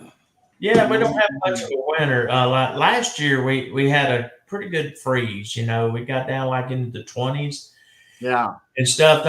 They laugh at us in Louisiana because what happens is if we get a little bit of ice on a bridge or a road, we shut down the whole darn state. You know, and they're like, "Boy, if y'all lived in Alaska, you know, y'all be in deep trouble." And I've got my aunt's brother lives in Alaska, and he said the only time we ever cancel anything is if we have a complete whiteout. Right. You can't see it all. Yeah, if you can't see, yeah. I said, well, we can't. You know, I told him, I said, we were giggling and laughing. He said, I said, it ain't like we could go down to our local tractor supply and buy snow chains, you know, because we don't even have a snow plow. But, you know, I used to work at Walmart, and one time they sent us a shipment of snow plows by accident on a truck. Really? I said, it's the first time I'd really ever seen one. And I told him, I said, what is that, a chipper or something? And he said, no, it's a snow plow. He said, we got to load dust back up on the truck. He said, they accidentally unloaded them with our freight. And he said, we got to come back and bring them back up toward Washington, D.C. Oh, that's it. I said, I'm not going to really sell them. He said, I said, I don't think they want me to clearance them and because they're not going to sell. He said, no, they're going to come back and get them. Yeah, we're the same way out here, except it's with rain, you know, because what happens here is the cars leak oil and radiator fluid in the heat all the time. So there's so much fluids on our streets, and then when it rains, it turns into a sheet of ice, basically, except with the oil. It's just as dangerous, if not more. Yeah, because it's all the time. Yeah, yeah. All right, Tom, we'll be waiting for you in a little bit. Okay, be good to see you up here. Yeah, that I imagine that could make for a bad situation and all that. Yeah, that's you know, another thing about riding the motorcycles. That's why I tell the guys is whenever you're riding your motorcycle, stay either where the left tire is of a car or the right tire. Don't ride down the center of the lane, especially at the stoplights, you know. They're at the stoplights. The cars will sit there and they'll leak all that radiator fluid. And then if you hit that, it's like slicker than everything. I tell you what, where we have problems is, and I never really realized that it was a problem, which we live in a subdivision, but I don't do it anyway. People will, like, if they live on the side of the highway or everything, they mow them right of ways, you know, because it's part of their land. They'll blow those grass clippings out in the highway. You know how dangerous that is for somebody on a motorcycle to come across? And, you know, I've heard friends that, you know, well, they can't make that big of a difference. I said, you're on two wheels. It makes a big difference because you don't have another two that's out of those clippings to keep it stable, you know. Yeah. And, you know, it ain't like you can go around them because they blowed it all the way across the road, you know. Right. Yeah, that's something we learned on the roads. But hey, Chef, how you doing, buddy? What's up? How we doing? Where the leaves fall down on the roadway, you know. And then in the morning, you got that morning dew coming up and the leaves there, so you got to be really careful on that too. What's up, Chef? Chilling, man. Chilling. Thought I'd take a quick break and pop up and say what's up. Right on, man. Right on. See how you're doing. Doing good so far, man. 6 hours in and plenty of company, good company. So that's what's up. I'm glad people are coming through and, you know, checking you out and, you know, keeping it steady because I've been listening in here and there, and, you know, so I'm glad everything's working out, you know, so far. Yeah, it's working out good, man. I appreciate the challenge. You know, I appreciate you and all you're doing for me, brother. Hey, anything I can do to help you out, brother, you know. Yeah. I'm going to really need some help in that fourth quarter. You know that fourth quarter gets tough. I'll try to be awake by then. Well, from midnight to 6 a.m., which would be 1 a.m. for you and 7 a.m. tomorrow morning. That's going to be the tough one. I usually wake up around 3 in the morning. Okay. Here, so yeah. You're going to be checking on me, make sure that my eyelids are open. Of course. Yeah, of course. Yeah, hopefully you'll have some folks up there with you, man. I'm not sure who's up around that time normally, but we'll find some. Yeah, that'd be Everybody somebody. comes. Just remind everybody when they come in, if you see any new heads, if they could share it out, so if they wouldn't mind. I know it's Yeah. kind of it's kind of hard asking like fresh people that you may not know, Right. but you can just explain to them what you're doing. You're doing a 24-hour live challenge, and most people will help you out. Most people will be like, yeah, no problem. So you guys hear that in the chat? Share this that out way he don't have to say it. Share this out on your, Chef says share it out on your community tab. Share it across all your platforms: Facebook, Instagram, TikTok, whatever it is you got. Share it out. Help the homie out. He's trying to get some watch hours, and gain some subs, of course. So, help him out. Support. Yeah. Definitely. Yes, Des, we know. Yes, Des, we know. How you doing, Rob? Doing good. How you doing, sir? Doing well. Thank you. Thank you. I just subbed to you a little while ago. Seen you up there. I think I've seen you in other chats before, in some of the other barbecue chats. I'll be right back, guys. I talked with Simon and Daddy Dutch and a couple other ones. Yeah. Yeah, it might have been Dutch's channel. I've been seeing you on something. Yeah. He's a pretty cool guy. I wanted to go to meet all of them at the Houston Livestock Show and Rodeo, but I'm not going to be able to make it this year. Yeah, you going to get to go or? No, I'm gonna be. I'm out here in Arizona, so I won't be able to make it out there. We got a lot of other stuff going on. Yeah. Shoot, yeah, that's cool. Yeah, I saw you got rubs and everything, huh?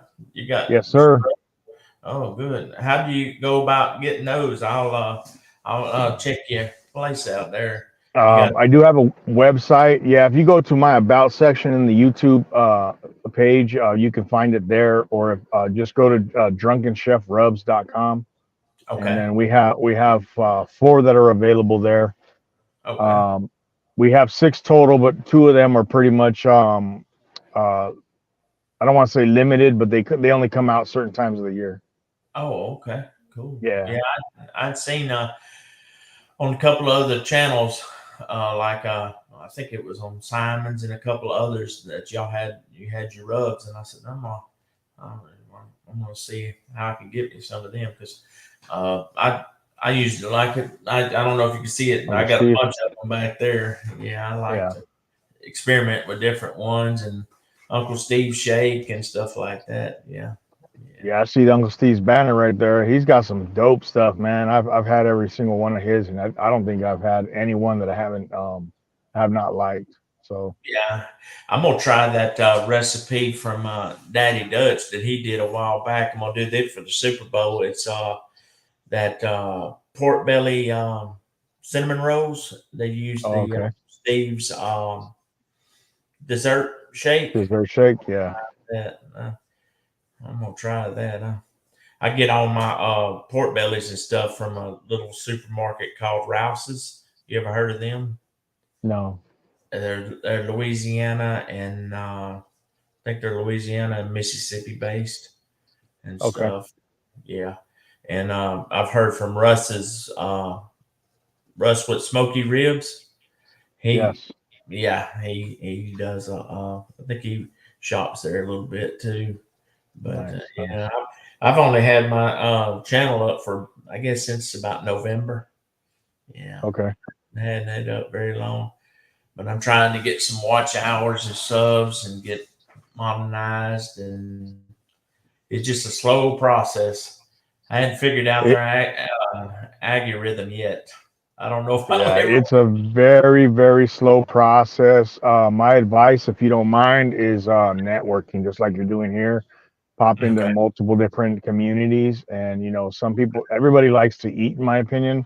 And if you got good content or you're making, you know, good videos on your channel, you know, they'll come through.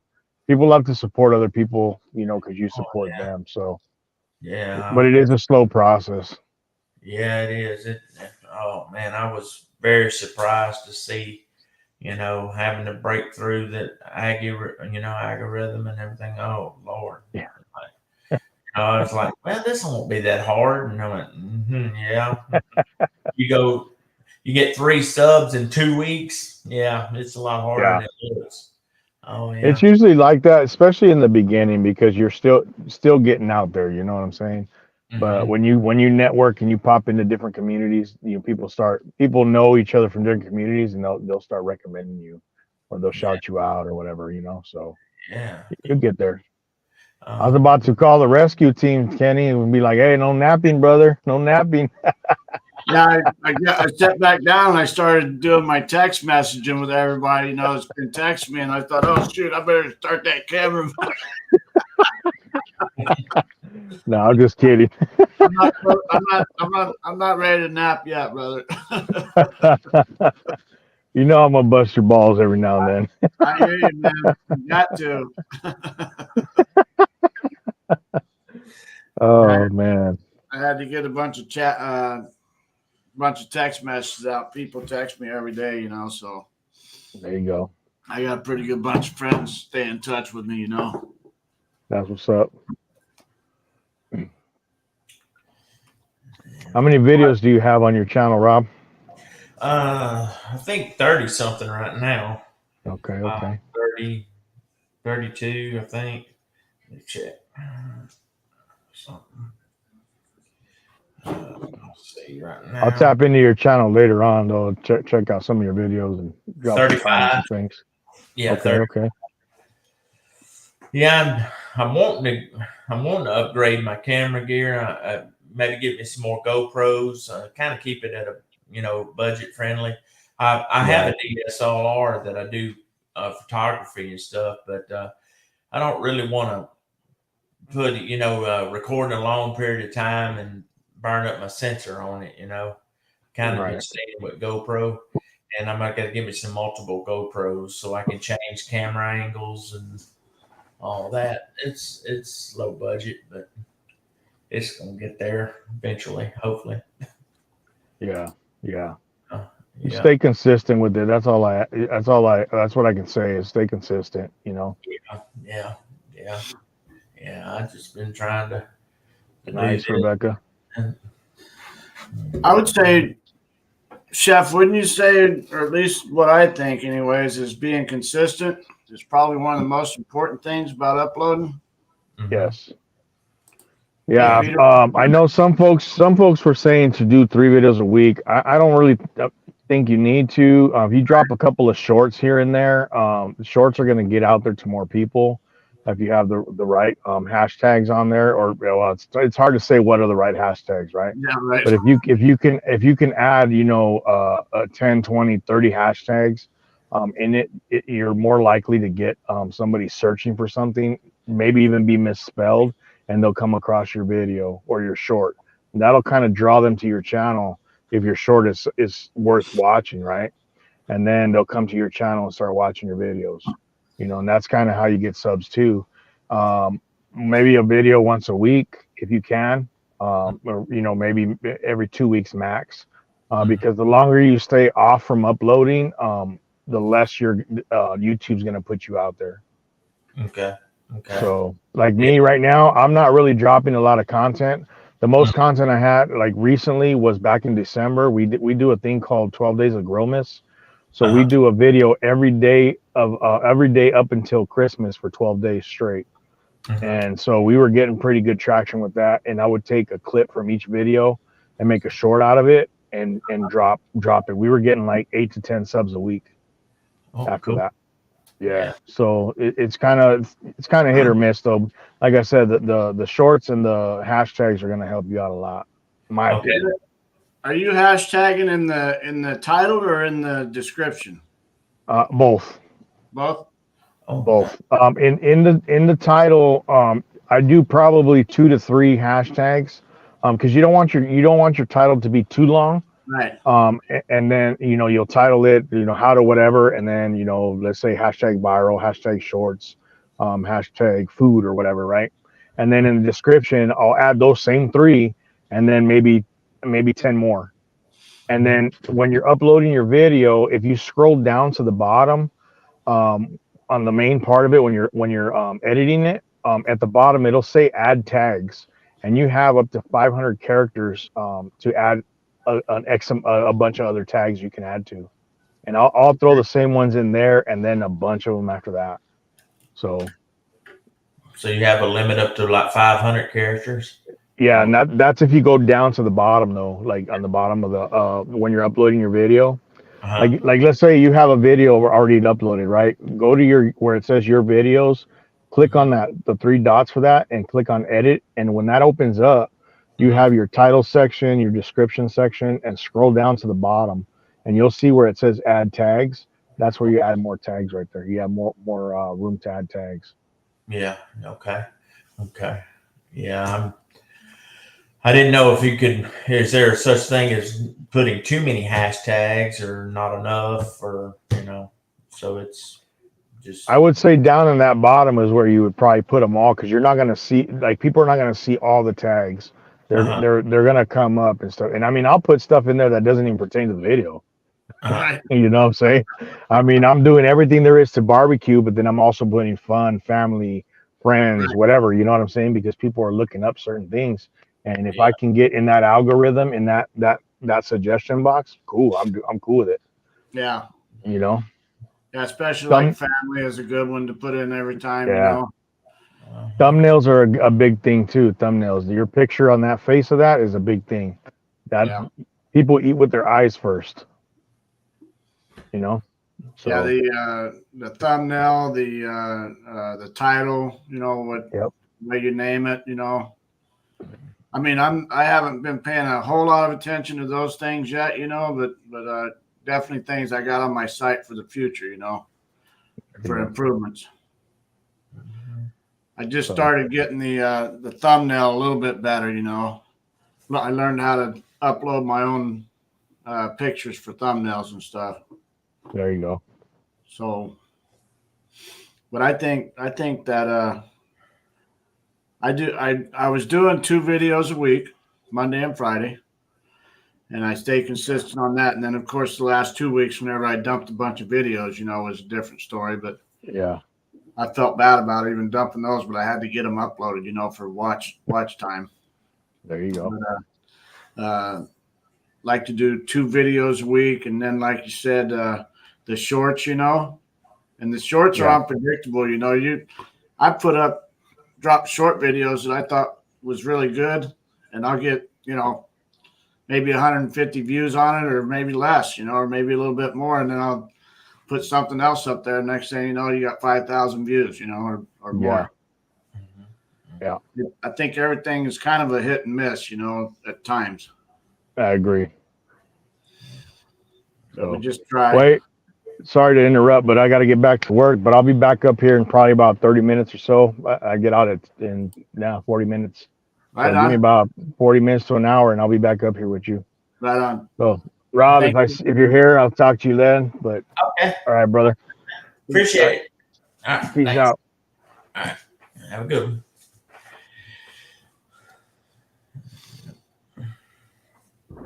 Yeah, man.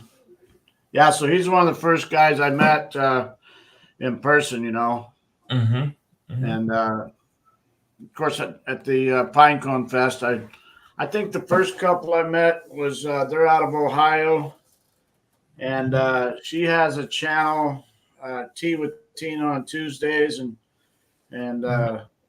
hers was just live streaming stuff for the most part, and then they started a RV channel as well. So we kind of connected on that level. Also, they come out to Las Vegas maybe once a year or so. So they happened to be out here in Las Vegas. So we went and met them and had breakfast. And then Chef right there, he was probably the second person I met in person. And then Tom Garvey, the keto cook, and the Sunday dinner chef that was chatting earlier. He'll be up here on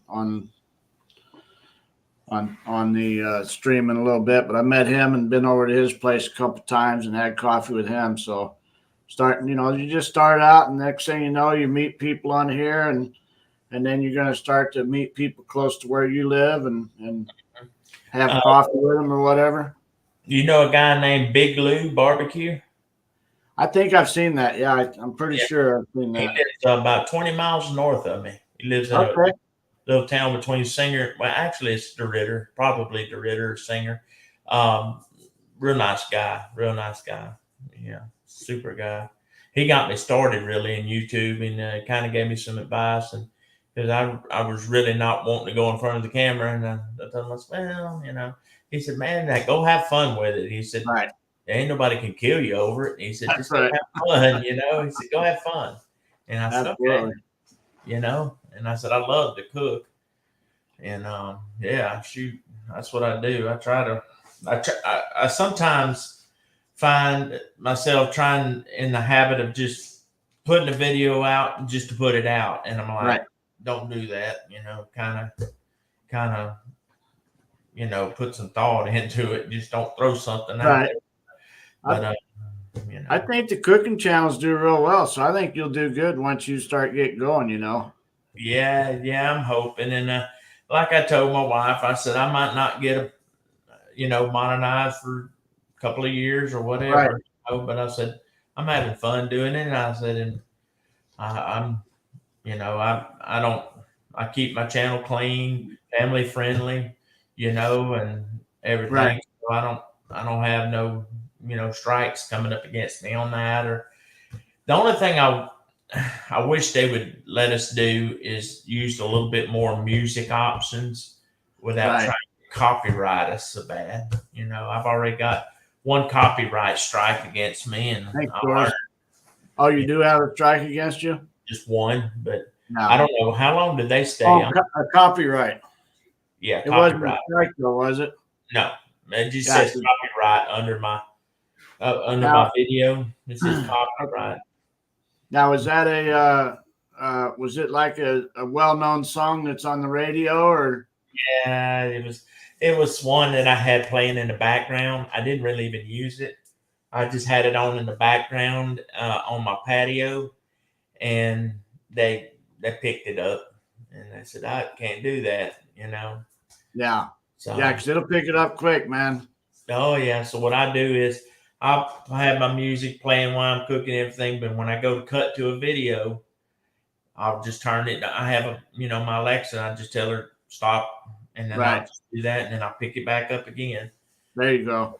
Now, what you can do on that copyright is you can edit that music out that you picked up. Okay. You can go in. Let me think. I just had to do it on a bunch of mine not too long ago because I wanted to get monetized. So I went ahead and I blocked that music. If you go in and where it says copyright, get your arrow underneath that, and it'll tell you to click on that. That way it explains why your copyright, what your copyright violation or whatever you want to call it is. And you click into that, and it'll take you to an area to where it'll ask you, if you want to mute that, and you can mute that song, and it'll go ahead and fix that for you. That way you don't have that copyright in there if you want to. I think I might do that. I got a question too for you. Like if you, sometimes I'll create a video in TikTok, and I'll use music that is royalty free to them. And then I transfer it over to YouTube. And so far, I haven't had any problems with copyrights on that. Yeah. I guess they have an agreement with one another. I don't know. But I'm not going to leave you in the basement this time, Tom. Yeah, and Tom might be able to answer that, but I don't do TikTok. Hold on, let me fix this thing here. All right. I don't do TikTok or Instagram or anything.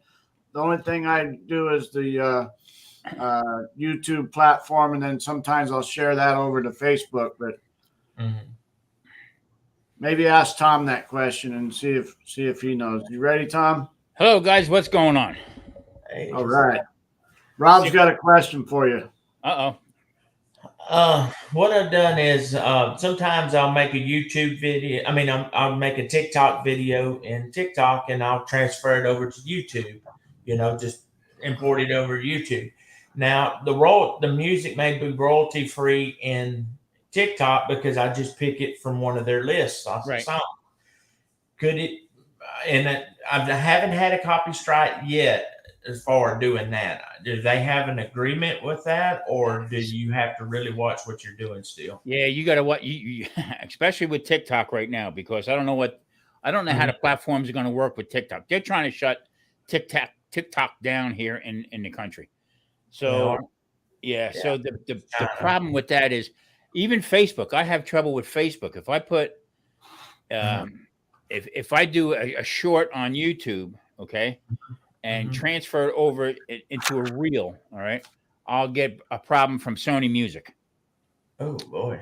Yeah, on Facebook, not necessarily on YouTube. Oh So yeah. what I do is I take all my videos, okay, my shorts and stuff, and if I put them up on my phone blank. It's best to do your shorts on your phone. Right. Okay. I've had nothing but trouble with trying to do shorts on my YouTube because no matter how you put the format up, it comes up wrong anyway. The wine cellar. Right. They cut it half off. So what I do is I do the video, okay, and I don't put no music to it when I'm making the little short, okay. Okay.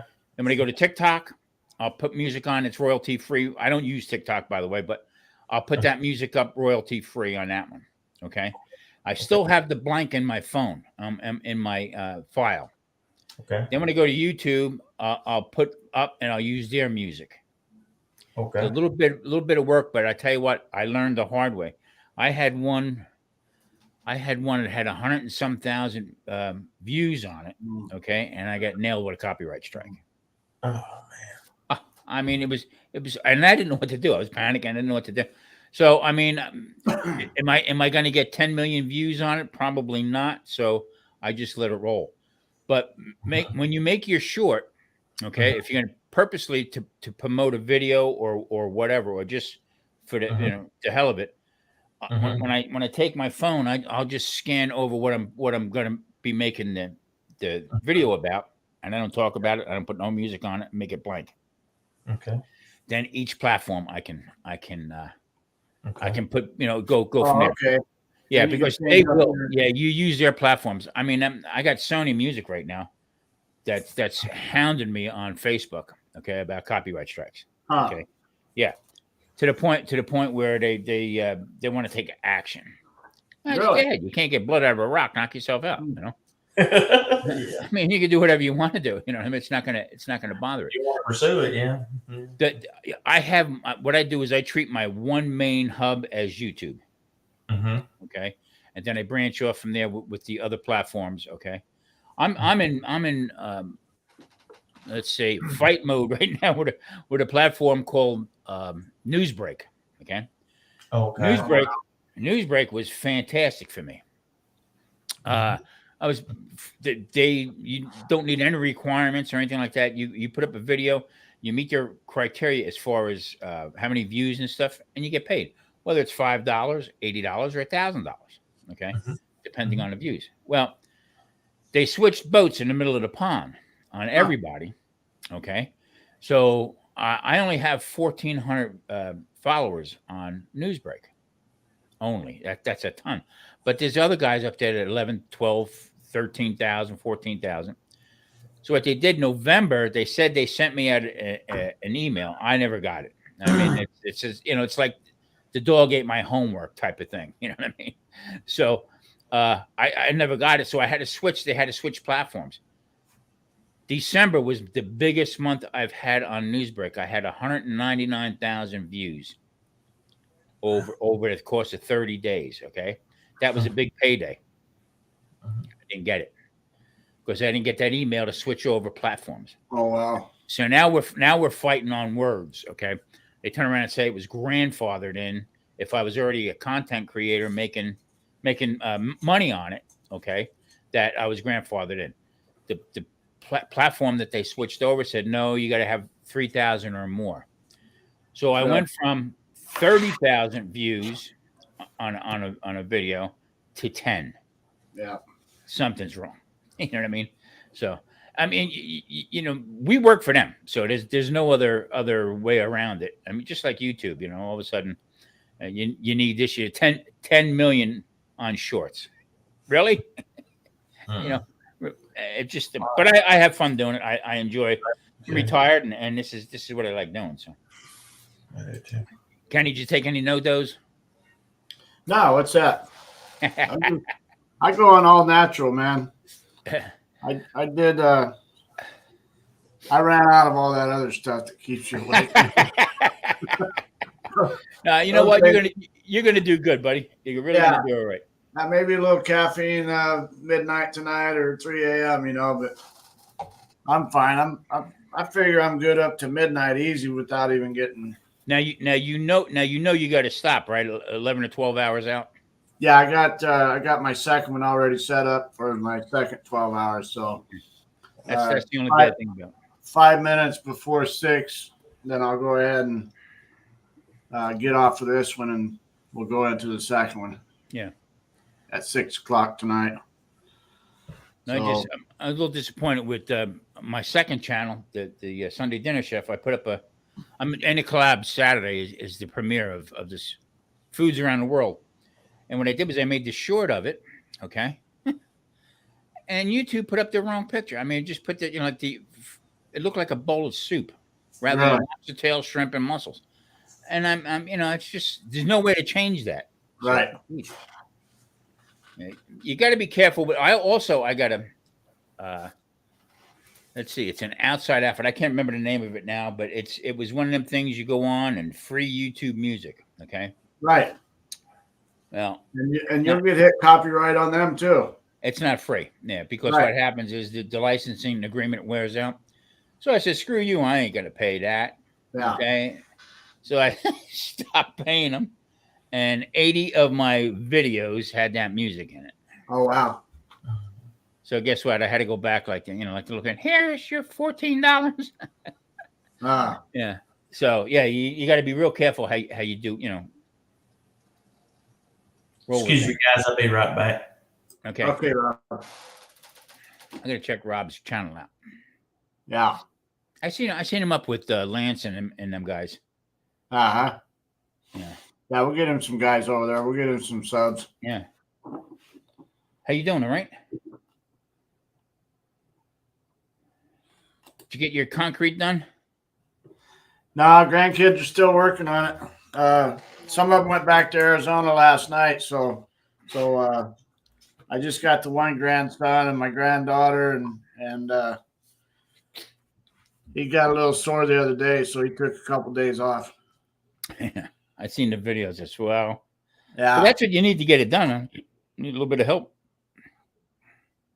Marie's got you running right now. Oh, nice. Thanks, Marie. Yeah, she's doing her chores. Just writing down. I'm trying to write down all the channels that are coming in and visiting me. Make sure I get over there and. Shasta Valley Outdoorsman. Shasta Valley. Wonder where's Shasta Valley at? I know Shasta in California, Yeah. but I don't think that's where that's at. In Pennsylvania, Shasta. I'm not sure. Hello, everybody in chat. Oh man, King, how you doing, buddy? North California. Oh, it is Northern California. Yeah. Because I know I go past Shasta all the time going to Washington, so that's the only place I knew where Mount Shasta and the city actually was, the town. Because we go up through Reno from Las Vegas. We go up to Tonopah, Reno, and then up to Susanville, and then cut across from Susanville. That's what we're going to do this year. We were talking about it the other night. I said, I want to start visiting some of them ghost towns and different places that you go to and stuff like that. I'm going to start getting out a little bit more this year. Oh, absolutely. Yeah, there's a lot of places to go to. You know, they're not far away either. I got I had my MRI the other. You know what, Kenny? I had MRI done at 7 p.m. in the evening. Really? I couldn't believe it. Man, Yeah. where'd you go to Desert Radiology. That's the only one that's out here. radiology? Yeah. But I mean, it was this was okay. I mean, it was right around the corner from my house. So Yeah. Oh yeah, I know where it's at. I've been there before. yeah, maybe I'll get some answers this time, find out what's going on, and get back moving around again. Yeah, I hope so. Tough making videos. I bet. Tough making videos. I last night I had a rough night. I don't know what's the weather or what, but I mean I just could not get comfortable, and it's I don't know how to explain it, but it hurts like hell. Oh, absolutely. You don't take nothing for that other than like ibuprofen or something, huh? Yeah, no, I in the beginning they wanted Chief, my man. In the beginning they had me on all kinds of stuff, and I'm not. My system ain't cut out for that kind of stuff. So. Yeah, I hate to take any more medication than I absolutely have to. And right now, I mean, they want me on a couple things right now, but I'm not on them. Yeah, exactly.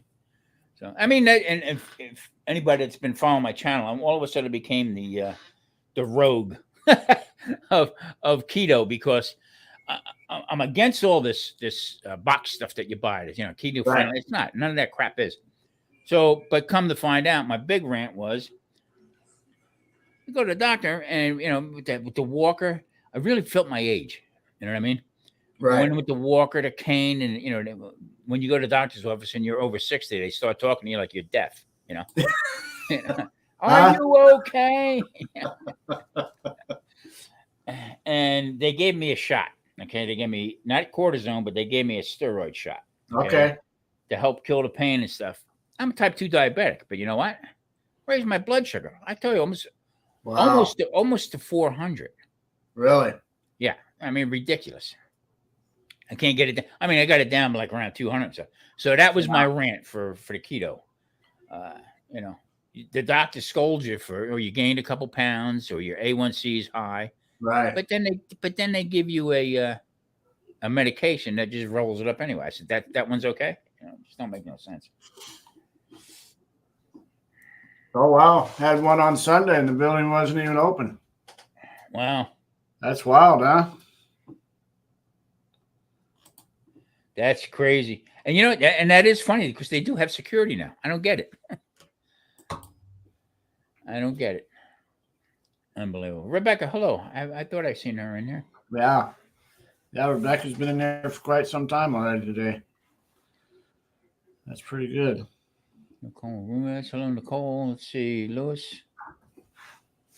Peter jumped in early. Merton Sue's been here for a while. Traveling Merton. They're good. Yeah, Merton and Sue. Yep. Been friends with them for a long time now. They just went down. I think they just went to Texas and got a couple puppies from Devil Dog. Oh, did they? Yeah. Yeah, I don't remember, but she had Boston Terriers also. Yeah. Yeah, I think they went there, and then they went to. I don't know, Sue. Are you guys still in Arizona? So they were going to go to. I think they were going to go to Desert. What's the name of his channel? Desert something of Arizona. With Steve. Penny, you know what we gotta do? Me and you we gotta invent, the glare-free glasses. I know, man. I hate that. I mean, I have to hold my head down, and so I can't have the glare in there. Yeah, I've even tried my other glasses, and same thing with them, So Yep. Unbelievable. I'm cooking a couple of chuck roasts today, and sprinkled Devil Dog's dust on it. Yeah, but Chef has some good stuff. He has. I'm on the other channel. Yeah. I'm gonna start featuring some of his rubs and spices and stuff like that. I call them spices because that's Yeah, Desert Adventures in Arizona or of Arizona. That's Steve's channel. He does a Okay. lot of that. He does a lot of drone stuff too, Tom. That's where I got the drone. Got hooked on the drone stuff with. Let me write that down. Yeah, Ironwood Meetup. I thought you guys were there. Is that Desert Adventures in Arizona or of Arizona? What's the correct name on that? I think it's of Arizona. Let me check that one off. Yeah, Steve's a good guy down there on that channel. And they put together this Ironwood Meetup, which is heading towards Tucson. Okay. Well, back in the day, I used to drive for, early 20. I was in my early 20s, and I drove for Culligan. I drove cross country for them. That's why I was all out through this area. I was in every state other than Alaska and obviously Hawaii. But almost had the shot to go up to Alaska. They were bringing going up and getting minerals and bringing them back for the filtration. We're bringing tanks up there and stuff like that. Came real close to doing it, but we exchanged trailers, at the border, Canadian border. So Right. Yeah, that's what Ken does from Lone Cowboy Adventures. okay. He was on earlier, and that's what he was doing. He had just dropped some trailers for another driver, that brings him down and meets him and then takes him back where he's from. Yeah, Desert Adventures in Arizona. And Not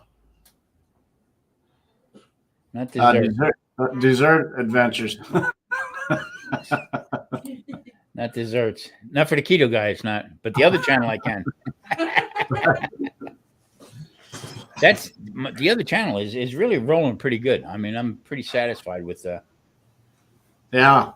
with everything. This one I'm struggling. I mean, I'm monetized and everything else like that, but I'm kind of struggling with this one just because I don't play the game with like I said, with all the other keto products that are out there. There's no such thing as Right. Right. And I gotta say, if it wasn't for the barbecue channel, I wouldn't be, up there. They really embraced me in, and they're all pretty good friends of mine. So Yeah, it's a good community. Yeah, we had a few of the barbecue guys on here earlier. see, I seen when I was getting ready to come up, I seen Chef, another great supporter. Yeah.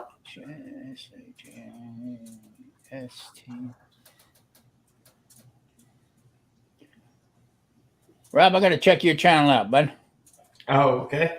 I'm going to go over and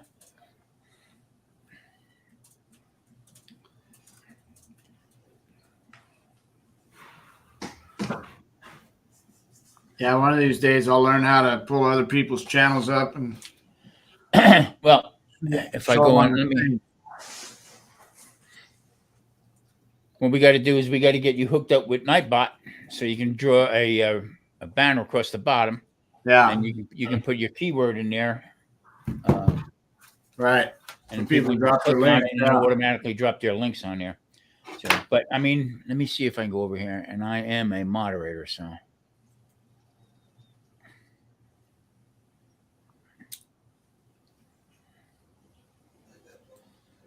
Let me go to our channel here. Oh, we got a Rolling Smoke barbecue here in Las Vegas too. Mm-hmm. And I had to watch that because somebody texted me one time, they messaged me and they said, "Do you have a barbecue place in Las Vegas?" I said, "No, I wish I did. I don't know if I want the headache having a restaurant, but no, I started doing Rolling Smoke because I was in a wheelchair and everything, and I kind of stayed with that theme, but yeah, I'm an affiliate with ThermalWorks and stuff. I haven't sold but maybe a couple of them, but like my channel hadn't been out that long, you know, and stuff. They're kind of hard to. Hey Rob, type in the chat. Drop your type in your at. Okay. Let's see.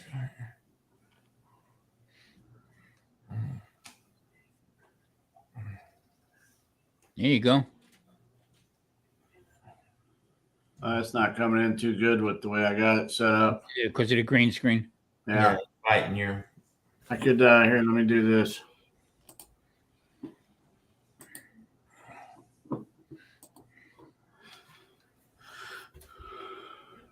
Do a copy link. There we go. Now we're cooking.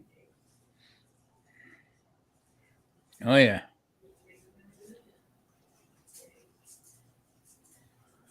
Got that LSU hat in the picture. Die hard LSU fan, I tell you. Oh man, I know you guys from Louisiana are diehards. We got one buddy out here. He'll wear LSU and just put it right in your face, man. We hated to see Joe Burrow go, and we also saw, you know, Davis, yeah. We saw Chafe's here. Hello, Al. All right, I'll get it on there. Al, how you doing?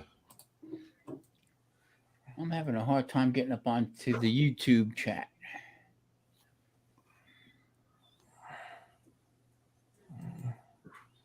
I don't know why. Yeah, that's like who's that? Alabama with the Roll Tide. Oh yeah. Yeah, those are diehard fans there too.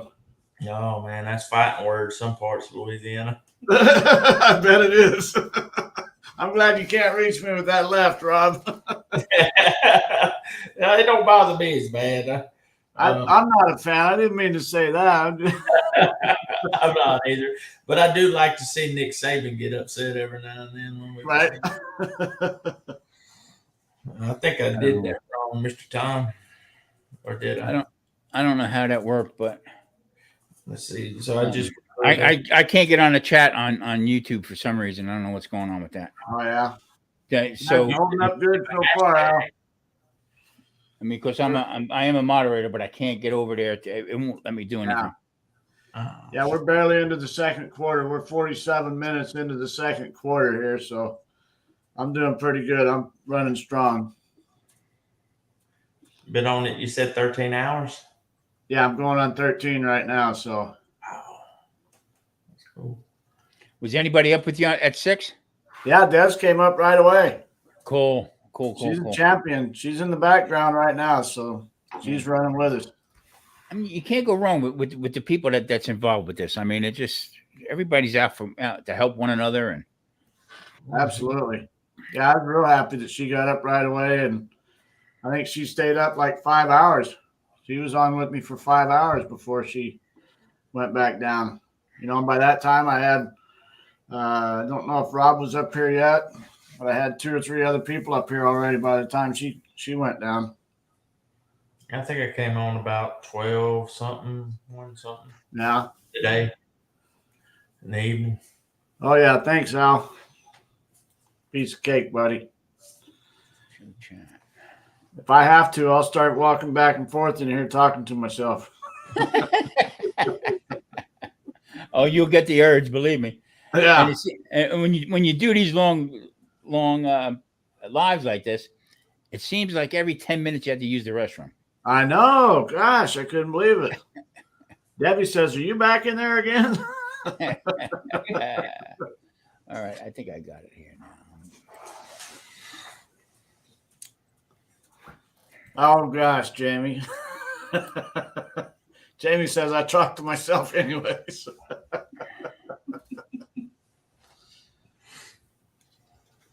At least I'm listening to me whenever I'm talking.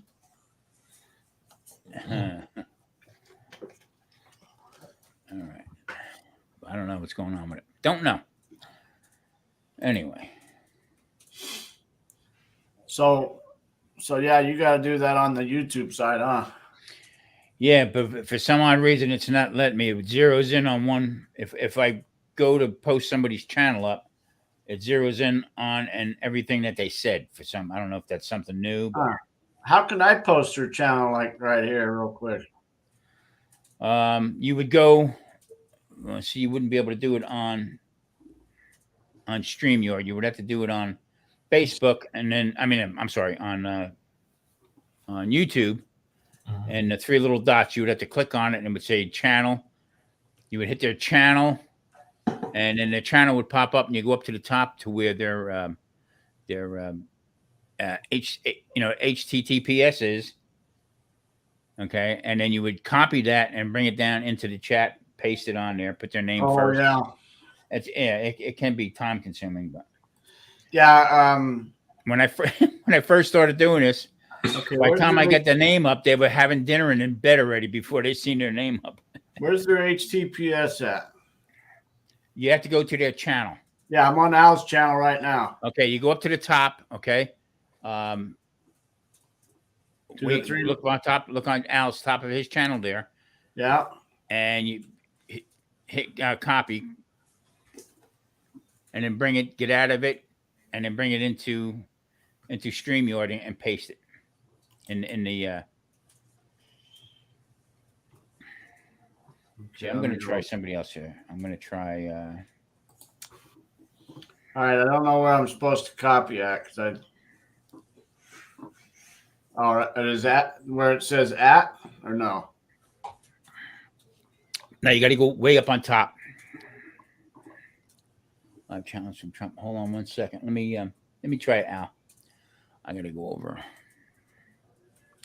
See, it's.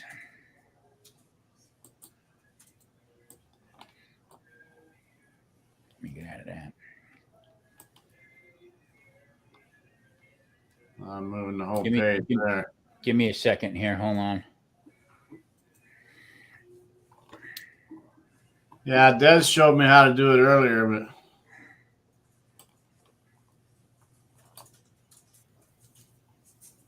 Oh, wait a minute.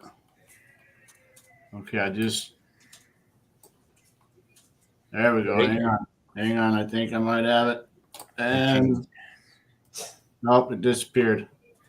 Go to channel. Yeah.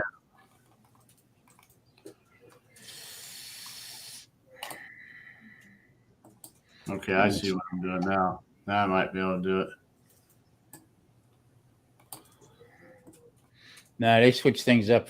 I don't have no clue. Wait a minute. Hold on a minute. There we go.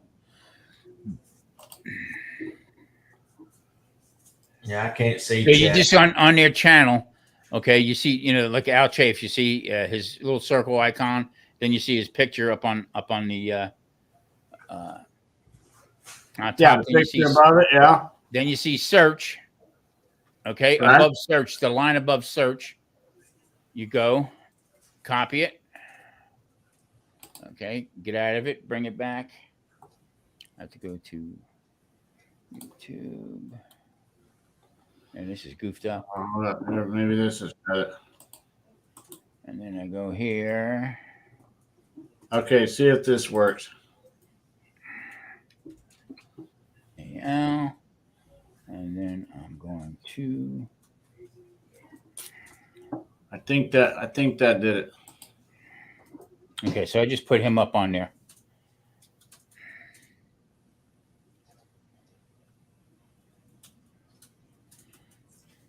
Oh, he's gone.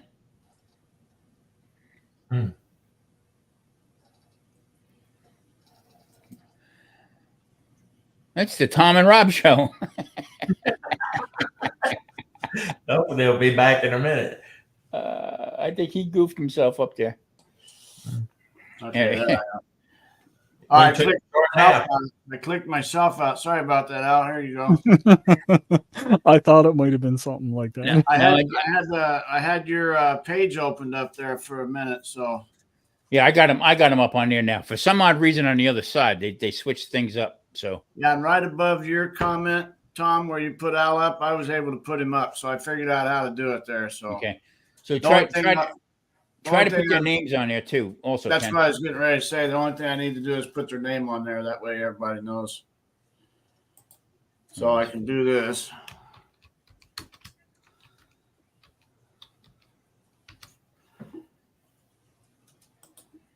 Well, that would be like the moderator's job here. But I mean, I tell you what, they switch things around. Holy moly! So right there, how's that come up now, right? With Al? Yep. Gotcha. Now, see that came up. Let's see. Yeah, mine came up on here too. Also, all right. Okay. Well, everybody's got your channel there, Al. Well, We thank did you. one. We got one out of many. All right. How you doing today, Al? Not too bad. How are you doing? How's Good, everybody? man. Doing good so far. Nice. You're getting there. You're more than halfway. No, not even halfway. No. Wait, thought you said you were 13 hours in. 13, yeah, we're going no, I'm sorry. We're on our 7th hour, not 13. Yeah, Oh, sorry. 7 hour. Okay. I was gonna say you had to shut it down, don't you? Yeah, because I figured you were after starting your second one. But you're Right. on 6 hours and 57 hours now. 6 Yep. hours and 57 minutes. Yeah.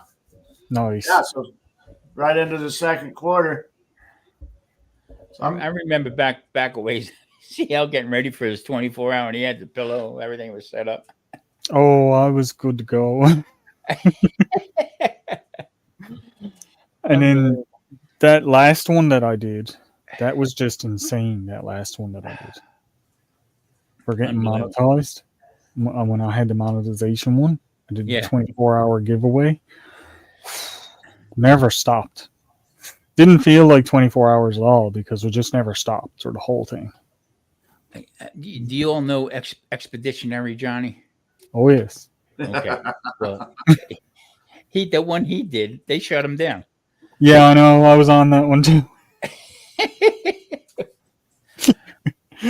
It was really late in the night. Here's what happened. It was really late in the night. And there was 4 of us up on panel and we were talking, and it just got to the point where it was like, okay, is pretty much there's nothing left to talk about. So Johnny was like, hey, I know these cute little videos. Let's start watching some of these. So he was putting them up. And we were watching those for a couple of hours, and then suddenly it was like, why is there nobody talking in the room anymore? What?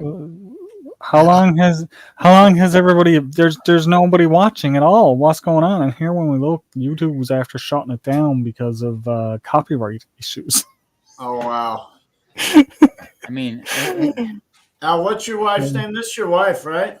That is Nicole. Yeah, Nicole, that's right. Nicole. Nikki. Couldn't remember for a minute.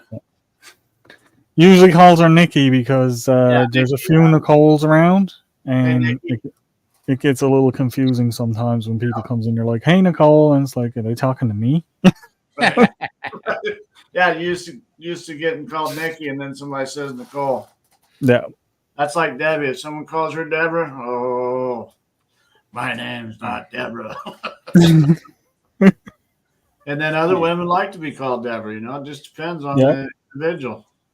Yep. She's been called Nikki her whole life. I call her Nicole, but she's been called Nikki by all of our friends her entire life. So that's a second nature thing to her. Well, be careful because she's probably a boot throw away from you right now. I'm in another room. We got the door closed. Do you throw boots at him or rocks? Whatever's closest. I usually get a shoe. So I got to be real careful around Marie. I might not wake up the next day. right. Yeah, we're getting to that age, Tom, to where they can just do anything they want to us. And they just haul us off. They figure we just died of natural causes. Yeah. Mm. Unbelievable.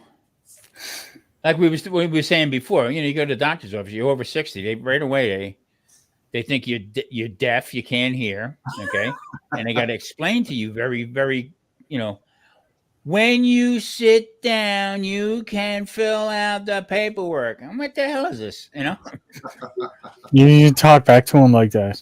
Yeah. Do you have a pen that I can write with? There you go. Immediately would put in a straitjacket because I said to the one girl, I said, "What did you do before this? Were you a deli clerk before you became a medical staff? I mean, what the hell?" I like going to the doctor's office, okay, and then they walk you way down the end of the hall to get on a scale, okay, and by the time you get down there, I have to walk with a cane, blew my knee out, and by the time I get down to the end down there, and if the nurse is a little chunky, she says, "Okay, get on a scale." I said, "No, you first." No, you first. Let's see. I'm going to see if this thing is accurate or not. Gets all beat red in the face, and off we go. Then walks you back all the way back up the hallway to the first room, and you go in. They take your blood pressure. Well, naturally, it's going to be high, Right. So You just made me walk a mile. yeah, exactly. So, pretty funny. You got to make light of everything too, because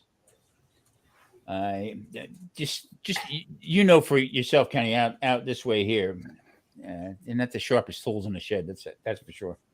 Yeah. Yeah, that's putting it mildly. 3 months waiting for an MRI. Yeah. I mean, and then for a while there, I couldn't get out of bed. I was in bed for almost 6 weeks. Man. To the point I was telling Marie to write a story about me.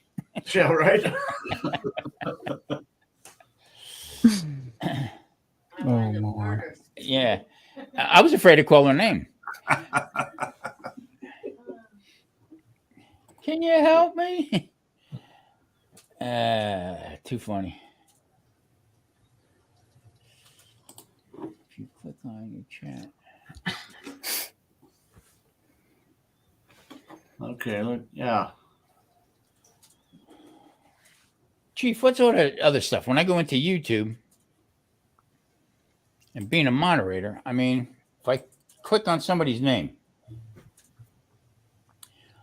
let's see here.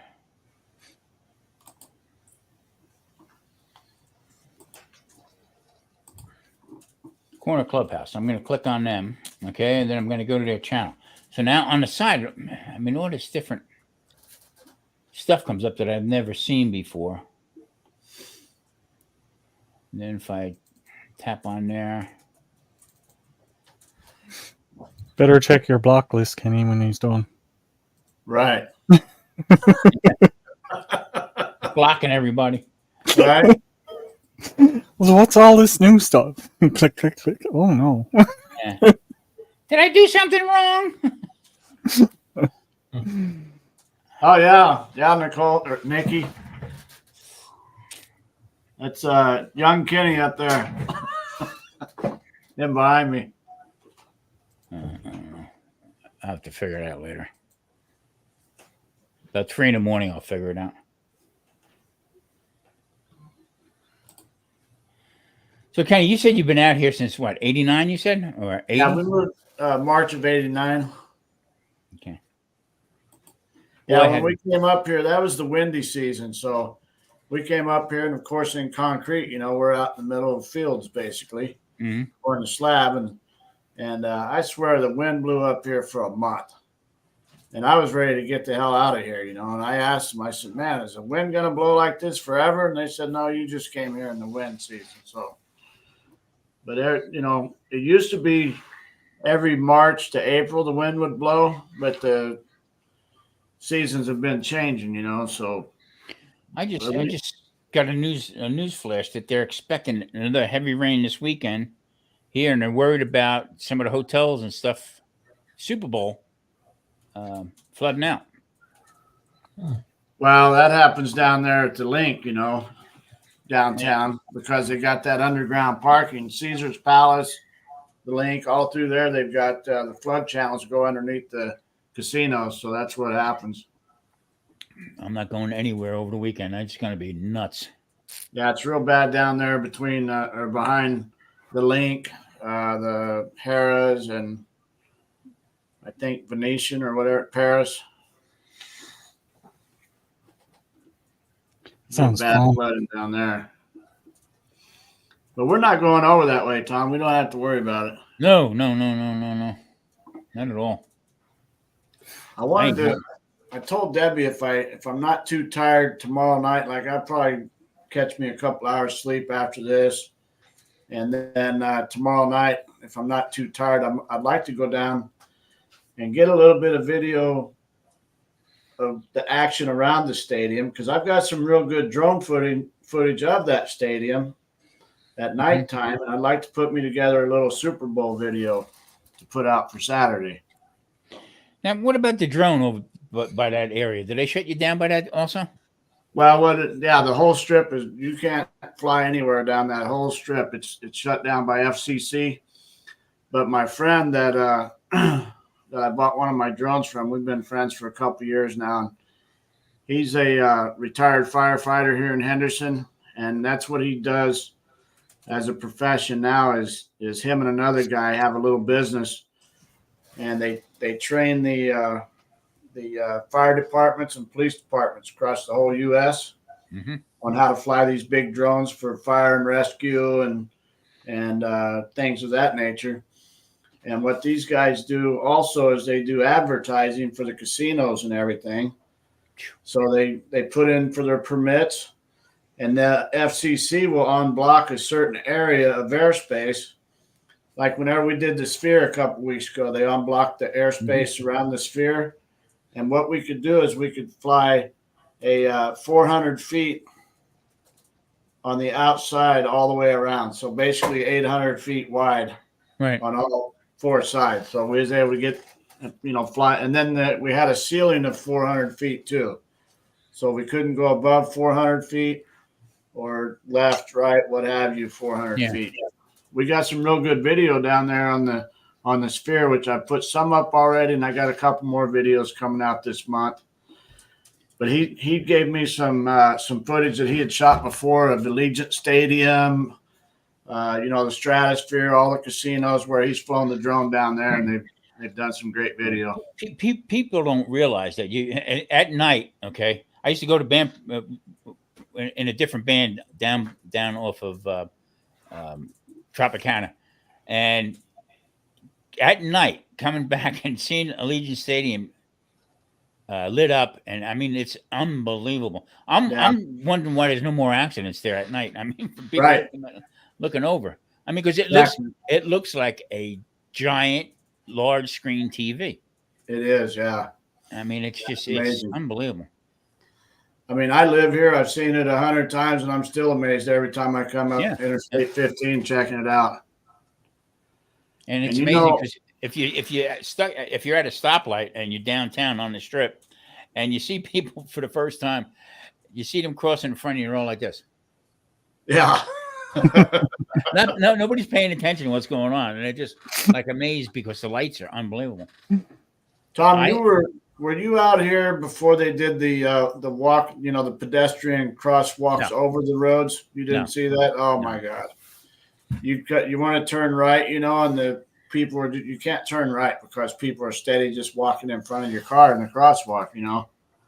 They had to build those. They had to build those walkways that go up and over the, Las Vegas Boulevard and all the other streets.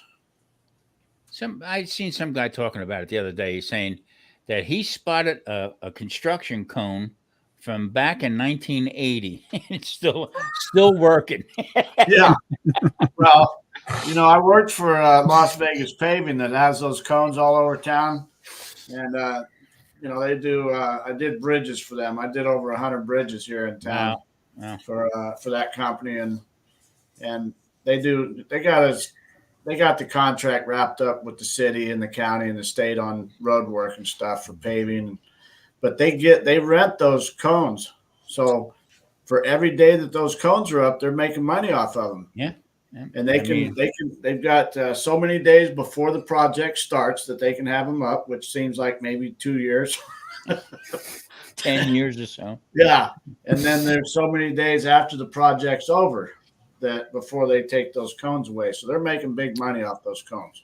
I was amazed with Formula One with the way they were doing, because every Thursday I would go to rehearsal with this one band, and just I would have to go downtown to get to where the rehearsal was at. But anyway, just watching them putting up the grandstands and stuff like that, and the amount of aluminum that was put up and down on there, it just was amazing. I mean, just. And then, from what I understand, they're bringing that back next year also. No, next November, be the same thing again. Yeah. Yeah, I think they signed a contract. I'm not sure how long of a contract for them to be here was. Got Tiffany came in. And we got Mark back in.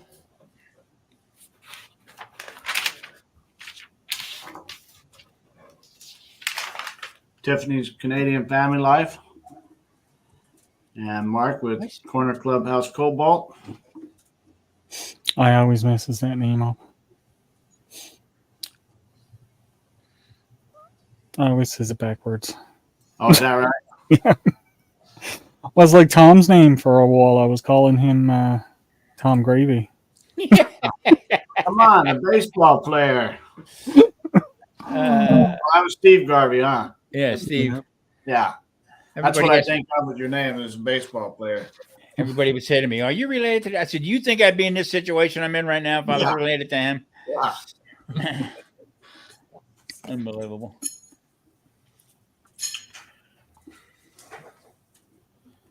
Now, Al, you're in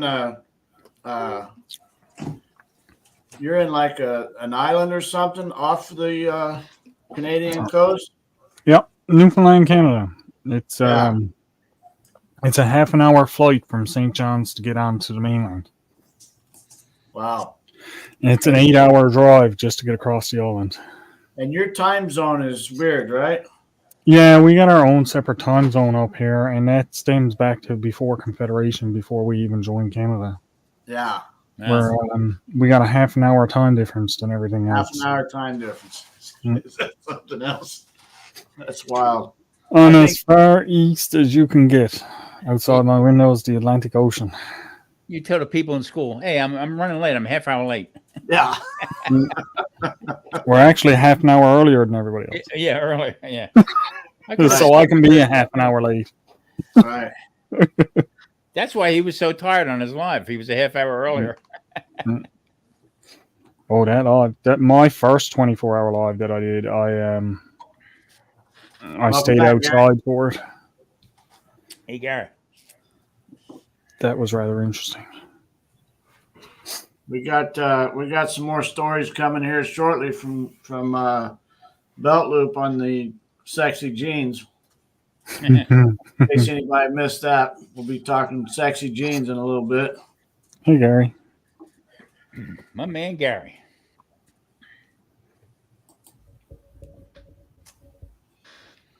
Let's see here. All right, Chef's back. Hey, Chef. What's happening, gentlemen? How we doing? How we feeling? Start the timer, Chef. I'm going to the restroom. Didn't he do that to you last time, Chef? Yeah, earlier he did that, and I was ready to send out the search party. Yeah. He's taking that 20-minute siesta. Yeah, that was pretty funny. Belt Loop is saying hello to you, Chef. What's up, Bell Loop? Bell Loop 29 in the house. He was up on panel earlier. Nice. He must be at work now. I think he was getting ready to go to work last I was heard. Can watch for a little bit. Hey, Chef, what's up earlier for a brief moment? Huh? Chef, what's up with when you go over to YouTube, and if you're a moderator and you hit the 3 dots, I mean, it almost gives you like a biography. You know what I mean? I know, right? What the hell's up Yeah, with that? I don't know. We have all these different choices now. You're talking about you being a moderator, right? Yeah, I mean, no, but when you go to share somebody's channel, holy moly. Yeah. That's YouTube making you work. Yeah. Yeah. Yeah, I don't have a whole lot of time to moderate as much as I did before.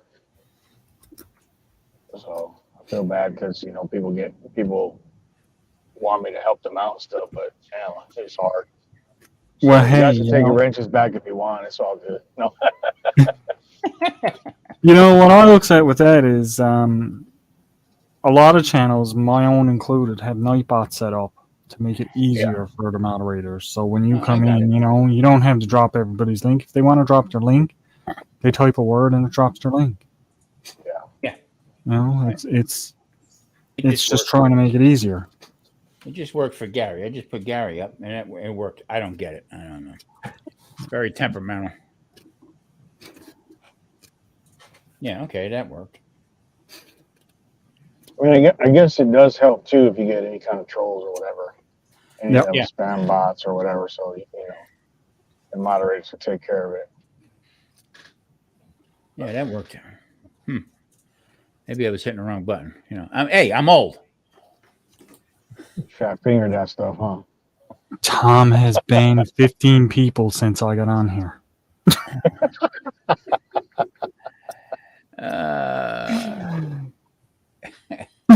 Tom's working overtime over there. Can you hear me?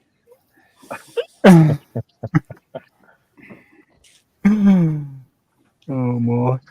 Blocked everybody. Kenny, you have no subscribers right now with me, moderator. Yeah. Okay. Just thine own self be true. Last 7 hours, we got to redo them. Yeah, do a do-over. Let's do a live and watch Kenny sleep. That's funny. So that came out right, yeah, with Canadian Family Life. Yeah.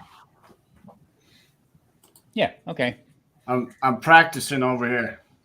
Nice. Oh, there you go. Last time I went over to Al's channel and then I threw myself out of StreamYard altogether whenever I was done copying his link. Yeah. I said this became the Rob and Tom show. That's right. I hit a button. I think now Al is coming up. Let's see, in chat as Japanese. Am I? It kind of reminded me whenever I go to the bars, I knew how to get there, but after I was done, I didn't know how to get back. Yeah. Oh, the memories. That's it. My daughter said to me, Pop, she said, you ought to just call Grubhub, and if you want to order, you can't get up and cook, whatever, just call Grubhub. Well, I didn't hear Grubhub. I heard Gruber. I'm up and down the internet looking for Gruber. Where the hell is goddamn Gruber? That's too funny. Just Gruber is not all it cracked up to be. Mm-hmm. And they're very lax on their delivery times.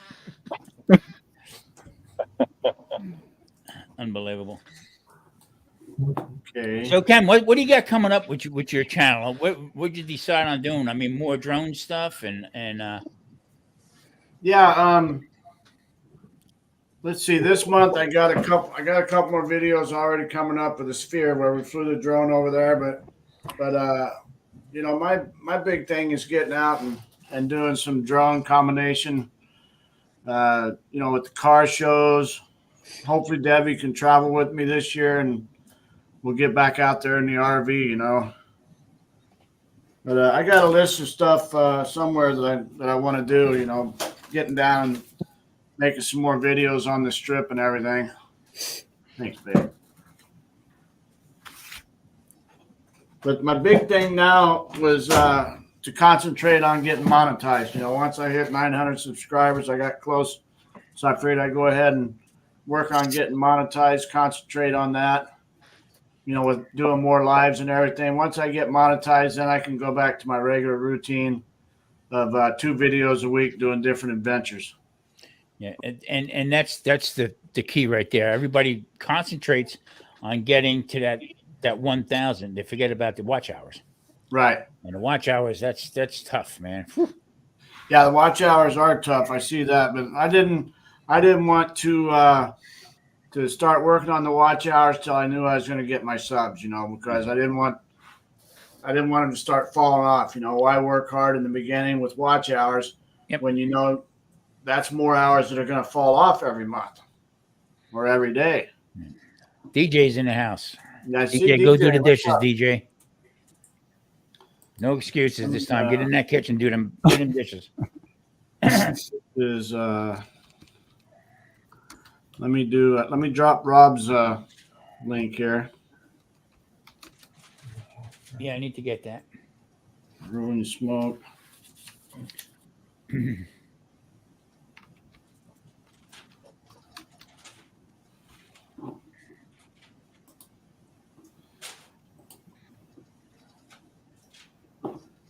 What's the weather like out by you guys, Tom? It's actually it's sunny out right now, but it's a little chilly. It's been we had a rough couple days with rain that people just don't know out here how to drive in for some odd reason. Well, that's what me and Rob were talking about earlier. When we're talking about snow and ice and whatnot, and we got the same problem out here. Once it rains, these dang fools don't know how to drive. Yeah.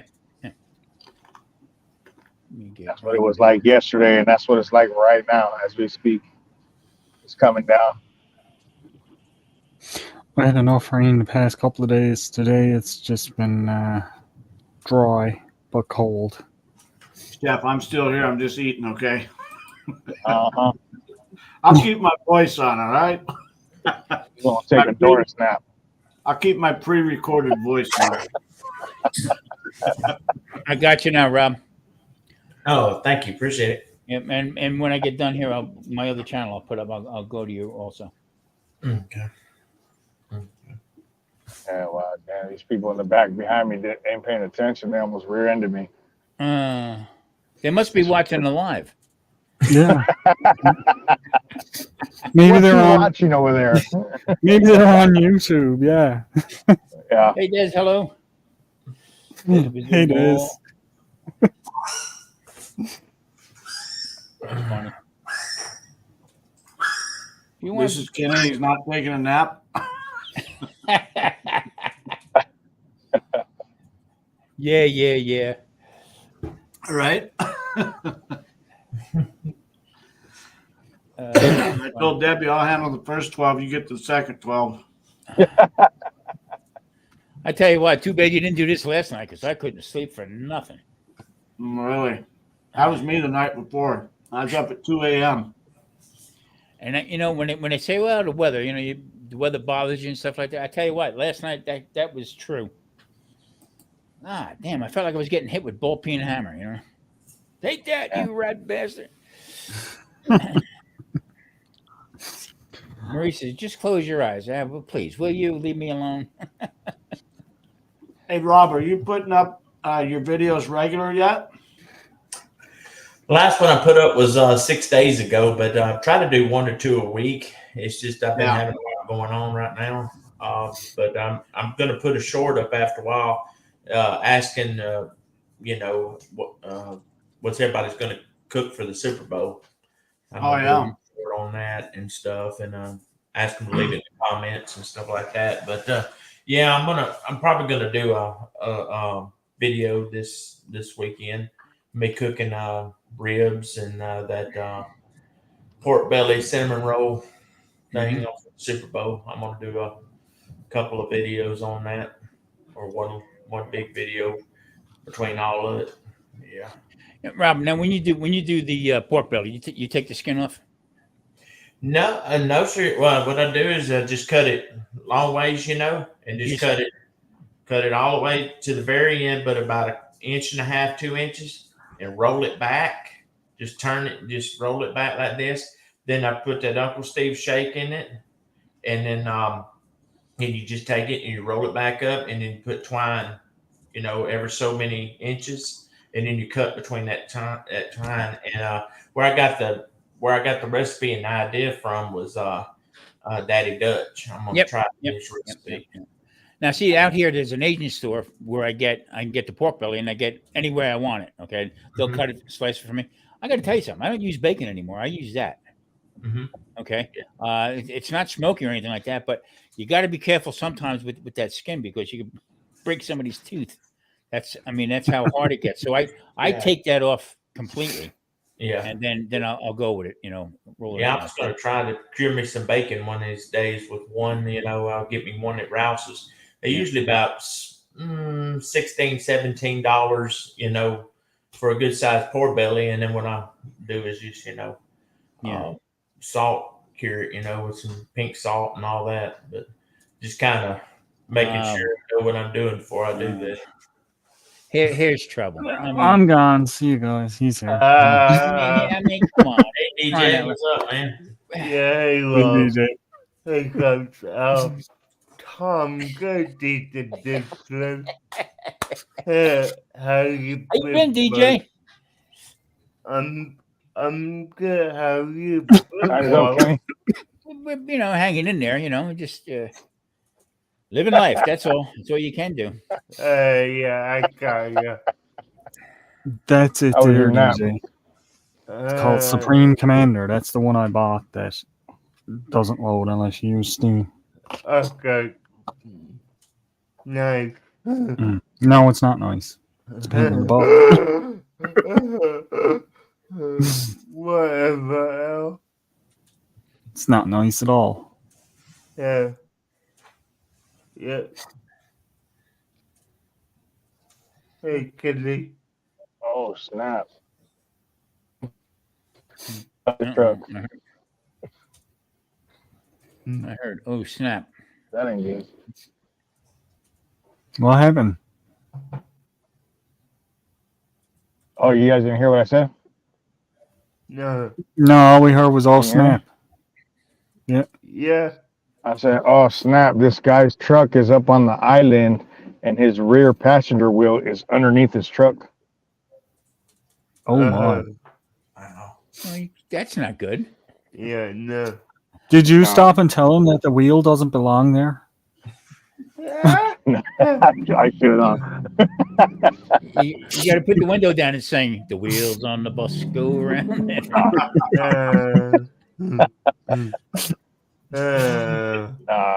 I'm not saying anything because I'm still driving.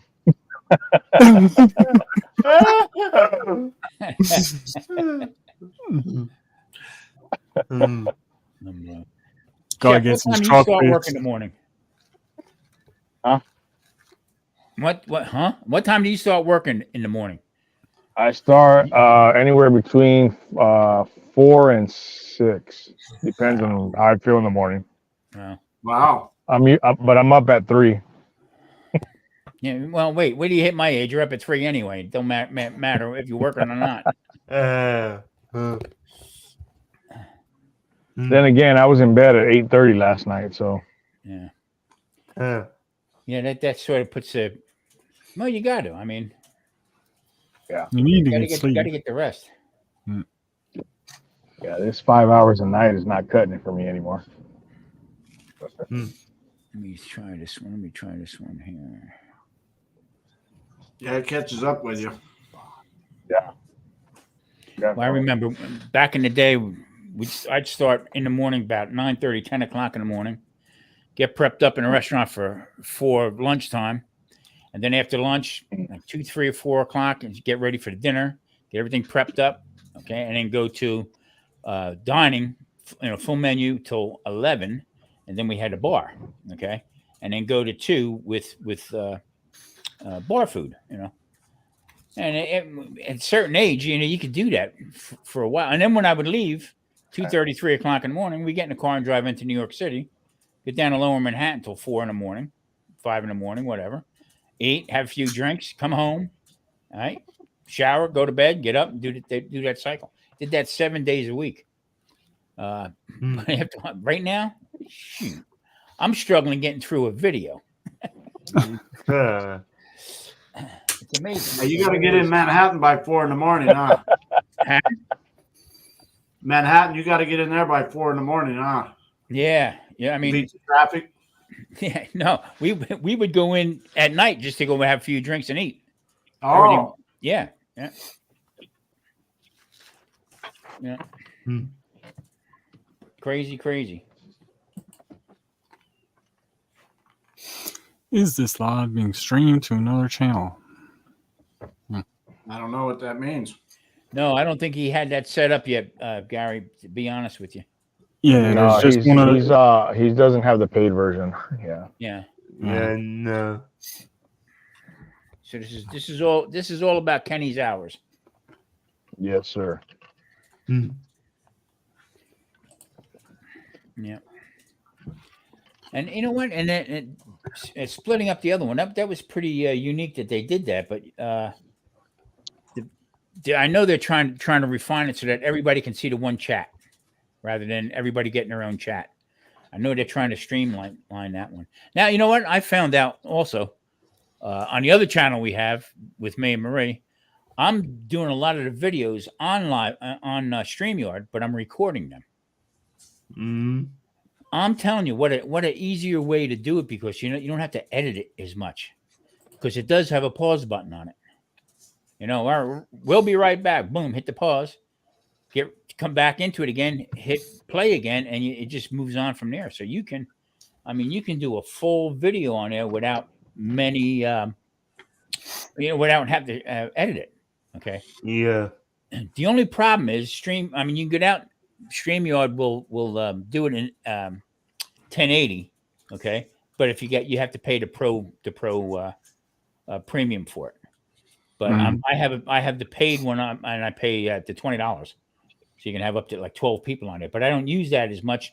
But I can switch cameras around with it. You know what I'm saying?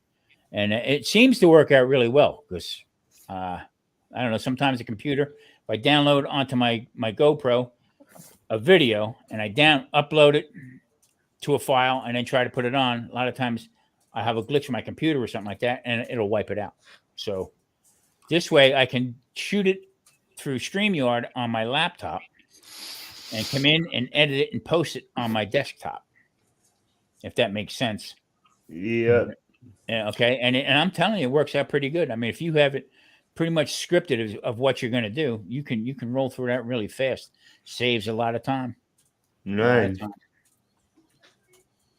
That, and I use OBS too. I use OBS to put my different cameras, different mics, and stuff like that on it, so I can just pick and choose. Yeah. On StreamYard here, it gives you a list of your different cameras and stuff that you can use. So works out pretty good. I guess we lost Chef. Yeah. Yep. He went through that neighborhood in Tempe. I know where he's at. He said, "Well, dang it." He got himself in some trouble, did he? Yeah.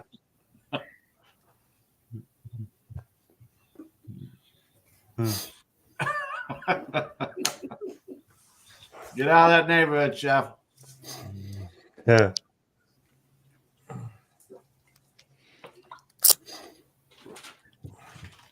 There you go.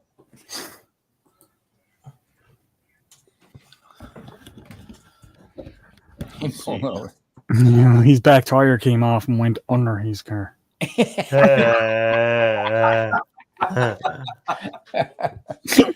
guy got even with him. Yeah, He did not get pulled over. Yeah. karma came quick. Yeah, it did. I mean, Yeah. super quick.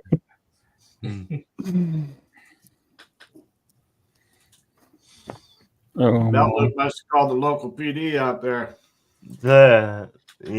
this guy's driving on his phone. I know, because I was tailgating him.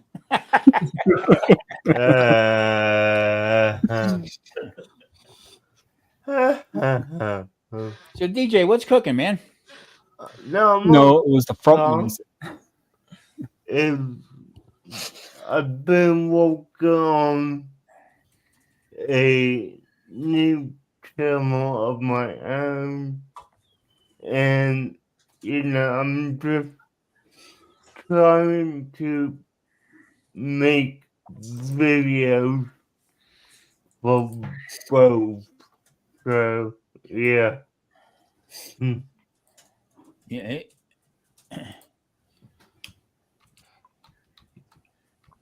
We all got jokes.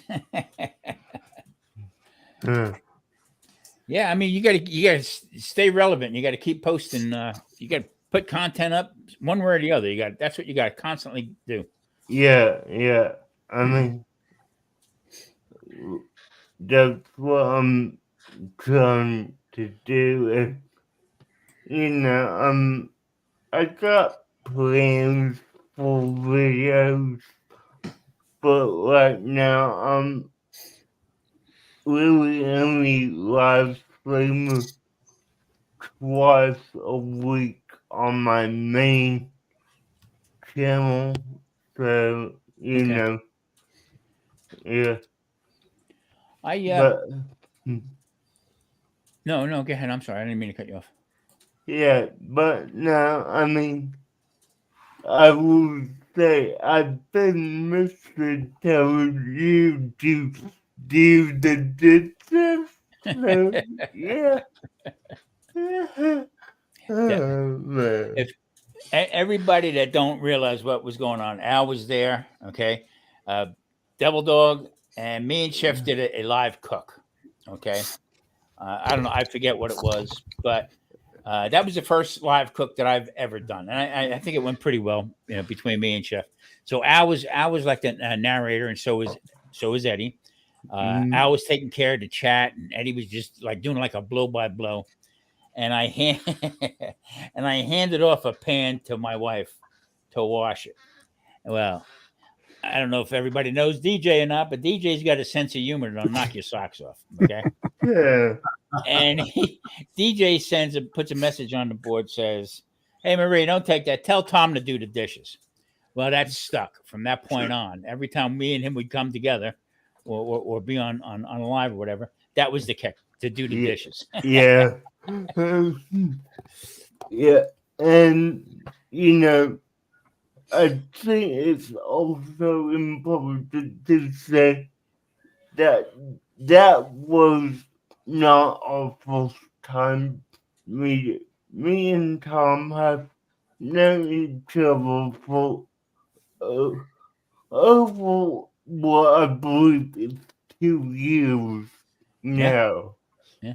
So, at that point, it was okay because we knew who each other was. So, Yeah. yeah. And that's a good thing. Rob, you were asking before about about what you were doing, how many different videos and stuff. In the beginning, when you're first starting out, I mean, I was doing 3 videos a week, okay, and it started to become a job. You know what I mean? And you got to do this, you got to do it. If you listen to the algorithm, you listen to everything that either YouTube is thrown at you, or vidIQ, or Tubi, or whoever you're listening to.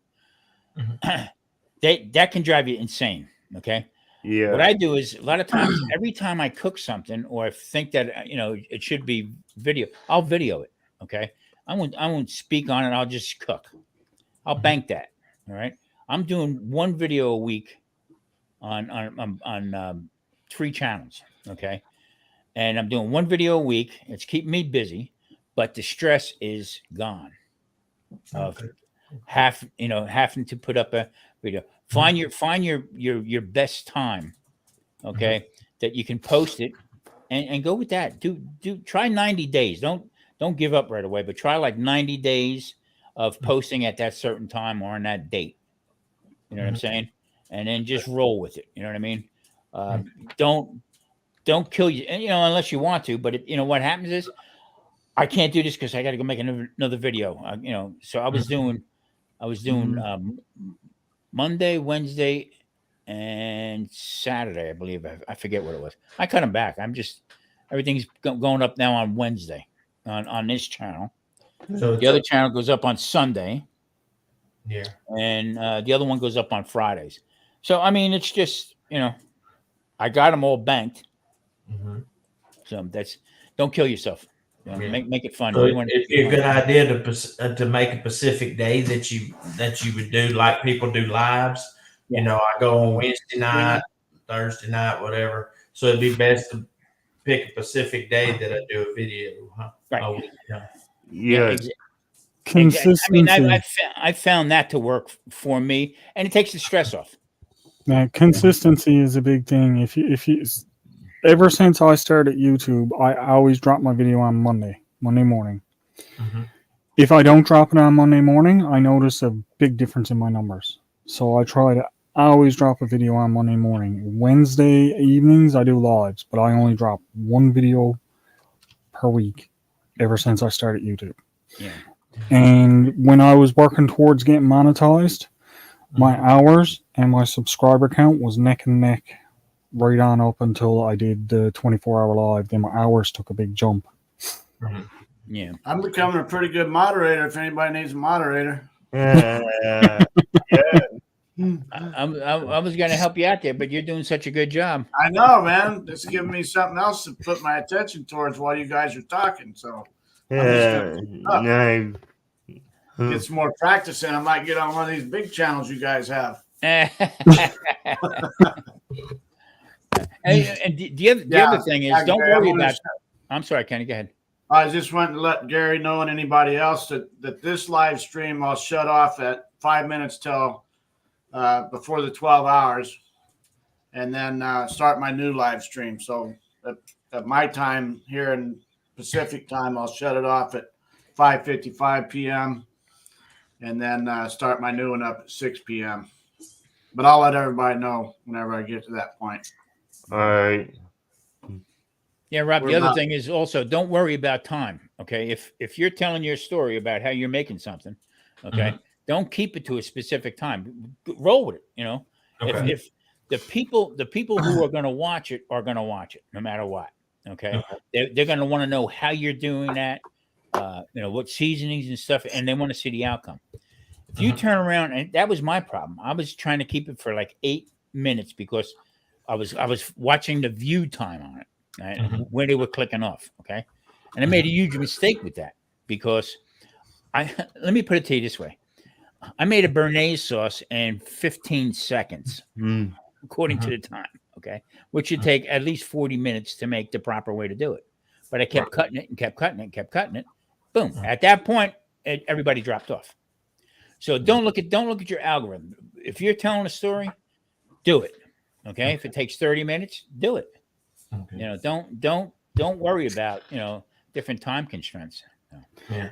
No, what bothers me is that audience retention, where you go in and and they go, well, these people lost interest in it 30 seconds into the Yeah, you're not worried about your viewership the first time out. When you post that video, if you're worried about how many people are going to watch it, that you want the longevity of that. You want that video to keep coming up. Yeah.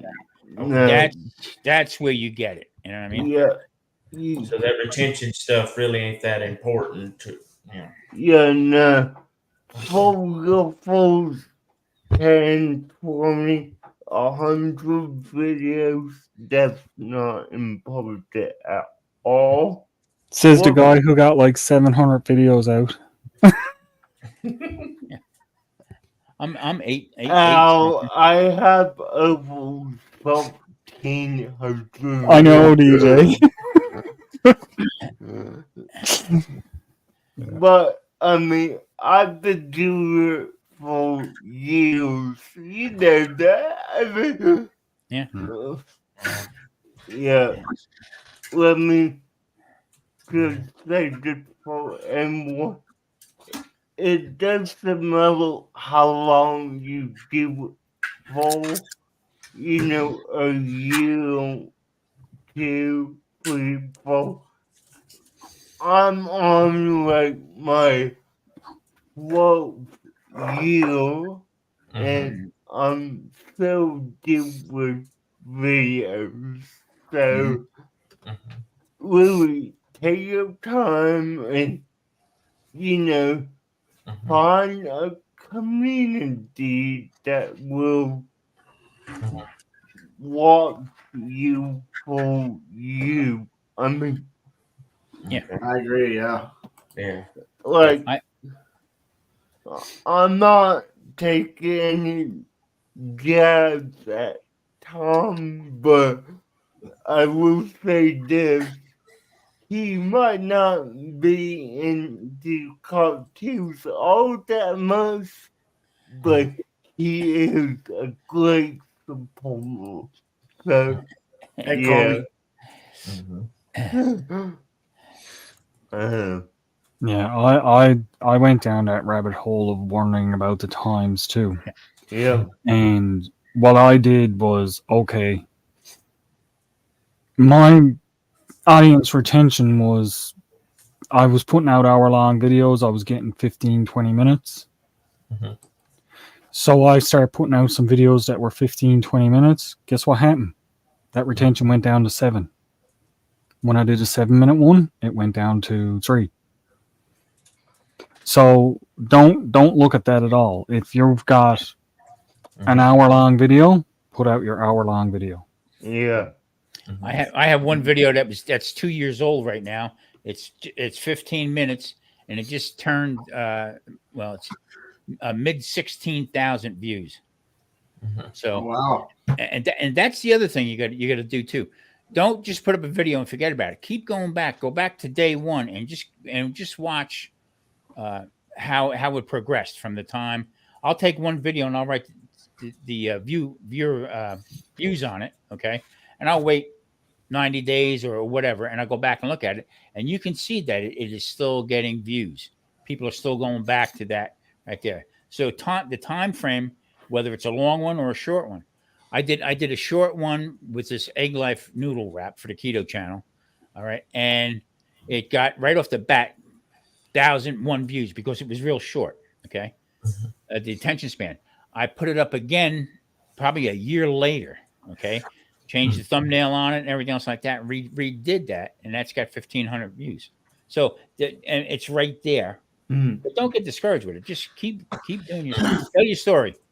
Tom, when you're doing redoing a video like that, are you having to change anything in the video, or you're just changing thumbnails, or you're trimming the video a little bit, or what?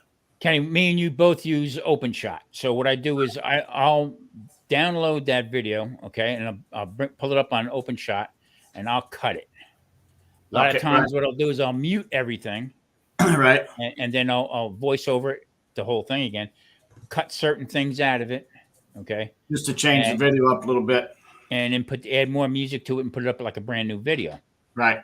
So you get more play out of it. You're not deleting that video to begin with, but what you're doing now is you're taking that same video and adding to it to bring it up to date, whatever, and you're getting a lot of mileage out of it. So yeah, that's what I want to do with a bunch of my old videos. I got some really good videos across the country, and especially down by the Gulf states, and a lot of good videos. But what I did is I just played the music that I found in the beginning, that really isn't the best music. So there were music playing in these videos with drone and everything else. So I think maybe I'll go back and do some voiceovers on some of that, cut a little bit, and it'd be great videos at that time. Yeah, I mean, and depending on Rob's doing cooking. Okay, he's doing barbecue and stuff like that. And to me, his channel would be right up my alley because I love food from Louisiana. Okay, right. And my time in the kitchen, we used to do a lot of Creole dishes and stuff like that. Right? Only on certain nights that we would do this stuff. So his channel to me would be very interesting. Okay. Now, if he had a channel where he was stacking BBs in a corner, I wouldn't watch it. I have no interest in that stuff. Mm-hmm. So like Kenny's videos, and I don't know why Kenny's not has more than what he has right now. To me, I'm one of them up and coming rock stars, Tom. His stuff to me is interesting, especially when he does the drone stuff. Okay, because you see it from a different angle, obviously. But it's more relaxing for me at the end of the day, to put on some, watch a couple different videos, and it's pretty good. But the cooking channels are tough. There's a lot of competition out there. Okay, but you can get your where you want to be, and just being consistent. Just constantly be consistent. But that's the other thing too. Yeah, with the cooking, there is such a big community in it. Once you get into that community and it starts getting shared out amongst them, that's where you're going to notice a big lot of growth. Right, exactly. Yeah, and see the barbecue world. I mean, they took me in, 805 and all them guys like that. We all came up at the same time, so they kept me in. I painted myself into a corner. Okay, just with that one word over here, keto. Okay. If I would have put it low carb or whatever, when I first started out, I had keto cooking for diabetes. Okay, and a lot of people have diabetes. Okay, but in the same token, I mean, you're like you're one and done. You know what I mean? As far as what you can be putting up. So that's why I started this other channel. Okay, no holes barred. Everything's on the table. I'm more relaxed doing it, and I cook everything. I make breads, homemade pastas, and stuff like that. And I'm trying to go back in the Rolodex in my head to get more recipes out that people can make at home. That you can, you get in a restaurant and say, "Boy, I wish I could make that at home." Very simple. So that's what the second channel is. What I'm doing, and that's doing well because it's more relaxed. There's no, well, how do I make this dish and not use any carbs or any sugar in this channel? Okay. But the other channel, it's just wide open. It's more relaxed, and it's actually doing pretty good. So for the time frame from when I started, I think it's like 2 months old now, and I'm just doing one a week. And that channel I got involved with collaboration from cooking from around the world. Okay. There's, I don't know, 16 or 18 channels that are involved in this kind of stuff. So every month I do last month I did something from Iranian food. This month is hashtag food of love. Okay. And then next week is, I think we're going to Singapore and stuff like that. So that keeps me going with that. And I was glad to be invited into something like that. But there again, getting back to the time frame, don't stress yourself about time or cut stuff out. Leave it in there, Okay. But you'll be all right. Yeah, I just.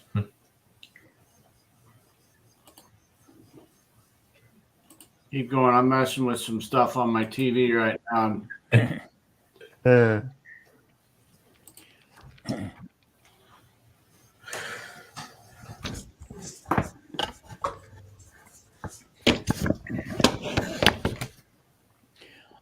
Shorts, you got to be careful with shorts also, because in the beginning, when you're any new channel that's before they're monetized, you do fantastic with shorts. Okay. And now all of a sudden I mean, I was going from 100,000 views, okay, 50,000 views, 60,000 views, down to, I put a short up a couple days ago and it got 21 views. Really? Oh, wow. Yeah, really? So take it down and I'll rework it again, put it back up again. It's like playing Russian roulette. I mean, it just So I mean, they YouTube puts that out there for people to make more stuff, and then you put something up and it sits for a day and get nothing out of it. I mean, really?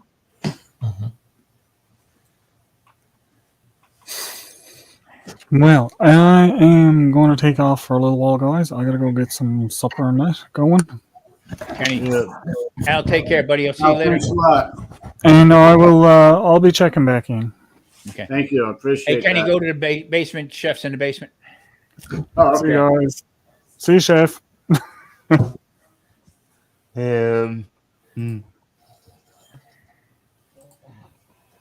Chef, sorry, brother. I was trying to all bring good. something up on my TV.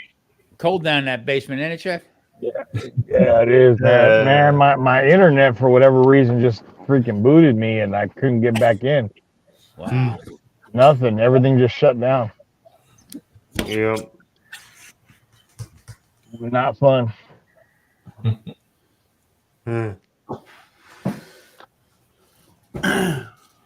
These poor kids, man. It's pouring rain out here, and they got to stand out here in the field till they open up the gates. Belt Loop, what do you mean? Is that a month or per video?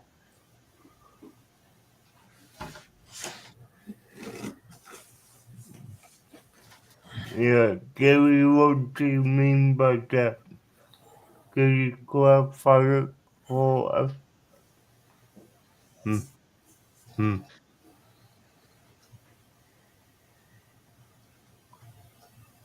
What's that on a per month or per video? That's what we're trying to figure out what he means. I don't know if he's referring to me or. Yeah, Need more info, Gary. I don't know. You were saying you were getting so many views on shorts. I was wondering if that was per month, per video, or over a week. Gary just be or a typing month. random No, stuff per sometimes. video. Gary was per Okay. video. And now they just zip nothing. So is that all of them, Tom? Everything's dropping off, or every once in a while you're getting a hit? No, I mean since they've come up with the. Let me put it this way: since I got monetized, they dropped off. Yeah. Every once in a while, it's like every once in a while I get lucky with one, but nothing like it used to be. Yeah, because they're counting the shorts as watch hours as well. So if you get something that hits 50,000 views, that could start racking up the hours. Yeah, and don't forget, YouTube's a business. Okay, so they, Right. I had one guy I remember saying, screaming on there, well, it's freedom of speech on here. No, it's not. You're on their platform. Okay, so whatever you say, they can knock you the hell off and whatever. Right. Same thing about putting your videos out. It's not guaranteed that if you can put a whopper of a video out, okay, and they can sit on it. It's they have, I don't know, a couple billion, I guess, whatever they got on YouTube here. Right. But can you imagine 10 out of that all that go viral? Yeah. Right. Yeah. I'm Gary. After monetization, though, yeah, I know they don't count for to get monetized. But after monetization, if you get some videos that are getting good hits, then you're racking them up. So I can see where they might want to turn that down a little bit. I mean, come on, 10 million hits, really? Yeah. Big number. Yeah. I just found that out, Gary. That because I seen my analytics, and I was thinking, okay, I haven't even tried yet, and I got 1,500 hours, and then all of a sudden I noticed that earn, and I clicked on it. Everything went down to 519 hours. I'm like, holy crap! I just lost over half my hours. Yeah. Yep. Yeah, that will. Yeah, I had no idea. I just thought my analytics was my analytics, but that's watching all my shorts and everything, so I had to recalculate on how I was doing things. Yeah, and a lot of people like vidIQ and stuff like that. Well, I pay attention more to vidIQ and stuff. Right. They're out to make money. Okay, they want people to pay every month to use their service to tell you what you're doing or what your videos are doing. Right. Don't know if that's right or wrong. Okay, that's their opinion on it, and all they want is a monthly subscription. They're making a ton of money on this. Yeah. So, to keep an open mind about it. That's why I say put your videos up and don't worry what anybody else says. Right. You know what I'm saying? Just what you feel like you want to do this 24 hours, go for it. Okay. Nobody's going to tell you. You're going to have people that are going to watch. You're going to have people that are not going to watch. Right.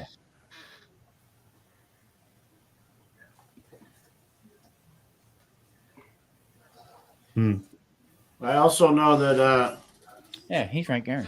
I go back and check out some of my videos, and they've been putting commercials on my videos for a while now. Oh yeah. Well, that they're one making money off video of that just turned 16,000, 2 years old. Okay, from day one they were putting ads on that. Yeah. And I didn't see any of that revenue. Right. Nothing. You know what I mean? I noticed that the other day I had 1 or 2 ads on mine, and I'm like, I ain't even been monetized yet, people. Oh yeah. Yeah. This is my point about how Yeah. this YouTube is an advertising company. That's what they do. Right. Okay. So they draw people in rather than going to commercial people making commercials, they let the public do it. Okay. This is what I'm doing. Just like, the only thing I ever received from free for anybody was actually 2 things. First thing I got was a set of spoons, wooden spoons. Yeah. Really? Set of wooden spoon.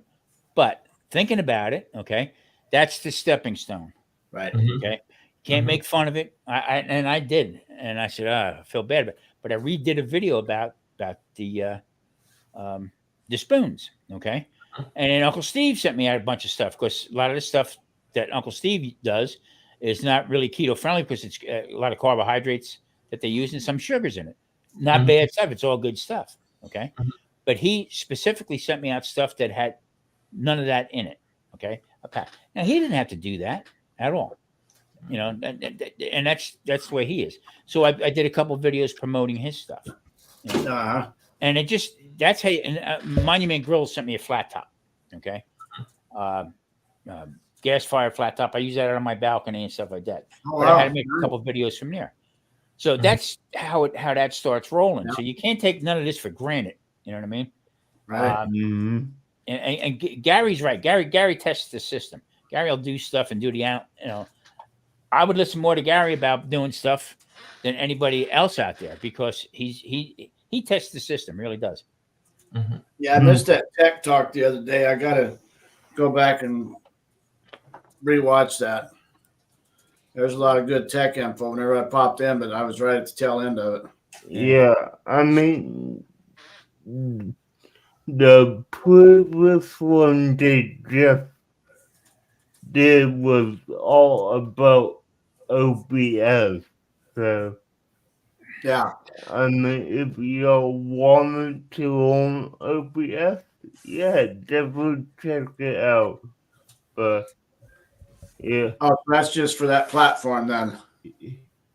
Yeah, it's going into how to add stuff to OBS. So, I mean, if you don't know the basics of it, I wouldn't begin with that tech talk. Right. Very So, very intimidating. yeah, Okay. OBS. Yeah. You click on it, and all of a sudden you see these multiple layers. And Okay, stuff. so that's why you were doing that then, Gary, because that's what you use.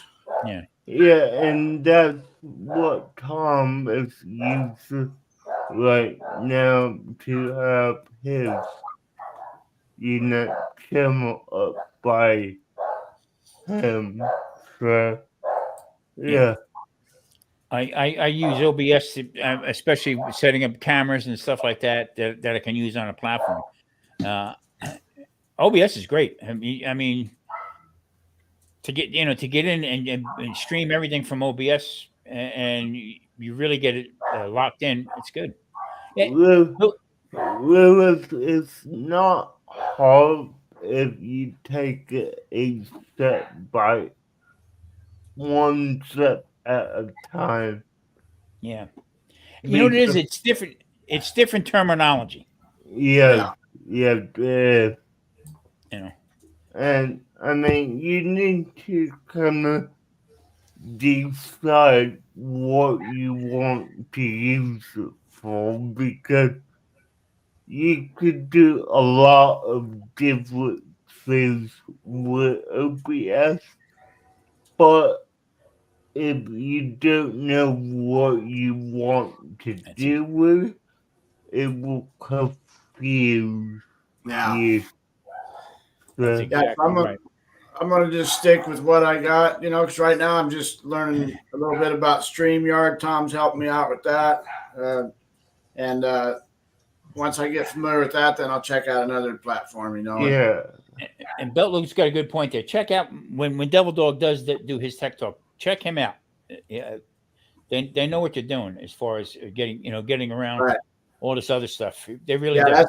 that's the one I seen the other day. Was that was Devil Dogs? I was thinking it was Gary's for some reason. I think I just seen Gary on there talking about it or whatever. Yeah, no, he was up there, but that is mainly Dev Dogs and Web.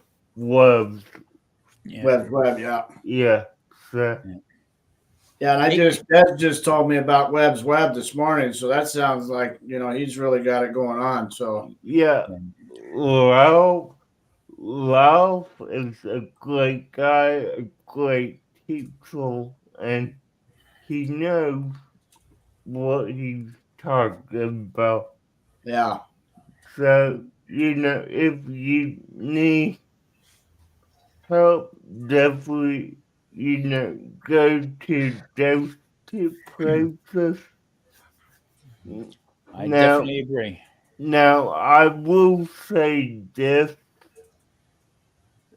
They're definitely good when it comes to a Windows PC. But if you're using anything like a Mac or a Apple Oh yeah. product, then there's someone else you might want to go to, but not gonna say who. Yeah, that's the thing. I mean, you can go on and watch anybody's, that talks about OBS or anything about posting videos or doing anything videos. These guys you can ask questions to, and they'll actually, you're right involved with it. You know what I mean? Yeah. That's the good thing. Kenny, you're 8 hours, brother. Nice. Yeah, nice. 8-5. Cool.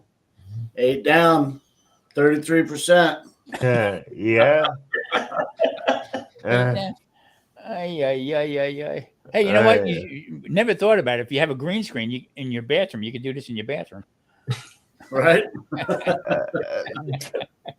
That green screen is probably big enough to go all the way to the bathroom. I don't know how big that damn thing is. 12 foot by 6 foot or something. Well, mine's 13 by 17. Wow. Yeah. I had to fold this thing up 100 different ways, and I tell you what a mess. I was going to say, you're not using more than 5 feet wide, huh? Yeah. So, I mean, I don't know. Tom, you use all GoPros on your channel? I'm going to show what I do is I have it's a GoPro like. It's the poor man's GoPro. Let's put it that way. Mm-hmm. Okay. It's a company called XTU3 is what I got. Okay. Straight out of China. And the only reason why I went with them was because naturally it was a lot cheaper than a GoPro. Had a little bit more features on it. Waterproof. Here was the selling point. It made me laugh, Rob. You can go down to 130 feet with this camera without putting the cover on it. It's good for 130 feet in water. Mm-hmm. That camera ain't going to see 6 inches of water. Right. So, it's that little features on it. But it had a nice screen on it. The warranty was phenomenal. Okay. This is my 6th camera. Wow. That I had. And I use it because the features on it, the quality is pretty good. Can use external microphones. Doesn't have to be. It really doesn't have to be. Just for a GoPro. It's Gary. It's not really a GoPro. It's the XTU. Matter of fact, It's a different type of sports camera. It's not the GoPro brand. Right. Okay. So, and I don't know if you can see what anyway. The warranty was, I dropped one in the soup. Bloop. Okay. I was making soup and fell right off, bang, right into the soup. They sent me out another one, no questions asked. Okay. So the last one I got, matter of fact, I think it's Elise. I think is the other one. But yeah, I mean, they work out fine. I had other different cameras that I was using, but it seems that this one works out better for me as far as getting in close-ups and all the other stuff. So this, like I said, this is my 6th one. This has got some bells and whistles on it right now that I have not unfurled yet. You know what I mean? So do you just use one camera and just change positions too? Yeah. I started out using 2 cameras. Now I just use the one, and I have it set up to where I can just maneuver everything a little bit better. Yeah. Yeah. Okay. So when I prep my stuff for the cook, I'll have the camera over it. I basically do all overhead shots, basically. Okay, it gives you a better view of what's going on. You did that with a tripod and an extension arm, or? Yeah, I got an extension arm that I have set up. I built the frame for it. Everything I use, I built myself. Yeah.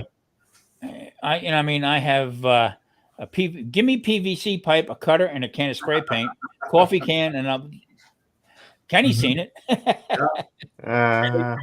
You see those that go on your head, Tom, and your camera is kind of like a miner's light right there. Yeah. That, I mean, if you're moving around or doing a lot of stuff, you can get dizzy. You make somebody dizzy with that. Right. Yeah.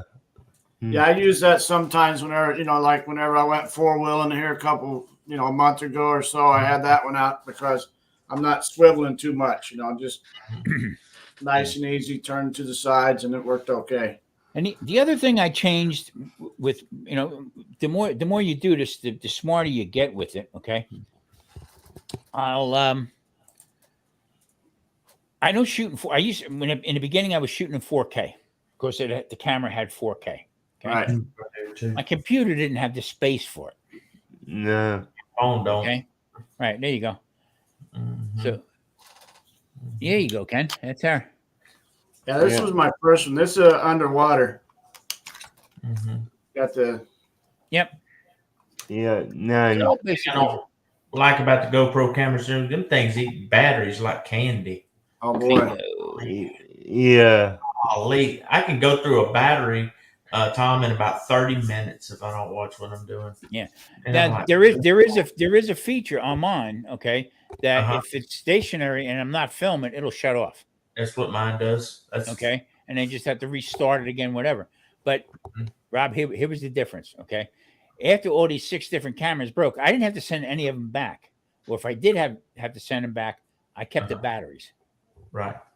So I got 6 batteries. Nice. I got one camera this camera here I dropped. Nice, Jeff. Okay. It functions, but I can't I can't download anything for some odd reason. I don't know. But what I do is I keep the battery in this one and I charge this constantly. Yeah. So I'll change out the battery. I set up 2 of them, okay, for different angles and stuff like that. And I didn't particularly care. I was paying too much more attention to the camera than what I was doing as far as the cooking. So, right. That's what I find myself doing sometimes. You worry about more what the camera's doing than actually focusing on the cooking. Yeah, Gary, I actually, after a while, they didn't want me to send them back. Okay, they said no, just keep the camera. There's nothing else they can do for it. So They just send you a new one. Yeah. So and this one, this brand here, I have a. The only bad thing with this one is I don't know if you can see with my fingers in the way here. Let me hold it upside down. Yeah, no, I can't see. Green screen's keeping your it. green screen is not doing it well. Anyway, it doesn't. It has the older inputs for it. It's not a. So for an external mic, the only external mic I can use, it comes with an external mic, but then for a longer one, there's no way I can use a lav mic that's wireless. It just doesn't work. It's not made out for that. That's the only problem with it. So using this, I'll do a voiceover. No. Which one are you using, Rob? I'm using the GoPro 11 Black now. Hero. Okay, yeah, those are nice. Yeah. Nice. Boy, and I tell you what, them things, if they need to, I wanted to write GoPro and say, hey, could y'all put a firmware update in there to slow down this battery consumption? Good God. How long does I just picked up an 11 too. I got that one I showed you guys, and I got the. So that's a GoPro you just put up a while ago. You said. Yeah, and then I got the 8. Or 9. No, this is 9. Yeah, I had 2, but I gave my grandson one a couple weeks ago. He wants to start doing videos, and I just got the 11 like you. That's got the stabilizing stand and all that. Yeah. Yeah, they've even got a GoPro 12 out. Oh, is that right? That thing is almost, I think, $400-500. Yeah. But you know, they just got to get better on that battery consumption. Oh, I've got 3 batteries, but you know, I've had videos that I almost used all 3 batteries Yeah. to make that Yeah. video. Now, God. how long is your battery lasting on that 11? I can get 45 minutes to an hour on it. It's just depending on, see, I operate my, I go through the Quick app to do my, if you see, that's another thing I need to get advice on, guys. You'll see me in my video playing with my phone because what I'm doing is I'm controlling my GoPro through my phone. Yep. Yep. And I need to kind of hide that because you know it kind of looks kind of cheesy, but how do you do that? You know? Yeah. No, I got you. Yeah, you have to do that in your editing. Yeah. Yeah. I got to give. What I got to do is I got to give myself long enough time between the cook, you know, to start the cook and me to cut that out. Yeah. If you're doing 3 hours worth of video, then you can go in to whichever editor and then start cutting that out where you're using your quick thing and then cut your video down to whatever you want. You know, whether you want a 15-minute video or whatever. Yeah. Yeah, that's see, and I'm working Are on you it. have you been editing? Like I say, we haven't been to I haven't been to your channel yet, you know, which I'll check it out later. But are you doing editing yet, or are you just pausing your camera at times, or? I'm pausing it at times, and sometimes what I'm doing, I use shoot, what's that one that Apple puts out? You know, with the star iMovie. Yeah. I'm using that, and what I do is I just shorten the reels. You know, you can click and drag, and I'm kind of shortening them like that to a point, you know. Yeah, but yeah. I will say iMovie is good to begin with.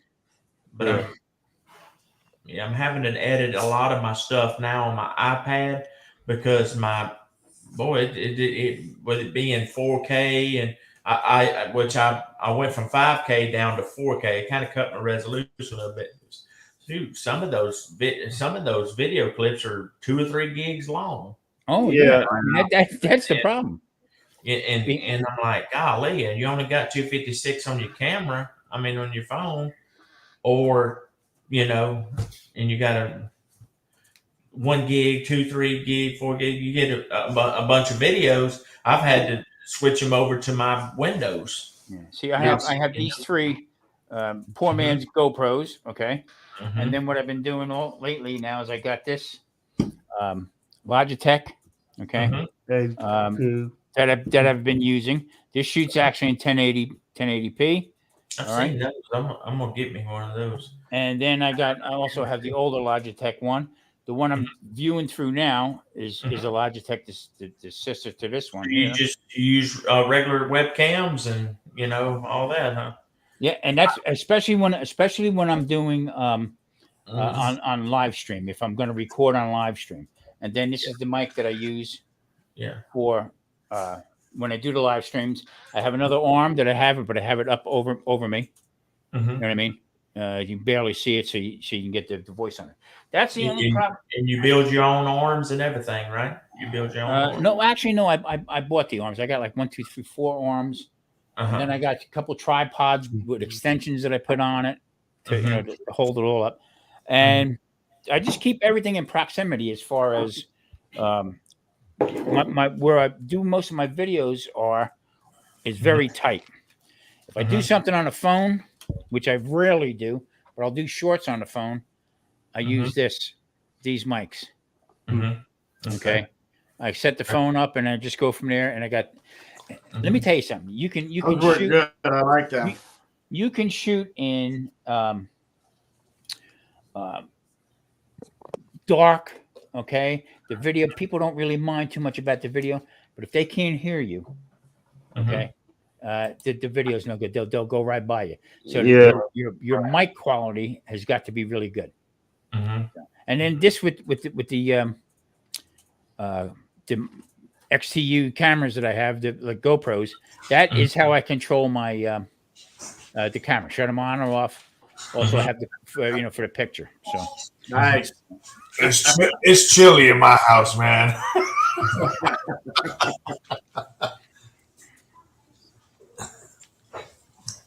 All right, there we go. Now I don't have to worry about Wi-Fi problems, internet problems, Yeah. great, Axles. cutting everything out. I'm just like, man. What Yeah. it was. yeah, it was chilly here too. Alright, guys, I'm gonna jump off. I will catch you a little. All right, DJ. Thanks, buddy. Anytime, Kenny. Appreciate it. y'all. See you later, buddy. DJ don't like being on panel with me. Every time I come up, he goes down. Just kidding, DJ. Much love. DJ's a good guy. Yeah, he's a good dude. Yeah, man. Yeah, I mean, and so that's basically how and there again, first starting out, you make a lot of mistakes, or and the whole thing is a game, to learn how to do different stuff. I don't listen to too many people because you know what, they went through the same struggles that we did, and for somebody to tell you, well, you need to get this camera, you need to get that. I'm not going to buy stuff that maybe down the road I'm not going to do this anymore. You know what I mean? So I got to the point. I got to the point now where you know what, I'm doing this. So this is how I'm going to be doing it. Yeah, I see all these guys with these, nice Sony A7 cameras, that are mirrorless and everything. That's great, but golly, that stuff costs a ton of money. Some of them cameras $4,000 or $5,000 a piece. Yeah. Wow. And that's Those guys have, they got 400,000 subscribers usually. Those guys. yeah. They're getting 20,000 people watching each one of their videos, so they're making money. Yeah, I just you'll have 20 grand in it before you know it. Yeah, I mean it's I enjoy doing it. Sometimes very frustrating. Okay. To get in the beginning, I would get very discouraged about, all of a sudden you would have 125 subscribers, and you click on one day and got 122. Who them sons of bitches? Who is it? Who is it? Who loves me? Who don't like me? Yeah. Yeah. Who unsubscribed? Where do you live? I mean, but that's neither here nor there. I mean, it's complete craziness. But there again, we became friends. You know what I mean? I became friends with Kenny through Chef, and didn't know that Kenny lived not that far from me. You know what I mean? And it's all about, that's what, to me, what it's all about. No competition, ain't nobody better than anybody else. It's just the idea of you putting your stuff out. I still watch people cooking things, and I say, look at that. I never knew that. You know what I mean? So you got to get that out of your head, that you continuously learning, different things from different That's people. why I said the timing on it is, don't worry about the time. It is what it is. Well, I appreciate it, everybody, for the advice and everything. And like I said, I'm gonna do all that and see how it works and everything. And I got to get off in a little bit and prepare supper for my wife and everything. She's coming home from work, but I plan on coming back on later on tonight. But if I don't, I appreciate it for everything and all the subs and everything. Hey, Rob, when you're whenever you're cooking dinner for your wife here in a little bit, you ever just want to make a short or something right there of whatever you're cooking? I mean, maybe I'm out of school here or something, but I don't think it has to be barbecue. You might be making a lasagna or beans and weenies, and just make it short and throw a Yeah, little bit of music if you can or whatever, and throw it up. yeah. I got a soft taco video right now that I didn't speak through it or nothing. I just show it, close ups of the stove and all that, and everything. I just haven't decided if I'm gonna put it on or not, but I might do that. Maybe do a voiceover or just maybe don't speak through. Yeah, at all. I've been doing a few shorts. You can ask these guys that just Mhm. I'm in there cooking, throwing some eggs in the skillet, whatever, and it's Mhm. helped me with my subs. These last 30, 40 subs I got. Do you have a community tab, Rob? What's that? Do you have a community tab? I don't have it set up yet. Let me see. Yeah. Go to like your homepage on YouTube and then right at the top you'll see hang on, let me go look at mine. I'll be right back. It's a home video, shorts, live, and playlist. Okay, so you don't Yeah, have I think you need 500 subs before you can get a. I know it's the case before. I want to say it may have changed because of something. Yeah, I'm not 100% sure on how much it is though. Okay. I just wanted to check to see. Once you get your community tab, you can take pictures of everything also and put it in. Hey, my wild home, how are you? Welcome in. Okay, well, guys, I got to get off. My wife's calling me, but I appreciate everything. And like I said, I might be on later on this evening. If I'm not, like I said, I appreciate it, and I'm gonna be getting on more and everything. So Right on, Rob. Thanks. Rob, it's well, good y'all talk. have a good evening. I'll talk to y'all later. I'll be over to your channel this weekend, okay? Okay. Peace out. Peace. All right. Chief Broken Brain says he watches mine and Tom's channel.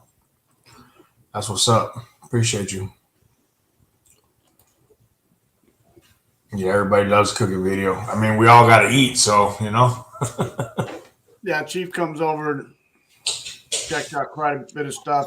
So I made him a mod on my channel, my fifth mod, and he's been coming over watching my stuff for a couple years now.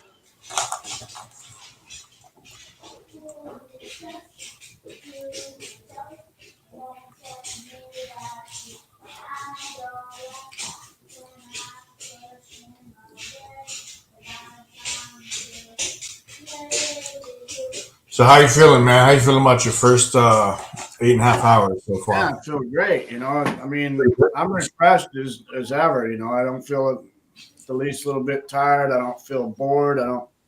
Everybody's been keeping good company with me. Yeah. Debbie made me some lunch here, 30 minutes ago. So feel good. I'm happy to be up here for a nice long live. There you go. Nothing too heavy now, right? But what's really helping is, you guys are sharing it all out, Chef, and you sponsored this, by the challenge. So with you guys sharing this out on your community and everything, it's bringing in some different viewers. If it was just my peeps, since I'm such a small channel still yet, I wouldn't have that much,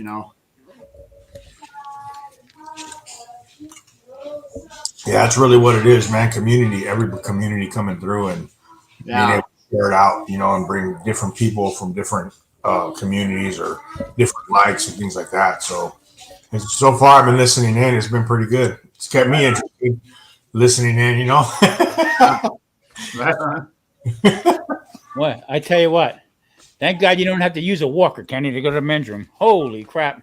Well, I did whenever I broke my foot 2 years ago. I don't know if you ever seen that video where I jumped up. I couldn't tell people I jumped up. That's when I first met you. Yeah. Look at this friggin' maniac jumping off a roof into a pool. I like this guy. Kind of late in the game to be doing kids shit, Yeah. Like I said, the mind's willing, but the brain says, "What are you, drunk?" Yeah. So, yeah, it's all good. Trying to organize I have a little bag that I keep my cameras and stuff in. And it's just chaos.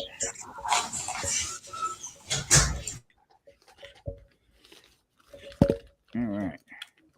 Okay, Wild Hum. So that's tonight, Thursday night.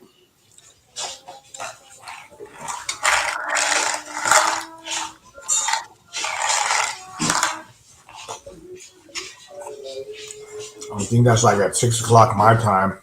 I'm actually going to be on an interview around that time with someone out of California. Oh yeah. Yeah. He's been trying to get me on his channel for a while now, a couple months now. And each time he hit me up, it was like the day before or that day. Hey, brother, can you come up? And I'm like, man, I That's so the hard thing. I mean, he's one of our number one supporters when it comes to the rubs. He buys rubs every, I don't know, 3 to 4 months. He's hitting us up, and he's buying at least 4 or 5 bottles. wow. So I said, hell yeah, man, I'll jump up on your panel. I met Jesse and Lisa at the Pinecone Fest, first one. Hey, Nice. is it up in here?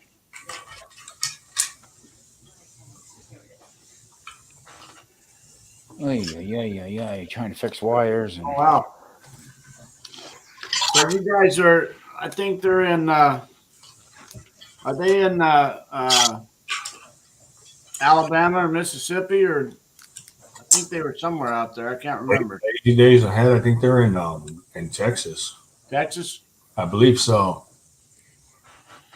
Yeah, I remember they were down south there in one of them southern states. Let me see. Yeah, Texas. Okay, because that's where our meetup was. That Pinecone Fest is over there just outside of Dallas, Fort Worth.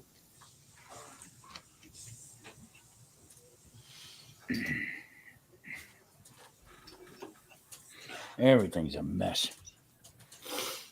Clean it up. Oh, nice. Wow. 62-acre island. That's dope. On the lake. That's right. That's what I'm talking about. So, Chef, I seen your daddy-daughter dance. I get a kick out of that. Yeah. That was fun. It's always fun to do that, man. That'll stick with her forever. Yeah, we do that once a year. They actually have that here, like in the communities, different cities, but they were all booked by the time I got to them, so they were sold out. I wasn't able to go. But every year they have it at our school. It's fun. Cool. What kind of fish you getting there?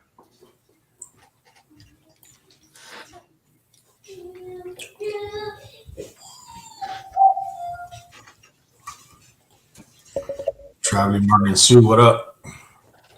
You guys never came to visit me. No, they went right by you. Yeah. What's that? They drove right by you. Yeah, they went right by me and said, nope. They could have threw a rock in your backyard.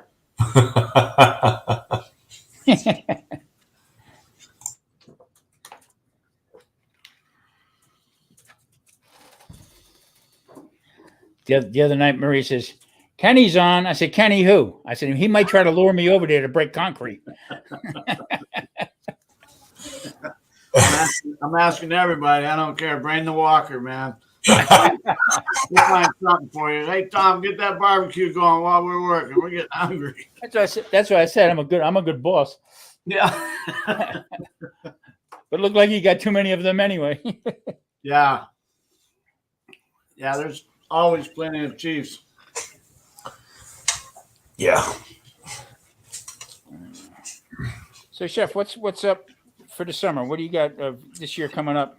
With you know, brother, I don't know. I can't call it. Obviously I haven't been doing a lot with my channel. I'm not really feeling it, you know. We pushed out all those videos in December, and then we did couple lives, did a collab with Gorilla Joe, but lately I've been working a lot and I'm just not really feeling it. We did a couple things on the family channel. As far as the summer's concerned, man, sometimes it's just too hot to be out there. But I do have to get some cooks going because, you know, my daughter's got dance that she does on a competition level. And so, you know, I got to pay that bill. Oh, yeah. I knew that for a fact. I'm right now I'm struggling because I can't walk. I mean, I can walk, but I mean, I got to use either a cane or depending on how I feel in the day until I get this thing squared away, whether they're going to operate on it or not. Okay. Uh, I'm touching 70 years old and I don't want to be laid up with the knee operation or whatever the problem is. So we tried to rehab and it worked. Was back walking again, no problem. Started playing again and then did it again. I mean, just like bang, blew it back out again. So I'm playing it by ear. My new channel, if you notice, you don't see me on there because Right. I'm on a chair. So I got to constantly move the chair. It's a lot of editing and stuff like that. But I'm thinking once I'm up and around and moving around a little bit better, I'm going to start hitting people up for collabs. I think that's a good networking thing for both sides or whoever. Yeah. Just 2 people at a time, not 3 and 4 people at a time. It's too confusing. So, I just did the tailgate time collab with Mighty Mascara Homestead and Kettle Kitchen, and they had 1 to 2 videos dropping every day for the month of January. So that was actually pretty cool though. A lot of some channels that were pretty large and some other channels that were up and coming. All came out with a bunch of different great ideas. So that was kind of cool. I'm in with the other channel. I'm in with international cooking from around the world. Okay, 1 a month, and it is interesting. I mean, it's stuff that I never cooked before, or I mean, you got to take the little time to do research and everything. Yeah. And so I'm doing that once a month with the other channel, keto channel. I backed off doing two a week. I'm only doing 1. Shorts fell off completely. I mean, I just don't understand that at all. That was like the kingmaker for me with that channel. But I'm just doing. I started out in January with people who are starting keto and trying to do 1 a week with them, or you're at this point now. But then you stop getting the feedback from it. So I'm just going to maintain what I'm doing, but in a different format. Okay. Yeah. I am not. I refuse to do anything that comes in a box that says keto on it. So that's basically the theme going forward. Then we have the channel with me and Marie, Seniors Food and Life. Dad, I want to do a little collaboration with Kenny. So you and Debbie get ready for a collab on that. And Tom, My Wild Home's asking your channel name. I'll get him right now. I'm gonna drop his link. Okay, good. Yeah. Thank you. I don't know which one you want to drop, the keto or the dinner. Do the dinner chef, yeah, the Sunday dinner chef or Sunday. Sounds like a song, doesn't it? Camping, how are you? Was it a hard day or an easy day at work? There you go. Sunday dinner chef. That's Tom Garvey right there. Yeah.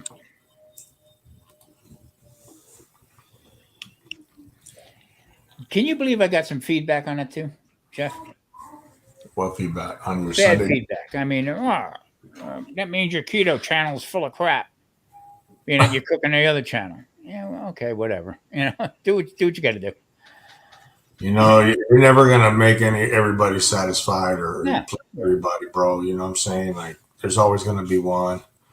Somebody's gonna say something about this side, and somebody's gonna say something about that side, and then somebody's gonna be in the middle, and there's no pleasing everybody. So No, not at all. We don't all get a participation trophy? Yeah, exactly. haters gonna hate. That's right, Gary. Haters are gonna hate. It's all good. I mean, I don't care. Don't hate the player, hit the game. Do that. Uh, Yeah, I don't have to worry too much about that. I mean, I think for as long as we've been doing this, we've been pretty fortunate to have, a lot, pretty much mainly positive feedback with everything. I mean, there was a couple comments that I had probably within the 2.5 years I've been doing this, maybe 2 to 3 comments at the most. So I mean, even if it came, it's all good. Everybody's entitled to their opinion, but it's not going to stop me from doing what I do. You know what I mean? So Yeah, I keep grinding. yeah, I mean, I'm having fun doing it. You know what I mean? Keeps me busy. For a while there, I was getting very frustrated with it, and this bullshit. I ain't doing this no more. That ship sailed. I'm just having a good time with it. Met a lot of great people. But if you notice, Gary, the ones that will do those hate comments, if you go to their channel, they don't have any videos. They don't have any subscribers. They're just right there, just judging everybody else. I'm on that news break also. I have issue going on with them right now. They changed the rules in the middle of the stream here, and that's between me and them. But I had one guy come on there and say, "This is you're not doing that right. That steak should have been cooked this way, cooked that way." So I said to the guy, I wrote back on it because the comments on there, you got to be careful with comments. They'll throw you off the channel. You know what I mean?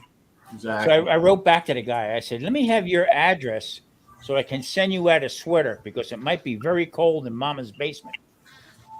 You dirty, and that was like the last one I know. Yeah. Yeah, I don't, and I don't respond. I just tell them thanks for watching. Someone throws some bad stuff up there. Hey, man, I appreciate you coming in or something like that. And that just stops it right there. I remember one time I was on a panel with Devil Dog, and I think it was actually one of my lives, and he came up on my panel, and someone came in and was like, their name was free speech or something like that, right? Something to that effect. And I was like, I saw him pop in and said what's up, and I just started laughing. And then first thing that they came out with after that was fake rubs. They told me that. And I started laughing. Man, you should have seen the smoke coming out of Devil Dog's ears instantly. Like, oh, we're going to block him. And I said, no. I said, hold up. I said, don't you see his name? It says free speech. I said, he's entitled to his opinion. I said, but I guarantee you he hasn't tried these rubs yet. I said, and there was like about 15, 16 people in the chat. I said, every one of these people, let them know what time it is. And everybody, because everybody that was in the chat all had my rubs. So we didn't hear anything back from that guy after that. Yeah, hey, Joe, how you doing? Daryl's in the house. Welcome, guys. I had people make fun, say the keto cook, the keto cook, all this different stuff, or keto. There's the keto cook and stuff like that. I just in the beginning it bothered me. You know what I mean? I said, well, you know what? I said, I'm sorry that you have a speech impediment, but we'll let it slip this time. But now it's just whatever. You know what? Whether I get a thumbs up or a thumbs down, okay. You still got the view. It's a view. So I mean. Yeah, exactly. That's what I say. Thumbs up, thumbs down, hate comment or not, whatever it is. You came to the channel and you gave me that. You gave me that view, so I'm all good. Yeah, and then I actually pressed YouTube. I went back and forth with emails to them back, and I was relentless. Why am I losing? I didn't understand. Why am I losing subscribers? Why is that happening? And I got probably an AI response, and it said that in a year's time, or from that time, say today's date, a year ago, who's ever subscribed to my channel and hasn't responded to me, they take down. Which I feel kind of bizarre, and I think it was a bullcrap answer. Okay, so take it down. But I was almost getting mad that why did they stay? I got so many subscribers that I'm subscribed to. I actually had to go back through and take the notifications down. Middle of the night, Marie's saying, "What the hell is going on?" Bing, boom, bang, with the phone going off with notifications. So, yeah, I figured, a friend of mine told me one time. He says, because I was getting pissed off at people, they were getting my goat, and my buddy said, "Kenny, you got to leave your goat at home, man." Because if you bring your goat with you, people are going to get your goat.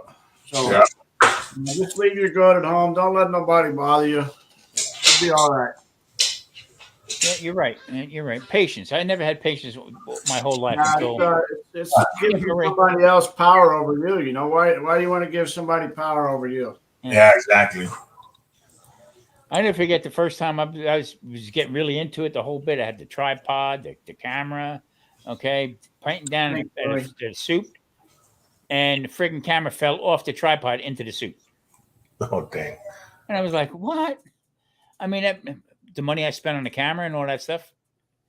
So I should have quit right then and there. But you know what? I went out, got another camera, and here we be.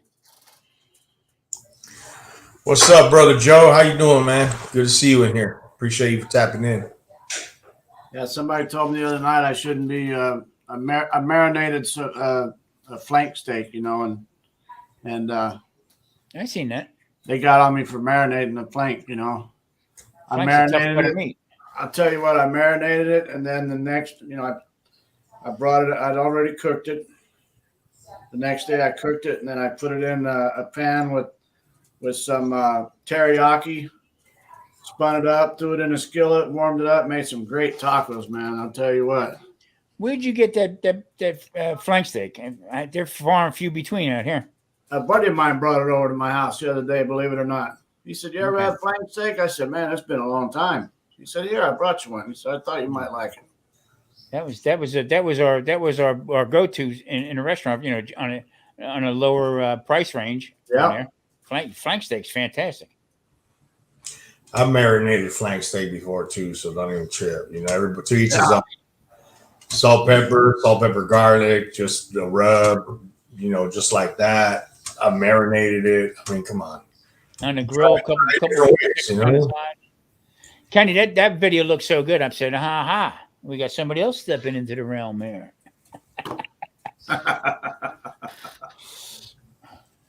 Then I caught Debbie the other night. She was making some fried chicken and green beans and some scalloped potatoes, and I got her on a little short video, and she had that cigarette in her hand, you know, and a couple people came in talking shit about I seen it. Good music, by the way, anyway. Yeah.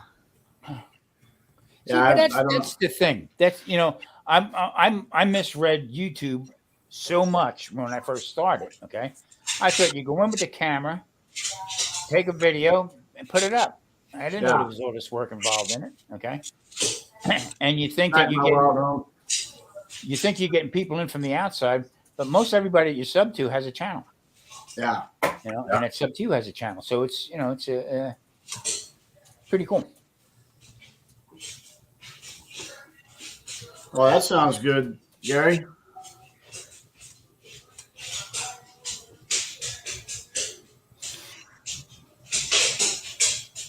Debbie's been trying out some different fried chicken stuff, you know, and she'll been putting some flakes on there, making it flaky, and then she made another batter the other night. It was really good. It was a little thick, but it was really good. So we're gonna try that again. But real nice spices on it and everything. What's up? What spices? Drunken Chef rub spices?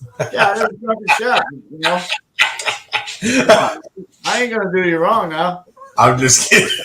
You know I had to throw that cheap plug in there. Right. You didn't get my order yet? No. Don't worry.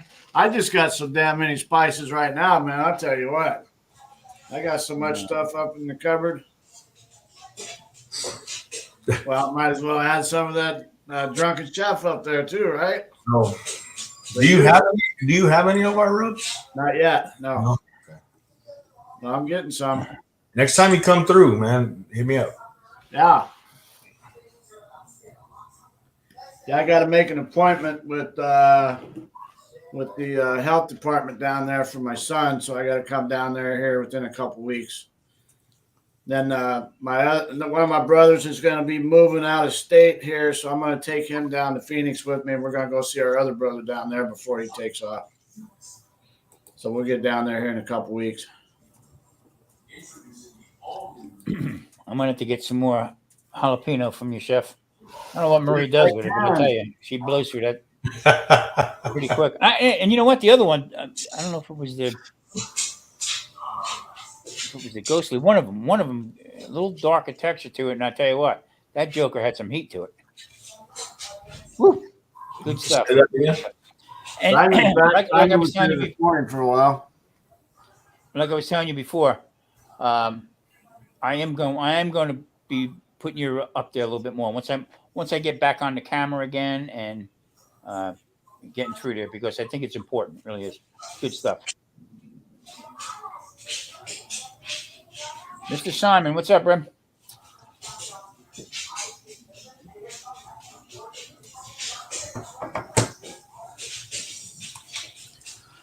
Let me see. Let me go to my website real quick. I'm gonna check something out. Let me see here. Yeah, that honey sounds good with fried chicken.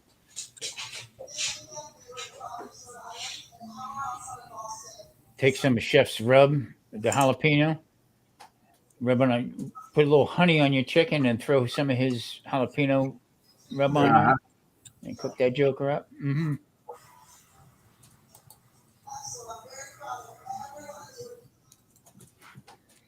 I've never had waffles and chicken yet. You haven't? No? No, I haven't.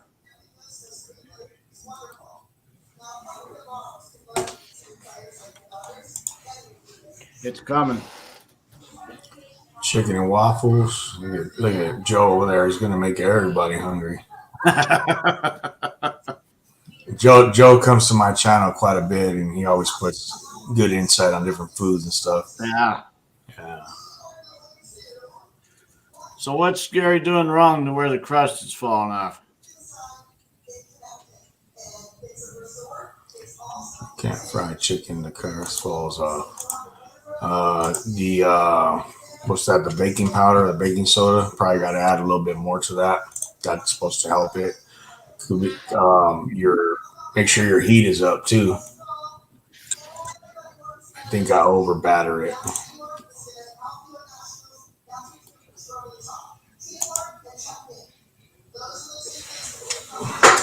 A little cornstarch mixed in with the flour. Cornstarch. There you go. That's what I was thinking. Yep, a little cornstarch in there. Put it up like that, and then it should hold. Don't listen to Chef. He doesn't know what he's talking about. Listen to Tom. I'm giving you the wrong ingredients, bro. It's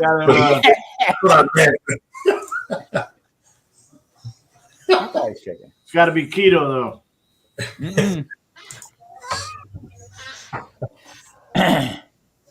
That's like the other channel. Somebody said, "You lie." On the other channel, you said you can't have that.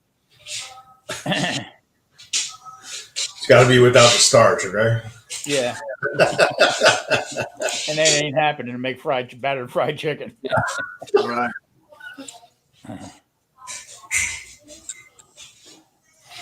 Okay. Oh, that's when I did my chicken and waffles with MNC Living and Cooking. That happened to where a lot of the skin came off, the fry part of the skin. It fell out, all the batter.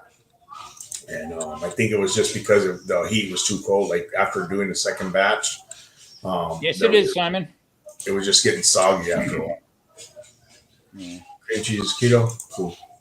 Hey, Belt Loop, are you putting it dry? Are you drying it, or are you making a wet batter? Okay.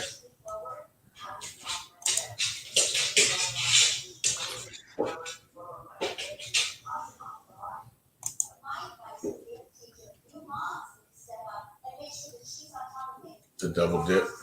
Okay. But is it wet or dry? I think I don't know how he's doing it, but I always do it wet and then put it in the dry and then go back in your wet and then dry again. I think is where he's at. Flour it first. Put flour on it first. Dip it in flour.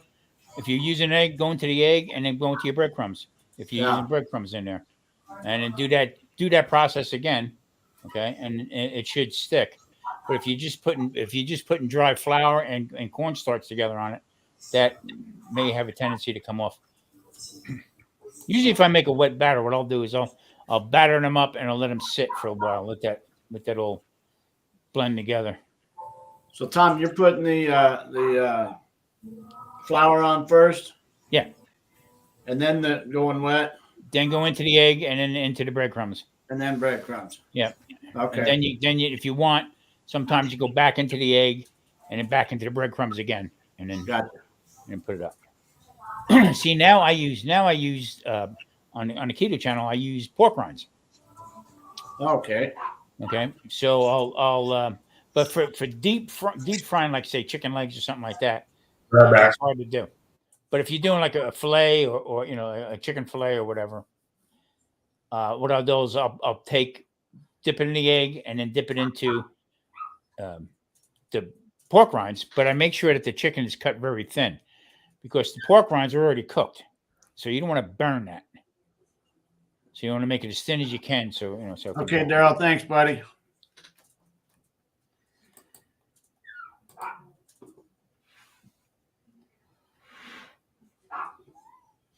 Yeah, because I think Debbie was having a little trouble with the the crust or whatever coming off of hers. The breading. And also you got to be careful what you use when you try to turn it. Okay, if you're using big tongs or something like that, that'll knock the breading off it also. Yep, right there. That's so it. I use a bamboo skewer or a fork. Okay. And turn it. So. Yeah, Simon, put that up. I'll share it out on my channel, Simon. Let me know when it's going up and I'll share it out.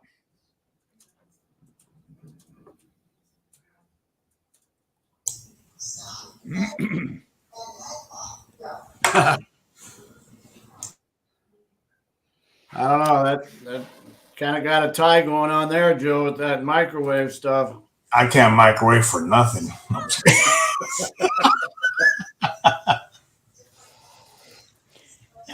You know what? Yeah, moving around like this, or I'm gonna go 11 hours and 55 minutes, and I got to go off and then come back on. But other than that, I'm just staying right here. I'm running off my computer, so I'm not going anywhere. We're gonna get them dancing later on. Don't worry. Oh, that's right. Going and exercise. We're gonna get all that in there. Don't trip. I got a pull out back. I can bring it in the house. We're gonna have Gary come up and show him how it's done. And then he's gonna build my Dutch oven. Gary, you're gonna have to put on them sexy jeans and get up here and show us some moves. Yeah, Gary did a little dancing on his 24-hour live. Did he? Yeah, he did. Yeah. That was funny as hell. Yeah, that was good stuff. I think they even clipped that and made something out of it. You know what the amazing thing is, Chef? We all came up about the same time, right? In that time frame, and going on with the lives and stuff like that. Nobody knew what the hell we were doing. it was just fun. Good times, man. Good times. Yeah.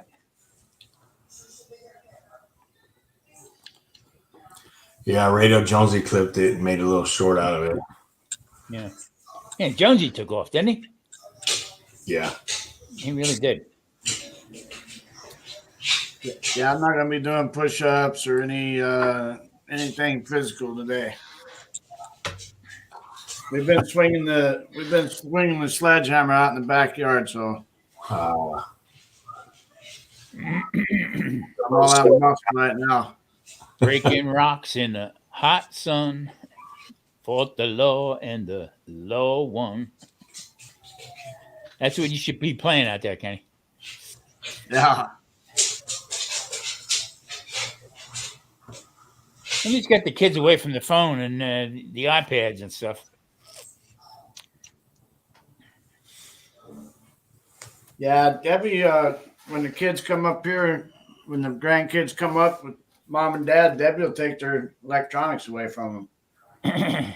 She makes them get involved. She'll play games with them and Yahtzee, and Monopoly and different stuff. She makes them get involved with each other. There you go. Got to be done. Gotta be Yeah. done. Listen, I gotta drop down for a few minutes. I'll be back up though. I'm gonna drop my daughter at dance real quick and then Right on, Chef. come back up. We'll see you later. Definitely be listening in. Right on.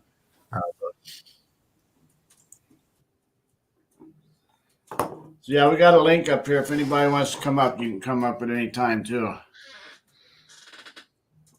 Marie, is yours still running out there? Just check on it. Make sure it's still going.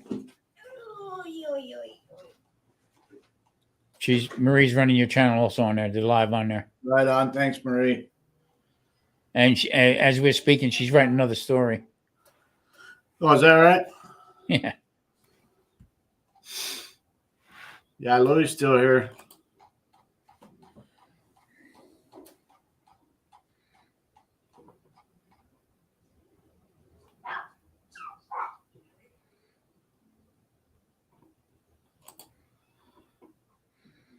Yes. It says join the chat. And why does it keep saying that?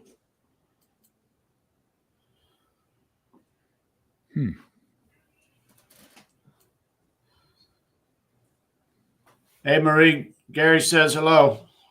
Hello. Marie says hello, Gary.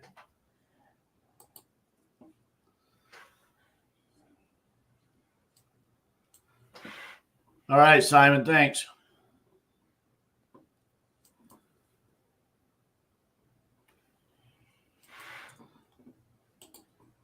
This is insane.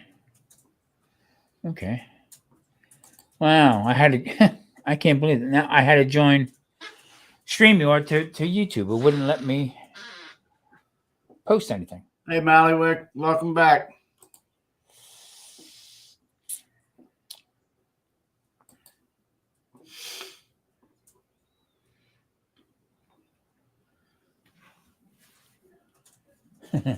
All right, Chief. Get that short going on that shrimp cooking. We'll see what it looks like. Welcome back in, Mally. Post some. See if I can do it now. Maybe that was the problem.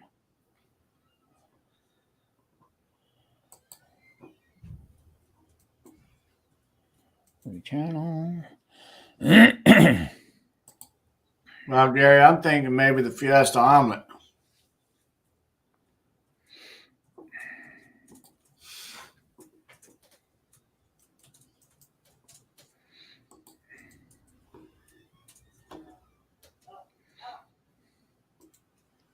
Tom, how often are you putting out videos now?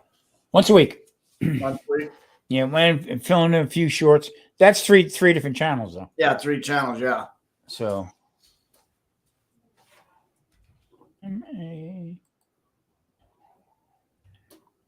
Oh yeah, Melly, I just subbed to you. What are we making for Super Bowl? Traditionally, I'm probably going to do wings, Uh-huh. but just us. Right. That's what here, it's, whenever it's just me and Debbie, it's whatever. Them days are behind. Somebody said, well, you live out in Vegas. Who you going to bet on? I said, Yeah, right. Probably the over and under. That's basically all I'm going to do. Right.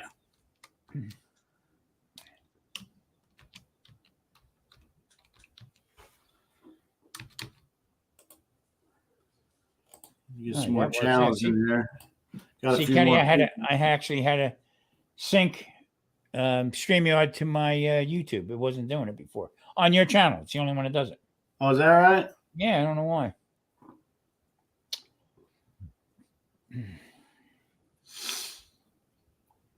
Oh, you already put Mally. Okay, you got Mally up there at the same time I was trying to get her up there too. Yeah, yep. Gotcha. So now I can actually post in the bottom. Well, it wouldn't let me. I had to go to YouTube. So yeah, there it's working now. Okay. This weekend, if you want, I'll get you set up with Nightbot, Yeah. and then you can just put up, this way everybody can put their own stuff up. Right. Make sure we set it up the right way, because I had a couple people, and I didn't realize that on the lives we were doing on Wednesdays, okay, Nightbot, if you put too many capital letters in, or if you put emojis up, okay, they put you in timeout. Oh, really? Yeah. So I lost like 7 or 8 people that unsubscribed from the channel, because it was my mistake anyway. So is that, you say you set it up wrong? Is that what the problem was? Or? Yeah, I had it set up wrong, that if it was too many emojis, that they would take people out.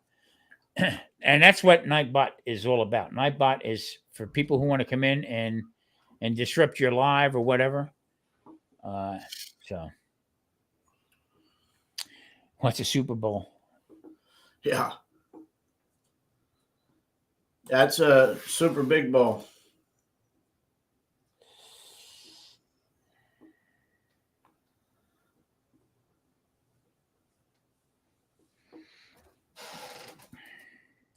If anybody wants me to place bets for them in Vegas, you can cash at me. Hey, that would have been $50. That would have been back in the old days. Yeah.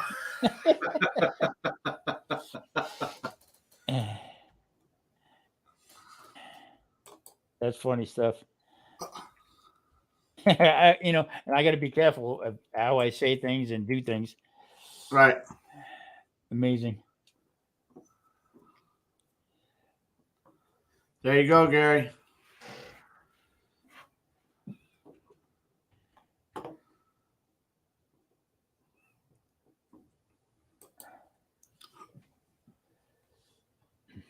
Thanks, Gary.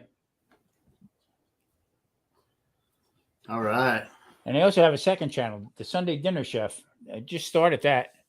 That's more laid back, that one. I just cook on that one. I'm, make what I would do for Sunday dinners and stuff back from the restaurant days that you can make at home. Forgotten meals. Don't forget seaweed. Yeah, I'm glad you started that one, Tom. I mean, I watched your other videos all the time on your keto, which are good videos. But since I'm not a keto guy, I wasn't saving recipes, Yeah, and that was the problem. I painted myself in a corner with the keto, and then I had a lot of people say don't change it because of whatever. But the new one is I'm more laid back about it. Stuff, I mean, like a shrimp scampi or a Sunday roast dinner. Me growing up, I was the baby of the family, so all my siblings were older. And my dad, it was mandatory. It didn't care if you were 150 years old. You were part of the family. Sunday dinner was there. Yeah. Okay. And you had to be at the house, grandkids, everybody. So yeah.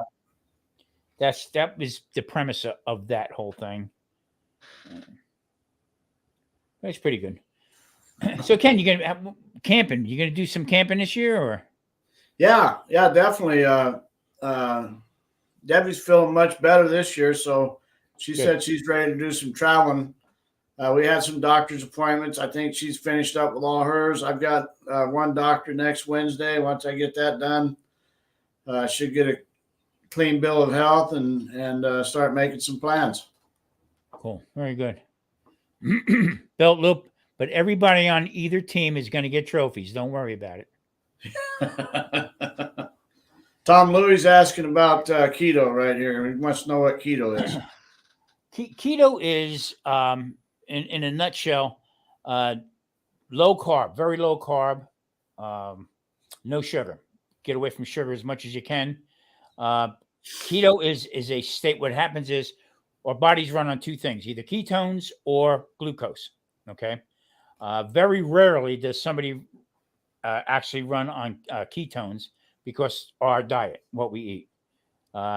We've taken so many carbohydrates throughout the day. So going keto, cutting that stuff out, all of a sudden you switch over to burning ketones. Your brain actually functions better on that. And the only reason why that is because it never has done that before. So it just turns things around. Gary's right. Your body runs better on fat. Fat's good, carbohydrates not. Well, and that's basically what it is. It's a lifestyle. You know, the point of the matter is not to make. I eat one time a day, so being in ketosis, you're not in ketosis all the time. By the way, it'll flip in and out, but makes you feel. I mean, you lose weight. That wasn't my goal. My goal was to get away from all the medications and stuff. Yeah. So you got to plan things up different. Hey, I'm going to be 70 in October, so it's really working out well for me. Well, and we got to pay more attention to what we eat. If we do want to control that, because at our age now, we can't just shed it off like we used to. Yeah, exactly. Yeah. Absolutely.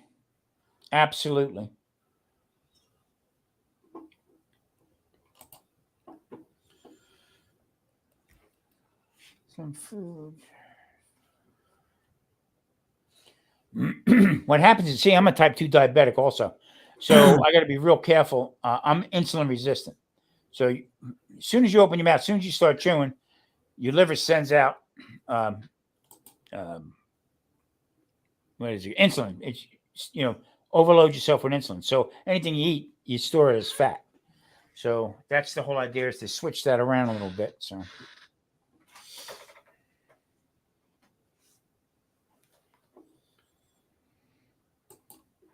yeah, used to it didn't matter. We had good metabolism and high testosterone, and ran and played all the time, so didn't have to worry about what we ate. Yeah, just stop and think about how many carbohydrates we take in a day. You know what I mean? Breads and cakes and even soft drinks and stuff, beer.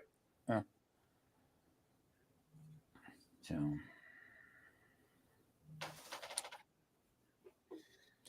That's once you gain weight, then your stomach is like a balloon. And you stretch that out, and then you lose weight, stretch it out, lose. Be like me and Gary. Going from 32-inch waist on up to 38. We got our 3 different sizes of jeans that we wear. Next thing you know, that balloon, it just gets stretched out too much, and it's so easy to put on weight if you. I lost 68 pounds completely. I was on 13 medications. Now I'm on 3.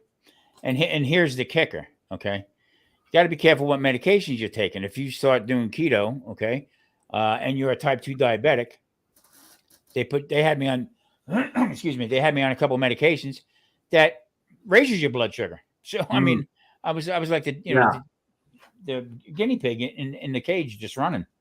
So, yeah, it's not really hard to do, but in the same token, it's a change. Yeah. Now, since how am I going to put this? Since I had my leg injury and they shot me with a steroid, not anything else, it was straight steroid. Steroid actually raises your blood sugar. It was at a very high, dangerous place. Okay. And I couldn't get it down. Oh, yeah.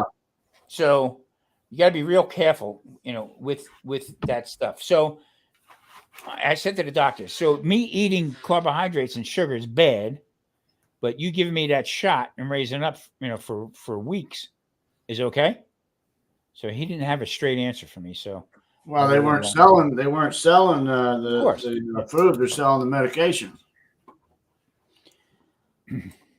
You can do this very simple.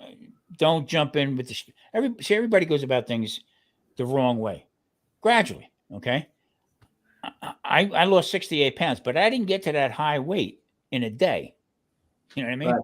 It took accumulating over the amount of time. So yeah, you're not going to switch it. They said to me one time, well, you lost 20 pounds, but that was all water weight. Well, weight's weight, no matter how you add it up. You know what I mean? So don't make too much sense. It's because the doctors are ignorant to this way of doing things. So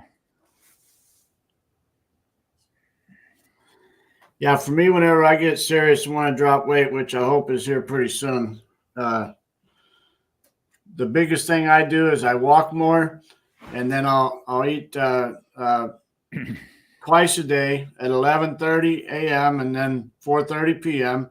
That way, I got my big window of to where I can get into ketosis, and then I drop my calorie intake down to 1,500 or less. Yeah, and you know what, Kenny, make it easier on yourself. Eat when you're hungry. Okay. There was a right, wave Joe. going on for a while that said, "Hey, you gotta be fast. You gotta make sure you're fast." And I watch people actually starving themselves because eat when you're hungry. Okay. Right now I'm like 18 to 20 hours before I eat again. That's when I become hungry. So it's not a stretch. It's pretty simple. Well, Now, if you want carbohydrates, you can have a small potato. You can have, if you're not diabetic, it's a lot easier to maintain this. If you're diabetic, you got to be careful. You know, it's a double-edged sword. So, yeah, that's a good point there, Gary. You know, that's the way I used to drink. You know, I drank while I was drunk. You know, and yeah, you didn't need to drink anymore. And I do the same thing eating. You know, I'll finish a meal, and then the next thing you know, I'm in there grabbing a snack. it's not hard. I mean, and what you eat. Now, I I have people like break my chops a little bit about, and I don't care about it that much, but they talk about, oh, you got to eat grass-fed meat, beef. It's got to be grass-fed. No, okay. Our bodies are accustomed to corn finished, grain finished meats. Okay. I lived in North Carolina, and I know exactly what grass-fed beef tastes like. Okay, it's much smaller. Okay, it doesn't have the fat content in it, and you're paying a lot of money for junk. Basically, what you're doing. So that's the other myth. Organic too is the same thing. I mean, come on. It became marketing and so much money. It's ridiculous.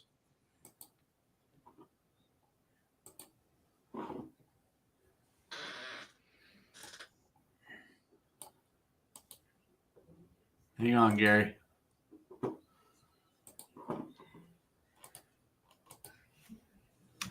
You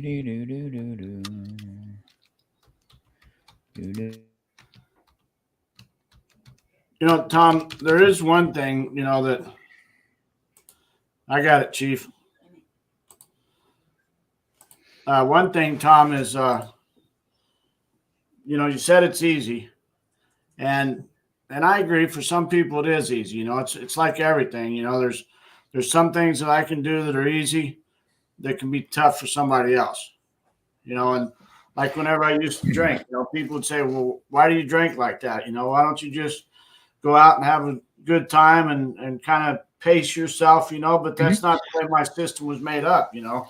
Yeah. My system was made up to where I started craving alcohol once I put it into me, and I think that other people have that problem with the food. You know, that they're different. They're set up different. Their chemistry. Yeah. See, like Lewis has right here. Okay. I had the same thing, Lewis. Excuse me. Yeah.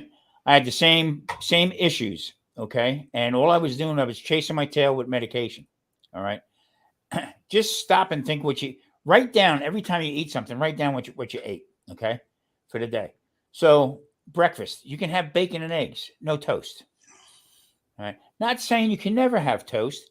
I'm at the point right now where I can pick and choose what I want because my body is I know if I have bread, I'll get a headache later on down the day. I know what my body's all about. But in the beginning, it was like, oh, what are we going to do? What are you going to do? Just relax. You step out of the circle, see where you're at. So, and what I'm saying is easy. Rather than pull into a McDonald's, you can eat McDonald's. Okay. No fries in the beginning, no fries and no bun. All right. A lot of places out here, Kenny, will make Carl's Jr. will make the burgers in a wrap, in a lettuce wrap. Uh-huh. Okay. And they'll cater to you, you know, that way. So with that said, people make things harder on themselves rather than just they want to jump in both feet Next week they want to be down 100 pounds, and you know what? Right. I see what you're saying on that point. Yeah. It don't work that way. So Yeah, like you said earlier, you didn't get this way overnight. Right. And you're not going to change it overnight. You're not going to fix it overnight. Inch by inch, life's a cinch. And coming from where my background, coming from there, I ate everything. I tasted everything throughout the day into the night. Okay, so I was on carb overload. These French fries, are they tasting okay? Boom, taste it. Okay, whatever else I was doing. We would have people come into the restaurant trying to sell us desserts. Okay, so between lunchtime and dinner, we would have these people come in with the Sweet Street out of Philadelphia and stuff. Would come in with these different cheesecakes and stuff like that, and you taste it. You sit there and taste each one. Right. So after about the fifth or sixth taste of a cheesecake, different style cheesecakes. Okay. Oh man, I was high as a Georgia pine on sugar. You know what I mean? Just so yeah. Yeah. You can't. That's not sustainable. So Each slice of that cheesecake, man, that's about 1,500 calories right there. one shot. Yeah. And Yeah. that's what I'm saying. It's carb overload. This and that. Yeah. So.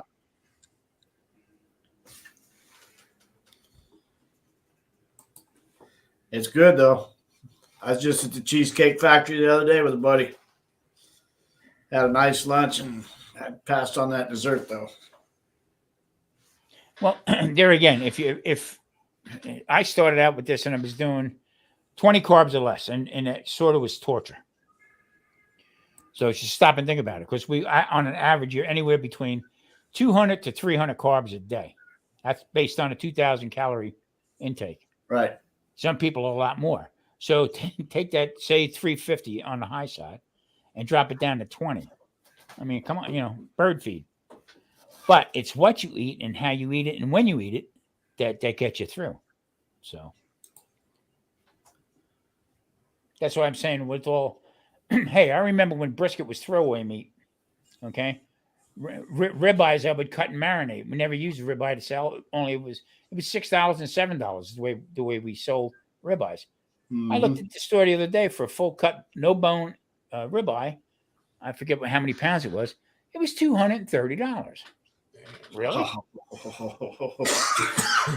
You got a chef choking over there with that price. Yeah, I mean, For real. Hey, I'll tell you what, if you can ever get up to Philadelphia, I think that's a neat city right there. a lot of great Italian. Go down to Little Italy in Philly, boy, got a lot of great restaurants. I'll tell you what, I spent 2 days there when Debbie and I went out, and that was just so much history right there.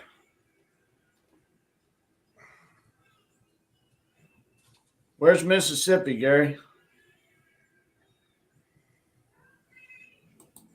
That's let's see, you got Georgia, then Alabama, then Mississippi, right? Mississippi would be on the Louisiana side, I think.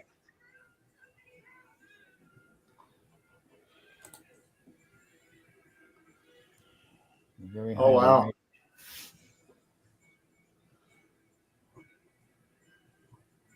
Yeah, I just watched a documentary on that the other night with that in Alabama, Mississippi and Alabama. Yeah.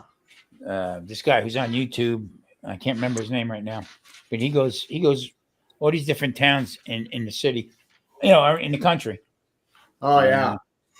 Boy, there's some people in some trouble, man. That's what I was thinking. It was on the Alabama side or the Louisiana side of Alabama. Hey, who's that guy that goes to the different cities you're talking about, Tom? Let me see if I can get his name. He just did one he's doing a series on the Deep South. I think I've seen him. I just can't remember the name. He's got a bald head. Yeah. Tom. Hold on, let me.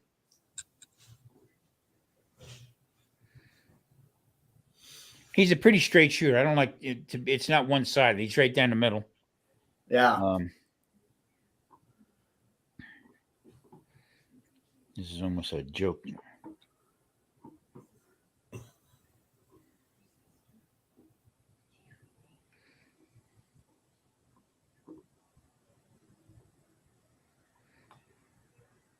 I'll get it for you. It's an Italian last name. I like watching that stuff because we're out traveling, and then that kind of gives me an idea of where I want to go see, you know.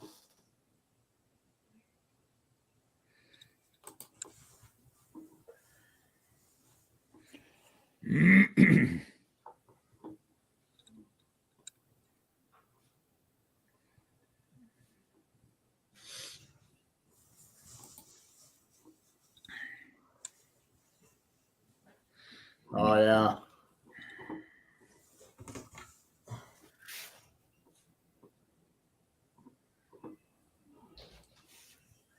I think the plantations were more over in Georgia and South Carolina, weren't they? At least for me driving around the country, that's what I remember.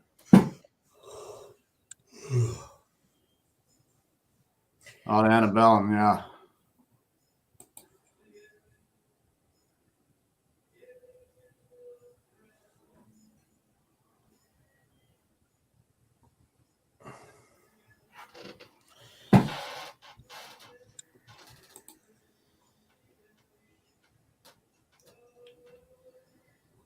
Okay, Des. Come on up, Des.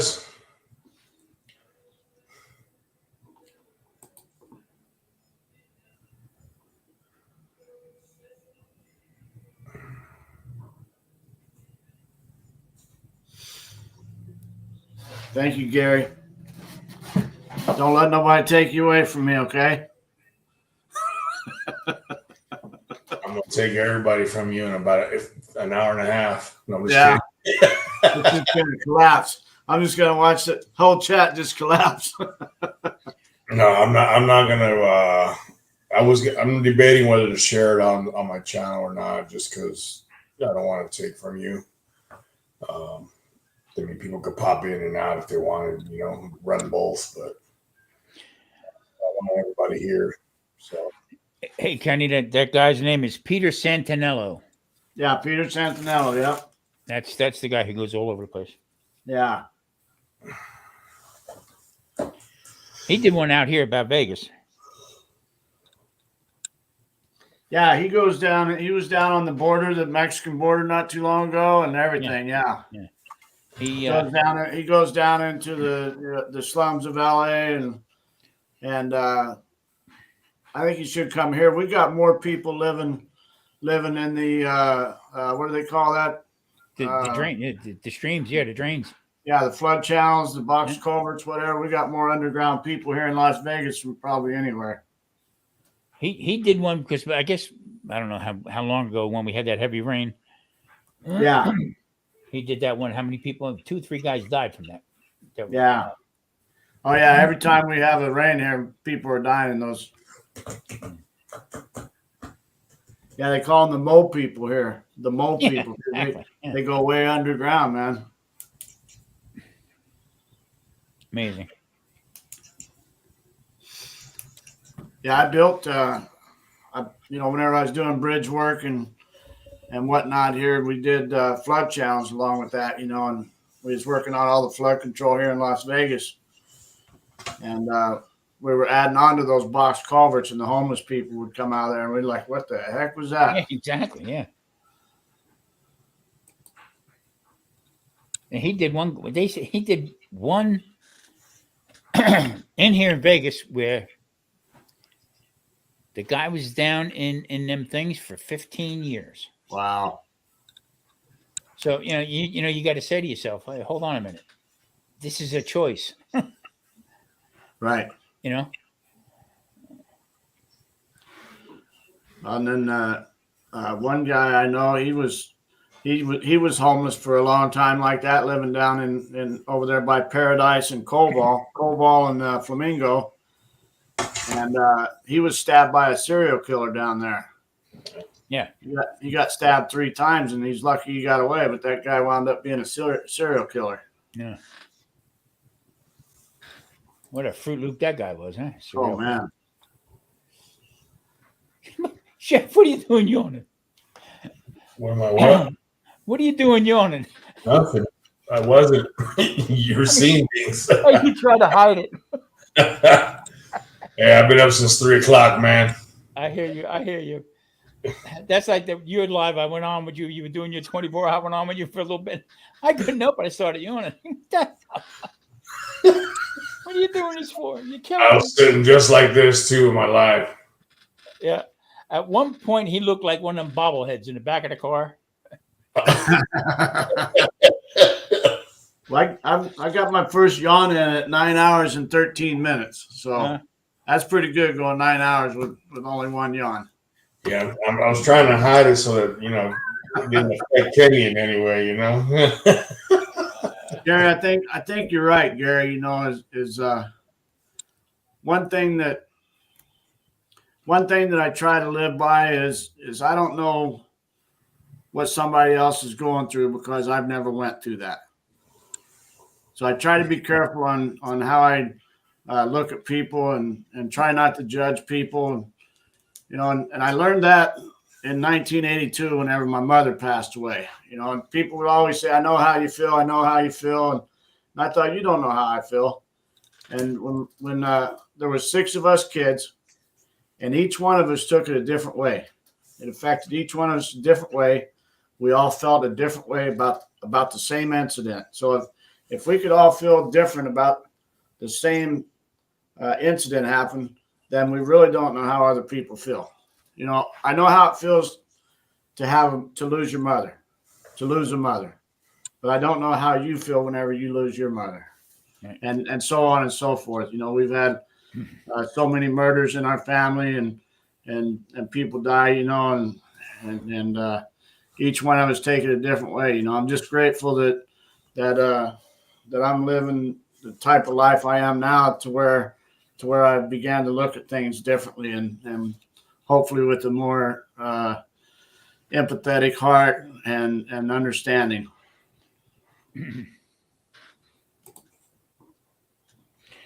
Well, there again, you got to go with feelings. I mean, some people try to take advantage of you.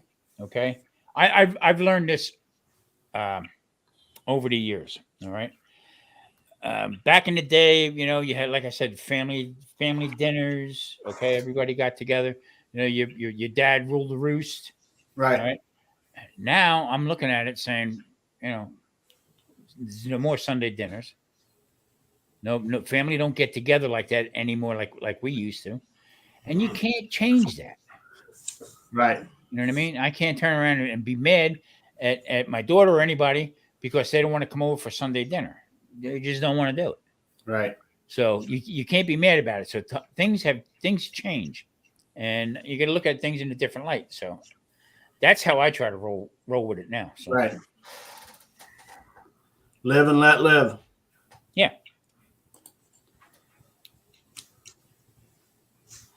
Yeah. I agree with you there, Chief. That was usually me getting into a fight with one of my brothers or something.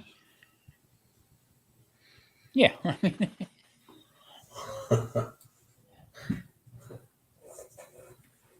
Yeah.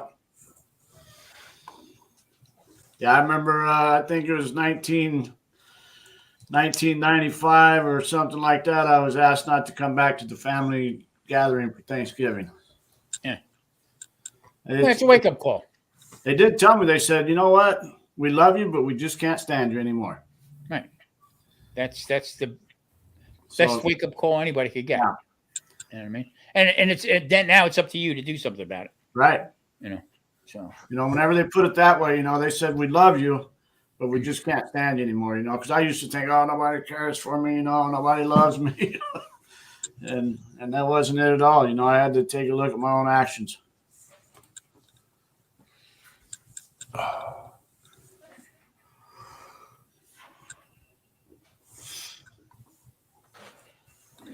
I'm gonna go chill for a bit, relax. I haven't had a chance to take a breather. Oh, you don't want to say that nap word, huh? Yeah. And yeah, the missus is gonna be home soon anyway. Right on, So, brother. but I'll be back. All right, get some rest, brother. Talk to you in a bit. I might have you running though. Right on. All right, peace. Peace. Later, Tom. Okay, buddy. So anyway, Yeah. So yeah, let's see. I think I got 3 or 4 things on my list, Tom, that me and you can talk about later. And okay. you know, Nightbot being one of them. You know. Mm-hmm. Now, Nightbot can be good, and it can be a hindrance also. Oh yeah. Yeah. So you actually got to stay on top of it. Huh.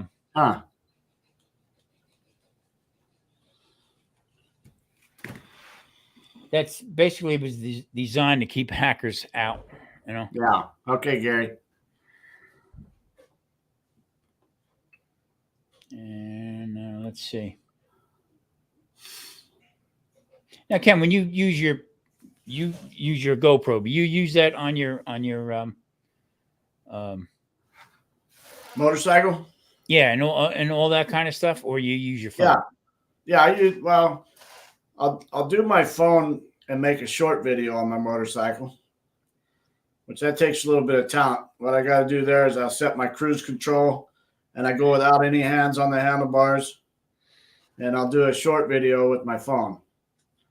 But other than that, sometimes I'll run 2 GoPros on top of my helmet. I got a mount, and I'll put that going forwards, and then I got one on my dash that I'll put coming back towards me. Okay. And then whenever I do my editing, you know, I can pop it on me for, you know, a little bit and then pop it out there. Now, let me just pick your brain a little bit here now. So now when you go to upload them, okay, on your GoPros, did both cameras go into the same folder, or is it 2 different things? Or Yeah, I can put it all in the same. No, here's my point. I have one camera I have. It's the XTU, and I have an XTU file for that. The second camera, which is the newest one that I have, but it's the same type. It's an XTU Pro is what it's called. When I go to plug that in, okay, to upload whatever I put on there, it doesn't go to that XTU file. I see what you're saying. Yeah. It goes to a DCMT file. Right. Okay. And if I don't get that pulled up in a certain amount of time, for some odd reason, it wipes it out on the file, and it wipes it out in my camera. It takes it off my camera. Oh, wow. Where it goes, I have no clue. Right. So I don't have any of those issues at all because all my stuff is on SD cards. Yeah, this is on a card also, but I don't pull the card out. Right, I do. Yeah. I just plug in and take it from the card that way. Right. Yeah, I don't do it like that. But I don't know. I mean, I lost. I shot a whole video on the new camera, okay, and it just wiped out the whole thing. Yeah. Huh. Hey, it's still a learning curve. You know what I mean? Right. Yeah, I always take my SDs out. I put them in a card reader, and then you know, I'll put a folder on my desktop, and I'll, you know, usually I got like anywhere from 9 to 15 clips on a SD card. I'll check all them and I'll put them right over into that folder, and I'll put GoPro 1, you know, and then GoPro 2, and or however I want to name it, you know. And then I've also got another little camcorder here, okay, that I'll do, and then of course my drone. So I might have 5 different SD cards that I upload onto my desktop, and then I'll go through my desktop and sort them out and watch through them and see how I want to edit it, you know, at what time intervals and everything. And then I'll open up the OpenShot and do you take all your videos and put it on a thumb drive?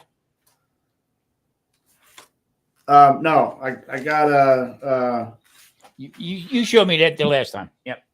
Yeah, I got the which terabyte. Terabytes, yeah.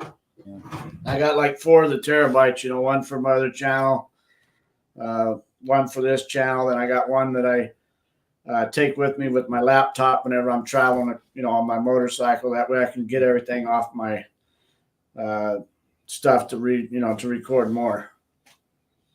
Okay. Yeah. Like I said, I mostly everything I do is in in the kitchen here, basically. But with the same camera and two different things, I got to make I guess a shorter video, and just to see if I can, because I have actually I have 3 different computers that I use, and trying to put all that together. And like I said, if I'm stationary, in other words, like you're live, put you on StreamYard when you're outside with that, okay, and you just let that go. So I'm having trouble with the different cameras that I have that I use. Right. Okay. Trying to get that all brought up together, but on StreamYard, it's not a problem. Right. Because I'm recording on Yeah, that. that's strange. That's odd how that does that. It brings it up in different areas now. The only thing that mine does, it's any type of similar like that is whenever I go into to my C drive, or whatever, it'll come up whenever I'm clicking into my videos, trying to find my videos, where some of them will be under GoPro, and then some will be under DCIM, whatever that stands for. Yeah. So I got to know which one I got to click on, where it's storing it at. Yeah, and the other nice thing about StreamYard here is I can do a whole video on my laptop. Okay, download it, come in here to the desktop, and everything's there. Yeah, I like that. I don't have to worry about whatever downloading it one way or the Right. other. Yeah, the only thing sometimes I have to, maybe I didn't do the proper setup, and it might be a private video or something like that, and I just got to go in and do set it to public. Yeah. But sometimes I forget in my settings, before I go live or whatever. It's you think in the beginning, it's easy. Just put up a video. A lot of background stuff that you got. I told you that one video I did all in slow motion. Hey, Jamie. Oh yeah. I had trouble with that too in the beginning. If the damn thing wouldn't be on video, I'd be on time lapse or something. And I think I've got something great coming up. And my wife says, "Well, just do it again." I said, "We ate the food. What are you talking about?"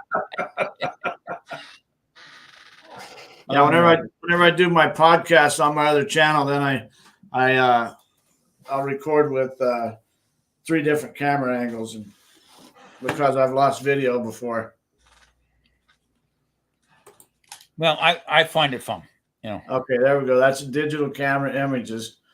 So what's that's coming up on is my little camcorder.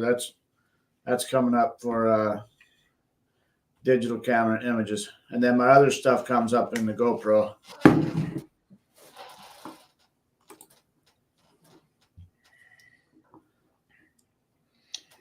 Back in the saddle again. Yeah. Made it to another day's work. So yeah, that's another thing we got planned, Tom, is Jamie here, him and I, and we got about maybe 5 or 6 other guys. We're planning on a trip to Sturgis this year on the bikes. Yeah, I like them. I like that. I wanted to ask you 100 times. That one video you did when the guy slid off his bike. Oh yeah. That was bizarre. Jamie was right beside him, the guy right here. Yeah. He got hit by that other guy, and matter of fact, I think he just got his motorcycle back today. Boy, that was man. I'm saying, Jesus. I always wanted a bike, but I had a hard time with 4 wheels rather than 2. Yeah, we're building a motor. My neighbor is selling a motorcycle to my grandson, and I just talked to my daughter yesterday or the day before. I figured I better call her and ask her how she feels about him getting a motorcycle. And I didn't think nothing about it before, and I thought, you know what, maybe I'll talk to my daughter here, and because some parents don't want their kids on motorcycles. Mm-hmm.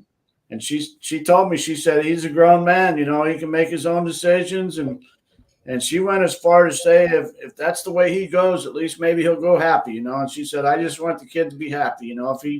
if he goes before his time, then that's just the way it is. Yeah, he did. I mean, he put it down. And Yeah. just the way it looked, you know. Yeah, he was fortunate. Just a nice little slide, and that was it. I said, wow, what a thing to catch on video. Oh, yeah. Yeah, the insurance company, Jamie's insurance company needed they were happy that I had the video for him. So, it wasn't no hassle. There weren't no questions or nothing. They seen the accident. Nobody's at fault there. It was just an accident, and they fixed both bikes, no problem. And they were both insured by the same company. So, yeah, that worked out well. Hey, Simon said, Tom, they got 3 wheels. Yeah, I'm not too. When I was a kid, I had a Penton, okay, a dirt bike, and it was I think it was a 125, I guess, whatever. But Penton was a bike that was made with all different parts, all different from different countries. Actually, I think it was an English bike, but it had all different type of components that weren't manufactured by them. And I had that, and I would run through the woods pretty good with it. Pretty easy driving, and I had no problem with it until I hit a stump that was about that far up out of the ground. Oh, jeez. And hit my foot. And I tell you what, that took me for. I said, nah, I'm done with this. My mother and father didn't know I had the bike. I kept it at my friend's house. Oh, is that right? Yeah. So when they come carrying me out, all my father wanted to do was kick my ass. Because it wasn't about me getting hurt or anything. It was about the doctor bill. Yeah. How much the doctor bill was going to be. Yeah. Come in whenever we were younger, kids would come in hurt, bleeding and everything. We're getting our ass whipped. What in the heck? I told you not to do that. Yeah. You know how much this is going to cost us now? Hey, nothing but love. Welcome in. NBL. Right on. Yeah, well, Dad raced motorcycles as a kid, and he rode his whole life, and he bought us kids a motorcycle whenever we were kids, so they knew we were all going to be on motorcycles, and every single one of us boys rode motorcycles. So, all my brothers had them. Matter of fact, back in the early '60s, they were all into Triumphs. Oh yeah. Okay, 650s and stuff. 650, yeah. My dad had a Indian. With the shifter on it, on the side. Oh yeah, yeah, suicide shifter. Yeah, and they all had bikes, but when it came to my time, I was the baby, so I guess no bikes. Yeah. But, and you know what? And I watch whenever I see somebody on a bike, especially on 15 out here. I stay far, far away because you know what? The other clown. That's either tailgating a biker or whatever. Yeah. Okay. Yeah. I'm sorry. I got to get out of the way. Riding a motorcycle first.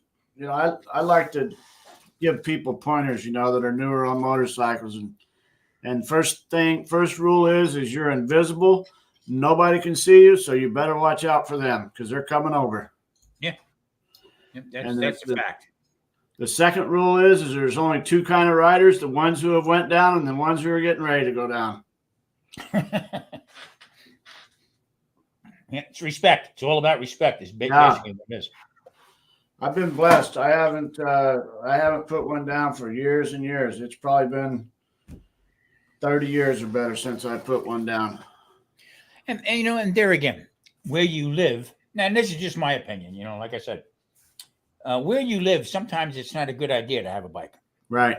Well, we're not in a very good city for having a motorcycle. No, you get out on 15, south of here or whatever. You can do some nice riding. Even what is it? 95 going up through what's that place up there? I can't think of the name of them. Eli. Up through that way. I mean that might be a nice ride. It's not that heavy and stuff, but. Well, I live out here by the lake, so we love heading out towards the lake, then take North Shore Drive, and go all the way up to Logandale and Overton up there, and come out by Mesquite. Back east in Jersey, I mean, forget about it. I mean, just Yeah. Well, you know what, Louis? LA's crazy, but they've got a big respect for motorcycles over in California because they've got that lane split and they've had it like that for years. So there's a bigger respect for motorcycle riders. Everybody knows you're out there, and everybody moves out of the way pretty good for you. So I've always, whenever I rode in California, it never really bothered me, even with the bad traffic. I just split traffic. I learned how to split traffic years ago, and I'm real comfortable with it. Of course, I'm kind of a crazy person anyway, so whenever it comes to riding. yeah, I when I was running the roads back in the day, I can't believe it's that many years ago, but Kenny, in Colorado, I hit a deer at 21 miles an hour. Oh man, yeah. No, at 21 miles an hour, the deer bumped him in the ass. The deer turned around and looked at me, going up a grade and it's snowing like hell. And the deer, they just come right out. Yeah. And I said, can you imagine, okay, somebody on a bike in normal weather and crossing like that? It's insane. Yeah, I got a ER nurse that's up in Utah, and she says that they look at motorcycle riders as organ donors.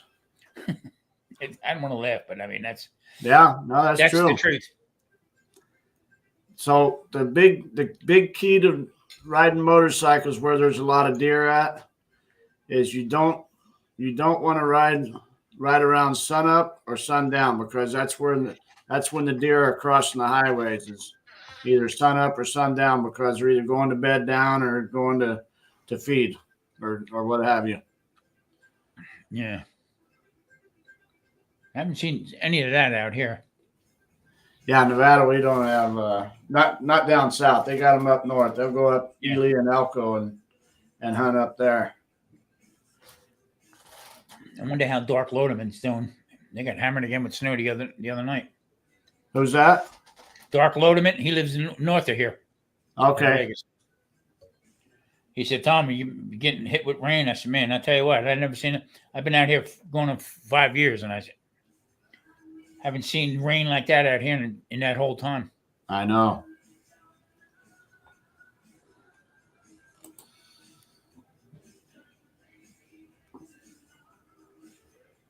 Yeah, got to watch out for the coyotes here.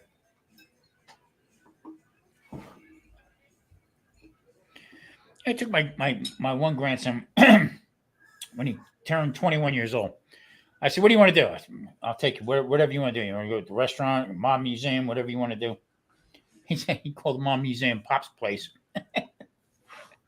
But they wanted to go shooting.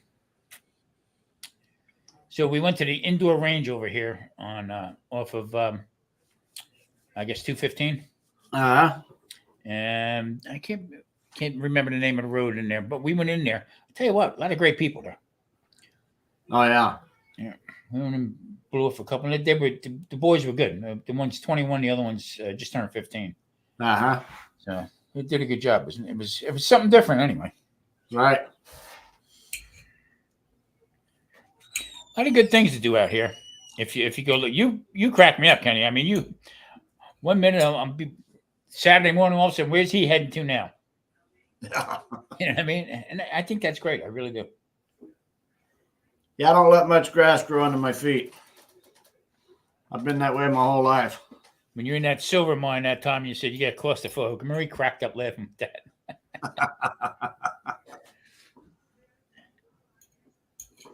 Yeah, Jamie was out there with me.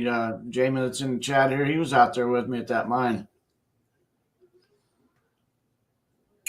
I said I have to go back and watch some of Kenny's videos to find out exactly where for me to go this summer. Yeah, that's an enjoyable thing about watching other people's channels, is you can find out what's going on and I mean, different places to eat if you're into that, if you're into eating out, you can find out good places to eat and everything. I go to this place over here called the Tuscany Grill, Seafood and Grill. It's on Eastern Avenue, heading up towards Anthem. Oh, okay. And I walked in, and I got to become pretty friendly with him. Three partners. Okay. This is the way to set up a partnership. One guy was a head maitre d' at one of the hotel casinos out here. They all worked for the same place. Okay? Uh-huh. The other one was the chef. Okay. And the other one was the bar manager. Huh. All three of them got together and they opened up this place. The food's good. You know. But I went in there and I said to him, would you mind if I videoed in here? You know, what I'm doing the whole bit? And he said, I'm telling you no, but you can do what you want. Right. Okay. I said, well, I don't badmouth this. I'm a retired chef. I said, I like the atmosphere, the whole bit. So I thought about it a little bit and I said, you know what? I would be a little, I don't want to do that. You know what I mean? But I did take some pictures of different people and stuff and people that they knew and everything like that. And I found it kind of interesting that how they did their job over the years and then finally either got laid off or fired or just flat out quit to start their own stuff. Thought it was kind of interesting on how they run things. And after a while getting to know him, he said, hey, you still doing that YouTube thing? I said, yeah. He says, anytime you want to come in, Tom, I have no problem with it. Nice. Like that. So I said, okay, I appreciate it. So there again, once I'm back up walking around again, that's what I'm going to start doing. I'm going to start doing do a couple places out here, not bashing anybody, but show people where to go, different places to eat. Right. Rather than there's a guy that used to go around Vegas and do all the buffets, and he'd do videos of the buffets. Yeah, I've seen him.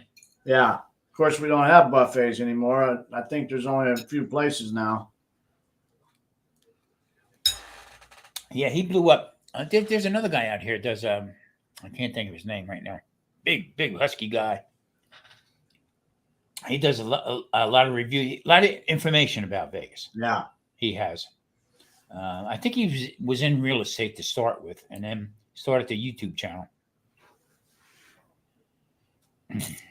So, I don't know. Trying to come up with new content every time. Right. I'll see what happens. Now, I had the MRI the other night. Now, the 12th, I have a video appointment with the orthopedic surgeon. And this could be the game changer for me. So, whether I go back to playing again or something else. Yeah, I'm going to make it. No problem. The first half ain't bad. I never did a 24-hour.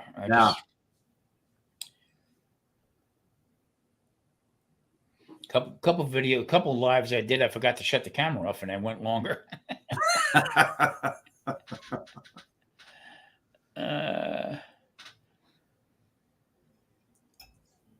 Yeah, I'm feeling good so far. We're 10 hours in, and I think probably about 18 hours is where it's going to get a little questionable, but I'm not going to bank on that. I might still feel really good by that time, or a lot of times I get a second wind, I dropped something I can't find. No, damn it. Jamie, you want to come over with a coffee, man? You go right ahead. That'd be cool. I'll get your butt right here on camera with me.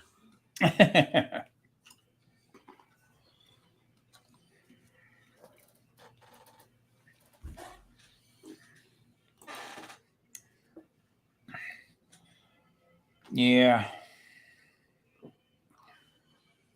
How many people we have in the chat now, Ken? Looks like 16 right now. Cool. That's what counts right there. Yep. This is like the Truman Show. Yeah.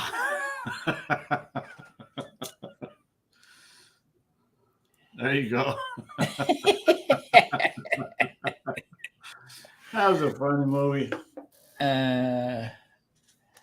Amazing. They got hip to it, though. They figured it out, him and his woman. I mean, you can talk so much, okay? You can go over different categories, different things to do. And then you start drinking, the water or coffee and stuff like that. I'll be right back. I know. I'll be right back.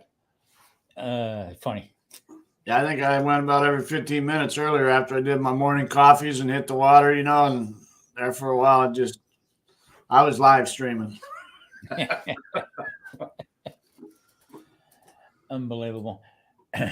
Is it sunny over by you, Ken? I don't know. We got some bad clouds rolling in right now. Yeah, it's pretty cloudy over here. The sun's out most of the day. Well, you know where I'm at, but on my balcony, I can look down and I can see the planes coming into the airport. Right. Okay. And then that mountain, that's down here. I can see the lights of Vegas. And then the other night, I could not see the mountains at all. Oh, yeah. And then next day, I got up and I looked out and I could see the snow-covered mountains. I'm going, holy moly. I don't miss that stuff no more. Yeah. Yeah, it's coming in. I never seen a rain here like that the other night, NBL. I mean, it was just nuts. And I just watched the weather forecast before, and they're saying they're calling for this over the weekend now, Super Bowl weekend, with all the people in here. And it might be having floods where some of the parking garages and some of the casinos might be getting flooded out. Might put a damper on the crazies that are out here. Not crazies, they're, Right.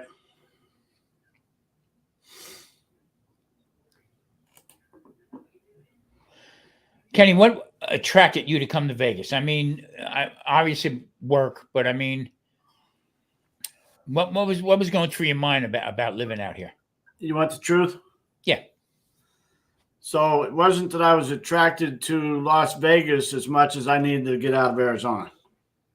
Gotcha. Okay. So, I was getting towards the bottom of everything, hitting that bottom pit and a lot of trouble down there. And just me and the police, they knew me too well. And the motorcycle guys said they'd do just fine without me. Right. Gotcha. No, I got you. Okay. So, but the fortunate thing, though, Tom, is the reason I came to Vegas is the company I was working for down there had a crew up here. They was trying to get their feet wet up here in Nevada. Okay. So, and I was doing housing tracks back then, non-union. And so I asked them, I said, hey, can I go up and work in Vegas? And they said, yeah, you can go up there, and I got a little raise whenever I came up here, and I came up here March of '89, and I think I worked about 2 weeks.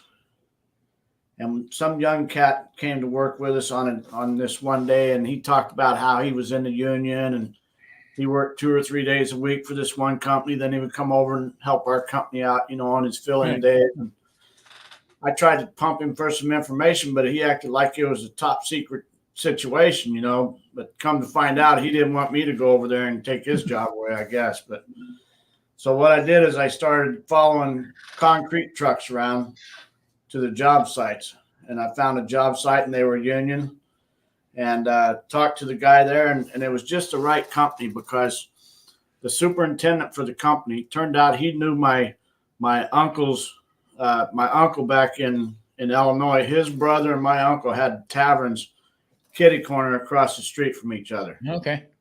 So they were from Illinois. And then he had 2 other guys work there, was from Illinois. So it was just a great company to start with. I got my feet wet into the union and been union ever since. I came out here, originally from New Jersey. We had a bar restaurant. Actually, we started out it was a rock and roll club.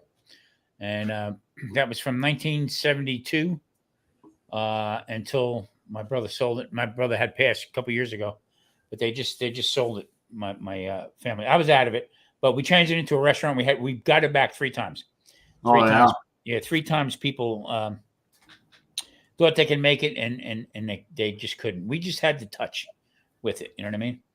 And then, but then I moved I moved from New Jersey. We lived on the Jersey Shore. So, Hey, Tony. Hello, Tony, what's up, buddy? So we moved to North Carolina. I was going to semi-early retirement. I bought 17 acres of property down there. And I was going to just start on the 17 acres, grow stuff that I could, the people I knew in restaurants up north, I could directly ship, up to them. Well, wound up with bladder cancer. Mm. And that put a toll on me pretty Yeah. good. All right. We were in North Carolina for 12 years, and I went to Florida. I was in Florida for 5 years, and I'll tell you what. They say it's hot out here, and it is hot, but you don't sweat like you do out here that you do in Florida. So with that said, my daughter was out here, my grandsons. So my birthday's in October. Hers is November 1st. So it's a week apart. So she said, Pop, why don't you come on out? Okay. And hey, Hojo. Hojo. What's up, buddy? Yeah. Yeah, so you came out here with your daughter and the grandkids being out here. Yeah.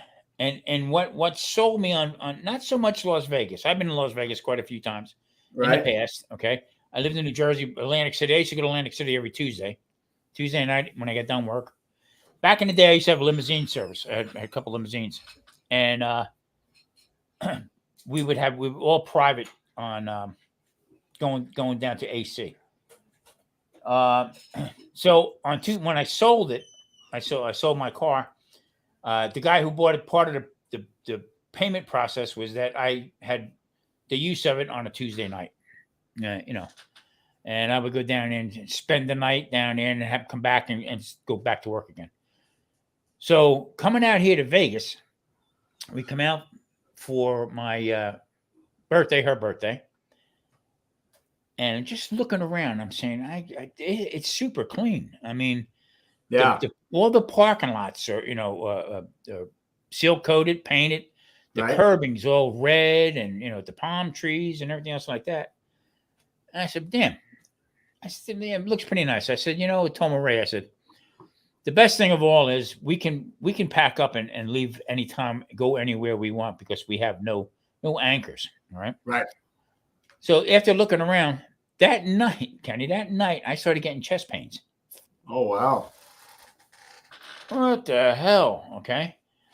Well, I wound up in the hospital. Thought I was having a heart attack. Uh-huh. So they said, no, everything's fine. Just maybe anxiety, whatever. They couldn't tell. So when we got back to my daughter's house, matter of fact, it was the day of my birthday, October 26th. I visited St. Rose. Yeah. Emergency room. And that was like the icing on the cake because my daughter says to me, Pop, see what I'm talking about? Yeah. Something happens to you in Florida. I have the boys. I just can't drop and come out and help you out. So, right. So that was in October. We got home. We were out here probably 2 weeks. We got home back to Florida. I called the realtor, put my place up on, and I put it up on a Tuesday and sold it Friday. Yeah. Furnished, everything I owned. Take it all. Everything. I got a little Kia Soul. Packed up what we could pack up in the car, and out we came. And then on the way out, I believe I picked up COVID. So when we got here, a week or so later, we all of us got it. So, what year was that, Tom? January 2020. Okay. Yeah, January 2020. Yeah.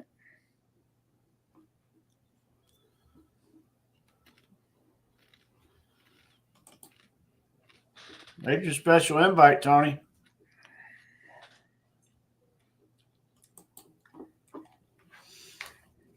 Yeah, it's pinned at the top. Over in What's that? I said the live is posted on top on Oh yeah, the link. top of the Yeah, I page. got the link up top. Okay, Tony. We're not going to ask any questions. Yeah. Where were you on the night of the 5th? Right. I plead the 5th. Yeah. I drank a 5th.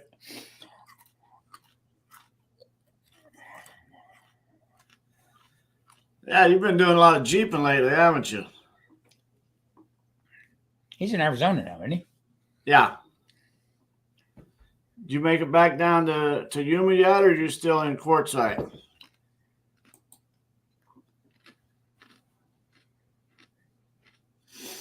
Yeah, he was doing a lot of jeeping. I seen there was a bunch of guys doing the trails. He's permanently out there now, isn't he? In Arizona? Winter times he goes up north. You know what? Funny thing is, his place and his boy and everything is up about just a couple 3 miles from Debbie's brother's house. Oh, good. Well, Yeah, small right world. around the corner.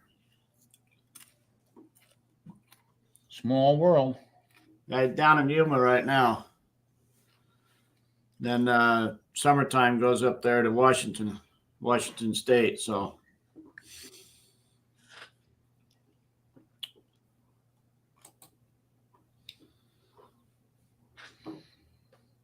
Getting a lot of crazy calls from Montana. oh, is that right? Yeah. You go to check them out, and there's spam. And what happens is that they start at 6 o'clock in the morning. What's their area code? 406. 406. And what I did was I looked into it, and they said it's a scam about Social Security. Oh, really? Yeah. It's out of Eureka.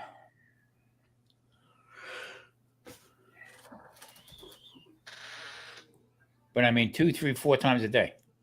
Wow. Last time I've gotten spam calls, I just get on there and I start talking about something out in left field. And they keep trying to bring me back to what they're talking, whether it's solar panels or whatever the hell it is. I just keep talking, did you guys get my radio fixed yet? Just off the wall crap, and after a while they get tired of me. Yeah, a couple weeks ago, I answered the phone. Sheriff's Department, can I help you? Yeah. Click. Yep. You got a call from the Netherlands? Wow. That's an odd place to be getting a spam from. And they're trying to sell you some skis, maybe. Yeah. Got these new parkas, we got 2-for-1 special.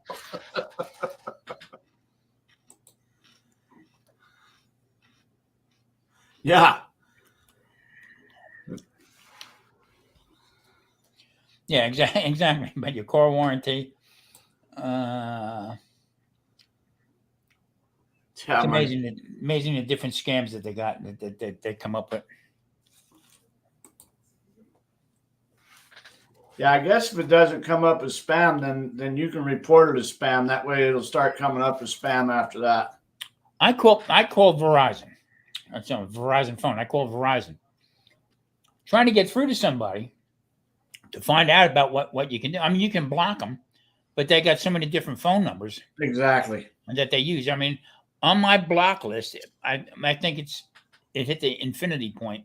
Right. The things I blocked. So I finally got a hold of somebody, and they said, really, there's nothing we can do about that because they can use all different types of numbers.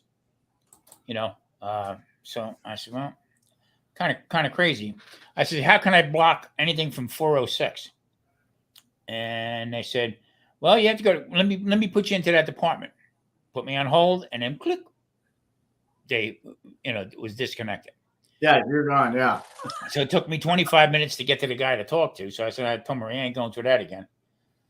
I said, but I'll get good and mad. I'll get in a car and drive to Montana and find out where this rat bastard's at. All right. Them are the days. I can't do that no more. Woo. Yeah, I remember that. We're gonna get you back, sucker. Yeah. What's happening, Simon?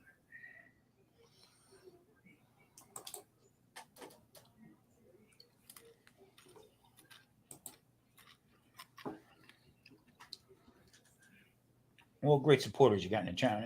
Yeah. Yeah.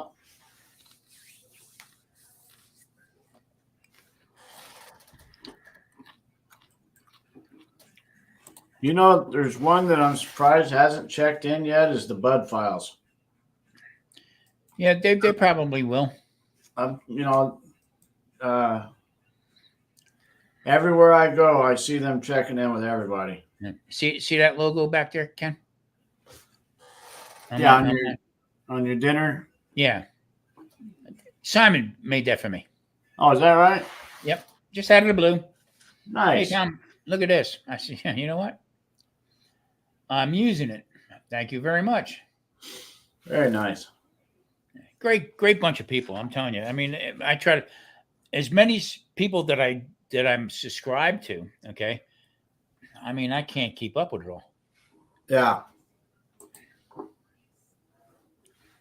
Hey, Peter.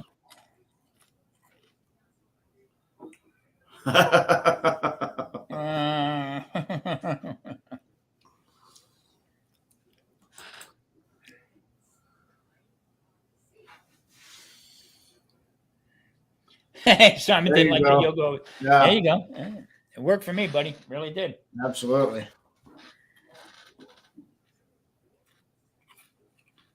Ken, you're gonna have to hang on for a minute. I'll be right back. Okay, Tom.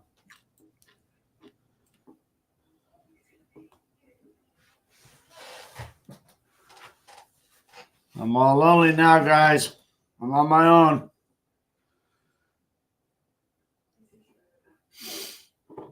Got a pin link up on the top of the chat there. If anybody else wants to come in, more than welcome. That helps you get your channel out there as well. People notice your channel, and that's helped me out in the past. Oh, is that right? Okay. With the, I think he's got the state of Louisiana on there. Hey, Randy and Tina. How are you? I thought you guys were going to come up on panel today. I'm going to go to your channel right now, Randy, and drop your link.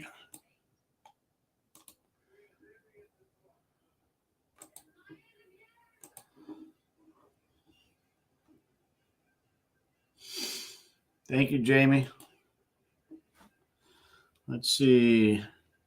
Yeah, Randy with Adventures with Randy and Tina. We met Randy and Tina out here in Las Vegas. They're the first YouTube channel that we ever met up with. They were vacationing out here, and I'd already known them through Tina's channel, Tea with Tina on Tuesdays. And they came out to Las Vegas on their vacation, and we got in touch with each other, went and had breakfast, and then next thing you know, Debbie and Tina's making plans for us all to go to Texas. So that next summer, we were in Texas. We went to the Pine Cone Festival together, and then after that, Debbie and Tina wanted to go down to Magnolia Beach, I think it is, down a little bit further south. So we went down to Magnolia Beach and dry camped out there for a few days. Went on down to, I think it was Corpus Christi, right, Randy? Yeah, I've seen them videos. Yeah. I'm going to drop their link here in just a second. I'm not the fastest on computers, so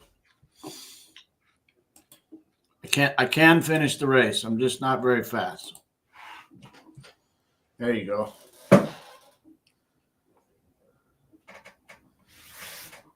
Yeah, I really like Randy and Tina. We want to get back there. I'm hoping to get back there this summer and visit with them in their hometown.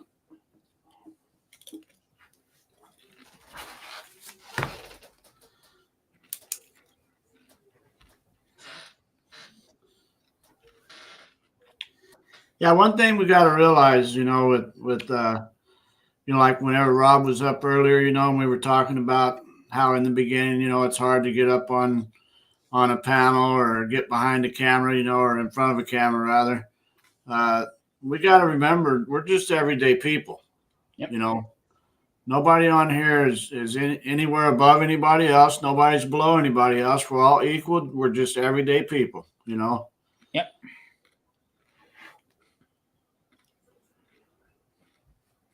What a great way to meet people too. I mean, Absolutely. Yeah, the community, you know, which I've already had different communities for years, you know, for most of my life. So I've always been around a lot of people, you know, but I was really surprised at how good this community is on YouTube. You know, I watched the different people, you know, like all the homesteaders over here, you know, which they support other channels too, but the homesteaders are all helping each other out. The cooking guys, barbecue guys helping each other out. The RV communities are, you know, and it's pretty neat, you know. and that's why I made this channel here, is because everybody eats. You know, not everybody cooks, and that's the thing I was trying to bring back in my own mind, is cook dinner at home. You know, I mean, Right. it's so expensive now just to do anything. You know, and you can't go back because it's just progress. Every day is progress. But on this platform that we're at here, maybe once in a while you'll see somebody who blows out and becomes, you know, Bigger channel or a bigger channel, this and that. But for the most part, everybody's just doing their stuff, telling their story, what they right. got going on. And like I said, I don't understand why, even before I met you, personally, face to face, just that one video that really kicked me, when you're in you were actually in Texas, and you put that drone up into a brand new park that they redone, and just flying it around. I said, "Wow, boy, look at this." Oh yeah. Yeah, That's so- where I crashed my drone at right there. Was it really? Yes, it was. I crashed my drone on that video, on making that video there.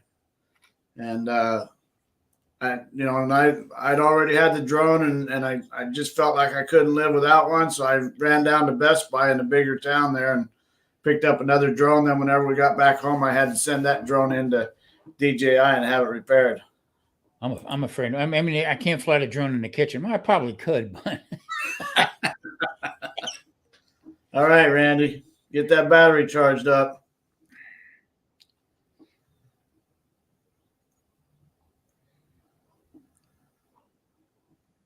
let me see here. Let me switch some.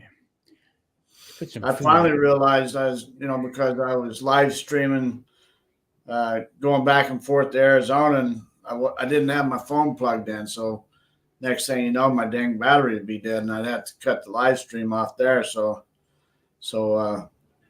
I learned whenever I'm traveling doing a live stream to get my phone plugged in. Yeah. And there again, it's the, my whole thing was, and I was afraid of it because I sometimes can be compulsive with things. Okay, even back in when we built the kitchen in our restaurant, I had this stuff called Garland. Garland's like one of the top of the line equipment, and I did everything Garland. And it was a partnership. My brother looked at me. He said, "Where are you coming from with all this stuff?" Okay, MTB. See you later on. Yeah. So the whole idea is, have the best, this and that. Not necessarily does it work out that way all the time. Yeah. You know what I mean? So, with the cameras and stuff, the GoPro, not that I couldn't afford it, okay, but being a novice doing this stuff, I am not going to spend $500, $600, $700 on a camera, Right. and lose interest in it 2 weeks. Yeah, exactly. All right. So I did a lot of research about the cameras. I had a camcorder at first, but it was a cheap one, but it just didn't. I just didn't like the way it looked. Everything was like whitewashed and stuff. Right. So I got this XTU, and worked well. It really did. And then from me holding it over the food and on a stove cooking, well, I guess the plastic couldn't hold up to it, so it started separating. Not crazy, glued it the whole bit, and then finally one day it just stopped working. So I turned around. The warranty on it was lifetime, no questions asked, no nothing. So I gave him the number, the whole 9 yards, and bang! Next thing you know, the next day I got another camera. And I said, "Wow, that one took a dump into the soup." Okay, don't work anymore.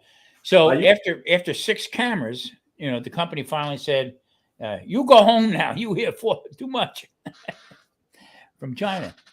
Hey, Chief, I see you trying to come in, but your device isn't connected. You got to connect it to the mic and the camera before you can come in.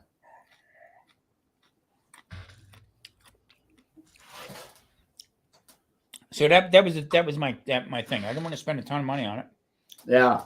And then I just started making videos. I mean, like I said, three a week, and then I cut that back. But I mean, I got a ton of videos yet that I can put up. You know, so. Right. No, yours comes out real good for what you're using it for. It's perfect, and you can't beat the warranty you got. Yeah. You know, I drove over one of my GoPros down in Texas, and matter of fact, it was in Arizona. I thought I was going to get me a really cool shot, you know, and drive the motor home and the car over the top of it, you know. Well, I started to swing the RV, and needless to say, the car ran over the GoPro, and that went that $200 down the drain. Yeah, exactly. So you got to pick and choose your battles with it, and then once you get into it, now the keto channel, I'm going to start upgrading a little bit more.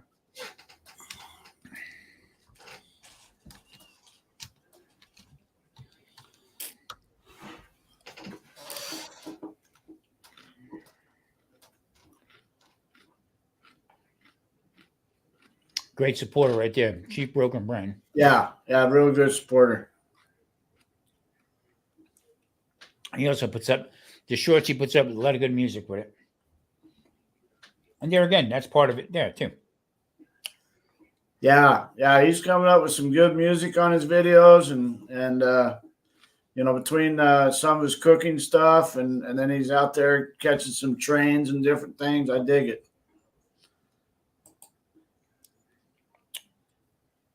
And do I just mention? You got to go into. You got to go into on StreamYard. You got to go into settings, okay, and then when you come into the channel here, all right, set up your mic, set up your video, go into the channel, the three little dots, press on the three little dots, and set up your avatar. You want coffee or tea? Yeah, coffee. There Murray, I need coffee because I got to stay up with Ken. There we are. Hey, Randy. Hey, Tina. Hey. What's going on, buddy? Oh, not much. Thought we'd jump on here for a minute. Nice. Long time no see. Yeah. Well, at least not in person, anyways. Yeah. There's the granddaughter here. I don't know if you can see her. I see the little bitty white spot up there. There you go. Hi. Hello. They wave hi to you. Over here's Tina. She's hiding. Hello. Hey, Tina. What's going on? Not much. Taking care of a 5-year-old for a couple days. It's wearing me out. I hear you. My back hurts really bad. Wow. Been sitting in there watching you guys for a while. Yeah. Thank you. Long, and it was so long that my battery almost ran down. I got down to 2%. Yeah. So then I plugged it in and threw it on the tripod and jumped on here. Hey, Chief, you're still not getting connected. I don't know, Tom. Whenever he tries to come in, he's got to go over and click on his microphone, right? Yeah. And does he have to have? I don't know if he's got to have the camera on. I don't think so, right? Well, that's what he's got. His logo won't come up unless he fixes an avatar. Right. So once he comes up, and if he is, like down in the basement, okay, you click on it, and it says remove from stage, edit name, edit audio avatar, okay, stop mic /cam, okay. Yeah. So when you're down in the basement, you click on them 4 little dots or 3 little dots down here, and go to edit avatar. Press the avatar. And you don't have to worry about a camera. Then all he has to do is worry about his audio. Right. Yeah, exactly. Just put the microphone on and don't worry about the camera. But you got to turn the microphone on in order to be able to come in, I believe. So go to settings, okay? And when you go to settings, you can go up to it says on top, it says camera, audio, visual background, or hotkeys. So just click on your audio. Let And me, it'll say mic, it'll say delete, default. And if you're coming up with your phone, you can put your phone. let me try something here. Matter of fact, I got to fix my avatar. Okay, if this will focus.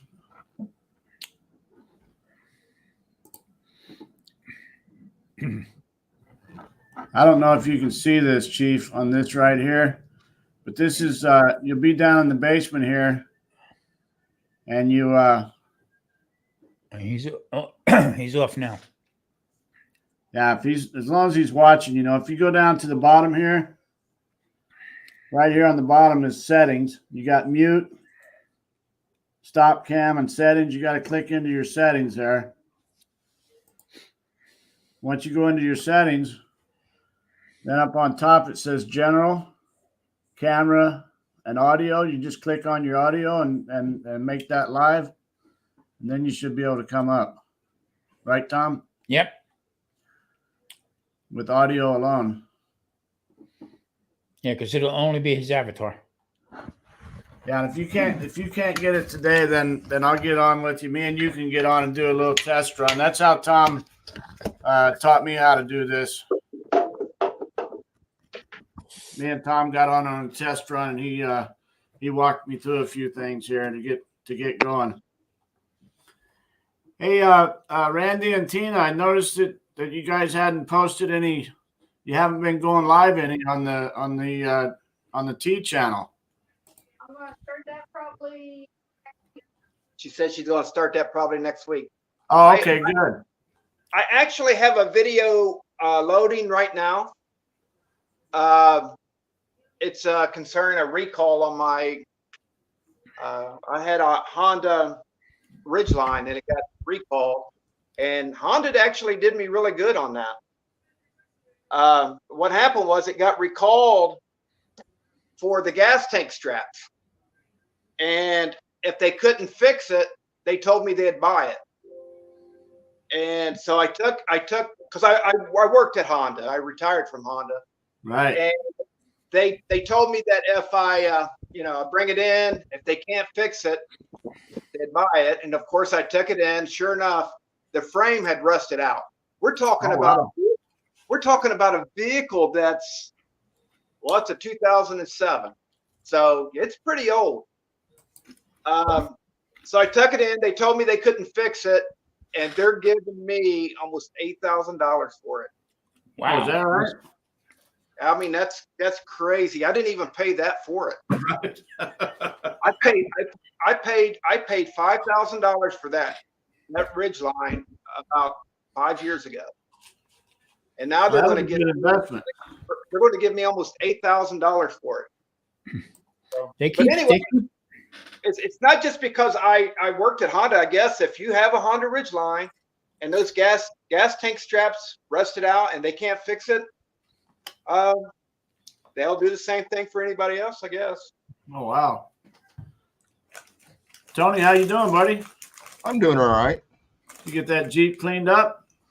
The outside's polished, the inside's vacuumed. Yes.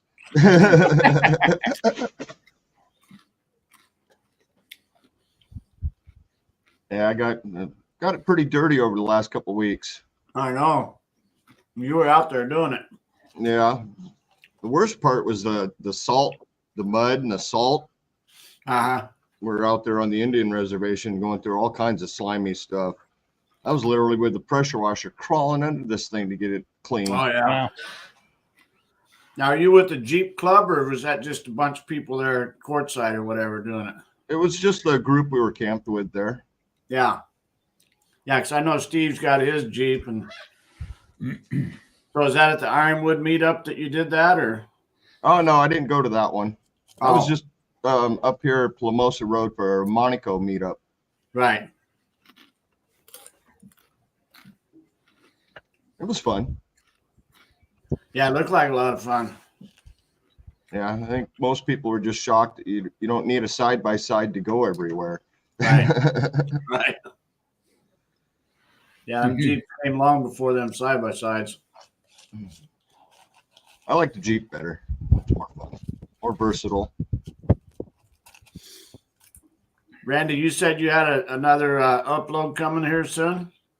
Yeah, it's actually loading right now. It's on my. I edited it on my other phone, so it seems to be taking a while. It's going to be uploading in 4K. So it said 2 hours. Yeah. Yeah. So hopefully it'll load pretty soon. I used to shoot everything in 4K. It took too long. Took too much data on my computer. So I just right now I do everything 1080 and 60 frames. That's just what YouTube puts up, and it seems to work a little bit easier. Yeah, it makes no difference to me. I can't watch 4K anyway. Yeah. You know, I've done a couple of them, and absolutely zero difference. Everybody said the same thing. You know, there's no difference. Yeah. Just takes longer for everything.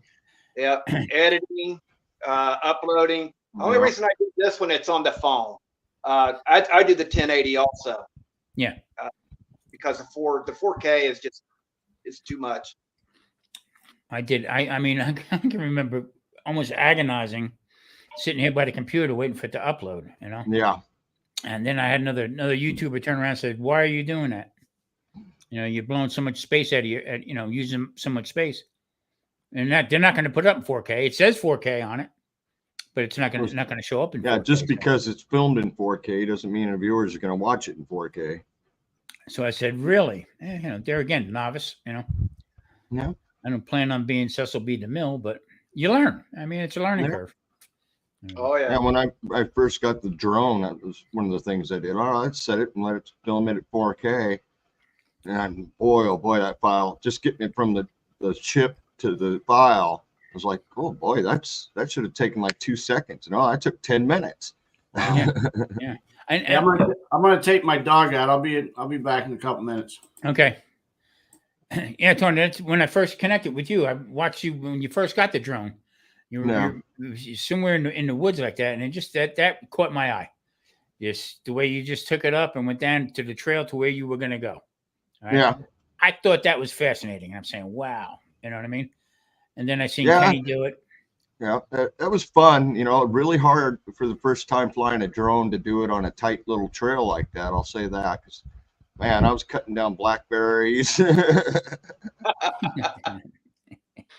I told my wife, I said, maybe I should get a drone just in the kitchen while I'm cooking. You know, she said, you're nuts. You're out of your mind. For you, it wouldn't be bad to just have it hovering right above where your workstation is. Yeah. You know, it does have a noise factor. Yeah.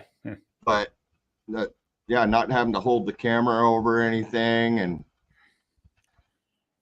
that is, I mean, like I was telling Kenny before, everything he's seen it actually.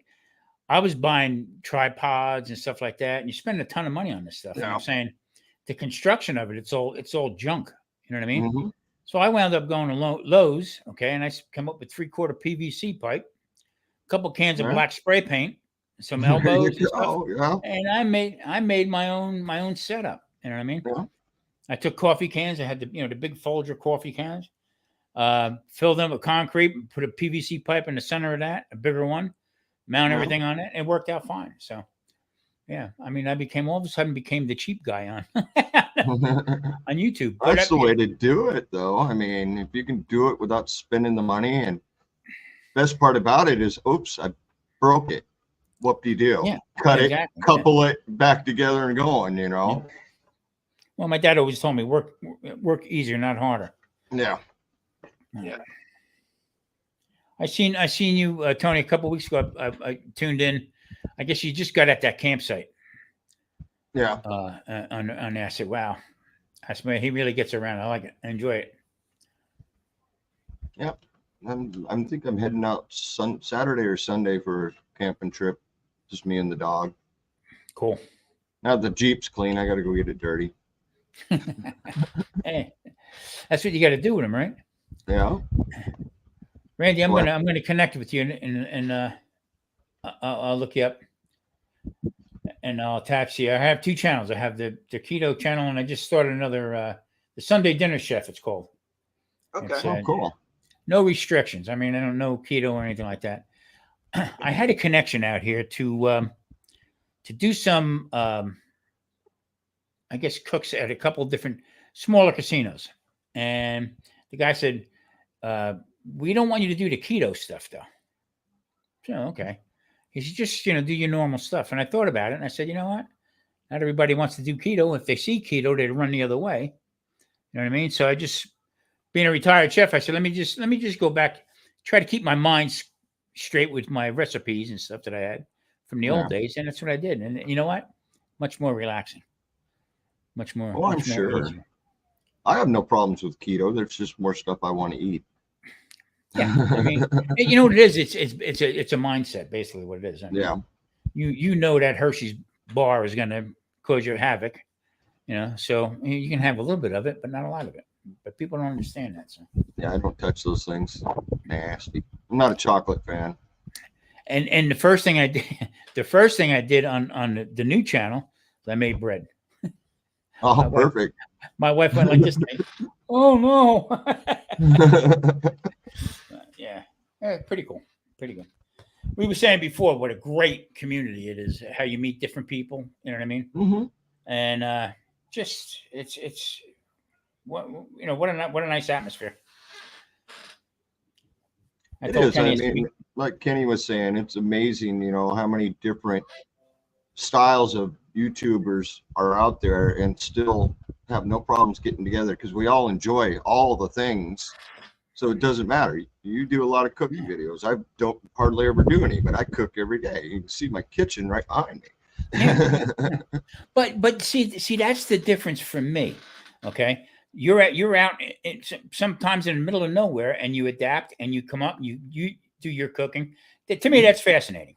Okay, yeah. How you do different things. Okay, Kenny, when Kenny goes out with Kenny is in more ghost towns, for crying out loud.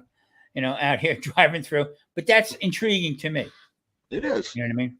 So, yeah, it's a great community. A lot of great channels that are out there that became friendly with you, whether they're large or small. That to me doesn't matter. Dancing alone. Hello, Kenny went to walk the dog. So there he is. Okay, dog took me for a walk. Dog's the boss. Yeah. Randy knows how baby is. Baby rules the roost. And I still crack up whenever I look at that video of us down there at Magnolia Beach, and you had to go through the window, lock the keys in the RV. You crawl through the window, yeah. Yeah. Oh yeah. That was funny. That's always a good thing. Oh yeah. I keep a spare set of keys for the RV in the Jeep. We as do. long as I don't lock my keys in the Jeep, I'm doing all right.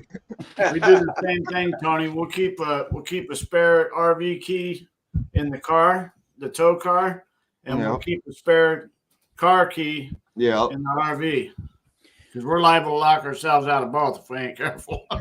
We actually have the key lock, the push button to get into the RV. The door code. Oh, okay. So I can't lock myself out of the RV unless I forget the code, which is quite possible. Yeah. Anything's possible, right? Right. But heck, my driver's side window's never locked. So right. If I have to, I can crawl in there. It would not be easy. It would not be fun, but yeah. I guess now with all the technology they have with the newer cars and stuff, you guys don't have to drop the drive shaft anymore or anything like that, do you? Not in mine. My Jeep, I just put her in neutral. I'm done. Okay. Oh yeah. Front wheel drive and dolly is how we did it. Yeah, because when I moved from New Jersey down to Katy, Texas, this is many moons ago, I had to go. Actually, when I connected everything up at U-Haul, they actually had to drop the drive shaft out. They said because if you just ran that transmission all that way, okay, it would heat it up for it and wreck it. So that always stuck out in my mind about nowadays. Yeah, You with see a lot of- our car, we got to put it in neutral. You got to leave the accessory on, or not the accessory, but just like you started it, you shut it off and leave the power on. Put it in neutral, and then you pull a fuse out. There's certain fuse that runs that power, and it disconnects the power. But with it being in neutral and the key on like that, you're okay with your drive shaft. Okay, all right. Yep. And I always wondered about that. You know? Yeah, the Jeep's the simplest. I put it in neutral, put the transfer case in neutral, put it back in park, and I'm gone. Yeah. Yeah, our Jeep is the same. Well, we don't. Ours is standard transmission, so just throw it in neutral and good to go. Yeah. See, every time I think, whenever I stay in a hotel, my thing of roughing it is when room service shuts off at 11. Yeah. That's me roughing it right there. Yeah. One And thing it's kind of crazy. It's kind of crazy because back in the day, I had a beautiful hunting cabin upstate New York. You know, it was on 5 acres of ground, a whole bit, and it had no electric, no water, no nothing. Well, we did have a well, but outhouse, the whole bit, and we had a ball with that place. Well, I bet. But one thing we found that when we had taken the car all the way down to Texas, before we took it to Texas to camp on the beach with Kenny, we had taken it up to Maine, and we drug that car all the way up to Maine, and then a few weeks later we took it to Texas. Well, when we got back home and we got the car off the dolly, that Honda had bent rims on it, and Oh, wow. it was like I can remember hitting the curb. I didn't hit the curb in the camper in the RV, but I remember making a sharp turn, and I could see the Accord. It hit like the curb, and when we were up in Maine, the roads up there were horrible. mm-hmm. Yeah, when we got it home, and those rims are like $1,000 a piece. Wow. But I watched a couple of videos on how to fix a bent rim, aluminum rim, and I had a 15-ton jack. I put it on the inside of the rim, measured it all the way around, and I just stretched that rim right back out, and it fixed it. But that's what on the dolly, it was getting, just dragging it through holes and stuff that you didn't know you was going to hit. Yeah. Because you couldn't really tell. Unbelievable. I'm old school, so I remember, you would get every couple of years, you go buy a new set of tires, the whole bit. When I got older, what I did was I just kept trading the car in, every 2 years, trade in, get another one, trade. Well, I'm at the point now in my life where I can't do that no more. Right. Especially, a smaller car that's $40,000-$50,000. It's not there. So I just told my wife, not that I need them, but out here you have more dry rot than anything, Right. on tires. So I'm looking at the car. I said, well, it's 4 years old. Maybe I'll look in the tire. I had to sit back. I said, whoa, the price of the tires. I can't believe the price of tires. Yeah. I mean, it's I a just joke. put 4 new ones on my Jeep. Oh God. $1,500. Yeah. God almighty. $3,000 if I do it on the motorhome. So yeah, I mean, holy moly! I mean, that stuff you don't think about it. And here's what got me too. I mean, bringing the car back to the manufacturer where I bought it, and getting the oil changed. Okay. I mean, what happened to Jiffy Lube? $29.95. I thought that was expensive. You know what I'm saying? I told the guy, hold on, let me call my bank and see. Loan. $70-$80 just to change oil. Wow. I pay a little more than that. Yeah, it's amazing. Yeah, it's well, I go down to get 5 quarts or whatever of oil, and it's $5 over $5 a quart now for oil. So Amazing, simply amazing. Yeah. I don't know. Even like in my where I came from, even the price of meats and stuff like that, for just food in general, is ridiculous. That's they're not raising cows any different than what they did 10 years ago. You know what I mean? Although they say they do. Randy, I was wondering this yesterday. when we met up with you guys, did we have the dolly and the little white car? No, you had The gold car? yeah, you had the shoot. It was The a Chevy. HHR. You pulled the fuse. You pulled the fuse on it. Okay, yeah. I couldn't remember which car we had with us whenever we came down there. Yeah, it wasn't the dolly. Yeah, you'd already switched it up and got the tow bar. Yeah. Yep. Kenny, I'm going to jump off a little bit. Go have a little dinner. All right, Tom. Thanks, buddy. Enjoy. I'll be back. I'll be back a little later on. All right, catch a video of that so we can watch it later. Okay, see you in a little bit. Okay. Where the hell am I at here? There you are.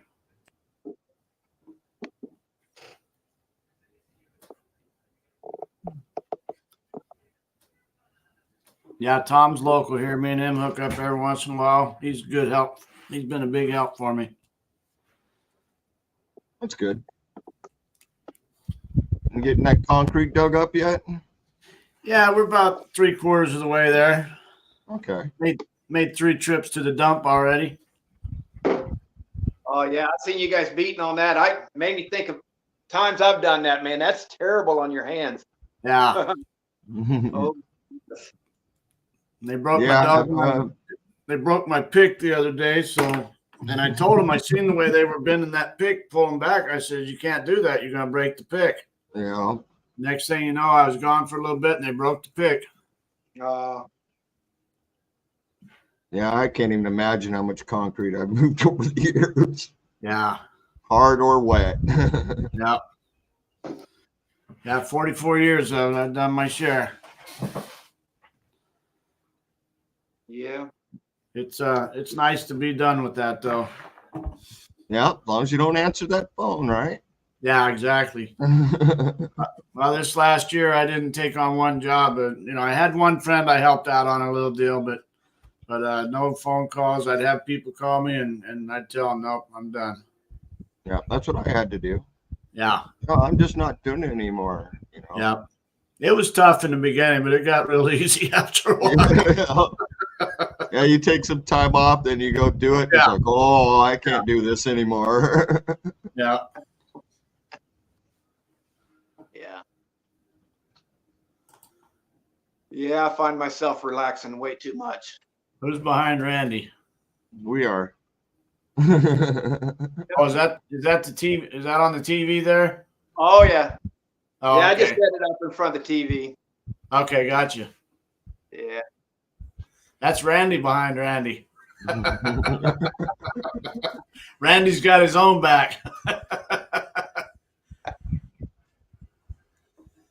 Yep, that's me back there. So how long have you been on?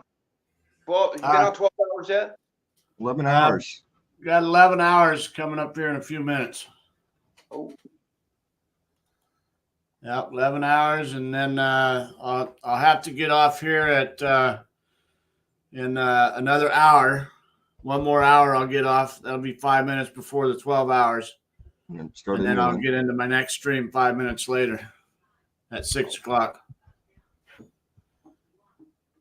6 o'clock my time. Is there a certain reason why you have to do it like that? You can only do it in 12 hours? Yeah, StreamYard, your hours don't count after 12 hours. Oh. So you got to get out at 12 hours and start a new stream. Okay. And that's what this is all about today, is getting the watch hours, so. Yeah. Once I hit 900 subscribers, I knew once I hit 900, I was going to start to push on the watch hours. So that's why I've been doing a bunch of streams, live streams, and then Chef gave Drunken Chef Barbecue, which I got pinned up there. He gave me the challenge to do the 24 hours, So that's something they started a year or so ago between some of their channels that he's on with.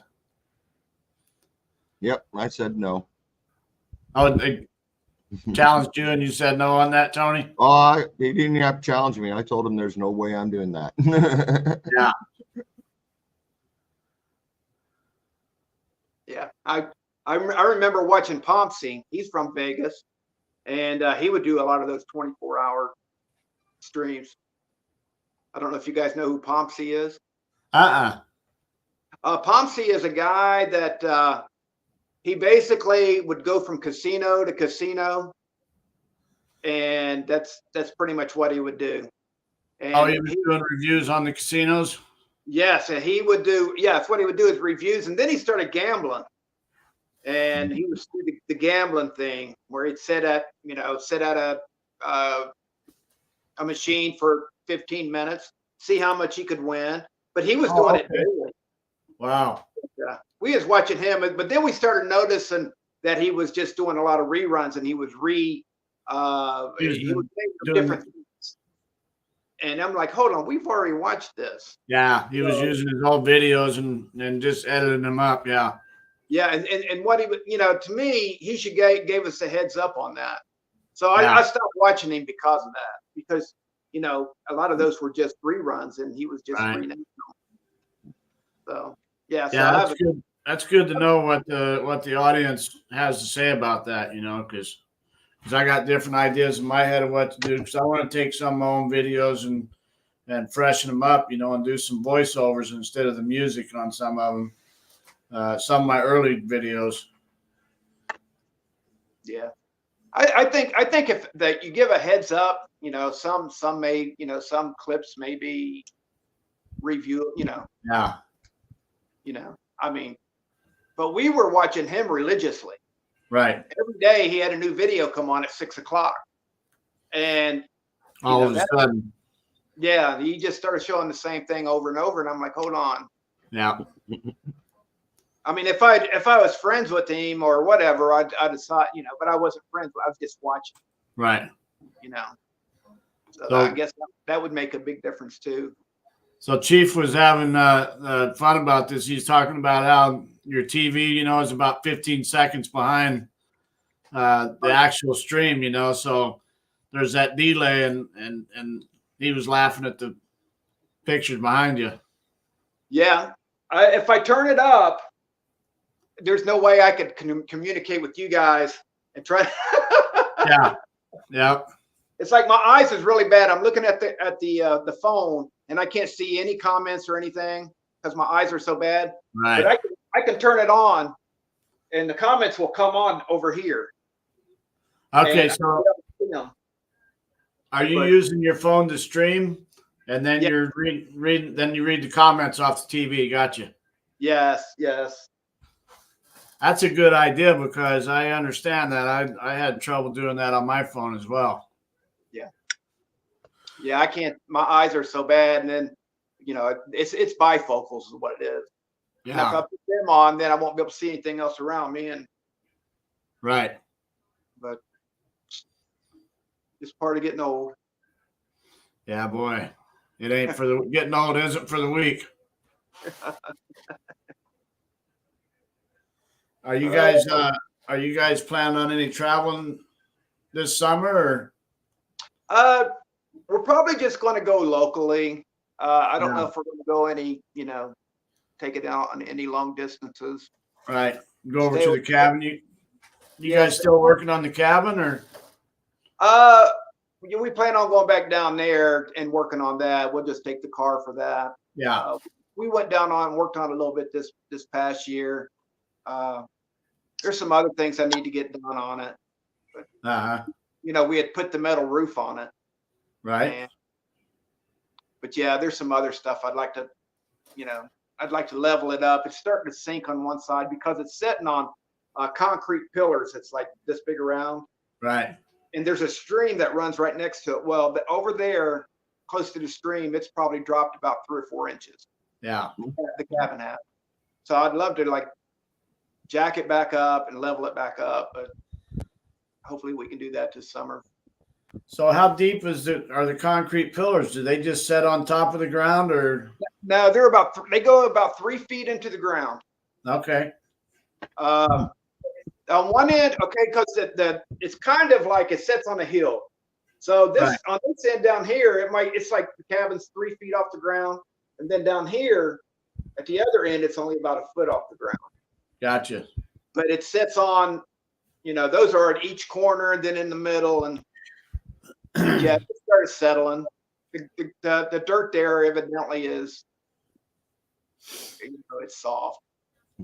So what would you think if you jacked up that one side or whatever? Would you want to add more concrete, or would you like add like some sort of a timber, like a 4x8 or 4x6 piece of lumber? Or Yeah, I would love to put an I-beam in there. Yeah. And just put it all the way across, because it's 16 feet wide. But if I have to, I'll just go with some kind of lumber, timber. Right. That's what I do. Let the concrete keep sinking, and then just keep shimming it up with wood. Keep shimming it up. Yeah. The way it is right now, I can't do that. I never thought it would sink like that, but it has. But yeah, I'll probably end up putting timber in there. I was pricing the I-beams, and they're 16 feet long. They're expensive. Very That way expensive. you're shimming up the whole thing instead of just the corners or what have you. Yes. So I know you can take like we do on the bridge abutments. Those bridge abutments actually stand on. We pour the abutment, which is 3 feet deep or 5 feet deep by 3 wide, and whatever the width is.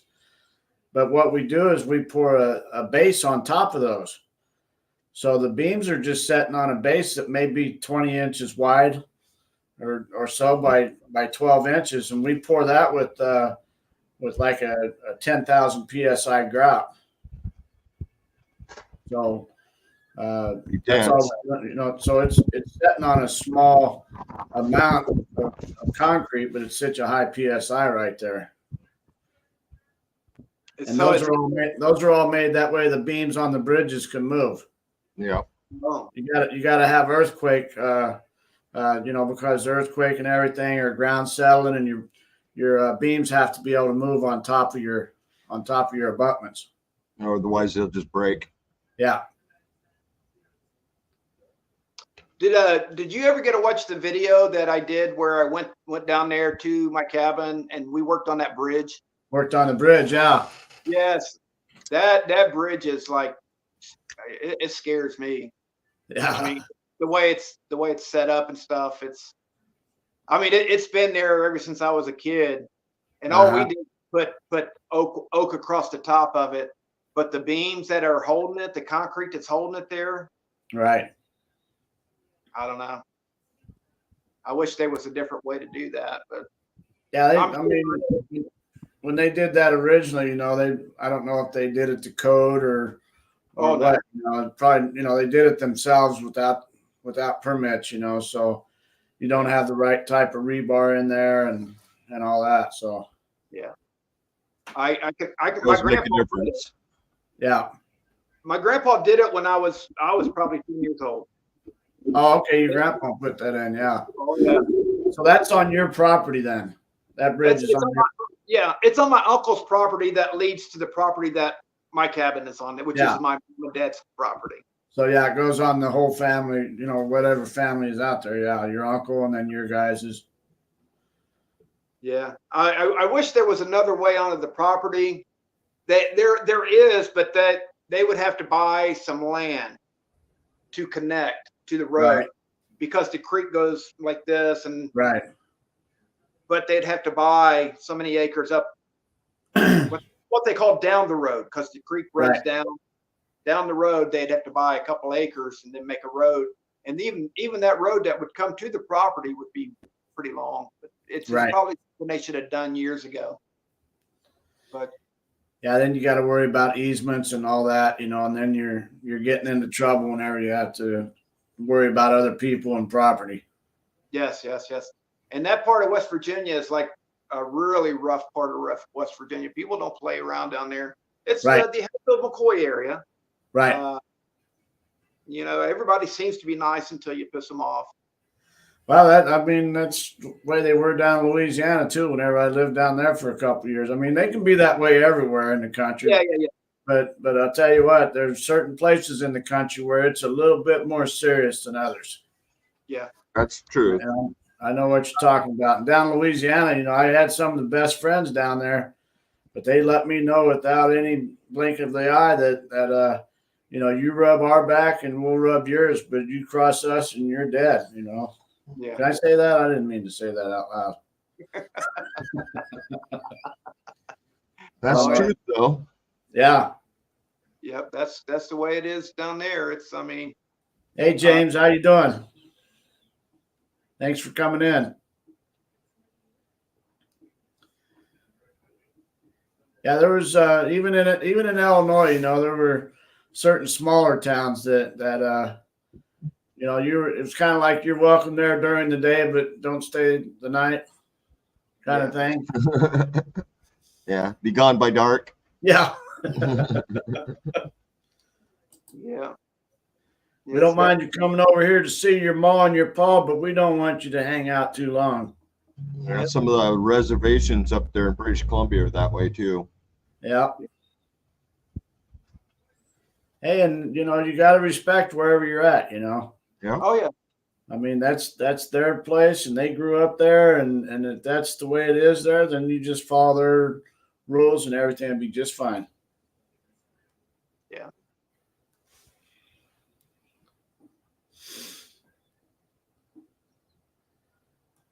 We getting a lot of rain there, Kenny?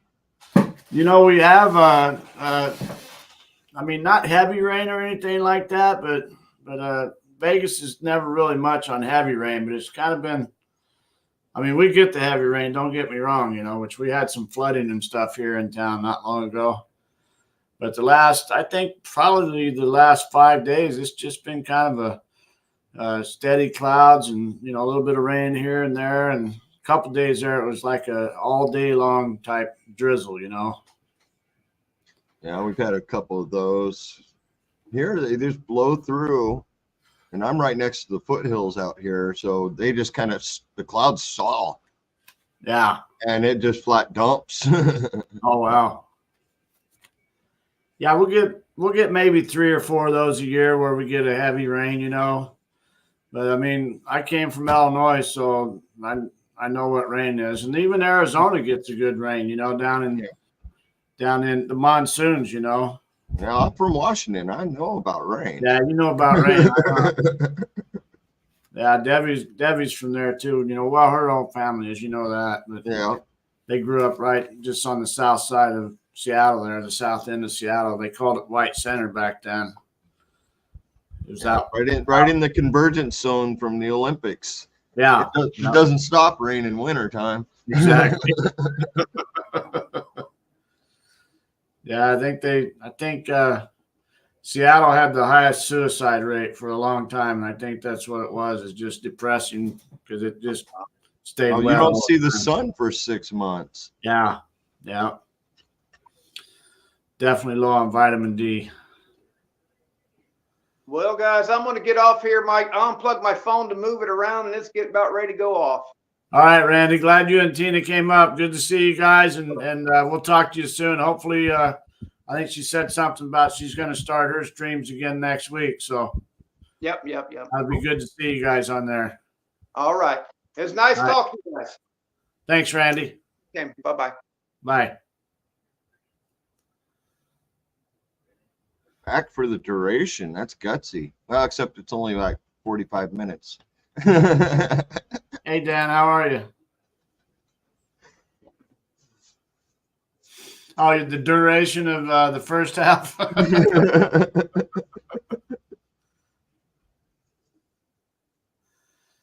Yeah, we got, what, 45 minutes, Tony? Something like that. Yeah. You definitely want to cut it, like you said, about 5 minutes early. Yeah. And then give you a nice bathroom break and go walk the dog kind of thing before you fire up your next one. Yeah. I'd say take a power nap, but 5 minutes isn't enough. Yeah, I hear you there. 5 minutes might do you more harm than good. It would me. Yeah. I'd get comfortable. I'm not getting back up. It's one of those reasons there's no way I'm doing a 24-hour. I've hung out with people up to All 12 right. hours on streams before, but Right on, Dan. I'm Dan's not going for about the long to. haul. I'll be staying the night. Yeah, Dan's in it for the long haul. Right Awesome. on. You have to keep slapping him to make sure he stays awake. Yeah. Yeah, James, I seen I went up there you know, being from Illinois, you know, we've seen a lot of the storm come in off Lake Michigan and everything. So I know up there in those Great Lakes it gets bad. Yeah. Yep, not looking forward to my travels up that way. Now, which one was that with the Edmund Fitzgerald? Was that Lake Superior or which lake was that? That one they wrote that song about, the wreck of the Edmund Fitzgerald? Seemed to me like it was Lake Superior. I can't remember though.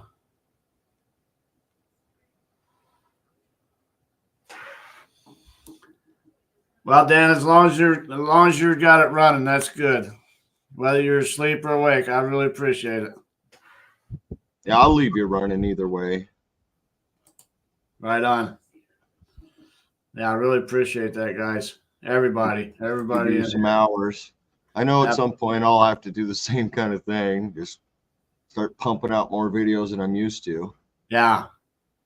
I mean, I'm right now still editing an 8-hour day of Jeeping. Oh, really? Yeah. Just one day. I've already got 2 videos out on one day. Right. And I probably got 3 or 4 more coming out on that same day. And then, of course, I got a couple other runs that I've done that I still have to edit and go through eventually, too. Right. Yeah, I've got, gosh, probably from, I don't know, I'd probably say 50 hours of video that I got on one of my, what do you call them, drives? I don't know. It's shoot. Anyways, I got a bunch of hours of video that I took that I haven't even gotten in to look at you know, of my travels. You know, I'd take videos and then just put them in this storage, you know. Yeah, that's what I do. And get to them when I get to them. What do you call these things that portable hard drives? Yeah, it's got like 3 or 4 terabytes on it. Mine's a little bigger. Oh wow. 10 terabyte. Yeah. Everything I do for videos, pictures, everything goes right onto that. Because I know no matter what happens, I got all my videos backed up. Okay, so you keep yours plugged in. That way you're everything. Yeah, I'm always into it. Yeah. I'm always. Yeah, what I got one from my other channel with all the videos I've ever uploaded. Then I got one for this channel of all the videos that's ever been uploaded. Then I got one for ones that can be uploaded that I haven't, like I said, 50 hours, 60 hours worth of videos in this one. And then I got this silver one that I carry with me on the motorcycle whenever I'm traveling, because I take my laptop and this, that way as I do videos throughout the day, I just upload everything onto my laptop and then download it onto this, and I got it there. So yeah, so far I'm only at 1.5 terabytes on my hard drive, on the external one. And how many terabytes did you say you got? I got 10. 10 on that one. So I should be able to go 5-6 years pretty easy on that. Yeah. I'm hoping. Then I'll have to plug in another one. Yeah. Or get an upgraded 20 terabyte or something, you know, and just transfer everything. Right. Well, that 10 terabytes, that cost a few bucks right there. Oh yeah, wasn't cheap. Yeah. But you know, I use a notebook for my computer. Okay. So it does not have that kind of storage capacity. Right. You don't have the storage on that. Yeah. So the external drive is the way to go for that. Even some of my games I got backed up on there. If I want to play them, I just pull them from there to the notebook and back and forth kind of thing. I think Randy told me he does the same thing that you do. He's got the external that he keeps on with his laptop, and he does everything off of that. Yeah. Yeah. Whenever I plug in one of my phone or my cameras or my cards, I transfer all the data straight to the hard drive. Straight over, yeah. Yeah, and that way, I usually when I get done editing the video, I have to transfer it from the hard drive to a file on my computer to upload to YouTube because way faster. Yeah. Oh, sorry about the loss on that, James.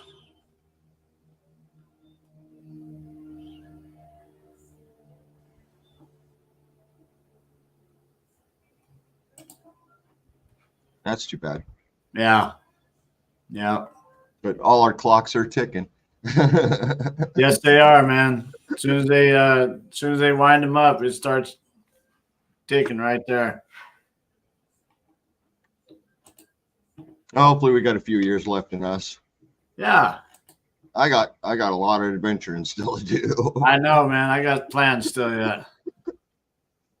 And luckily this year my wife retired. So now we're both retired. Oh, good. So we don't have to worry about that anymore. Right. So no schedule, no plans. Go where the wind blows, Yeah. But we started getting these animals last year, the ducks and chickens, but we're okay with that because we got our granddaughter and then we got a good friend and then our neighbor here, they're all more than willing to help out whenever we're out of town. So yeah. You need to get out of town soon then. I know.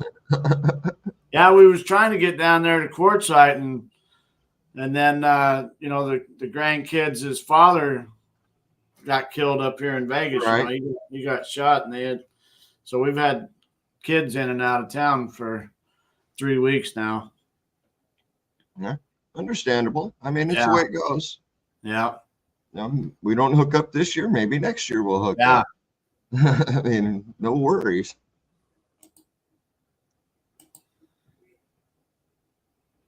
Yeah, and in all these years, I've never been to Yuma either.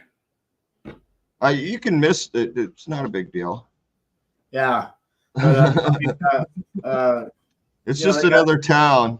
Right, but they got the prison run down there. That a lot of my buddies go to, and I've never been to that. Yeah, they got the territorial prison. I haven't been there yet either.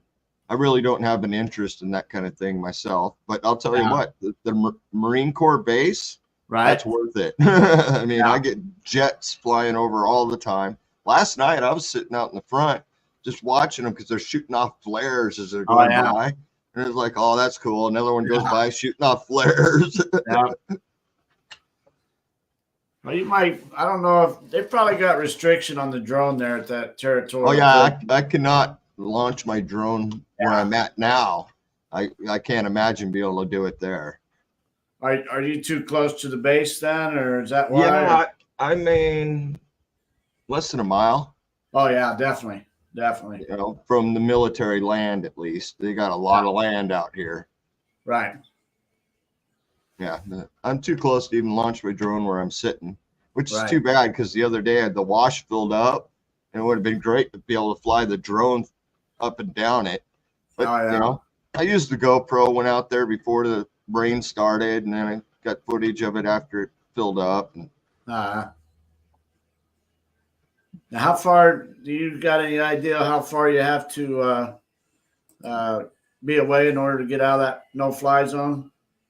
If I go about 30 minutes north, it'll let me fly, even though I'm right next to railroad tracks and stuff, but it doesn't care, which is cool because I've had the drone up just watching the train go by. Yeah, mine won't even start up. My drone won't even fire up if I'm near airports and my app just says no, can't fly here. Right. All right, shut her down, put her away. But I flew it when I was up there at Quartzsite because that whole area you can fly a drone anywhere you want. Right. Which is kind of cool. Yeah, that's like the Wild West out there. Oh, it is. Like a no rules. If all the Almost. horses are RVs, but yeah. I think it's cool out there. Yeah, I dig it out there by Quartzsite. Yeah. Well, that's, when I go camping, that's where I'm heading back to. I'm going to go up in that area, the Kofa Wildlife Refuge, and can't fly the drone in the refuge, but that's okay. I go there for other reasons. Yeah, it's beautiful. I think maybe now, after a lot of the RVs left, I think now may be a good time to do the Geiger counter. Do the metal detector right around there. I thought about getting one because I'm always out wandering out there in the hills, Yeah. And then I always see people posting pictures of these meteorites they're finding all over out here. And it's like, man. Oh, wow. You need a metal detector to see them because the ground looks the same. Right.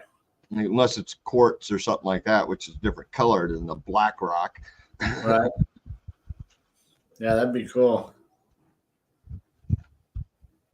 Yeah, my dad had a metal detector whenever I was young, down in Arizona by the Superstition Mountains. They'd go out there looking for stuff. Yeah.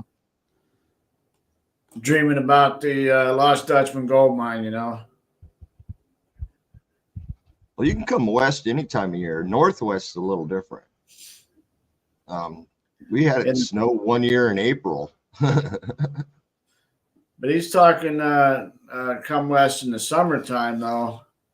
Yeah, definitely best time if you can handle the warm weather or warm and humid weather. Definitely come June through August. Yeah, I'd say mid-June through August, be more accurate. It starts to warm up. It's pretty dry as far as the rain goes.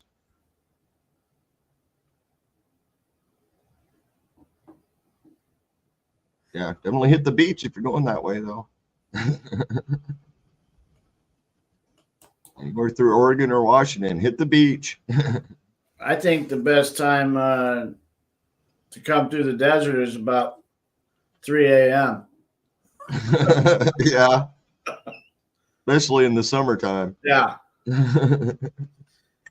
Yeah, like whenever I leave town, I like to leave about 3 in the morning to get out of Vegas and head up into Utah whenever I'm cutting back to go back east. Right. Yeah, I like to be in the mountains up there by about 9 or 10 a.m. Enjoy it. Yeah.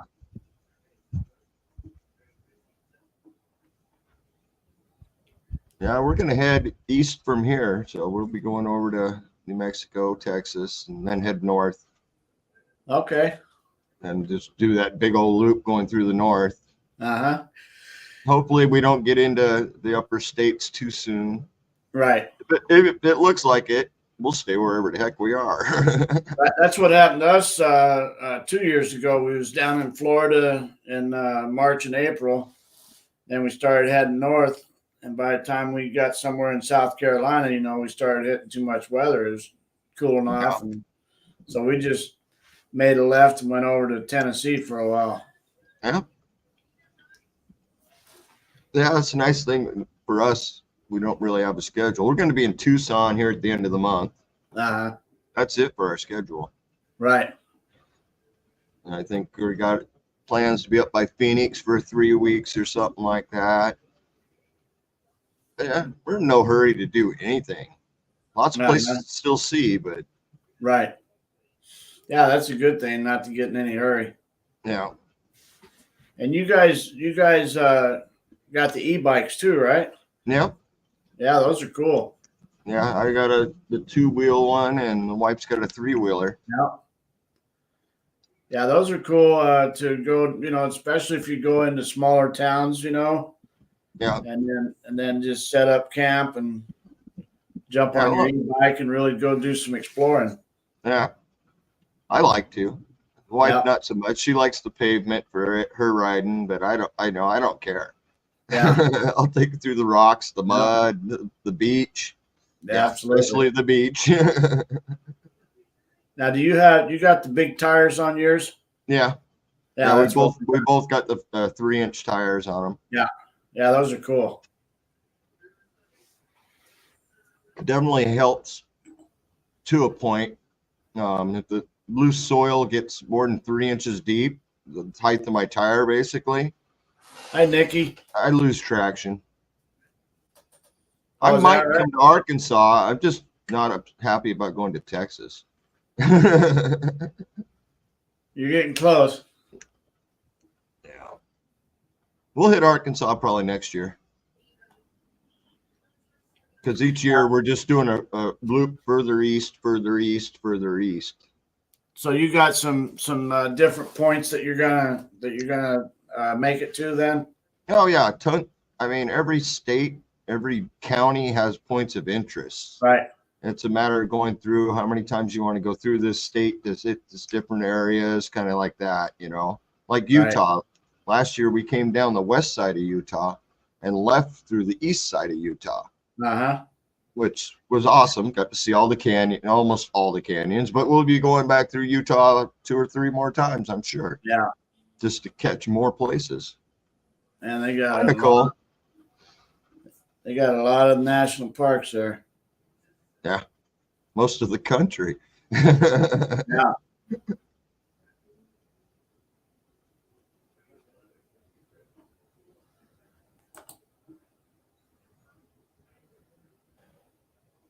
A lot of places, I mean, even Washington, I've seen most of Washington, you know, Oregon, right. But there's still places I haven't been. You know, I want to go across the, what is that, Tony, the mountains right above Everett and that. What are those called? The Cascade Mountains? Cascade, yeah. Yeah, I've done a lot of camping in the Cascades. I bet. Yeah, I haven't been across there yet. They told me that's what I want to do, though. Yeah, if you're going to cross them on Highway 12, not I-90. Oh, yeah, yeah. I-90 that goes into Seattle, traffic's always horrible. Mm-hmm. Highway 12 is to the south and a lot more peaceful. Now, 12, that's down by where you're at, though. Yeah. Yeah, because I took 12 across before. Yeah, up through White Pass. Yeah. Yeah. Yeah, I like it through there. But I can't remember where it was. There's a highway that's right above Everett. Not the interstate, it's a regular 2-lane highway. And they told me to go through that way. It looks like a more mountainous area. Yeah, if you go through, well, there's Highway 2 that goes from Leavenworth over to Everett. Okay, that's probably it. It's a mountain run for sure. Yeah. Beautiful country there. Yeah, they told me to take the motorcycle through there. Oh yeah, if you're gonna do a bike for sure. Yeah. That won't be an issue. Bikes are easy to get through on those little roads. Right. Yeah, there's certain places I don't want to take the RV. Save those for the motorcycle trips. And I've been some places I've taken the RV. Woo! Debbie will tell you about me sideswiping the mountain over and going down to Kings Canyon. Oh, really? Yeah.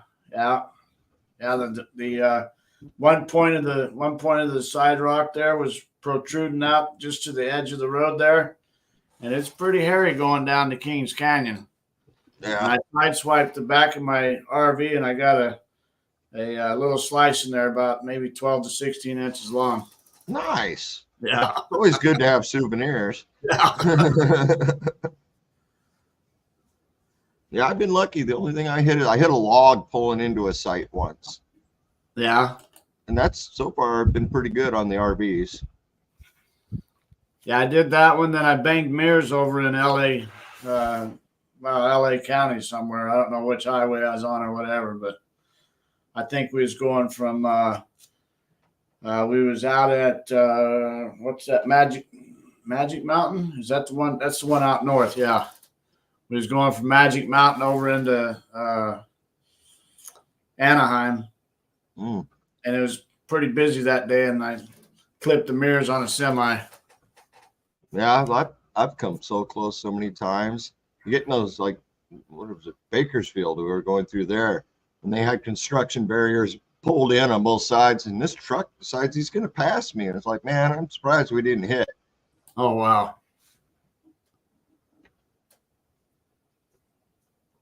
And some of those two-laners, what was it, 40? I think it was 40 in California we went down. Look real quick here. That's my second yawn of the day. That ain't bad. That's pretty good, actually. Yeah.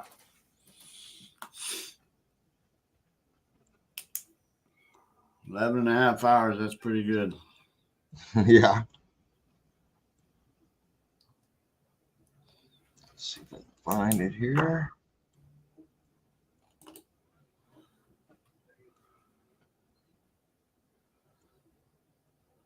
Yeah, another 25 minutes, Chief. Yeah, I'm trying to find where we were, but man, I don't have anything pinned on my map, which kind of sucks.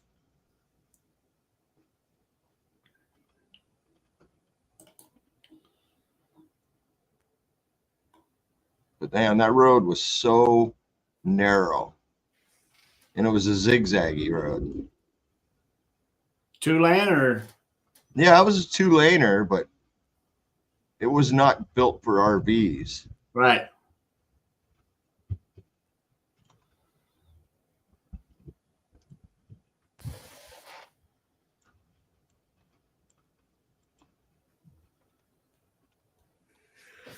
Uh-oh.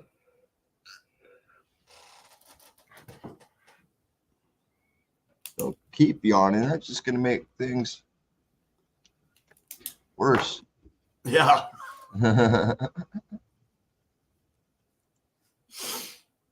There it is. Highway 45 coming out of Auburn. I think it's 45 or 49. I can't read it. And just coming out of Auburn, heading east. Nothing but uphills, downhills, zigzags. Hmm. And at one point, we're coming around a really tight corner, which I was doing fine. A whole bunch of construction trucks, electrical trucks come the other way. Oh, wow. And it's like, all right. They all stopped till I got by them. There were Oh, a huge line of them. So I got by them. There's another corner. So I stopped, let all of them by. Basically took turns. Yeah, 49. Yeah, I'll never do that in the RV again. Beautiful run in the Jeep, because we did drive up to Auburn and back down all the way through the area on 49, which was beautiful. But yeah, went a different way to leave. Yeah, I got a pot of coffee ready to go. So right as I do the switch, I'm gonna go get some of that.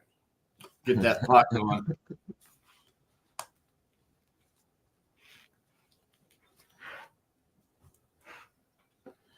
Grab me a quick bite, take the dog outside again, get some coffee.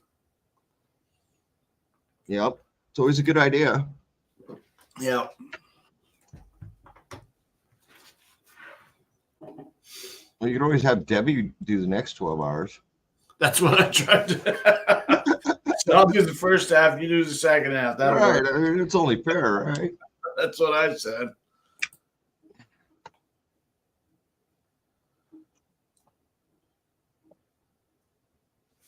I'm sorry about losing your leg, but that stopped you from driving?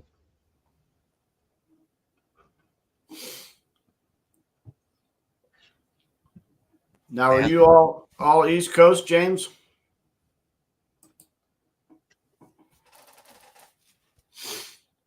I think he's Pennsylvania, right? Yeah.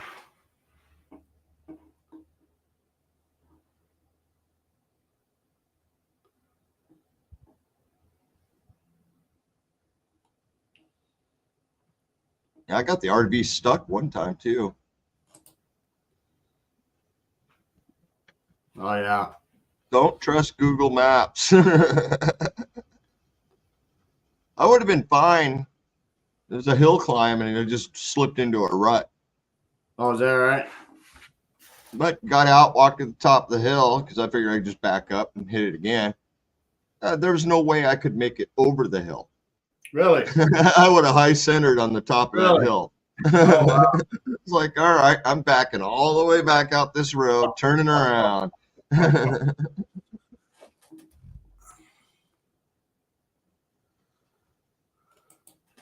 So you were driving in Texas most of the time, or you drive over the road, or what?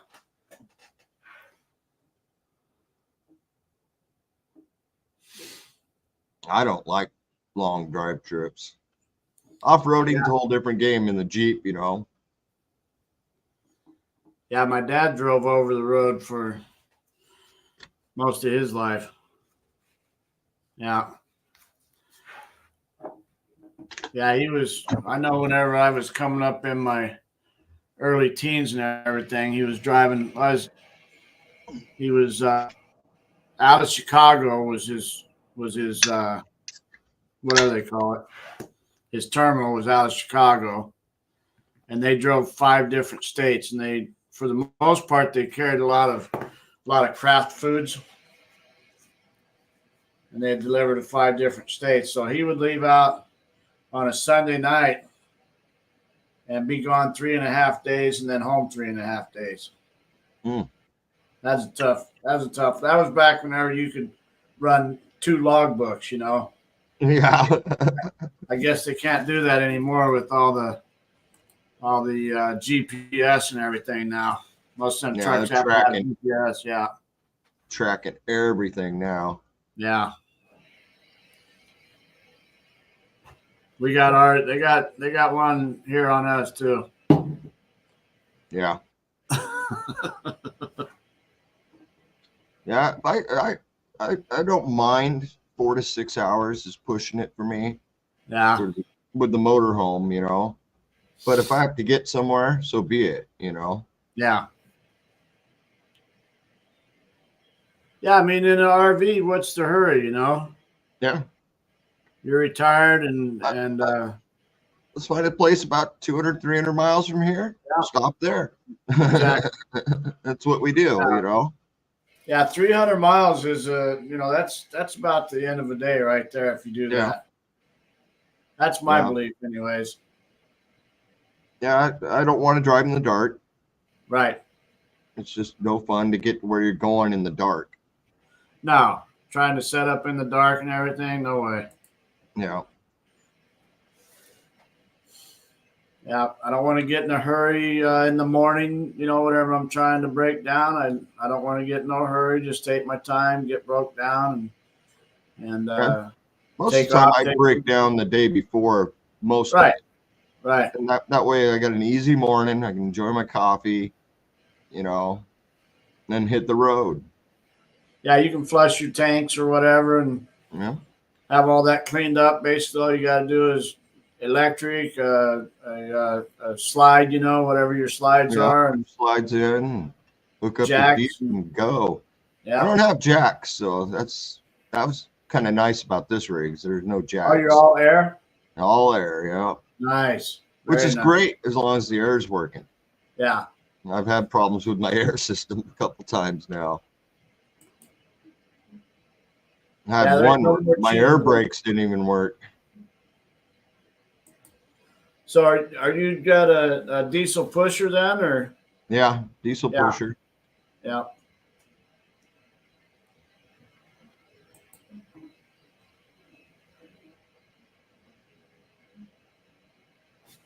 I do like it better than the gas. Definitely pulls the hills better. Yeah, much better. Yeah. You know, my older rig, I could probably get 55 to 60 miles an hour. This thing I can do 90 in if I want. Right. I'm not going to, but it'll do it, no problem. Yeah, I'm surprised with mine. I got that Triton V10. Yeah, that's what I had in the last one.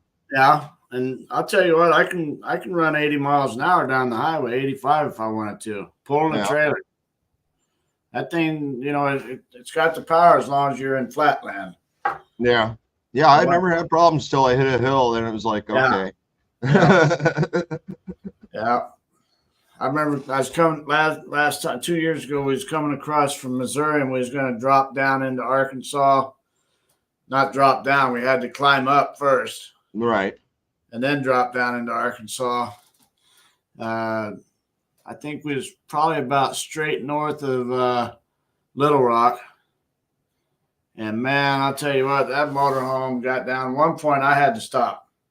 'Cause it was just too much for it. And I had to stop and let it cool down. I've done that a couple times. Pull over the side, let her sit there for a while.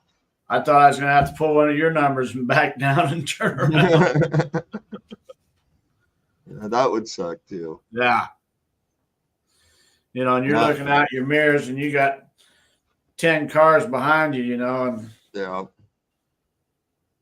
And you don't want to stop because once you do stop, it takes more to get going. Yeah. I feel bad. Thing for that though. I mean, I pass the semi trucks going up the hills every time now. Yeah. Instead of getting in line with them.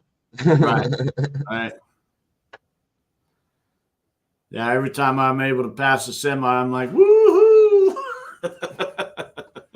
Well, I drove from Chehalis, Washington, down to Eugene, Oregon, with my old rig to pick up the new one. So we emptied out the old rig completely up at a campsite. Drove down there in the morning, picked up the new one. I did 75 miles an hour the whole way back in the new one. It was like, man, it was hard to keep my foot off the throttle. Right. And it was like, okay, I think I can like this. Yeah. Yeah, I'm going to like this one. And so far, yeah, I have not had an issue with it uphilling or anything. Yeah. I mean, it's got downhill braking and engine braking and all that with it. Oh man, yeah. It's like driving a big old truck, though. Yeah. Which model did you get? I got the Windsor Monaco. Okay, yeah. Or Monaco Windsor, I should say. It's a 40-footer. Yeah, I've checked out the Monacos. I like them. It's old.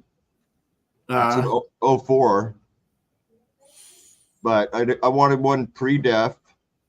Right, right. And then back when Monaco actually built the thing motorhome too. Right. How many miles did you get whenever you bought it? I think it was around 60,000 or something. Yeah. Wasn't much. I noticed that most people don't put over, 60,000. Most of your used rigs are, 15 years old. You got 60,000 miles is all they got. Yeah, I've been putting the miles on since, but yeah. Yeah, I bought mine. Ours is a 99 Fleetwood Bounder, and we got it in 2012, so it was 13 years old with 45,000 miles. Nice. Now we got just about, I think I may have even cracked 100,000. Oh, but we're right there. We're right at it. Yeah, just don't blow that 10 because that thing is expensive to replace. Yeah. That if I blow it, I hope it's at the house. Then I'll just turn it into a little place for whenever the kids come up. Spare room. That's what we do now. Whenever the kids come up, the grandkids stay in the house, but the kids got to go out in the RV. Yeah. Well, I offered both of my kids my old one. Hey, just find a place to park it. Right. You got a house. That's right. Neither one of them wanted it. And they're both living in smaller spaces. Yeah. It's like, you're kidding me.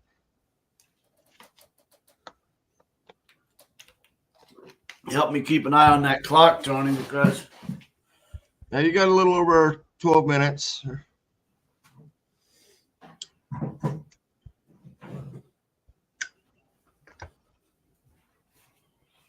And then I'll probably make some food myself as I haven't eaten yet. Yeah. I think my wife's still sleeping.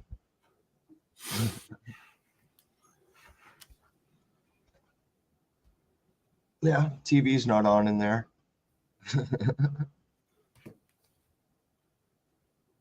Yeah, I'll take care of my 13 text messages, Oh, that's always nice. 4 missed phone calls. And then and then tomorrow I won't get 1 phone call or 2 text messages. Right, that's the way it Or works. when you're doing something, you know. Yeah. Well, you'll be sleeping tomorrow anyway, so. Yeah, Because you're going to what, 6 a.m.? 6 a.m. Yeah. Yeah, but I'm sure 2 or 3 hours and I'll be awake. Yeah, I won't sleep much. I'm bad at that. The sun's out, I have a hard Yeah. time. Yeah, whenever I worked a graveyard, we'd pour concrete at like midnight or whatever, and Right. I get home at whatever, them building bridges, we'd go out at 9 p.m. because they can only shut the highways down at 9 p.m. They got to be opened back up at 5 a.m. Yeah. Or at least the lanes, we'd shut a lane or 2 lanes off. So getting off at 5 o'clock in the morning, get home, sun's coming up. I'd sleep 3 hours. Then I'm awake for 5 or 6 hours. So I was sleeping a double shift, basically. Right.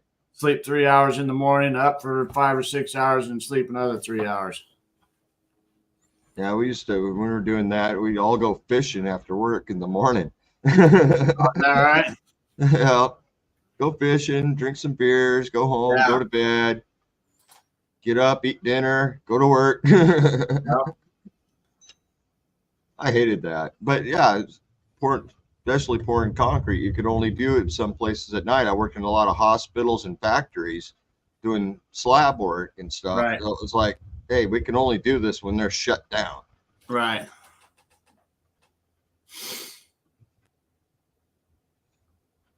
Yeah, and which I never minded it, being out here and working in Arizona, working in the Phoenix Valley, and then up here in Las Right. Vegas. I At love night.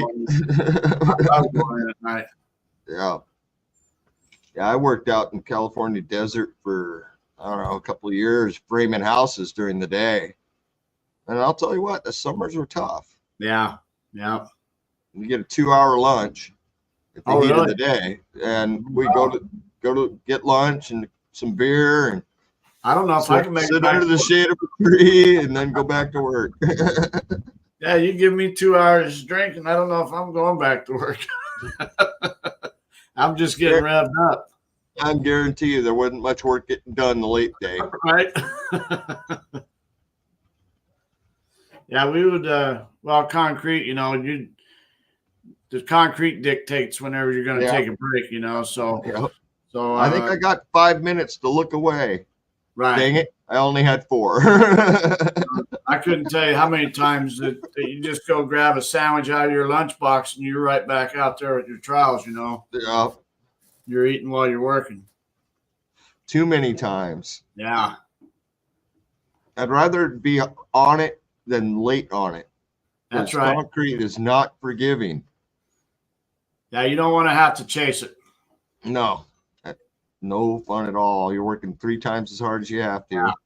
Absolutely. Yeah, you got to stay on top of the concrete. We did garage floors for a long time, and we do a whole street of them. Right. Starting first thing in the morning, pour one, pour another Yeah. one, pour another one. By the 3rd or 4th pour, you're losing guys off the crew to Right. handle the ones behind you. And it's like, okay, stop the trucks about 11 o'clock. Let us catch up.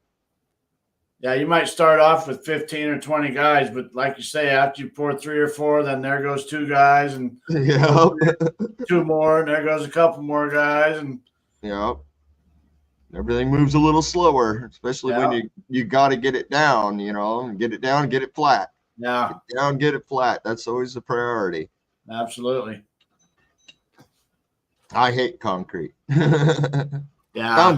Foundations were fun when I was doing foundations for homes. Uh-huh. Boom, you're done.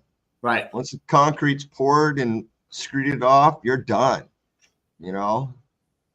We do five of those a day, 5 footings, and then the next day do 5 foundations. Yeah. We got paid for 40 hours a week, whether it took us 6 days or 4 days. Right. And you know, which we did the same thing. We got paid 8 hours. We worked on a daily schedule. You know, you get 8 hours whether you're working 5 hours or 10. You know, so we knew how to get it going and get it down. And 5 to 6 hours, we're out of there, man. Yeah. Yeah, that's what we did a lot of times. Is we pour our footings or set up our footings and pour them in the same day.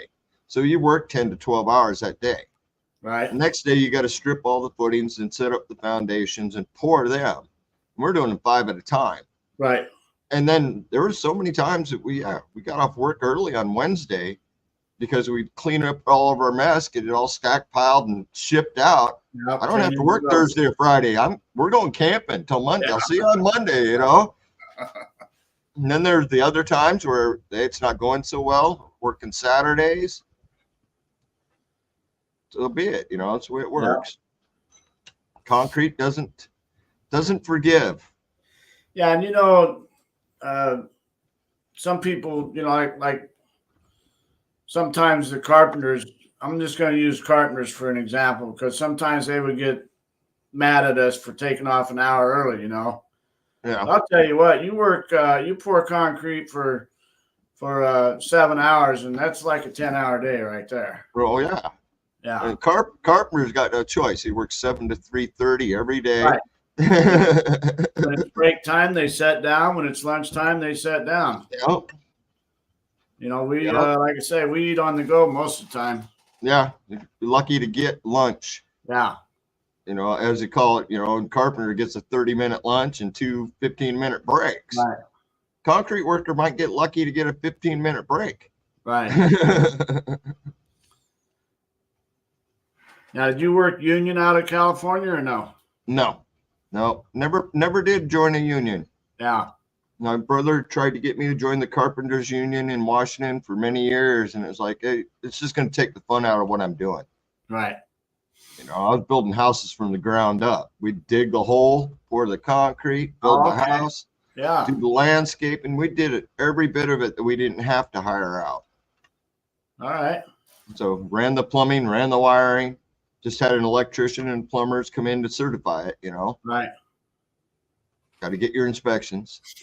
Always had somebody put in the septic systems. Right. Which I am happy about. I helped a guy one time. He did it real cheap.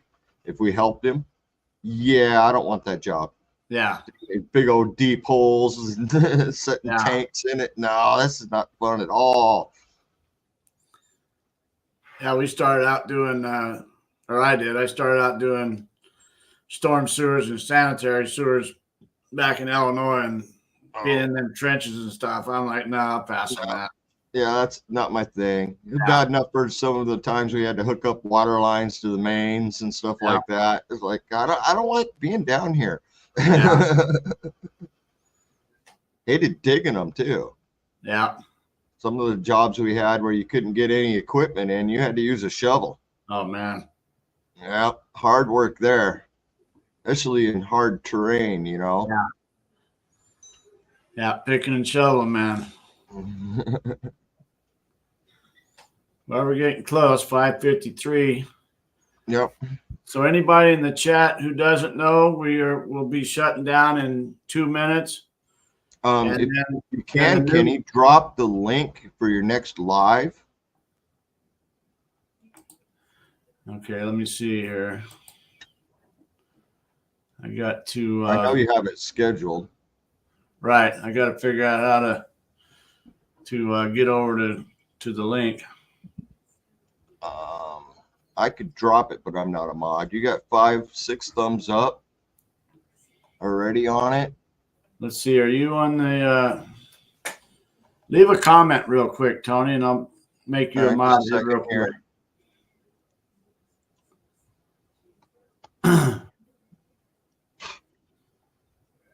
Okay. Oh, I see you got that heart thing figured out and gone. Yeah, Des helped me with everything this morning. Okay, you're a moderator now, Tony. So if you can grab that here in the next minute. Drop that link real quick. There's the link, guys. So if you guys want to click on that link, that'll get you into the next live. It'll be coming up in 5 minutes. So we'll be off the air for 5 minutes, and then back into the new live stream for the next 12 hours. So click on that link, copy that, and then you'll be able to get right in. Perfect. All right, it's 5:54. Yep, you might as well get ready to shut her down. Yeah, 5:55. I'm ending the stream. Hope to see you guys in 5 minutes. Thanks, Tony. Yeah, no problem. I'll pop up as soon as I'm ready. Okay.